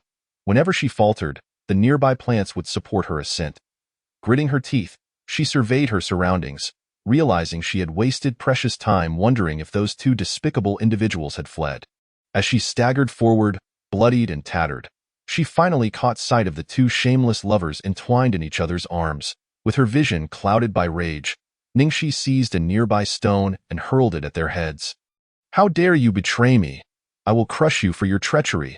Of course, the spirit bones were not hers, but her indignation was palpable. She had endured pain, and such torment was not easily quelled. In the bewildered gaze of the two, she struck them down. The scene reset, and Ningxi was left speechless. Observing the familiar forest around her, complete with a babbling brook, she took a deep breath before approaching the distant cries for help. "Miss, please save me. Save my brother." The same lines echoed in her ears. Ningxi listened with an expressionless face, then approached, forcing a smile while furrowing her brow. "Are you injured? Let me see." She crouched down, mimicking a leap from above. and stomped forcefully onto Fu Yinzi. Since there's no hope for him, better to help you along. Let's send him off. Qin Shaoyan's eyes widened in shock as the scene froze before her. Taking in her surroundings, she realized she had deviated from the original narrative, a welcome change, and the scene rewound once more. Frustrated, Ningxi heard the cries anew, each time crafting a unique demise for that wretched man. This cycle repeated 10 times until the illusion could no longer bear witness. Abruptly shifting to a different setting. Skipping ahead, Ningxi found herself tumbling down the cliff again, rising to pursue and deliver yet another fate to the two. The environment flickered momentarily before resetting. Ningxi reveled in the chaos. Declaring perish in the illusion, Ningxi faced countless iterations of those two scoundrels until she lost all control over her body. She was left to the whims of Bai Siyu, the Na'vi girl who fell from the cliff. Revived by the enchanted flora and remained unconscious for several days, lost in a haze of confusion, suffering, despair, and tears. The plants surrounding her shimmered with a green light, seemingly offering comfort. Bai Siyu murmured, Why must they treat me this way? Ningxi was rendered speechless, unwilling to voice her thoughts, trapped within the confines of this NPC's body. After over 10 days, they arrived at Baihe City. The young girl, pale-faced, gazed at the bustling city, stepping inside to overhear hushed whispers. Have you heard? Our Lord has found his long-lost daughter, named Siyu. She is truly breathtaking, possessing her father's spirit bones, and in just half a month, her cultivation has skyrocketed from the opening of the meridians to the second realm of Xingxuan. The Lord has also taken an exceptionally gifted disciple as his personal apprentice and has arranged a marriage for them, set to take place in 3 months. Such a divine pairing of a celestial maiden and a cultivation prodigy is truly enviable. As Bai Siyu listened to the chatter, a flicker of emotion broke through her numb facade, and her feelings spiraled out of control. She lunged toward the source, her eyes bloodshot as she rasped. What did you say? What is the name of the Lord's daughter? The person, taken aback, instinctively replied, Bai Siyu. Bai Siyu was left in stunned silence, her mind racing as she inquired about the direction to the Lord's residence. Stumbling her way there, coincidentally, the Lord's house was hosting a banquet at that very moment, a celebration for the return of his daughter.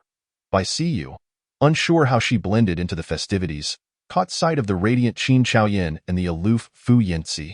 Her heart swelling with resentment, Bai Ku, the Lord, stood to address the crowd, proclaiming, Friends, 16 years ago, I lost my wife and daughter, searching for them in vain for over a decade.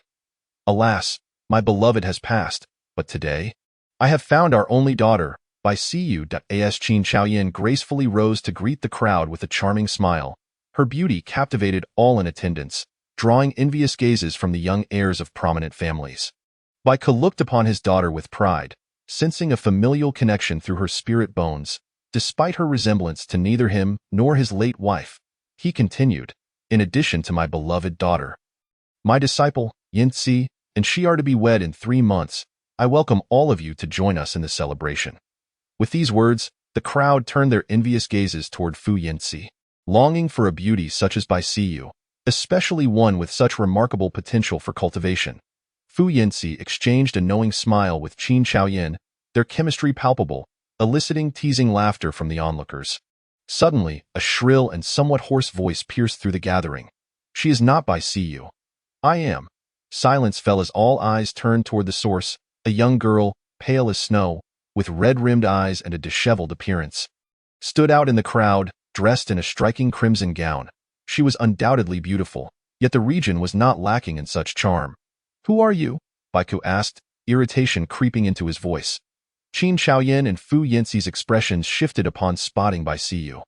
They quickly masked their shock. Qin Shaoyan stepped forward, her tone gentle. Miss, do you find yourself in trouble? Why do you appear so distressed? Bai Siyu, her clothing wrinkled and hair disheveled, looked at Qin Shaoyan with hatred. Qin Shaoyan, why do you impersonate my identity? Qin Shaoyan maintained her composure, though her gaze deepened. I do not understand what you speak of. I am Bai Siyu, not Qin Shaoyan. You must have mistaken me for someone else. Bai Siyu let out a hollow laugh, pointing at Qin Shaoyan and Fu Yinzi. One deceives me, steals my identity. The other digs into my spirit bones. Your malice knows no bounds. Bai Ke furrowed his brow. Unleashing his spirit energy with a fierce shout, Enough. The force sent by Siyu flying several meters away, blood spilling from her mouth as she stood there, dazed and in pain, disbelief etched on her face. The resemblance in her eyes and features to his late wife halted Baiku in his tracks. She then rasped, "Are you my father?" "My name is Baiku, the Bai of Day and the of Takarv. My mother is Yeya. She always spoke of you, saying you were a good man, but you are not." Baiku's pupils dilated as he raised his hand, only to be grasped by Qin Chaoyin, feigning concern. "Father, what is it? Is this girl not in her right mind to confuse me for herself, spouting nonsense?" Baiku studied Qin Chaoyin intently, sensing her unease under his gaze. "What is your mother's name?" Qin Chaoyin hesitated, a glimmer of panic flashing in her eyes, which did not escape Baiku's notice, causing his gaze to grow colder. Her heart racing, she recalled that the foolish Bai Siyu had mentioned her mother's name. With a sorrowful expression, she replied, "Her name is Yue, the moon and the capture. She passed away months ago, unable to let go of thoughts of you, departing this world with regrets." Baiku's icy demeanor softened, his heart aching for the suffering endured by the two due to his years of searching in vain. It seemed he had been overly suspicious. Despite her lack of resemblance, the connection through spirit bones could not be dismissed, especially since this girl bore a striking resemblance to his late wife. Qin Chaoyin, ever perceptive, suggested, "Do not blame yourself, father. Perhaps we should keep this girl. After all, she bears a resemblance to mother. Is it not fate? Let us take her in as a maid. How can one bear to keep someone who is clearly mentally unhinged? Just moments ago, they were proclaiming it was you, babbling nonsensically. Such a person cannot be retained." Fu Yinzi, who had remained silent until now, stood up and approached with a disapproving expression. The conversation among the others was brief, yet the gaze of the city lord Bai turned toward Bai Shiyu with an unmistakable complexity. Within Bai Shiyu's body, Ningxi felt her eyes nearly roll back in disbelief. Goodness, two fools. What kind of ridiculous farce is this? A melodramatic plot twist. This is absurd. What left her even more speechless was hearing those two individuals harmonizing together, suggesting that they would genuinely keep someone to serve them. How truly shameless. Qin Chaoyin glanced at Fu Yinzi, then turned to the city lord Bai, offering a seemingly considerate suggestion.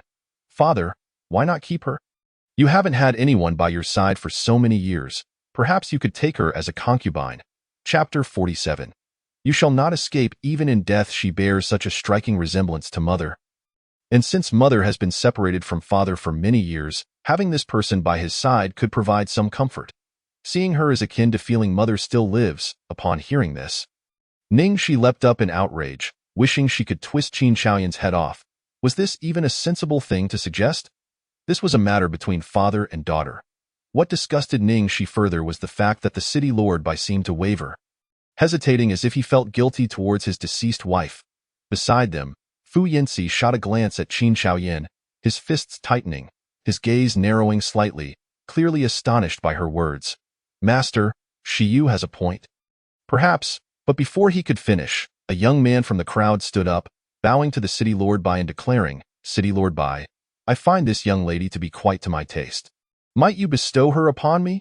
The young man, charming and elegant, wielded a folding fan, his demeanor exuding a cheerful disposition. Yet the crowd watched him with peculiar expressions. Was he out of his mind to compete for someone with the city lord Bai? Did he not notice the displeasure darkening the city lord's face? This man was merely a scion of a minor family, hardly worthy of their attention. Qin Chaoyin cast him a disdainful glance, ignoring him as she instructed her servants. "Come, take this young lady away, clean her up, and bring her to my father's chamber." Ningxi cursed vehemently. What vile, disgusting scoundrels, and an utterly revolting so-called father. Yet, no one could hear her outbursts. The person in question, Bai Shiyu, looked at the city lord Bai with a gaze filled with shock and terror, her complexion draining of color. Just as she was about to speak, a maid stepped forward and silenced her, binding her in a way that rendered her powerless.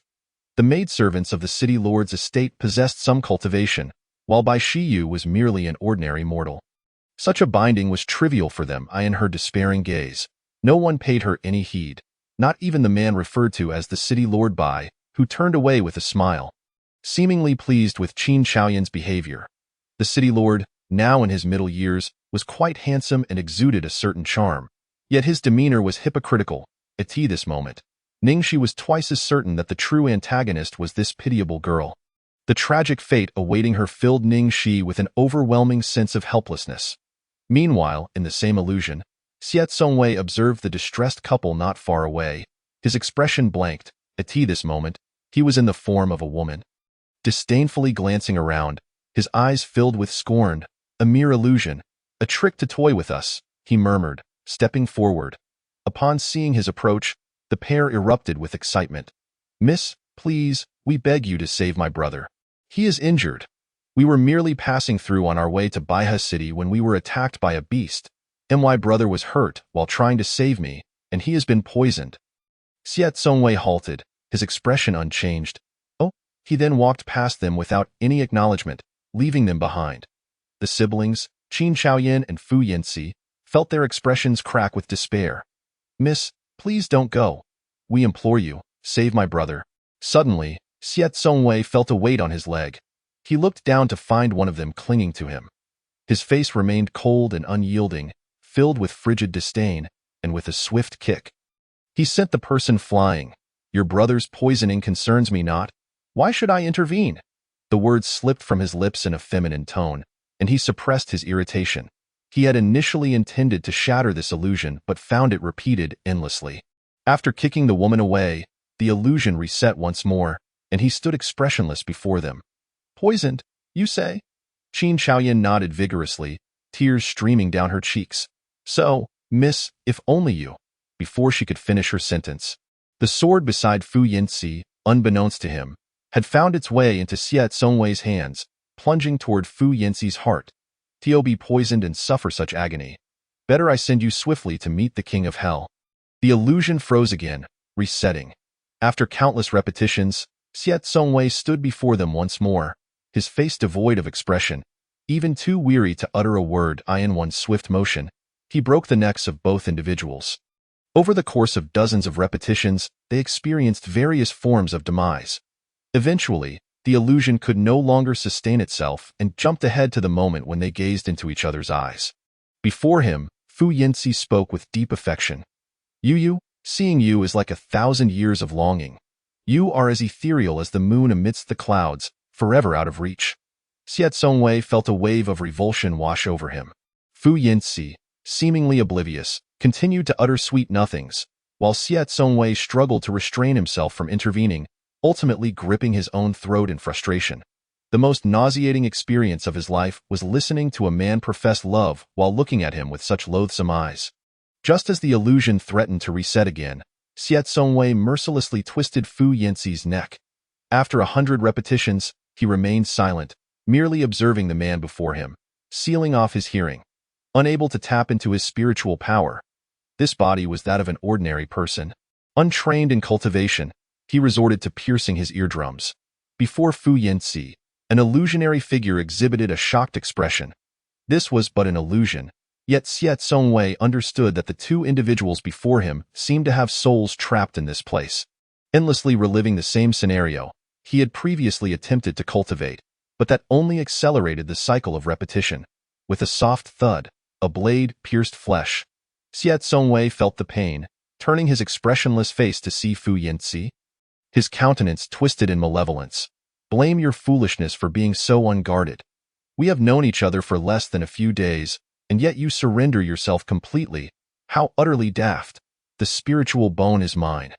As he maniacally sought to extract the spiritual bone from Xie Songwei's body, he was met with an unrelenting blow to the head, and the illusion reset once more. Perhaps the illusion could no longer withstand the endless cycle of repetition, for it expelled Xie Songwei, forcing him to observe the entire scene. Upon entering the city lord's manor, he was once again trapped in the body of that woman, listening to the revolting words of her so-called father and the utterly loathsome woman beside him. Unable to endure any longer, he slaughtered everyone within the city lord's estate. How filthy! The world is so tainted. Even a scene within an illusion mirrored this truth.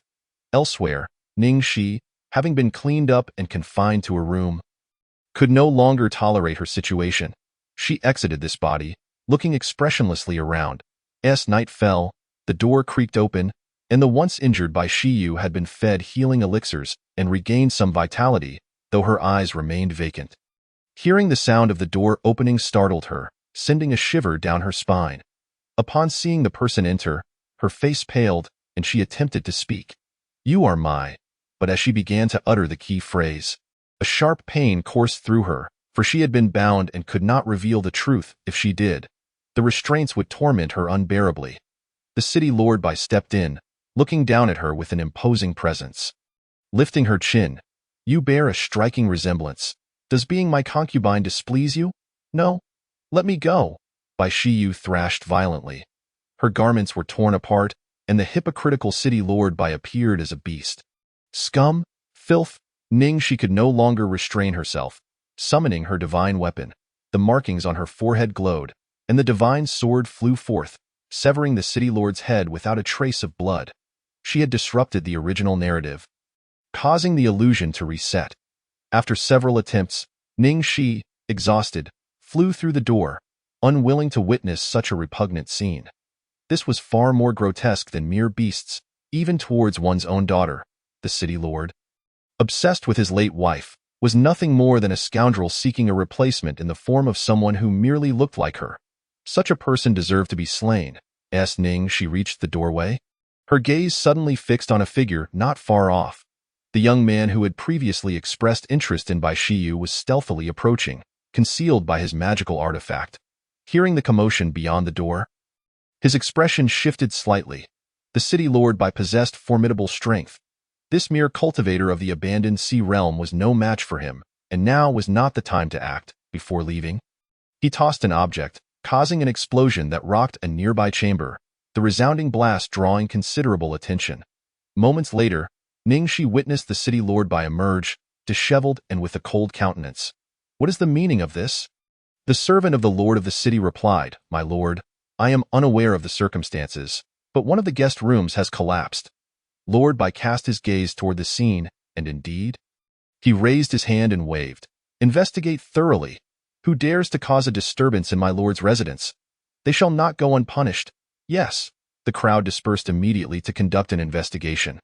Lord Bai surveyed his surroundings, then turned back into the room, shutting the door to seal off everything from the outside. Ning Shi sighed, realizing that there was no turning back. This was an illusion, perhaps something that had genuinely transpired. By dawn, that loathsome scoundrel had departed. Ning Shi hesitated to enter, and after an indeterminate time, she spotted a figure approaching. Qin Xiaoyan, exuding an air of dominance, her gaze venomous as she opened the door and stepped inside. Upon seeing the situation within, she burst into laughter, exclaiming, "How amusing! How utterly delightful! Just imagine if he were to learn that you—" "Ha ha ha!" Before she could finish, Qin Xiaoyan's laughter erupted, tears streaming down her face from mirth. Bai Shiyu, appearing battered and numb, clutched a dagger in her hand, and in an instant, she lunged forward, delivering a swift cut to Qin Xiaoyan's neck. A flash of green light intervened, propelling her aside. Bai Shiyu fell to the ground, blood spewing from her mouth. Meanwhile, Qin Xiaoyan remained unscathed, gingerly touching her neck, nearly sliced, before stepping forward and placing a foot on Bai Shiyu's chest. "You wretched creature, dare you harm me? You shall not die a good death." Bai Shiyu's voice was a hoarse whisper, each word strained with effort. In response to her words, Qin Xiaoyan merely scoffed. Once she departed, Bai Shiyu lay on the ground, devoid of life, her eyes vacant and lifeless. Engulfed in despair, she seemed unable to comprehend why she was subjected to such treatment, why everyone, including that person, treated her this way. With a sudden spurt, she coughed up blood, sitting up to gaze at the dagger in her hand. Tears cascading down her cheeks, without hesitation, she aimed the blade at her own neck. "I shall not let you escape. Even in death." Clang! The dagger clattered to the ground, her hand stinging from the force of the impact. Looking up, she met the expressionless face of Fu Yinzi, who towered over her. "Do you wish to die? It is easy to die, but would I allow you such ease? I have already extracted your spiritual bone and cast you down the cliff. Even then, you refuse to perish. This only indicates your tenacity. Thus, live on, even if it is a fate worse than death." Bai Shiyu regarded him, a sudden smile gracing her lips, though it was tinged with sorrow. Under Fu Yinzi's frown, she lunged at him, attempting to bite his neck. Madwoman, release me! Fu Yinci summoned his spiritual energy to fling Bai Siyu away, causing her to crash against a pillar, blood spilling from her mouth. A piece of flesh from his neck had been viciously bitten off, staining his collar with blood. You shall not die! Fu Yinci suppressed his fury, forcing a healing pill into her before departing. Ning Shi, observing from the side, raised her hand to touch Bai Siyu but found her hand passing through the girl's body. In the days that followed, Bai Siyu endured unimaginable torment, and each time she contemplated ending her own life. She was inexplicably revived, as if trapped in a hellish existence. She longed to kill anyone, yet felt utterly powerless. Just when despair threatened to extinguish all hope, an unexpected figure burst into her life. A man clad in azure robes appeared before her, extending his hand. Hurry, come with me. There is no time to lose. She remained motionless, a heavy aura of death clinging to her, her entire being steeped in despondency. Without a word, the youth struck her unconscious and carried her away. Within a day, the concubine of Lord Bai vanished, inciting the Lord's wrath. Ultimately, it was discovered that she had eloped with another man, casting a shadow of despair over the entire Bai residence. Who dares? Lord Bai's fury shattered the surrounding furniture, and the servants trembled as they knelt in fear. When Qin Shaoyan entered, feigning ignorance, she asked, Father, why are you so angry? It is merely a woman. Just send someone to bring her back. A warrant for her capture was issued, and Baihe City was placed on high alert. Even a fly attempting to enter or exit would be burned to ashes. In a desolate and dilapidated room, Bai Siyu hugged her knees, her gaze dull, her voice hoarse as she lamented, You should not have saved me. You too will perish. The youth, indifferent, replied, I have gone to the trouble of rescuing you. What does it matter? He tossed firewood into the flames and glanced at her. I am Ji Tingzhou. What is your name? Bai Siyu closed her eyes, murmuring, Bai Siyu'd. Ji Tingzhou's hand froze, the air falling silent for a moment before he spoke. That is not amusing, Bai Siyu, self-mocking, replied. I cannot even use my own name now. How ridiculous! Even more absurd is how disgusting these people are, loathsome enough to make me want to vomit. So repugnant was the thought of uttering that person's name. She lifted her head. You can either take me back now or kill me directly. You still have a chance to survive. Otherwise, Qin Shaoyan and Fu Yinci, along with that loathsome person, will not spare you. A pristine handkerchief was suddenly offered to her, and she froze, hearing the youth say, I have gone to great lengths to rescue you. How could I let you return? You have dirt on your face. Noticing the handkerchief she had not accepted for some time, he reminded her. Bai Siyu paused, reaching out to see the snow-white cloth, only to retract her hand. No need. If it's dirty, let it be. Her words dripped with lifelessness, causing Ji Tingzhou's expression to harden as he took the handkerchief and wiped the grime from her cheek. Bai Siyu's body stiffened as if frozen. After an indeterminate time, once he withdrew his hand, his fingers bore the marks of restraint. I possess none of the things you seek. My spiritual bone has been extracted, my identity stripped away, she began, but upon reaching that point, she felt nauseous and could not help but retch. After their exchange, silence enveloped the air once more, and Ji Tingzhou's eyes brimmed with astonishment. Bai Siyu had been bound by a crude restriction, which he easily shattered upon learning of her plight. His previously calm demeanor transformed into one of fury. Those wretched beings, that is a title I cannot utter. Bai Siyu, engulfed in despair, closed her eyes, tears streaming down her cheeks. I longed to kill them, to rend them to pieces, to obliterate them beyond recognition. In the shadows, Ning Shi observed the entire scene, feeling as though she were invisible. For no one could see her, given that this was merely an illusion. In just a few days, she witnessed Ji Tingzhou aiding Bai Siyu in her escape. Though his cultivation was modest, how could he evade the formidable experts from the Lord's residence? It was during this flight that the two developed feelings for one another, yet Bai Siyu could not accept this. She wished for death, while Ji Tingzhou appeared like a beacon of light, ultimately succumbing to the abyss due to her. The people of the Lord's residence captured both. The servants treated Ji Tingzhou as if he were a mere dog, dragging him across the ground, binding his limbs, severing his tendons, stripping him of his cultivation and foundation, imprisoning him in a death cell where he was tormented to the brink of madness. Lord Bai issued a direct order to eradicate the Ji family. More than 100 members met a gruesome fate. When Ji Tingzhou learned of this, he was on the verge of insanity, his eyes bloodshot as he screamed in agony.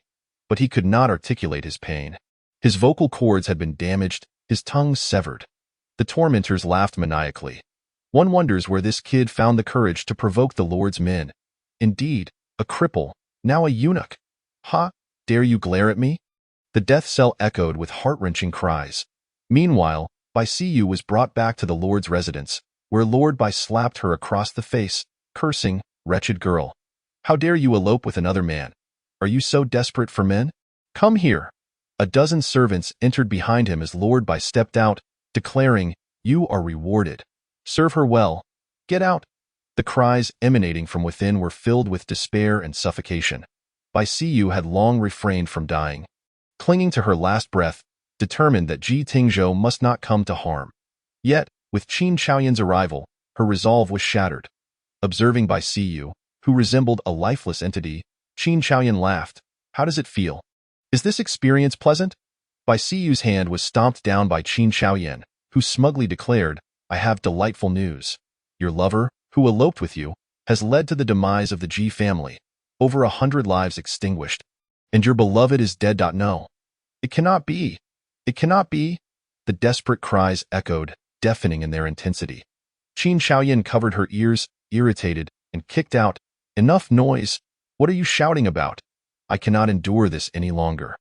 With a resounding crack, she clenched her fist, and with a swift stroke of her sword, the illusion continued to replay. She struck again and again, only pausing when exhaustion overcame her, as Qin Chaoyan departed. Bai Siyu staggered to her feet, for there were no guards at the entrance, presumably thinking that she, a frail and ordinary mortal, was incapable of escape. In truth, the guards had received Qin Chaoyan's orders to deliberately ignore her. Allowing her entry into the death prison, where Bai Siyu beheld Ji Tingzhou, locked away in the water dungeon, devoid of life. What remained was merely a bloodied and cold, lifeless corpse. Her trembling hands caressed the man's face as she rasped, "Tingzhou, Tingzhou, wake up! Look at me, don't scare me like this. You want to die, you can't die. I'm sorry, it's all my fault." Her words devolved into incoherence. Outside the door, the guards finally noticed her intrusion and seized her, dragging her away. The silent water dungeon was suffused with a chilling stillness, enveloped in waves of white mist. On that day, Baihe City was blanketed in snow, transforming it into a scene of pristine white. As the lord of the city celebrated his daughter's wedding with great festivity, clad in wedding attire, Qin Chaoyan and Fu Yanci appeared as a perfect match, a couple destined for each other. After their vows were exchanged, Qin Chaoyan was escorted back to the bridal chamber, only to be ambushed midway. As chaos erupted within the lord's estate, news spread that Qin Chaoyan had been captured and was hanging in the city tower. Alongside Bai Siyu, when Lord Bai and Fu Yanci arrived at the scene, they were nearly driven to madness. "You err!" they cried in unison. The captor was a surviving member of the Ji family, who had managed to return from a training expedition only to find the Ji family annihilated by Baihe City. Disguising his identity, he infiltrated the lord's estate, plotting for this very day. With fury in his eyes, he gripped the necks of both women, suspending them beneath the city tower. "Bai Ku, you destroyed my Ji family. May you have a wretched end. Today, I shall make these two and Baihe City pay in blood for my family's demise. If you wish for your daughter and beloved concubine to live, you must forfeit your powers and hang yourself."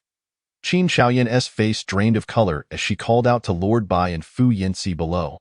"Father, save me, ACI, save me." Bai Siyu, her gaze vacant, numbly surveyed her surroundings, offering a bitter smile.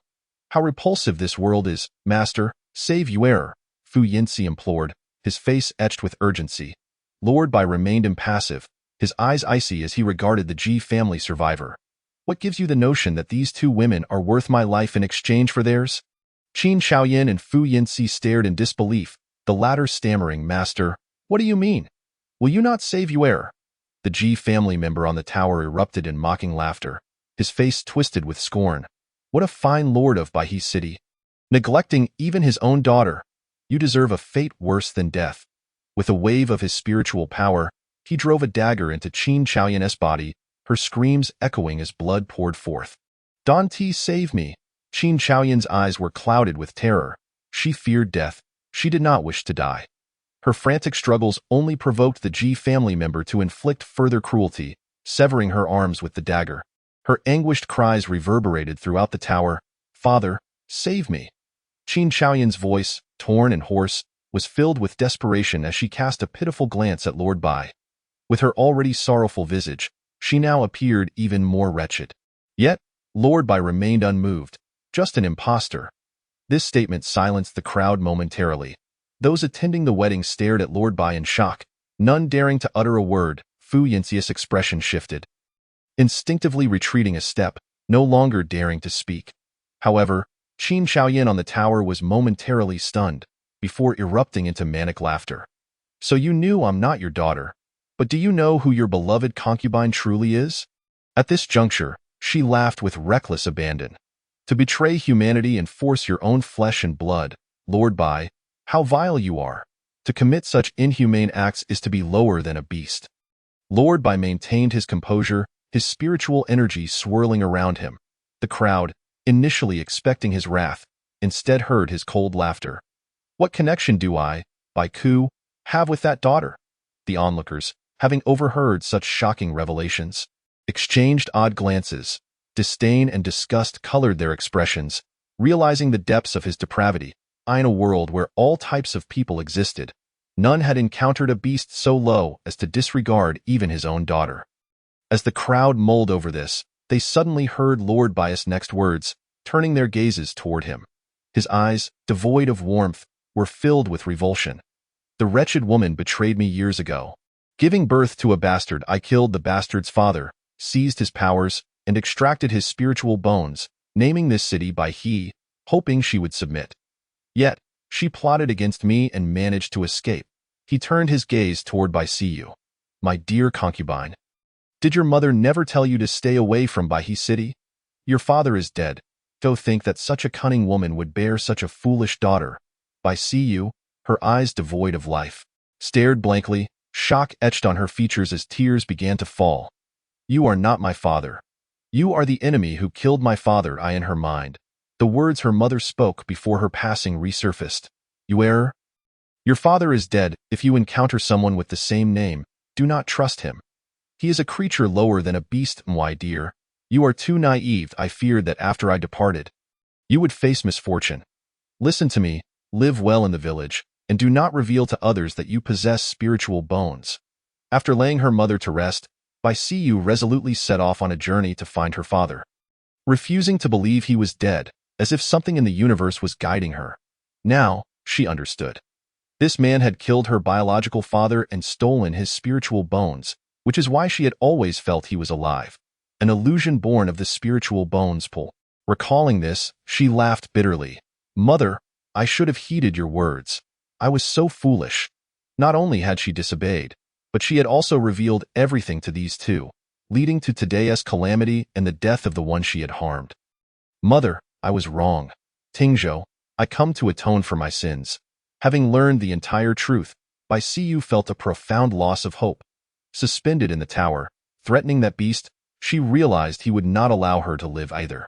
In light of this, she preferred to end her own life. Struggling against the grip around her neck, Bai Siyu fell from the tower, snow swirling around her, the cold wind biting as blood stained the white ground. She descended like a wisp of wind, her blood-soaked moon-white gown fluttering mournfully. Upon hitting the ground, Bai Siyu, in a moment of clarity, seemed to see her mother, her never-before-seen biological father, and Ji Tingzhou, all gazing at her from a distance. She slowly reached out her hand, blood pouring from her mouth, until her breath finally ceased. A phantom of a white crane, crying mournfully, soared from her form into the heavens, upon witnessing Bai Siyu's fate. The armless Qin Chaoyan screamed in terror, "Let me go! I do not wish to die. I do not want to die." Lord Bai showed no reaction to Bai Siyu's death, while Fu Yanxi, a few steps behind, felt his pupils constrict and his grip tighten. The Ji family member was equally unprepared for such a turn of events. Just as he planned to abandon Qin Chaoyan and flee, a powerful pressure surged forth. A sword-esque shadow pierced through his body, leaving him in disbelief as he released his grip, causing Qin Chaoyan to plummet from the tower with a sickening thud. blood erupting forth. Moments later, the man too fell from the tower. What began as a joyous occasion turned into a funeral. The guests at the banquet sought to distance themselves from the ensuing chaos. Lord Bai cast a cold glance. Preparing to depart, the once clear sky above Bai City, now blanketed in snow, suddenly darkened with ominous clouds and swirling black mist. The air thickened with death and ghostly energy, prompting the various families present to scoff in disbelief. The oppressive atmosphere of ghostly energy suggested the presence of vengeful spirits, yet they laughed at the thought of being ensnared by mere ghostly energy.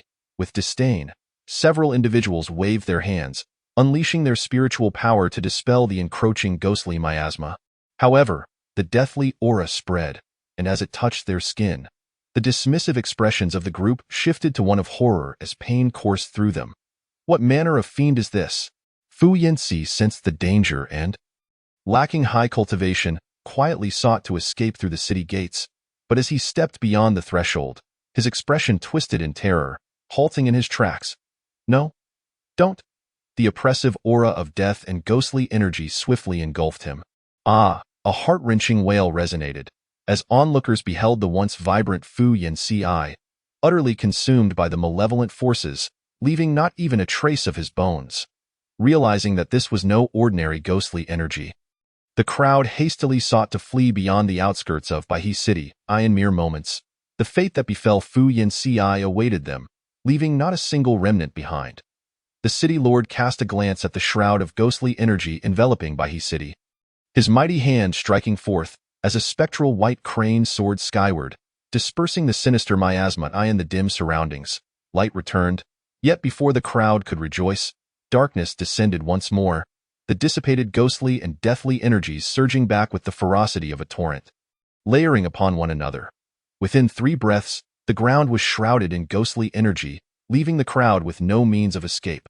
Ning Shi, an observer of the entire scene, surveyed her surroundings. Could this be the truth behind the transformation of Bai City into a ghost city a millennium ago? However, who was the true mastermind? Ning Shi pondered, glancing at the lifeless Bai Shiyu, devoid of any trace of resentment, thus concluding she was not the elusive boss behind it all. The city lord's final fate was a gruesome spectacle. He was torn asunder, his remains scattered, with no bones left intact, his spirit releasing a harrowing lamentation. Ning Shi watched, feeling a sense of satisfaction. This scoundrel had finally met his retribution. Suddenly, the scene before her began to shift. As a figure draped in heavy ghostly energy and resentment emerged, clad in a flowing red gown, descending gracefully, long hair billowing. This figure was unmistakably Bai Shiyu, now transformed into a malevolent spirit. Ning Shi gasped. Could it be that you are indeed the boss? Chapter 49. No choice, all must perish. Just as her astonishment peaked, the grotesque tableau of corpses and blood vanished, revealing 2 men suspended from the city tower. The voice of the vengeful spirit echoed. Here are those whom you cherish, and those who cherish you. Choose one. Choose wisely, and you may leave this place alive. Ning Shi gazed at the 2 men hanging from the tower, one being Xie Tsongwei, the other Xie Qi. What connection did this hold for her? Ning Shi retorted. Are you Bai Shiyu? The specter remained silent, its form hovering, eyes locking onto her, and with a flick of its wrist, an image materialized before her. The scene of Bai City's inhabitants being slaughtered to the last, their remains reduced to mere skeletons. The voice declared, I slaughtered Bai City, annihilated all its denizens. Do you believe I was wrong? Answer correctly, and I shall allow you to escape. Answer incorrectly, and your bones shall remain here, to keep them company. Ning Shi was skeptical. Was this truly a matter of choice? After a moment's contemplation, she decisively responded, I shall not choose, nor shall I answer. The ethereal and chilling voice of the spirit echoed once more. No, you must choose. Ning Shi directed her gaze towards the 2 men. Let them speak a word, and I shall ponder whom to select. The spirit fell silent for a moment, before the 2 men immediately began to speak. The first to voice his plea was Xie Qi, who had been eradicated by Xie Tsongwei. Shi, you once professed your love for me. The poison you administered was only to ensure our union. I have acquiesced to your desires. You cannot forsake me. As he spoke, tears streamed down his face. A pitiful sight. Ning Shi, Not a chance. A shiver ran down Ning Xi's spine. She was curious as to the nature of this farce, how something so thoroughly dead could be conjured to compel her choice. Moreover, this perverse individual in life had always been frivolous, calling her little beauty, yet now, he seemed aware of her name, despite the fact that he had no knowledge of the identity swap. Such glaring inconsistencies were bound to unravel. Turning to the stoic Xiet Songwei beside her. And you? Speak. What merit do you possess that would compel me to choose you? Demonstrate your worthiness, that I might lean towards selecting you. She felt as though she were participating in some matchmaking show, poised to illuminate or extinguish the contestants' fates. Xiet Songwei regarded her coldly, his eyes betraying no emotion, his heterochromatic gaze emanating a chilling beauty. My life is not for another to choose. You have no right to dictate my fate. His voice was firm, imbued with an air of superiority. Ning Xi inhaled sharply, observing him for a moment in silence, seemingly deep in thought. The spirit, growing impatient, urged, "Speak, whom do you choose?" Ning Xi lifted her gaze, addressing the spirit. "May I borrow a knife?" The spirit offered no reply, yet a dagger materialized before her, exquisitely crafted, its razor-sharp blade gleaming with an icy light. "You desire the dagger. Have you thus made your choice? Very well, whoever you select shall perish. This is indeed an intriguing method of selection." The ethereal voice resonated ominously as the spirit's ghastly visage, cloaked in resentment, fixed its gaze upon Ning Xi, who, without hesitation, drew the dagger and cut into her own arm. A sharp intake of breath escaping her lips as she turned to observe Xiet Songwei's reaction. His gaze remained as cold as ice, devoid of any emotional ripples, akin to a carved puppet. Ning Xi narrowed her eyes, offering no response to the spirit, and made another incision on her arm. Splendid. This time she witnessed firsthand, and confirmed without a doubt, that the figure above was not Xiet Songwei, but an impostor. With her emotions entwined, as she felt pain from her wound, he experienced it doubly. However, even as she inflicted pain upon herself, he exhibited no response. Even within an illusion, one could not suppress the sensation of pain. Simultaneously, within the same scene, Xiet Songwei observed the two women suspended from the tower. One being the past Ning Xi, the other the present. Different faces, yet the same soul. The red-clad spectre intoned, "Choose one. Select wisely, for therein lies your chance to escape alive. Kill them both. They are quite bothersome." Without a hint of hesitation, Xiet Songwei made his decision. The spectre's expression stiffened, as the surrounding resentment surged, and the chilling voice echoed, "You must choose one, or face death." A glint of disdain flickered in Xiet Songwei's eyes as he cast a glance at the spirit, raising a hand to lightly gesture, then retracting, making a request. "May they each receive a knife. Whoever feels the greater pain, I shall choose."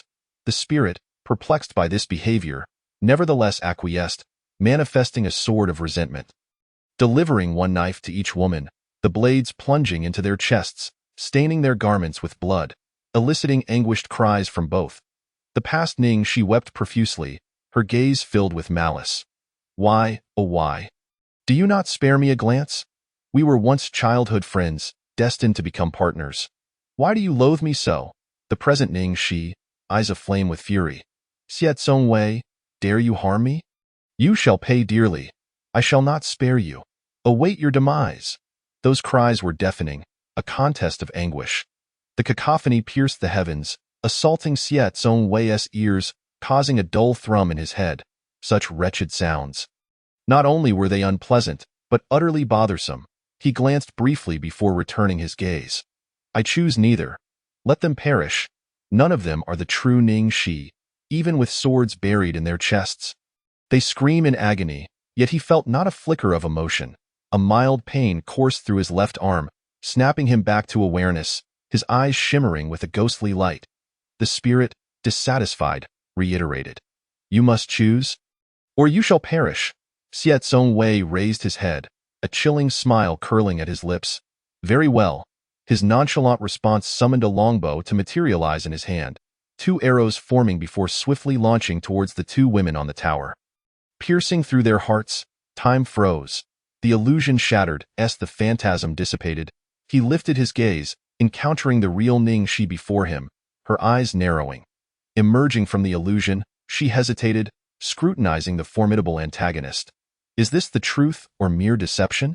The spirit had compelled her to choose, yet she had selected none, and all had perished, breaking the illusion and returning her to the desolate Lordess manor. She barely uttered a single word before a figure appeared before her. Seizing her throat, Ning Xi's eyes widened in realization, retaliating with a kick. What madness is this? Successfully evading his grasp, she stood alert. Are you real or a mere imitation? He scrutinized her. Slowly uttering 2 words. Guess? His tone was infuriatingly smug, yet unmistakably authentic. Ning Xi's lips twitched. She retracted her foot, intending to inquire about his reckless venture into the illusion and what he had experienced. When a fresh wave of white mist enveloped her once more, watching the specter reappear, hovering ominously, it addressed her from above. The second question remains unanswered. You cannot leave. As its voice faded, the scene of the innocent citizens of Baihe City perishing a millennium ago materialized before her eyes. Enveloped in black mist, frantic survivors leaving behind only skeletal remains, their desperate cries echoing in the air. They were innocent souls, yet I extinguished their lives. However, born in Baihe City, revering that beast named Bai, they too suffered. Was I in the wrong? Do you truly wish to know the answer? In this moment, Ningxi found herself at a loss for words. Was the vengeful spirit truly untroubled? If a confrontation was to occur, it ought to happen swiftly. Why must she be subjected to these endless dilemmas, forced to provide answers? The spirit remained silent, its gaze penetrating, clearly eager to ascertain the correctness of her response. You are mistaken. And gravely so, Ningxi declared, lifting her head with resolute conviction. You have avenged yourself, yet you ought to have moved on, rather than harboring resentment in this world. The innocent populace bears no guilt. They are not practitioners of the path. You have wrought havoc, accumulating karma, and this singular misstep has reduced Baihe City to a ghost town, luring countless wandering cultivators to their demise. This constitutes a second error. Have you come to terms with your mistakes? Are you satisfied with this answer? As Ningxi's words echoed, the spirit, enveloped in a shroud of resentment, unleashed a wail so piercing it could shatter eardrums. I am not at fault. How could I be at fault? It is they who deserve condemnation. You answer incorrectly. Your life is forfeit. Countless wandering cultivators entered Baihe City, encountering the same illusory choices. Some responded with righteous fervor, others with scornful vitriol, and still others with obsequious flattery. Regardless of the responses, each answer led to death. The spirit reveled in tormenting these cultivators, shattering their resolve with false hope, plunging them into despair until they met untimely ends. It thrived on fear. The scent of death, and the myriad emotions of human despair, Ningxi's gaze turned frosty as she summoned forth the half-wall technique. Solitary moon covers the sky, mirror flower, water moon. The ethereal beauty of the mirror flowers emerged, creating a reflective surface that dispelled the ominous aura surrounding the spirit. With an assertive wave of its hand, the spirit conjured a surge of ghostly energy, clashing with the mirror flowers. A resounding explosion followed, scattering the ghostly energy, only for an overwhelming wave of deathly aura to surge forth. Ningxi's illusion of mirror flowers and water moons illuminated the dim surroundings, dispersing the chilling resentment and deathly aura one by one. Merely employing this technique, the spirit's malice was significantly weakened. She beckoned forth the residual deathly energy of Baihe City, which surged back, but soon the resentment rekindled, reaching out toward Ningxi with ghostly claws. Ningxi realized that utilizing the solitary moon covers the sky technique was remarkably effective in dispersing these dark mists and resentments. Even the deathly aura and ghostly energy were driven away. The Snow Phoenix Divine technique had become ineffective here, and the half-wall technique was profoundly draining on her spiritual energy. She stood on the precipice of transcending to the immortal bridge, merely one step away. Second technique, Moonlight and Gentle Breeze. Unlike the first, the second technique wielded greater power. The skies of Baihe City darkened as a luminous moon emerged, amplifying the half-wall's strength with its radiant light. The piercing moonlight, accompanied by a fierce wind, transformed into countless invisible blades, surging relentlessly toward the spirit. Upon colliding with the spirit's ghostly claws and deathly aura, the latter was obliterated. The spirit gasped in disbelief. What secret technique are you employing? How can you dispel my deathly aura? Ningxi remained silent, having exhausted her spiritual energy from the continuous use of the solitary moon covers the sky technique. Her complexion paled slightly, yet she maintained her composure. The hem of her crimson dress fluttered in the wind, her dark hair slightly disheveled. Baiha City was shrouded in substantial deathly energy, which could easily become the spirit's weapon of slaughter, unless the city was entirely purified. Devoid of any deathly energy, the spirit could not be defeated. Die. None shall escape this place. As their battle raged on, the other wandering cultivators ensnared in the illusion began to shatter, emerging from their reveries. Their eyes widening at the unfolding scene. Was this the vengeful spirit of the ghost town? The one responsible for the fate of countless souls? Those who had entered the illusion were acutely aware of the suffering endured by Baishiyu. Even if sympathy lingered, they could not afford to be merciful to a being that had transformed into a vengeful spirit. Thus, the cultivators rallied together, launching their attacks against the spirit. Ning, are you unharmed? Yuji emerged from the illusion, rushing to Ningxi's side with concern. She summoned her jade-white divine bow, focusing her gaze on the spirit. I am fine, Ningxi replied, her spiritual energy depleted, rendering her unable to fight further. She discreetly retrieved a recovery pill from her bag and consumed it. It was a fortunate abundance, remnants from her previous endeavors, primarily composed of spirit stones. Ningxi marveled at the wealth of an unknown assassin who had left behind such riches in their quest against Xie Zongwei. Rest for now. I shall handle this spirit, Yuji proclaimed before soaring into the air, wielding her celestial bow. With its 4 strings, it could produce enchanting melodies, slay foes, and conjure arrow feathers. Interestingly, Yuji was not a sword cultivator. She had entered the renowned Tai Xian sect, celebrated for its swordsmanship, yet she practiced the way of music. Very well, Ningxi nodded lightly, surveying her surroundings and realizing she was no longer within the city lord's estate, but rather at the city gates. Where is Xie Zongwei? Ningxi scanned the area but found no sign of the main antagonist. Deciding to distance herself from the battlefield, she focused on recovering her spiritual energy with the pill. Observing the chaos before her, she could not help but acknowledge the formidable nature of the millennium-old spirit, a relentless tide of deathly energy emanating from it. Some cultivators were struck down, grievously wounded, their cries echoing in agony.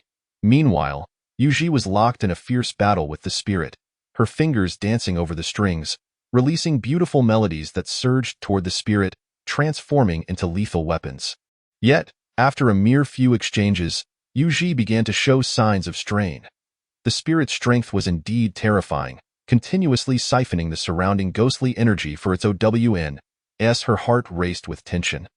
Ningxi realized she had yet to spot the so-called male lead. The main character was in grave danger, yet this male lead seemed preoccupied with something else. Was he preparing for a grand display? After a moment's wait, the male lead was still nowhere to be seen. Ningxi scoffed. What a worthless male lead. Abysmal indeed. His own wife is in peril, yet he is nowhere to be found. Just as her mockery escaped her lips, the so-called male lead was suddenly flung toward her, bound and bloodied, his expression a mix of shock and dismay. What is this? Who threw him? Ningxi exclaimed in alarm. Upon recognizing the assailant, her disdain deepened. It was indeed the male lead she had just criticized, now in a pitiful state. Darling, you seem to be quite delicate at this moment, don't you? She turned to face the approaching Xie Zongwei. Donning a dark purple robe adorned with dragon patterns, his hair tied back with a matching crown, exuding an air of chilling authority. Ningxi mused, is this fellow a bit ostentatious? Did he not wear something entirely different when I last saw him? Has he changed attire so swiftly? She remained silent for a moment, sitting on the ground without concern for the dirt, her gaze falling upon the battered male lead, now trampled beneath the foot of the spirit. Silently sweating in trepidation, the protagonist had faced off against the antagonist and was utterly overwhelmed. What a tragic fate. His mouth was sealed, and his eyes pleaded for assistance as he looked at her.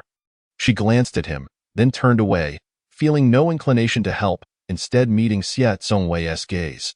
Did he provoke you? Why the brutal beating? It was rare for Xie Zongwei to display restraint. Usually, he would obliterate his foes without mercy. Yet, now he had merely delivered a single thrashing. Was the plot so formidable that he deemed it beneath him to strike at the currently ineffectual protagonist? Xiao Zongwei furrowed his brow, not answering her inquiry, but instead scrutinizing her with a chilling tone. Do you not find it amusing?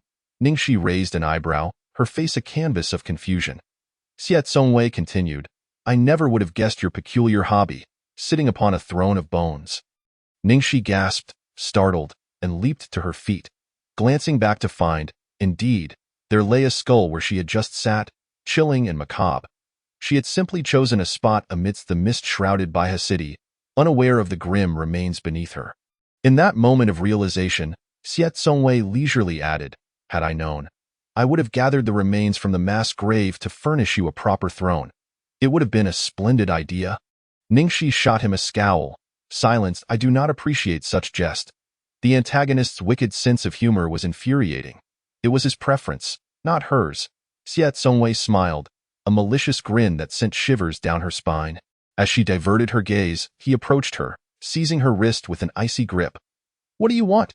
Ningxi questioned warily.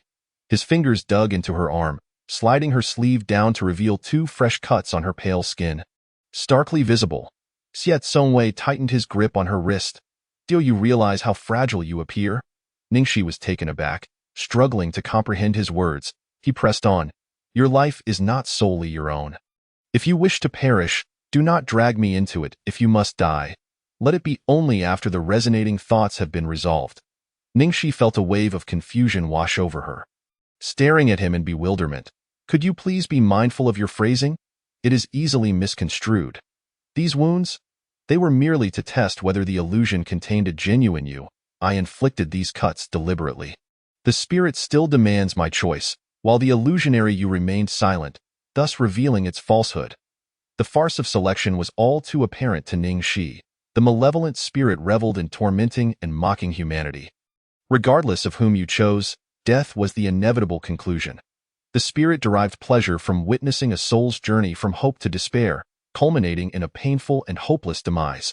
Xiao Zongwei, his gaze deepening, regarded her for a brief moment before uttering 2 words, foolish. When it came time to act, why not simply stab those 2 imbeciles? Wouldn't you feel a slight sting as well? Ningxi shot him a glare. You're the foolish one. Don't insult me. She had no intention of revealing that, as a punishment for his reckless triggering of the illusion, she had deliberately harmed herself. After all, inflicting harm on oneself while damaging the enemy was not a novel concept for her. A few extra instances wouldn't matter. That once promising rich heir had inexplicably traversed into the ancient realm of cultivation to save the world. How could one not be driven mad? It was a marvel she still retained her sanity. She would never admit that she had not considered this in the moment and had acted on impulse. Xiao Zongwei clicked his tongue, his eyes brimming with impatience as he produced a small object, pinched her mouth open, and tossed it inside. Ningxi swallowed it without warning. What did you make me eat? She remained composed, confident that he wouldn't dare poison her. His demise would follow hers. So what was it? Xiao Zongwei replied with a stoic expression. It's a healing pill. It won't harm me, but my arm occasionally aches, as if it has been cut twice. It's quite unpleasant. Ningxi stared at him in confusion. So, he had given her something to heal her wounds, but it wasn't an internal injury. Why not apply ointment instead? She mentally scoffed. In the midst of a fight, who would concern themselves with wounds? The scabs had formed, and even the slightest brush against them was negligible. Once the pill was ingested, the pain dissipated, and her wounds healed instantaneously, leaving no trace behind. Ningxi marveled at the efficacy of the legendary healing elixir. After this brief interlude, no one paid heed to the male lead, bound and discarded nearby. Both their gazes shifted toward the confrontation with the vengeful spirit. The rogue cultivators had suffered grave losses, and Yu Ji was on the brink of collapse. Ningxi turned to Xiao Zongwei and asked, Do you have confidence in subduing the malevolent spirit? The young man crossed his arms, glancing over casually. Just a millennia-old specter, he smirked slightly, pausing before adding, No, I cannot defeat it. Ningxi retorted. I refuse to believe that. Xiao Zongwei's gaze shifted back to her. Oh? Believe what you will. Ningxi inhaled deeply, forcing a smile that did not reach her eyes. Oh, esteemed one. Surely you possess the capability to eliminate that spirit? I would even call you father if you could. His expression darkened. No, I have no such unfilial daughter. Incestuous relations? What a disgrace. Since you harbor such desires, I shall not indulge you. Ning Shi's face soured. Haven't we been divorced? Who's your wife? You re my ex-husband now. What nonsense is this? If you insist, just call me father. Good son, go forth. I entrust this to you. Xiao Songwei's gaze deepened as he regarded her in silence. Ning Shi met his frigid stare. Unflinching. If you prefer not to call me father, then ancestor would suffice. Go on. I leave it to you. Xiao Songwei remained still. Meanwhile, the bound Shang Su, his mouth sealed, stared in disbelief at their exchange, his pupils widening as he glanced between Ning Shi and Xiao Songwei. No one could discern his thoughts or the source of his astonishment. In the next moment, the restraints on him loosened, and he could speak again, only to be kicked by Xiao Songwei toward the battlefield. Go on. Grandson, it's your turn now. Your esteemed aunt shall keep a close watch on you. Shang Su exclaimed. Ning Shi? Ning Shi felt a bit disoriented. What was this? The male lead had become the grandson of the major antagonist? When did she become his aunt? If she recalled correctly, the current male lead was a talentless waste. Sending him into battle was tantamount to a death sentence. Seemingly anticipating her thoughts, Xiao Songwei scoffed. I've already killed him once. What one more death? In his past life, Xiao Songwei had battled this Shang Su for 300 days and nights, vanquishing numerous foes who had come to aid him, only for Shang Su to meet his own demise at his hands. Naturally, this fellow had also suffered defeat, succumbing to his own folly. Ning Shi opened her mouth, feeling a chill run down her spine, her confusion deepening once more. She could now surmise that Xiao Songwei had been reborn from that stage, likely after the story's conclusion, where he brought about the world's demise, including his own, before being reincarnated. It was easy to understand, given that prior to the world's destruction, the major antagonist faced off against the protagonist, who suffered a crushing defeat. Shang Su, now thrust onto the battlefield, was on the verge of tears, wailing as he was caught by Yu Ji, who watched him sob uncontrollably. Senior sister, I'm so scared. Those two are absolutely inhuman. They're beasts. Shang Su felt as though the world had gone mad. Everything was utterly wrong. Before entering the Tai Xin sect, he had dreamt of rising to power with the affection of various admirers, ultimately becoming a revered figure, even commanding the respect of the newly appointed human emperor. But who could foresee that not long after, a world-ending lunatic would appear? And that lunatic was Xiao Songwei. A fiend of unparalleled might who found the world too filthy to behold. He deemed no one his equal and obliterated it without a second thought. Upon waking from that dream, Shang Su resolved to steer clear of this maniac, avoiding all the women from his dreams, save for Yu Ji. Who would have thought he would encounter this madman in Baihe City, alongside a woman who bore an uncanny resemblance to the human emperor's daughter?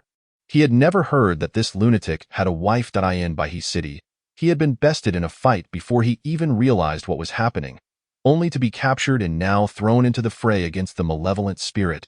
Terror gripping his heart, he had only wished to observe quietly how this madman would bring about the world's end. Was it merely because he found it unsatisfactory? Destroy it all, let it perish. After all, death is the only certainty.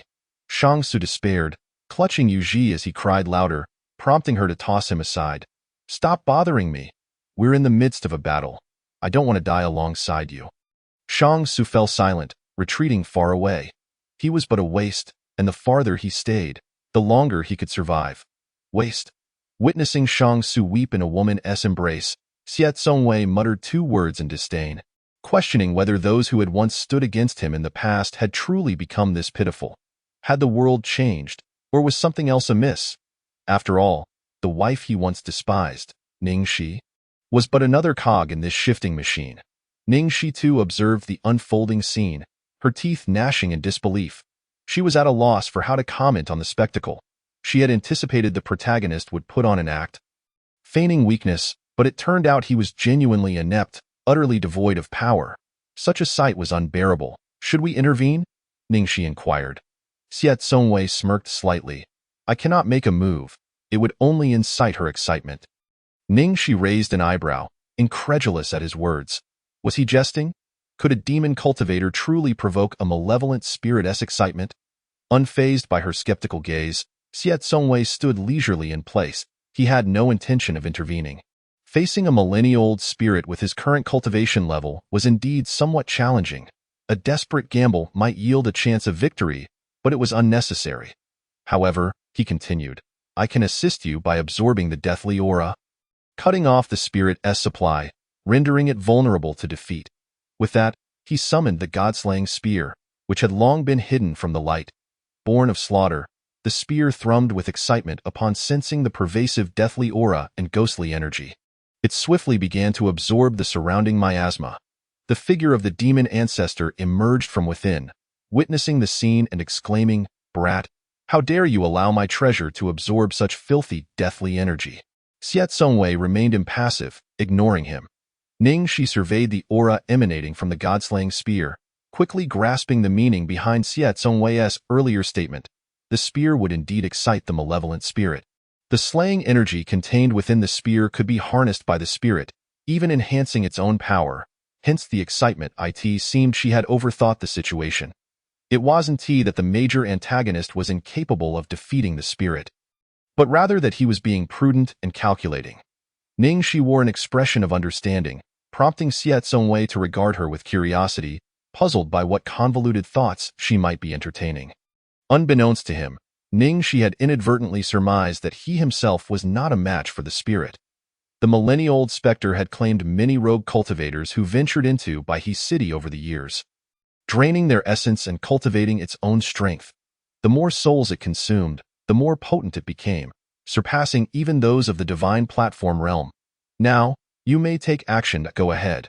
If you cannot prevail, I shall catch your corpse and give you a proper burial, allowing you to rest in peace. The god-slaying spear absorbed a considerable amount of death energy, while the cursing demon ancestor was disregarded. Xiet Songwei withdrew his hand and uttered a provoking remark. Ning Shi shot him a glance, her spiritual energy having recovered somewhat, but her attention remained focused on the rogue cultivator entangled with the malevolent spirit. Once again, she summoned the half-wall and thrust her sword directly forward. The pressure and divine power emanating from the divine sword were pure and flawless, radiating a holy brilliance that was unstoppable, a bane to all evil. There was no escape. The malevolent spirit sensed the danger and attempted to block it with ghostly energy. Yet the half-wall pierced through her defenses, the blade plunging deep into her corporeal form. A piercing shriek echoed in the air. The half-wall pinned the malevolent spirit against the wall, and as she struggled to break free, the power of the divine sword dissipated the ghostly energy enveloping her, causing her to cry out in pain once more. Why? How can you defeat me? Baihe City is shrouded in death energy, and I possess an endless supply of it to wield. How can you possibly overcome me? I will kill you all. The dense ghostly energy gradually dispersed, and even the resentment clinging to the malevolent spirit began to diminish, instilling a sense of panic within her. I see you. A clear and ethereal female voice resonated, drawing the attention of the malevolent spirit. She looked up to see a girl adorned in attire more resplendent than her own red garments, who approached and halted at a distance of 3 feet. No, you should be called Ji Tingzhou. Ning Shi stepped forward, her gaze unwavering. The illusions depict events that transpired 1,000 years ago. I know of your suffering, your grievances, your innocence. Yet you have also taken the lives of those who deserve to die. Why then do you continue to create such a multitude of killings? The malevolent spirit's eyes brimmed with blood. They deserve to die. Had they not entered this realm, they would not have perished. Greed is what led to their demise. Ning Shi replied, You are not Bai Siyu. You are Ji Tingzhou. She suffered greatly, and if you truly cherished her, why then would you assume her form and perpetuate so many killings? With each act of murder you commit, the karmic retribution will inevitably recoil upon her. Chapter 51. A facade of strengthening. She was certain that the malevolent spirit before her was not Bai Siyu but Ji Tingzhou. For several reasons in the illusions, she observed Bai Siyu's genuine kindness, devoid of any guard. Upon witnessing the treachery of Qin Shaoyan and the other two, she did not hesitate to extend her hand in aid. Regardless of their origins, such purity was naive, almost foolish. Although Bai Siyu had proclaimed that she would not spare those who wronged her, she had perished without transforming into a malevolent spirit. Ji Tingzhou, however, had having endured inhumane torment and treatment. A once noble individual had been reduced to a mere eunuch, and due to Baisiyu, his entire clan had been annihilated. It was only natural that he would harbor resentment, ultimately leading to his transformation into a malevolent spirit. The second reason lay in the peculiar handprints seen in the city lord's manor, which were indicative of Ji Tingzhou's character, his penchant for mockery. Lastly, considering the nature of the choices presented to him, it was sufficient to ascertain that the malevolent spirit was indeed Ji Tingzhou, not Baisiyu. Even after becoming a malevolent spirit, the disparity between Baisiyu in life and her posthumous transformation could not be so vast. Murder was murder, devoid of the frivolous theatrics. Do you truly love her? Or do you wish to harm her, ensuring she never attains rebirth? As Ning Xie's words hung in the air, the malevolent spirit fell into a stupor before beginning to writhe. Be silent. You display such righteous indignation, yet it is all a facade. I shall not spare any of you. You will all die. They all deserve to die for causing Baisiyu's demise. They must perish. Ningxi regarded his vengeful countenance, her brow slightly furrowed. The illusions you create are akin to Baisiyu reliving her past torment repeatedly. How are you any different from them? The illusions may be fictitious. Yet the suffering is real. The cycle of torment reflects the tribulations endured by the original. Who is being tortured here? The malevolent spirit let out a sinister laugh. Foolish. I would never allow those who harmed her, or those who slaughtered my entire clan, to die peacefully. Death is not an option. At that moment, the malevolent spirit, having had his identity unveiled, reverted entirely to his original form. Ji Tingzhou, clad in white, his face as pale as blood. With disheveled black hair and blood-red, pupil-less eyes, he exuded an eerie, unsettling presence. Ningxi could not comprehend the meaning behind his words. The rogue cultivators behind her, clutching their chests in pain, turned to look, only to witness Ji Tingzhou raise his hand, conjuring several images before them. 3 illusions materialized, identical in scene, yet differing in that one depicted a single soul divided into 3 parts, each enduring the torment Baisiyu had once faced. The first illusion showcased the city lord Baiku, whose soul had been split thrice, becoming Baisiyu, then Qin Chaoyan and Fu Yanxi, subjected to the humiliation of over 10 individuals, along with the repeated instances of how he treated Baisiyu, all culminating in his own self-torture. The other 2 illusions followed suit. The onlookers could not help but gasp in astonishment. Such cruelty! This torment had persisted for a millennium. They received their just deserts. Who could blame the Bai family for their downfall? The vile individuals received their retribution. This wretched beast, less than human, deserved nothing less. In the other 2 illusions, the scenes were even more exhilarating and satisfying, wherein the city lord became Baisiyu, while the other 2 retained their identities, inflicting torment upon one another. They subsequently swapped roles, taking turns to inflict suffering. The final illusion mirrored the experiences of all rogue cultivators almost identically. As the images dissipated, Ji Tingzhou grasped 3 struggling souls. Do you see? In the illusions you experienced, they were all complicit. I forced them to endure the sins they committed in the past. And they deserve to die. They are worthy of 1,000 deaths, and shall not find peace in death. The 3 souls writhed desperately, pleading for mercy, but Ji Tingzhou's smiles twisted into a grimace as he tore them apart. Their souls shattered, ensuring they would never be reborn. Defeated by your hands, do as you will with me. Ji Tingzhou had avenged himself, tormenting his enemies for a millennium. Though he found it insufficient, he understood he could not triumph. His soul on the verge of dispersal, before that could happen, he could not allow these 3 malevolent beings even a fleeting chance of rebirth. Just as Ji Tingzhou awaited his fate, the divine sword that had pinned him to the wall suddenly withdrew. And he fell, hearing the voice of the girl. I shall not kill you.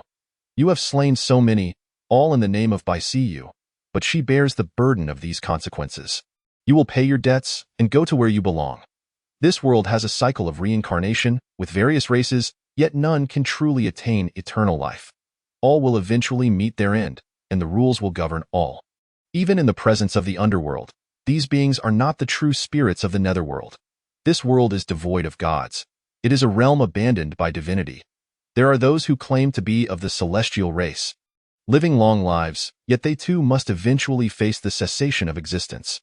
The rules are the final bastion maintaining order in this world. Some souls return to the earth, while others are trapped in the cycle.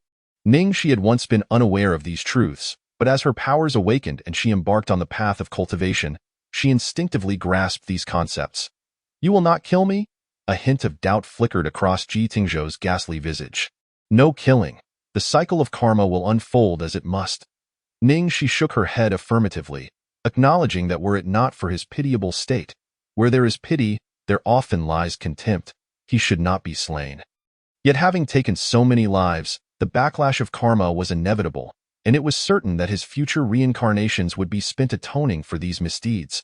Why not kill him? He is a malevolent spirit. A rogue cultivator voiced his dissatisfaction, drawing his sword, but in the next instant, he was sent sprawling by Ji Tingzhou's power. Ningxi turned her gaze to the rogue. Can you defeat him? If you can, then kill him. Despite having proclaimed such noble sentiments, the truth was she truly lacked the strength. After a few exchanges, her spiritual energy was nearly depleted. The ghostly and deathly energies of Baihe City had yet to dissipate entirely. He could still grow stronger. She had merely been momentarily misled into believing she could conquer him. Ningxi was merely putting on a facade of righteousness, pretending to be just. In truth, she was not as noble as she appeared. The world of cultivation is one where the weak are devoured by the strong. As for karmic retribution, she would avoid it if possible. Even the system feared such repercussions. How could she not? It was absurd. Moreover, the city lord, who fancied himself the second strongest beneath the emperor, had been swiftly annihilated by Ji Tingzhou, his remains scattered. This was a testament to Ji Tingzhou's formidable prowess. Ningxi believed that Xie Tsongwei could defeat him, but when she glanced back, she found that he had vanished. The typically arrogant and domineering antagonist had fled with remarkable speed. Did he believe that because the malevolent spirit was aligned with him, he would not have to engage? The rogue cultivator, stifled by Ningxi's words, dared not speak further. Indeed, no one could match Ji Tingzhou. Had Ningxi not intervened, they likely would have met their demise. Ji Tingzhou's figure flickered and vanished before the crowd, leaving everyone bewildered. Ningxi's gaze deepened as she followed.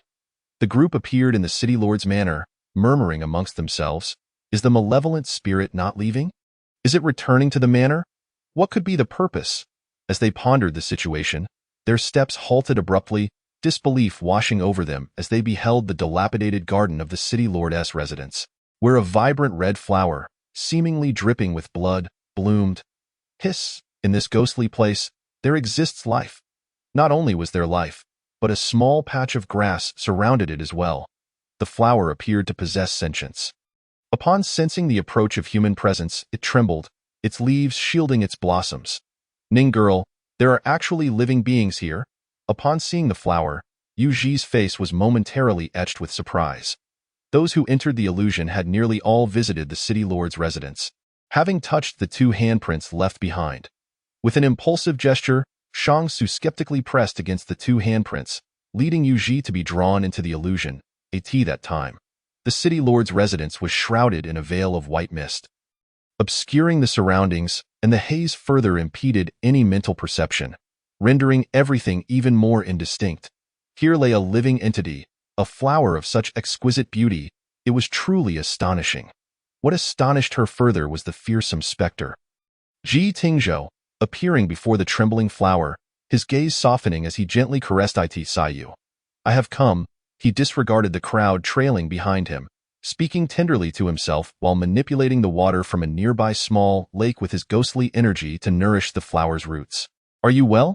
The flower, sensing a familiar essence, delicately parted its leaves, brushing against his approaching fingers, seemingly delighted by the contact. Ji Tingzhou smiled. "You are pleased that I have come to see you, are you not?" Ningxi's eyes widened in shock. She did not respond to Yu Ji, taking a moment to regain her composure. "This flower?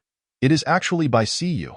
She had not anticipated that within the lifeless Baihe City, devoid of any living creature, the sole entity thriving was this flower, the long-deceased by Siyu.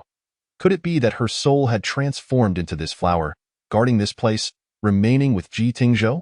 Not only Ningxi was astonished, the entire assembly gasped in disbelief. In a way, this flower is that by Siyu. How did she turn into a flower? Was she not dead? Perhaps, after death, she had been reborn as a flower? In the desolate Baihe city, this flower thrived vibrantly, with the surrounding grass existing solely to accompany it, untouched by the pervasive death energy. Those consumed by this death energy, however, could be healed by the flower's dew. At this thought, a complex expression flickered in Ningxi's eyes. Such a wonderful person had met such a tragic fate. Ji Tingzhou paid no heed to the stunned crowd. With tender care, he unearthed a small clump of soil along with the flower, cradling it as if it were a treasured gem. Rising to his feet, he murmured, "See you. We must depart for an unforeseen destination." He did not disclose to anyone that the flower, by See-You, had not merely transformed into a floral entity, but rather, when she perished, her soul had been preserved by ghostly energy and the strength of the entire city's flora, allowing her to take root and nurture herself anew. A millennium had passed, and her once dispersing soul had now coalesced, ready to enter the cycle of reincarnation. Ji Tingzhou's gaze shifted to an unseen point, a place that summoned him, the passage of reincarnation awaiting his entry. Before stepping into it, he slowly inclined his head towards Ningxi, as if in gratitude. In the blink of an eye, the figures of one man and one flower vanished before the crowd. Within the golden path of reincarnation, a shadow of a white crane emerged. Upon witnessing this ethereal apparition, Ningxi suddenly comprehended why Ji Tingzhou had become so formidable after his transformation into a vengeful spirit. Powerful enough to slay the city lord of Bai in the Hongming realm, it was evidently the strength of this white crane spirit that aided him. The white crane, also known as the celestial crane, was the guardian spirit of the celestial crane clan. When Bai See-You perished, the lament of the white crane spirit resonated from her. This might explain Ji Tingzhou's extraordinary power. Although the city lord had excavated the spiritual bones of Bai See-Yu's father, usurping his cultivation, he could not capture the legacy of the white crane spirit for protection. This was the crux of the disparity. The Bai family must possess the bloodline of the celestial crane clan to summon the white crane spirit. Bai See-Yu's innate roots were exceptional. Had she embarked upon the path of cultivation, perhaps she would not have met such a tragic end. Where has he gone? Why has the vengeful spirit vanished? Ji Tingzhou's disappearance left the scattered practitioners bewildered. Ningxi maintained her composure, observing the vanishing reincarnation passage and the protective presence of the white crane spirit behind them in that fleeting moment. She felt as if the white crane spirit was shouldering their karmic burdens, granting them a perfect next life. The price, however, would be that the white crane spirit would endure the repercussion of those 1,000 years of karma. She whispered, "I hope in the next life, you may remain together till old age. In truth, cultivators, upon death, would have their souls return to the heavens and earth, nourishing the realm, and would not have another life." However, the fact that they could enter the cycle of reincarnation indicated that they had committed no evil in life, nor harmed the innocents. With the vengeful spirit gone, Baihe City remained enveloped in deathly energy. Ningxi sensed that if wandering souls were to enter this place, it would not be long before a powerful vengeful spirit might emerge. However, compared to Ji Tingzhou, who had the support of the white crane spirit, the two were worlds apart in their capabilities, rendering them not a threat. The vengeful spirit had vanished, its whereabouts unknown. Surely, this ghost city must harbor treasures. Let us search around, a scattered practitioner suggested, and soon they dispersed in search of treasures. Yuji held no interest in such treasures. Her purpose here was merely for training. She inclined her hands towards Ningxi. "Miss Ning, I bid you farewell. Y Jr. and I shall proceed to our next training location. May we meet again by chance." Ningxi smiled in return. "Until we meet again." After watching the two figures disappear, the scattered practitioners gradually departed, leaving the once bustling garden of the city lord's residence in sudden silence. System? With the vengeful spirit already gone, Ningxi pondered how to complete her purification task. She called for the system, but it was the managing system that replied in the absence of Disu. "Greetings, host. How may I assist you?" The response was mechanical, devoid of any vitality. Ningxi inquired, "How do I purify Baihe City?" "Host, that is your question. Please resolve it independently. Relying on others is less dependable than relying on oneself. And do not trust a managing system. Believe in yourself. You are capable. Keep going, keep going, keep going," Ningxi thought to herself. No one told me that even a managing system would serve motivational platitudes. At that moment, she found herself somewhat missing Disu. Though he was rather unreliable, he could be counted on in critical moments. Suddenly, a tremendous collapse echoed, pulling Ningxi back to reality. She turned her gaze to see a corner of the city lord's residence had fallen. Appearing to be deliberate, raising an eyebrow, she approached the site. Upon arriving, Ningxi surveyed her surroundings and felt a sense of familiarity, but as it had collapsed, she could not recognize the spot she had seen in the illusion. Just as she was pondering, a hand emerged from the rubble, causing Ningxi to step back in fright. "Who goes there?" A piece of wood was flung aside, and Ningxi beheld a youth. Covered in dust and somewhat disheveled, crawling out from within, he approached her, coughing up a cloud of dust that enveloped her face. Ningxi was rendered speechless. Hastily, she waved her hand to disperse the dust. Furrowing her brow, "Did you cause this collapse and bury yourself in the process?" Chapter 52. Threatening her, no one was so idle as to deliberately collapse a section of the city lord's residence. And this person, clearly, was none other than Xiao Zongwei. Lowering his gaze to meet hers, Xiao Zongwei blew out a puff of dust, sending it towards her face. His delicate, fair, and enchanting visage was immediately smeared with dust. And a smirk played upon his thin lips, his heterochromatic eyes brimming with mockery. Ningxi remained silent, a dark line etched across her face. Moments later, she scooped up a handful of dust from the ground and blew it back at him, leaving 2 handprints of dust on his robes, returning his arrogant smile. "Look at you, so careless. Your clothes brushed against my hands and got dirty. How unfortunate. I didn't mean to. Indeed, it was not accidental, but rather intentional. Here, let me clean it for you." Ningxi smiled, extending her dust-covered hand, only to be restrained by the youth's long fingers. Xiao Zongwei's expression remained unchanged as he snapped his fingers, instantly transforming himself into a pristine figure, unrecognizable from his earlier disheveled state. He scrutinized her. "You survived, unscathed?" His words held a hint of regret. Having seen no injuries on Ningxi, he genuinely felt it was a pity. Ningxi wrenched her hand free, her gaze sharp enough to pierce, and if looks could kill, he would have been riddled with wounds.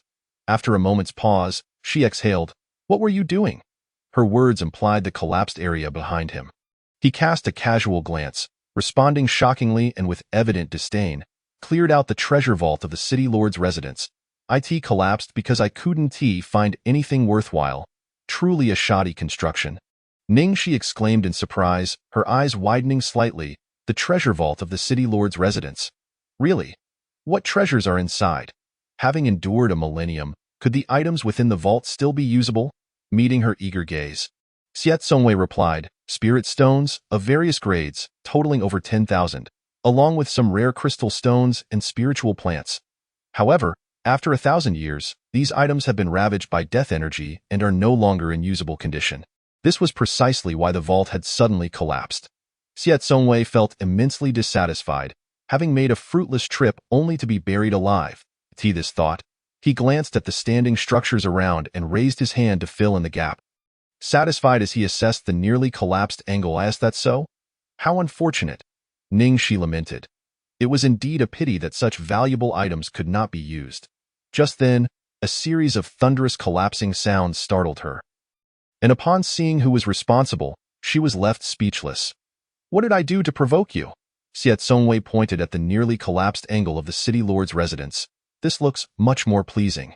Ningxi's eyelids twitched a few times, and she chose to disregard it as she walked towards the outside of the lord's mansion. The once grand structure had collapsed, revealing the dilapidated houses surrounding it. She stepped over the ruins, contemplating how to resolve the pervasive deathly energy and ghostly aura. Surely, resorting to the half-wall technique would be too taxing on her limited spiritual power, which her fragile frame could hardly endure. Should she call upon Xiao Zongwei's god-slaying spear once again? As this thought crossed her mind, she turned to glance back, only to find him absent. It seemed she could not rely on the grand antagonist. If he refrained from indiscriminate slaughter, it was even more unlikely he would perform any benevolent acts. Although Ningxi was not particularly inclined to do so, this was a task that must be completed. The thought of being reduced to ashes if she failed sent chills down her spine. She reached a certain spot. Ningxi suddenly felt a stirring within her and the mist shrouded by her city. A pure and flawless divine light enveloped her, causing her to levitate in mid-air. A mysterious object, akin to a seal or divine artifact, materialized in her palm, radiating a snowy brilliance. Upon the palm-sized seal were inscribed several enigmatic symbols, incomprehensible to anyone but Ningxi, who recognized them as the words Heavenly Dao Seal. The incantation she uttered reverberated throughout Baihe City, cleansing souls. All things in heaven and earth, heed only my command. Cleanse the heart and spirit. Let all be free from taint. Eradicate evil and disperse it entirely. As her words resonated, the immaculate divine light emanated from the Heavenly Dao Seal, enveloping the entire Baihe City. In an instant, all deathly and ghostly energies were purged, and life began to flourish anew, vibrant greenery bursting forth, in a radius of 100 miles. No living creature remained, yet greenery gradually emerged from the soil. The once desolate Baihe City came alive, the mist dissipating to reveal an ordinary town, albeit still in ruins, littered with debris and chaos. Nearby, the scattered cultivators, upon hearing the celestial voice echoing above Baihe City, were momentarily stunned, gazing upwards to behold a figure clad in red. Their expressions were a mixture of astonishment and trepidation. Who was this, and what were their intentions? As the murmurs of confusion faded, they soon felt their wounds, previously tainted by ghostly energy, heal one by one in response to the soul-cleansing voice. Their turbulent and dark thoughts gradually calmed, enveloped in silence as they immersed themselves in the sanctified atmosphere. Once Baihe City returned to its ordinary state, devoid of deathly and ghostly energies, the scattered cultivators were astonished to discover green shoots breaking through the once barren ground. "Quick, let us see what has happened," they exclaimed, soaring towards the source. After the mist surrounding Baihe City cleared, they noticed their spiritual senses no longer impeded. However, by the time they reached the Lord's mansion entrance, the striking figure in red had long since vanished. Ningxi, having hurried out of Baihe City, let out a slow breath of relief, casting a backward glance. She had been utterly terrified. Just as she purified Baihe City, a throng of scattered cultivators charged towards her. Her initial instinct was to flee, fearing they sought to kill her for her treasures. There was no time for pretense. She had no desire to attract divine retribution for such arrogance. She halted, gazing at the Heavenly Dao Seal in her hand, her expression complex. How had it come to be? Just moments ago, it had been a mere inspiration, and suddenly it appeared in her grasp. The seal was entirely white and translucent, resembling purity unmarred by any impurities. Its base bore the 4 characters: heaven and earth, all things. Mysterious golden light pulsed through it like veins, while the top featured the character for 10, extending to the base with the character for life, a sight so striking it could cleanse one's troubled heart.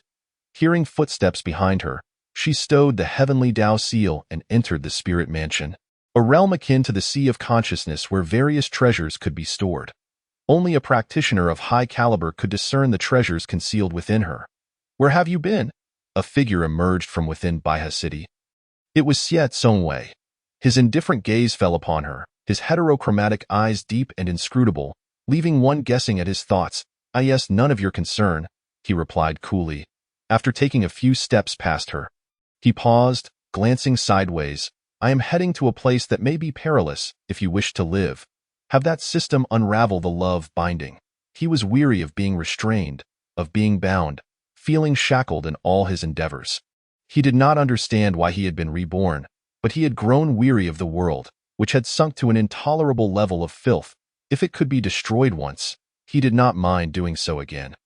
Yet for now, his cultivation did not match his former strength, which meant he could only focus on enhancing his abilities.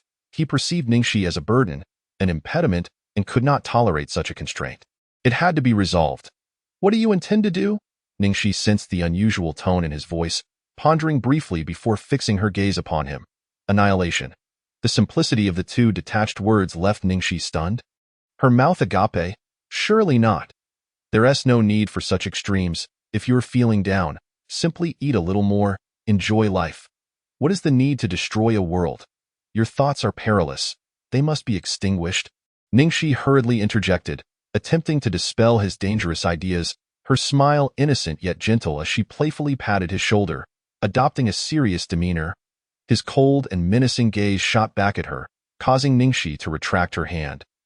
Offering a sheepish smile instead, He flashed a disconcerting grin. Do you wish to stop me? Was your arrival merely for this? In a seemingly offhand remark, he deduced her intentions, a casual comment, yet upon seeing her astonished expression, he furrowed his brow, quickly grasping the situation. With a scoff, he remarked, ridiculous. There are still such foolish saviors who think they can thwart me. Do you not realize that those from my past life, each one sought to impede me, yet they were all ultimately buried along with this realm? Thank you for that.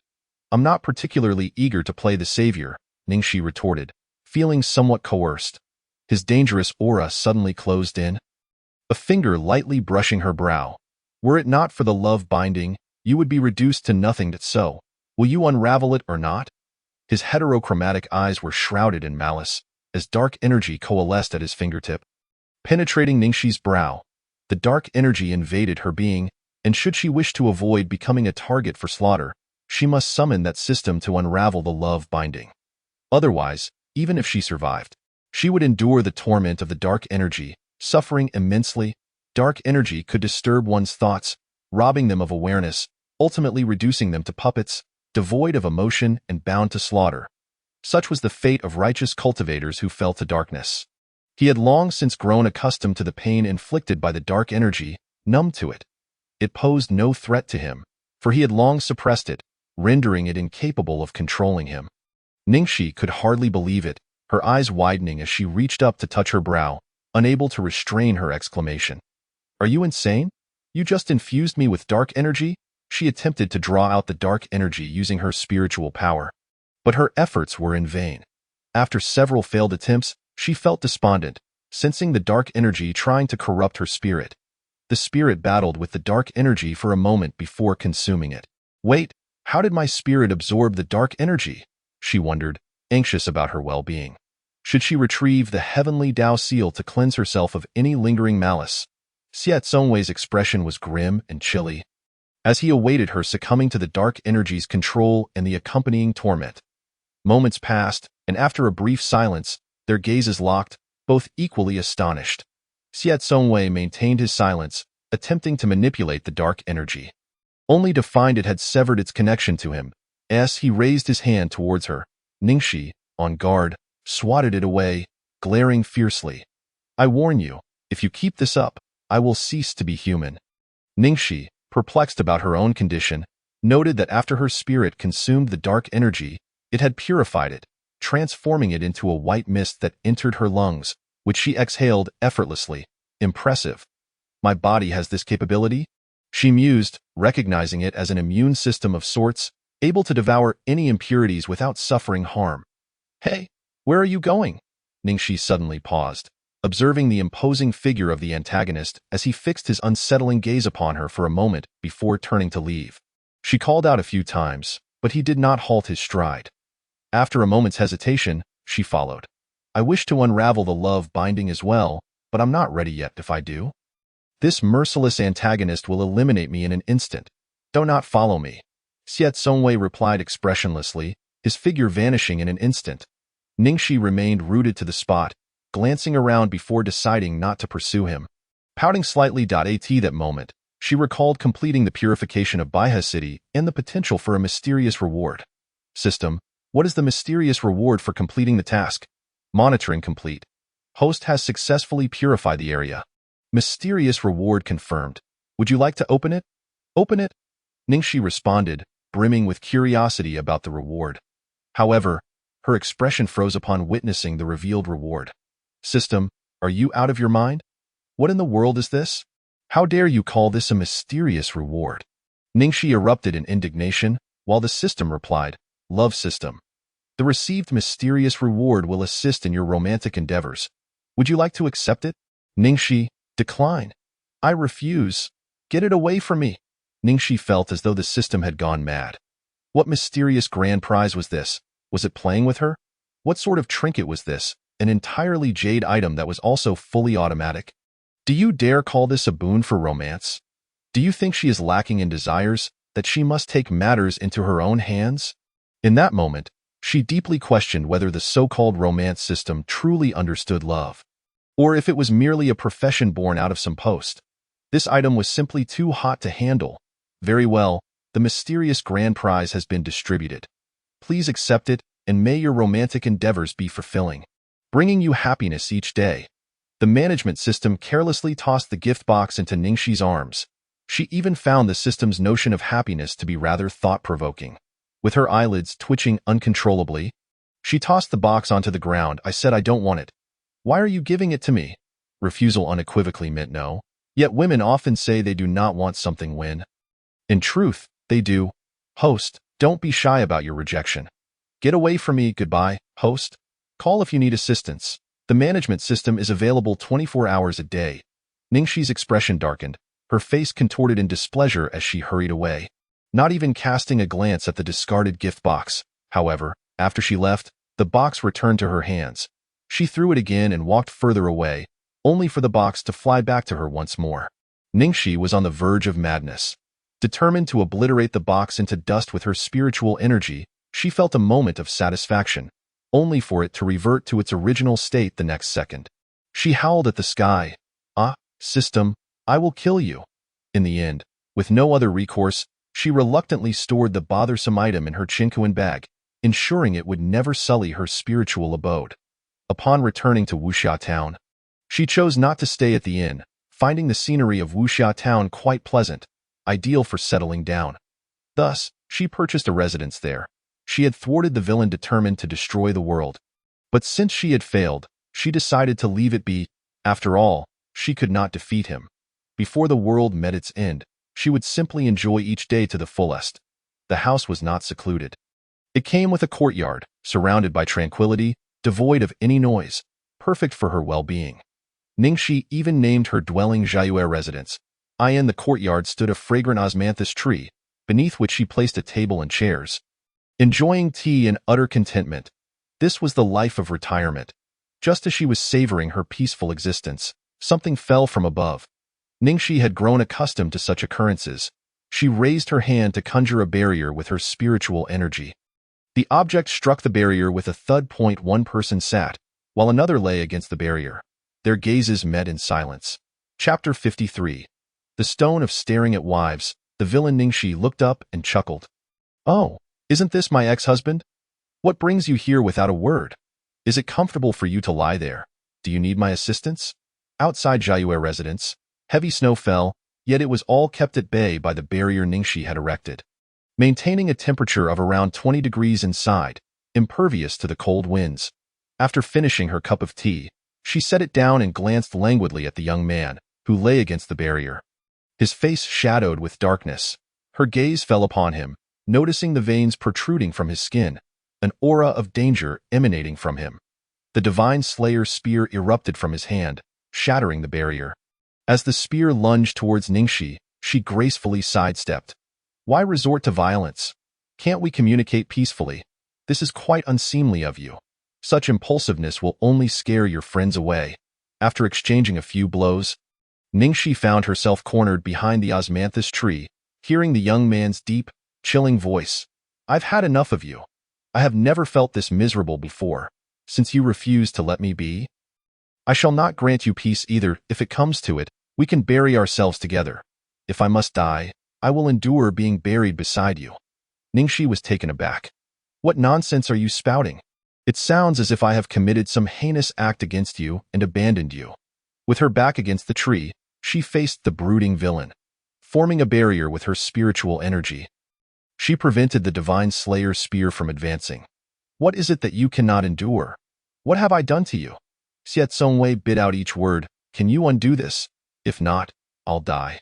The demon ancestor, having emerged from the Divine Slayer's spear, was nearby, watching the spectacle unfold. Unable to contain himself, he clucked his tongue. "How dull. What is the point of a couple squabbling? You'd be better off listening to gossip next door. If you're going to fight, do it with more fervor. One side is unwilling to strike, while the other is desperately trying to salvage things. What is the use of bickering all day? Listen, young lady, if push comes to shove, just subdue him and make him silent in bed. Let us see what he has to say then. And you, young man, as a man, can't you be a bit more dignified? Why resort to violence against a woman? You ought to be ashamed. I find myself embarrassed for you." The demon ancestor rambled on endlessly. "Silence, Enough! The bickering couple suddenly couldn't bear it any longer and turned in unison to shout at the demon ancestor, their voices harmonizing perfectly in their shared hostility. The demon ancestor paused, slightly taken aback, and rolled up his sleeves. Oh, so you are giving me attitude now, are you? If you don't want me to speak, I'll speak even more. You, young man, I'm talking about you. Always looking like someone owes you 250. What good is your handsome face if you can't even cheer up a girl? And you, young lady, what are you staring at? I'm talking about you. Such a lovely girl, yet you can't manage a gentle word. Always so irritable, devoid of any feminine charm. Together, you two are like a pair of doomed souls, bound to each other in misfortune. You've brought this upon yourselves and can't harm anyone else. The demon ancestor continued his tirade.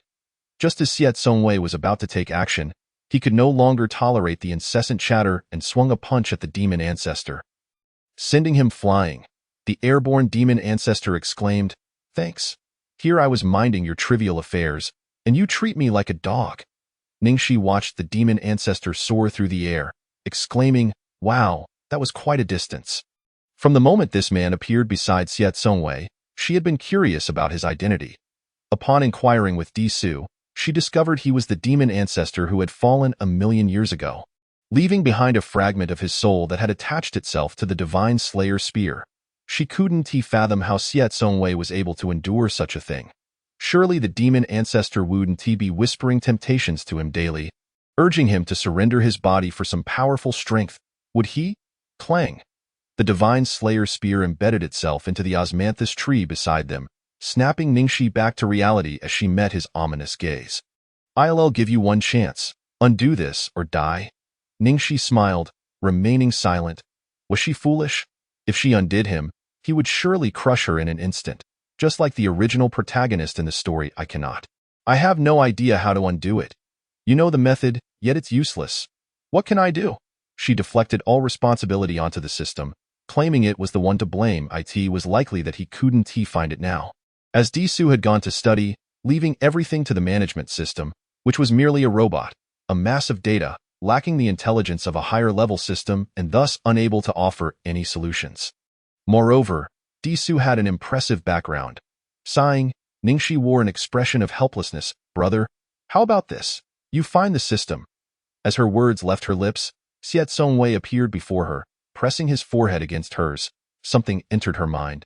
It was likely his consciousness. Yet after searching thoroughly, he found no trace of the system. The management system was beyond reach, merely a collection of ordinary data, unlike Di Su, who was a living entity. Unable to locate it, Xiet Songwei grasped the nape of Ningxi's neck and swept his consciousness through her spiritual abode, and suddenly, a peculiar sensation surged through him. Ningxi felt something was amiss. What are you doing? If her intuition was correct, his consciousness had entered her spiritual sea. Damn, was he taking advantage of her? Don't move. He pressed against her nape, his voice echoing from within her spiritual sea, filled with menace. Ningxi immediately froze. The more she struggled, the more his domineering consciousness rampaged through her spiritual sea. This was clearly an invasion under the pretext of finding the system, and it felt like he was taking advantage of her. She was utterly defeated. Where is that system? Xiet Songwei searched through her spiritual sea but found no trace of the system. Withdrawing his consciousness, he gazed at her with darkened eyes. Ningxi suppressed the strange sensation coursing through her body and maintained her composure. "Ah, the system? It went off to study. Are you hoping it can help us break the bond of longing?" He held her nape firmly, his eyes narrowing slightly. "Tell it to come back." Ningxi's gaze flickered. "It's not that I'm preventing it from helping. It's simply isn't here. Where it has gone, I do not know, nor do I know when it will return. Perhaps you could wait?" The villain's demeanor suggested he was prepared for mutual destruction. Ningxi felt he had truly lost his mind. He might genuinely intend to end her life. Valuing her own existence, she resolved to concede. Refusing to confront him head-on, boom! The osmanthus tree behind her suddenly exploded, startling Ningxi. Instinctively, she turned to look, witnessing the tree reduced to dust. She involuntarily swallowed hard, her heart racing in fear. "I give you 3 days. If the system does not return within that time, I shall not hesitate to end you." With that, he released his grip on her nape and turned to leave, his figure vanishing. Ningxi remained rooted in place, staring at the obliterated osmanthus tree, rubbing her neck. The villain had threatened her with a chilling tone, yet he truly harmed her. Perhaps he feared inflicting pain. 3 days? Ningxi frowned. If the system didn't he return in 3 days? Would he truly go so far as to kill her? Ningxi dared not guarantee anything, nor could she afford to entertain any delusions of luck. All she could do was wait. When the time came, if she could not escape, she would fight. It was unreasonable for her, a nascent deity, to be unable to contend with the archvillain. If she were to falter, she must never yield or show cowardice. After a moment of self-reassurance, she cast a regretful glance at the osmanthus tree, which had only been her companion for a couple of days. Once the osmanthus tree was gone, Ningxi promptly sought out a peach tree and planted it. Now, in winter, the peach tree stood bare, yet with a surge of her spiritual energy, it blossomed with an abundance of flower buds, the peach blossoms unfurling in breathtaking beauty. As she reclined once more on her chaise, pouring herself a cup of tea, she took a sip and gazed leisurely at the snow falling beyond the barrier, the tranquility enveloping her like still water. Suddenly, she was met with a chilling gaze that startled her, causing her to spill her tea. In a shadowy corner, beneath the eaves, stood a figure intently watching her. It was Xie Songwei. Ningxi, feigning ignorance, averted her gaze that evening, while meditating in her room, attempting to absorb the spiritual energy. She distinctly sensed a blockage. Confounded, she scanned her body with her divine sense, but found no apparent issues. What could possibly be amiss? As she pondered, a gentle breeze wafted in through the window, prompting her to look outside. Her pupils constricted as she beheld a figure dangling from the window ledge, hair disheveled, eyes fixed on her with an eerie intensity. It was none other than Xie Songwei, the specter that had haunted her during the day. The scene was unnervingly bizarre, instinctively sending a shiver down her spine. Even as a cultivator, she had not yet reached a level of detachment that rendered her unresponsive. Her heart nearly leapt into her throat. Taking a slow breath, she turned her gaze away, adopting a resolute mindset of ignoring the sight before her. Was he really going to keep this up for 3 days until the system returned? Wasn't he that a tad excessive? Meanwhile, the demon ancestor, having returned and feeling rather bored, yawned while perched on a rooftop, observing the scene with a roll of his eyes. What a nuisance, he muttered. He called for chaos yet remained physically present, which was rather hypocritical of him. With that, the demon ancestor reclined on the rooftop and promptly fell asleep. Even remnants of the soul required rest. The barrier conveniently shielded him from the falling snow, creating a comfortable space where the ground served as a bed and the sky as a blanket. Inside, Ningxi, unaware of the cause of her cultivation obstruction, chose not to continue her practice and instead lay down to sleep. The following day, warm sunlight streamed through the window as Ningxi awoke. Remembering something, her gaze instinctively drifted towards the window, relieved to find nothing peculiar. After freshening up, she decided against preparing breakfast since she lacked the skills for it and opted to go out for a meal instead. However, upon stepping outside, she noticed the snow had piled up halfway to her ankles. As her peripheral vision caught sight of something, her eyelids twitched involuntarily. There, beside her, stood a snowman, motionless, its snowy form revealing only a pair of unusual eyes that bore into hers, giving her a thumbs up. Could this fellow have stayed awake for an entire day and night? After a moment of silence, Ningxi returned the gesture with a thumbs up of her own. The snowman's gaze shifted, its voice low and chilling as it uttered a few words. There are still 2 days left. Ningxi chuckled awkwardly, silently retracting her hand. Fine. It seemed she had misjudged him. She could not fathom the villain's thought process, especially when he suddenly gestured to her. Anyone would have been taken aback. With a slight grimace, Ningxi turned her gaze and, raising her hand, performed a gesture to sweep aside the snow that had accumulated at her door. Clearing a pathway, Wuxia Town was merely a small place with a population of only a few thousand. Given the biting winter chill, there were even fewer vendors out. Ningxi found a noodle shop that opened early and ordered 2 bowls of noodles. As she looked up, she noticed the figure following her closely. Care to join me for a meal? Xie Songwei strode over, unceremoniously taking a seat. You think that by tempting me with food, I'll let you off the hook? Ha! Do you really believe I can be so easily bought? With only 2 days left, if you do not show up, it is you who will perish. After finishing half a bowl of noodles, Ningxi watched him devour 5 bowls with a languid pace despite his biting remarks, her eyes twitching slightly. Have you forgotten? If I die, you die too. But if you die, I will not perish. Xie Zongwei scoffed lightly. It matters not. I have grown weary of living. I can hardly stand having you buried beside me. His sole thought now was to grow stronger and obliterate this world. Ningxi responded with a flat expression, "Thank you, but I do not require that." She attempted to dissuade him from his nihilistic thoughts. You claim to be tired of life, yet you are so keen on eating. You consume copiously, and if you die, you shall miss out on such delicious noodles and other delectable dishes. I have heard that spirit vegetables are exquisite. I have yet to taste them. Don't you wish to indulge? Would you really let that opportunity slip away? Xie Zongwei placed another bowl of noodles on the table, casting her a sidelong glance. Before I die, I shall eat my fill. Ningxi fell silent, earnestly finishing her bowl and ordering another.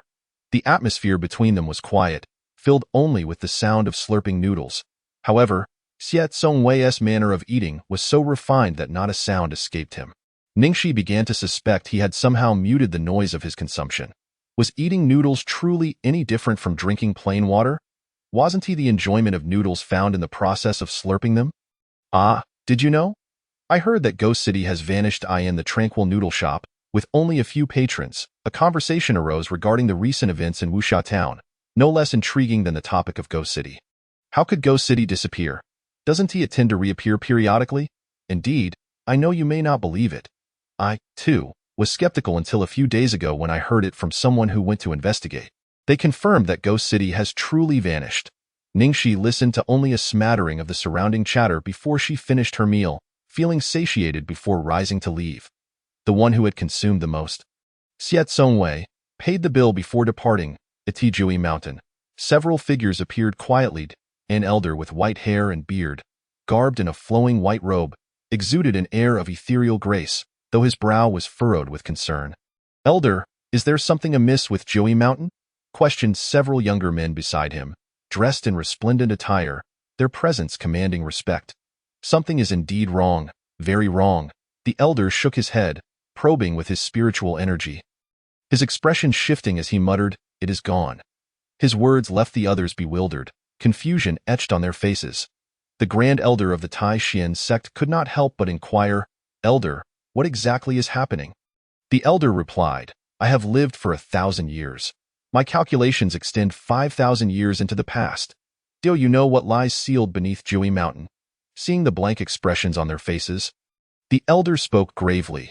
"Beneath this mountain lies the sealed companion artifact of the demon ancestor from 1,000,000 years ago, the God-slaying spear. This spear possesses the power to annihilate the heavens and earth.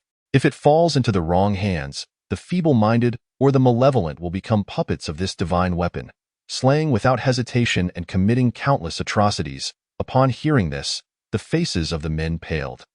The Grand Elder of the Tai Xian sect remarked, "Such a thing exists, yet we have never heard of it." The elder cast a penetrating gaze at them, his voice laden with age. "Jui Mountain has always been shrouded in slaughter and death. It is not a place for ordinary people to approach. Those who venture near meet their end, their souls obliterated. For many years, no one has dared to tread here, so there was no concern that the God-slaying spear might be taken. This seal was set by the Heavenly Emperor and has withstood the test of time, even after slaying the demon ancestor. The God-slaying spear remains indestructible. No method can dismantle it. Thus, sealing it was the only option. And this place is also the demon ancestor's final resting place. The Heavenly Emperor, one of the 3 sovereigns and the leader of the 5 dragons, was the first monarch of the world following the creation of the heavens and earth, the progenitor of the earth sovereign and the ancestor of the human sovereign. Such a powerful deity ultimately perished alongside the demon ancestor, slaying the latter and sealing the God-slaying spear before his own soul was extinguished. This serves to illustrate the might of the demon ancestor. If the whereabouts of the God-slaying spear remain unknown and it falls into the hands of someone unscrupulous, it will spell disaster for the wasteland. Upon hearing this, the expressions of the men flashed with fear and shock. The resting place of the demon ancestor? They had never heard of such a sinister place. The 3 men looked at the elder, their faces still marked by panic. One of them cautiously ventured, What does the elder imply? With a heavy sigh, the elder's expression was fraught with concern. I learned of this matter only through the founder of the Tai Xian sect. This seal has persisted for 1,000,000 years. Perhaps it has loosened over time, allowing thieves to steal it. Regardless, we must capture this individual and reseal the god-slaying spear to prevent an indelible catastrophe for the wasteland. The elder turned to the elders and the sect leader of Tai Xian. Do you understand? We understand, elder, they responded in unison, their expressions turning grave. The elder instructed them on the appearance and the malevolent nature of the god-slaying spear. However, having lived for thousands of years, he had never seen it himself, nor had any illustrations been preserved. He could only convey the descriptions recorded in the jade slips one by one. They acknowledged his words. We shall not disappoint the elder. The master of the Tai Xian sect bowed respectfully, solemnly pledging his commitment. As the three watched him depart, the old man's figure faded away, leaving only a shadowy presence. The ancestral figure of the Tai Xian sect had long been in seclusion within the sacred grounds for a century. Any matters of significance would merely require a fleeting manifestation of his essence to convey instructions before dissipating. As night fell, in the Ramadan residence, the kitchen was engulfed in thick smoke, causing one to cough uncontrollably. A disheveled young girl, her face smeared with soot, staggered out, her hands blackened from charcoal resting on the doorframe. This is unbearable, Ningxi coughed until tears streamed down her cheeks, glancing back at the kitchen, which was shrouded in smoke. Feeling utterly despondent, it was a disaster. She had nearly set the kitchen ablaze while attempting to cook. At this moment, Ningxi longed for Disu's presence. Without the system, she felt utterly lost. Having assisted Disu in kindling the fire before, she had thought cooking was a simple task, one she could easily manage. How could it be that her first attempt at cooking resulted in such chaos? Bewildered and questioning her own life choices, she observed the smoke-laden kitchen, sighed softly, and with her fingers forming a hand gesture. She channeled her spiritual energy to disperse the smoke. The kitchen returned to its original state. Unfortunately, the rice was now charred beyond recognition, emitting a faint smoke. Ningxi stared in silence, regretting her impulsive decision to cook. Had she known she was incapable of it, she would not have acted on a whim. Standing at the doorway, she gazed up at the starry night sky, lost in thought. At this hour, the restaurants within Wuxia town were likely closed. Despite her relentless training throughout the day, her cultivation remained stagnant, stuck at a bottleneck. As she sought to unblock her meridians, she recalled how smoothly she had advanced when first embarking on the path of cultivation. Breaking through several realms in a single day, why had she now stalled at the peak of the deep space realm? Something felt amiss. Lowering her head, she rested her chin on her hand in contemplation. Her gaze suddenly fixated on her sooty hands. She pulled out a mirror from her spatial pouch and held it up to her face. Goodness, I've turned into a charcoal person just from cooking. Performing a cleansing technique, her once grimy face regained its smooth, flawless complexion. She smiled at her reflection, satisfied with her 180-degree transformation. After putting the mirror back into her pouch, her stomach grumbled in protest. Ningxi gently patted her abdomen and scanned the yard, instinctively searching for something. Suddenly, a tall figure caught her eye, almost impossible to overlook. The figure stood beneath a peach blossom tree, draped in a tailcoat of deep blue that seemed to merge with the night. Were it not for the keen eyesight of a practitioner, one might not even notice him in the darkness. Approaching, Ningxi hesitated before speaking. I would like to discuss something with you. The young man, eyes closed, with raven-black lashes fluttering slightly, opened his eyes to regard her with an inscrutable expression. Ningxi smiled gently. Are you hungry? Xiao Songwei remained expressionless, not responding. After a moment of silence, Ningxi continued, I invite you to a feast. Her smile was sincere, filled with genuine intent. Xiao Songwei scrutinized her for a moment, perhaps unable to tolerate her boldness, before bluntly stating, Oh, so your idea of treating me to a feast involves me cooking? Thus, Ningxi resorted to her most eloquent persuasion, ultimately convincing Xiao Songwei to assist her in preparing the meal while she handled the fire. This time, the fire was successfully kindled without incident. As she observed the flames dancing on the stove, she felt a wave of confusion wash over her. After toiling for about an hour, they finally sat down to enjoy the meal, though Xiao Songwei's insatiable appetite astounded Ningxi. Each time, She found herself amazed by the sheer volume of his consumption. He truly not the reincarnation of a glutton? She pondered to herself. After the meal, Ningxi returned to her room to meditate and cultivate. Azure and white spiritual energy enveloped her, continuously refining into pure energy, yet she still felt a sense of blockage.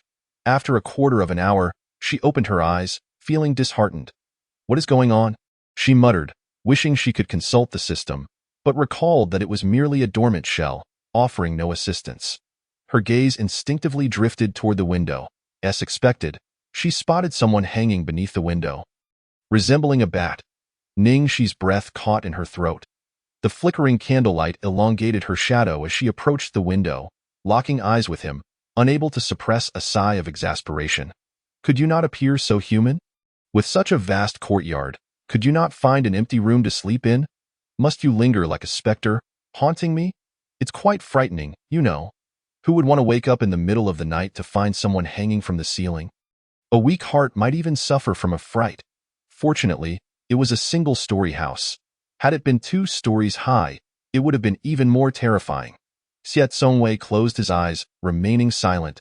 Noticing his lack of response, Ningxi pondered for a moment before asking, "May I pose a question to you?" Silence persisted, prompting Ningxi to continue. "I feel there's an issue with my cultivation. I constantly sense a blockage. Could you help me figure out what's wrong?" Xiao Songwei slowly opened his eyes, gazing at her for several breaths before descending from the window. He adjusted his robe and shifted his posture. Sitting on the window ledge with one leg bent, his tone dripped with sarcasm. "You, a righteous cultivator, dare to ask a demonic practitioner like me?" He chuckled softly, his tone mocking. Ningxi felt a twinge of irritation. Observing his demeanor, she decided not to overthink it, raising her leg as if to kick him out. However, as she did so, a surge of demonic energy pinned her in midair, and he effortlessly restrained her against the window. Casting a sideways glance, "What, do you still wish to move?" His voice was icy. Ningxi found herself in an awkward position, one leg resting on the window ledge, resembling a stretch, though she was not intentionally doing so. "If you won't assist me, then kindly leave.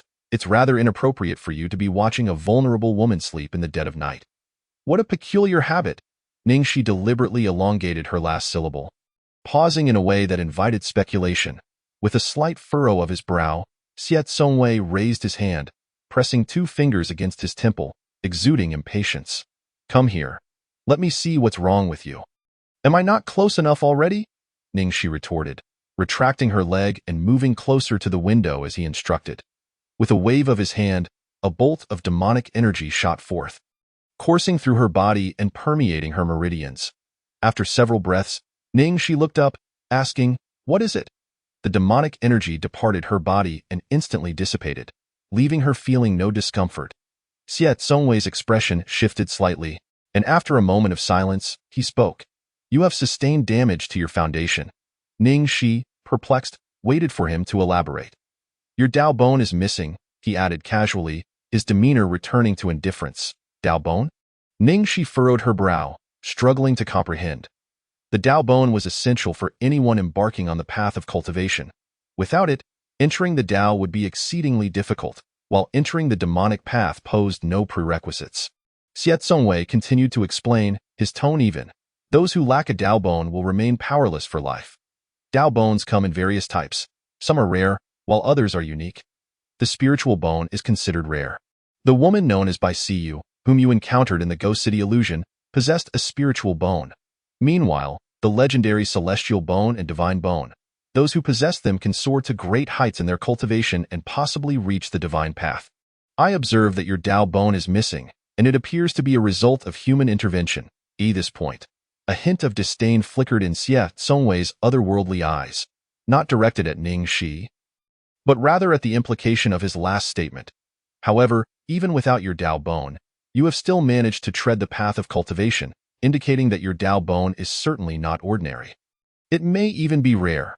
The fact that you have reached the deep space realm without it is indeed remarkable. His emotional shift was fleeting as he concluded his explanation. Now it makes sense? Ningxi pondered, her understanding deepening. Although she had read the original work, this system of cultivation was indeed distinct from others, lacking spiritual roots but instead relying on Dao bones as the foundation for the path. Human intervention? Ning, she suddenly gasped, coming back to reality, her eyes widening in disbelief. Someone took my Dao bone. As a thought struck her, a glimmer of coldness flashed in her eyes. In a wonder, she felt blocked in her cultivation. Not only had her face been swapped, but now she was also without her Dao bone. This realization was troubling, especially when considering the individuals who had tried to kill her in Xie family village. Connecting the dots, she surmised that the person who had stolen her Dao bone and her face was likely the same individual, or perhaps another altogether. With her hand resting on her bent knee, Xie Tsongwei glanced at her. Isn't this quite normal? Possessing something extraordinary often attracts unwanted attention. Once they seize it, they may wish to silence you, he scoffed, a glimmer of malice flickering in his gaze. You, he leaned closer, his hand gently lifting to rest upon her head. You may not only be missing your Dao bone. There might be something else you lack. Suddenly, a hand pressed down on her head, ruffling her hair into a chaotic mess. Ning, she stepped back in dissatisfaction, evading his grasp. What else am I missing?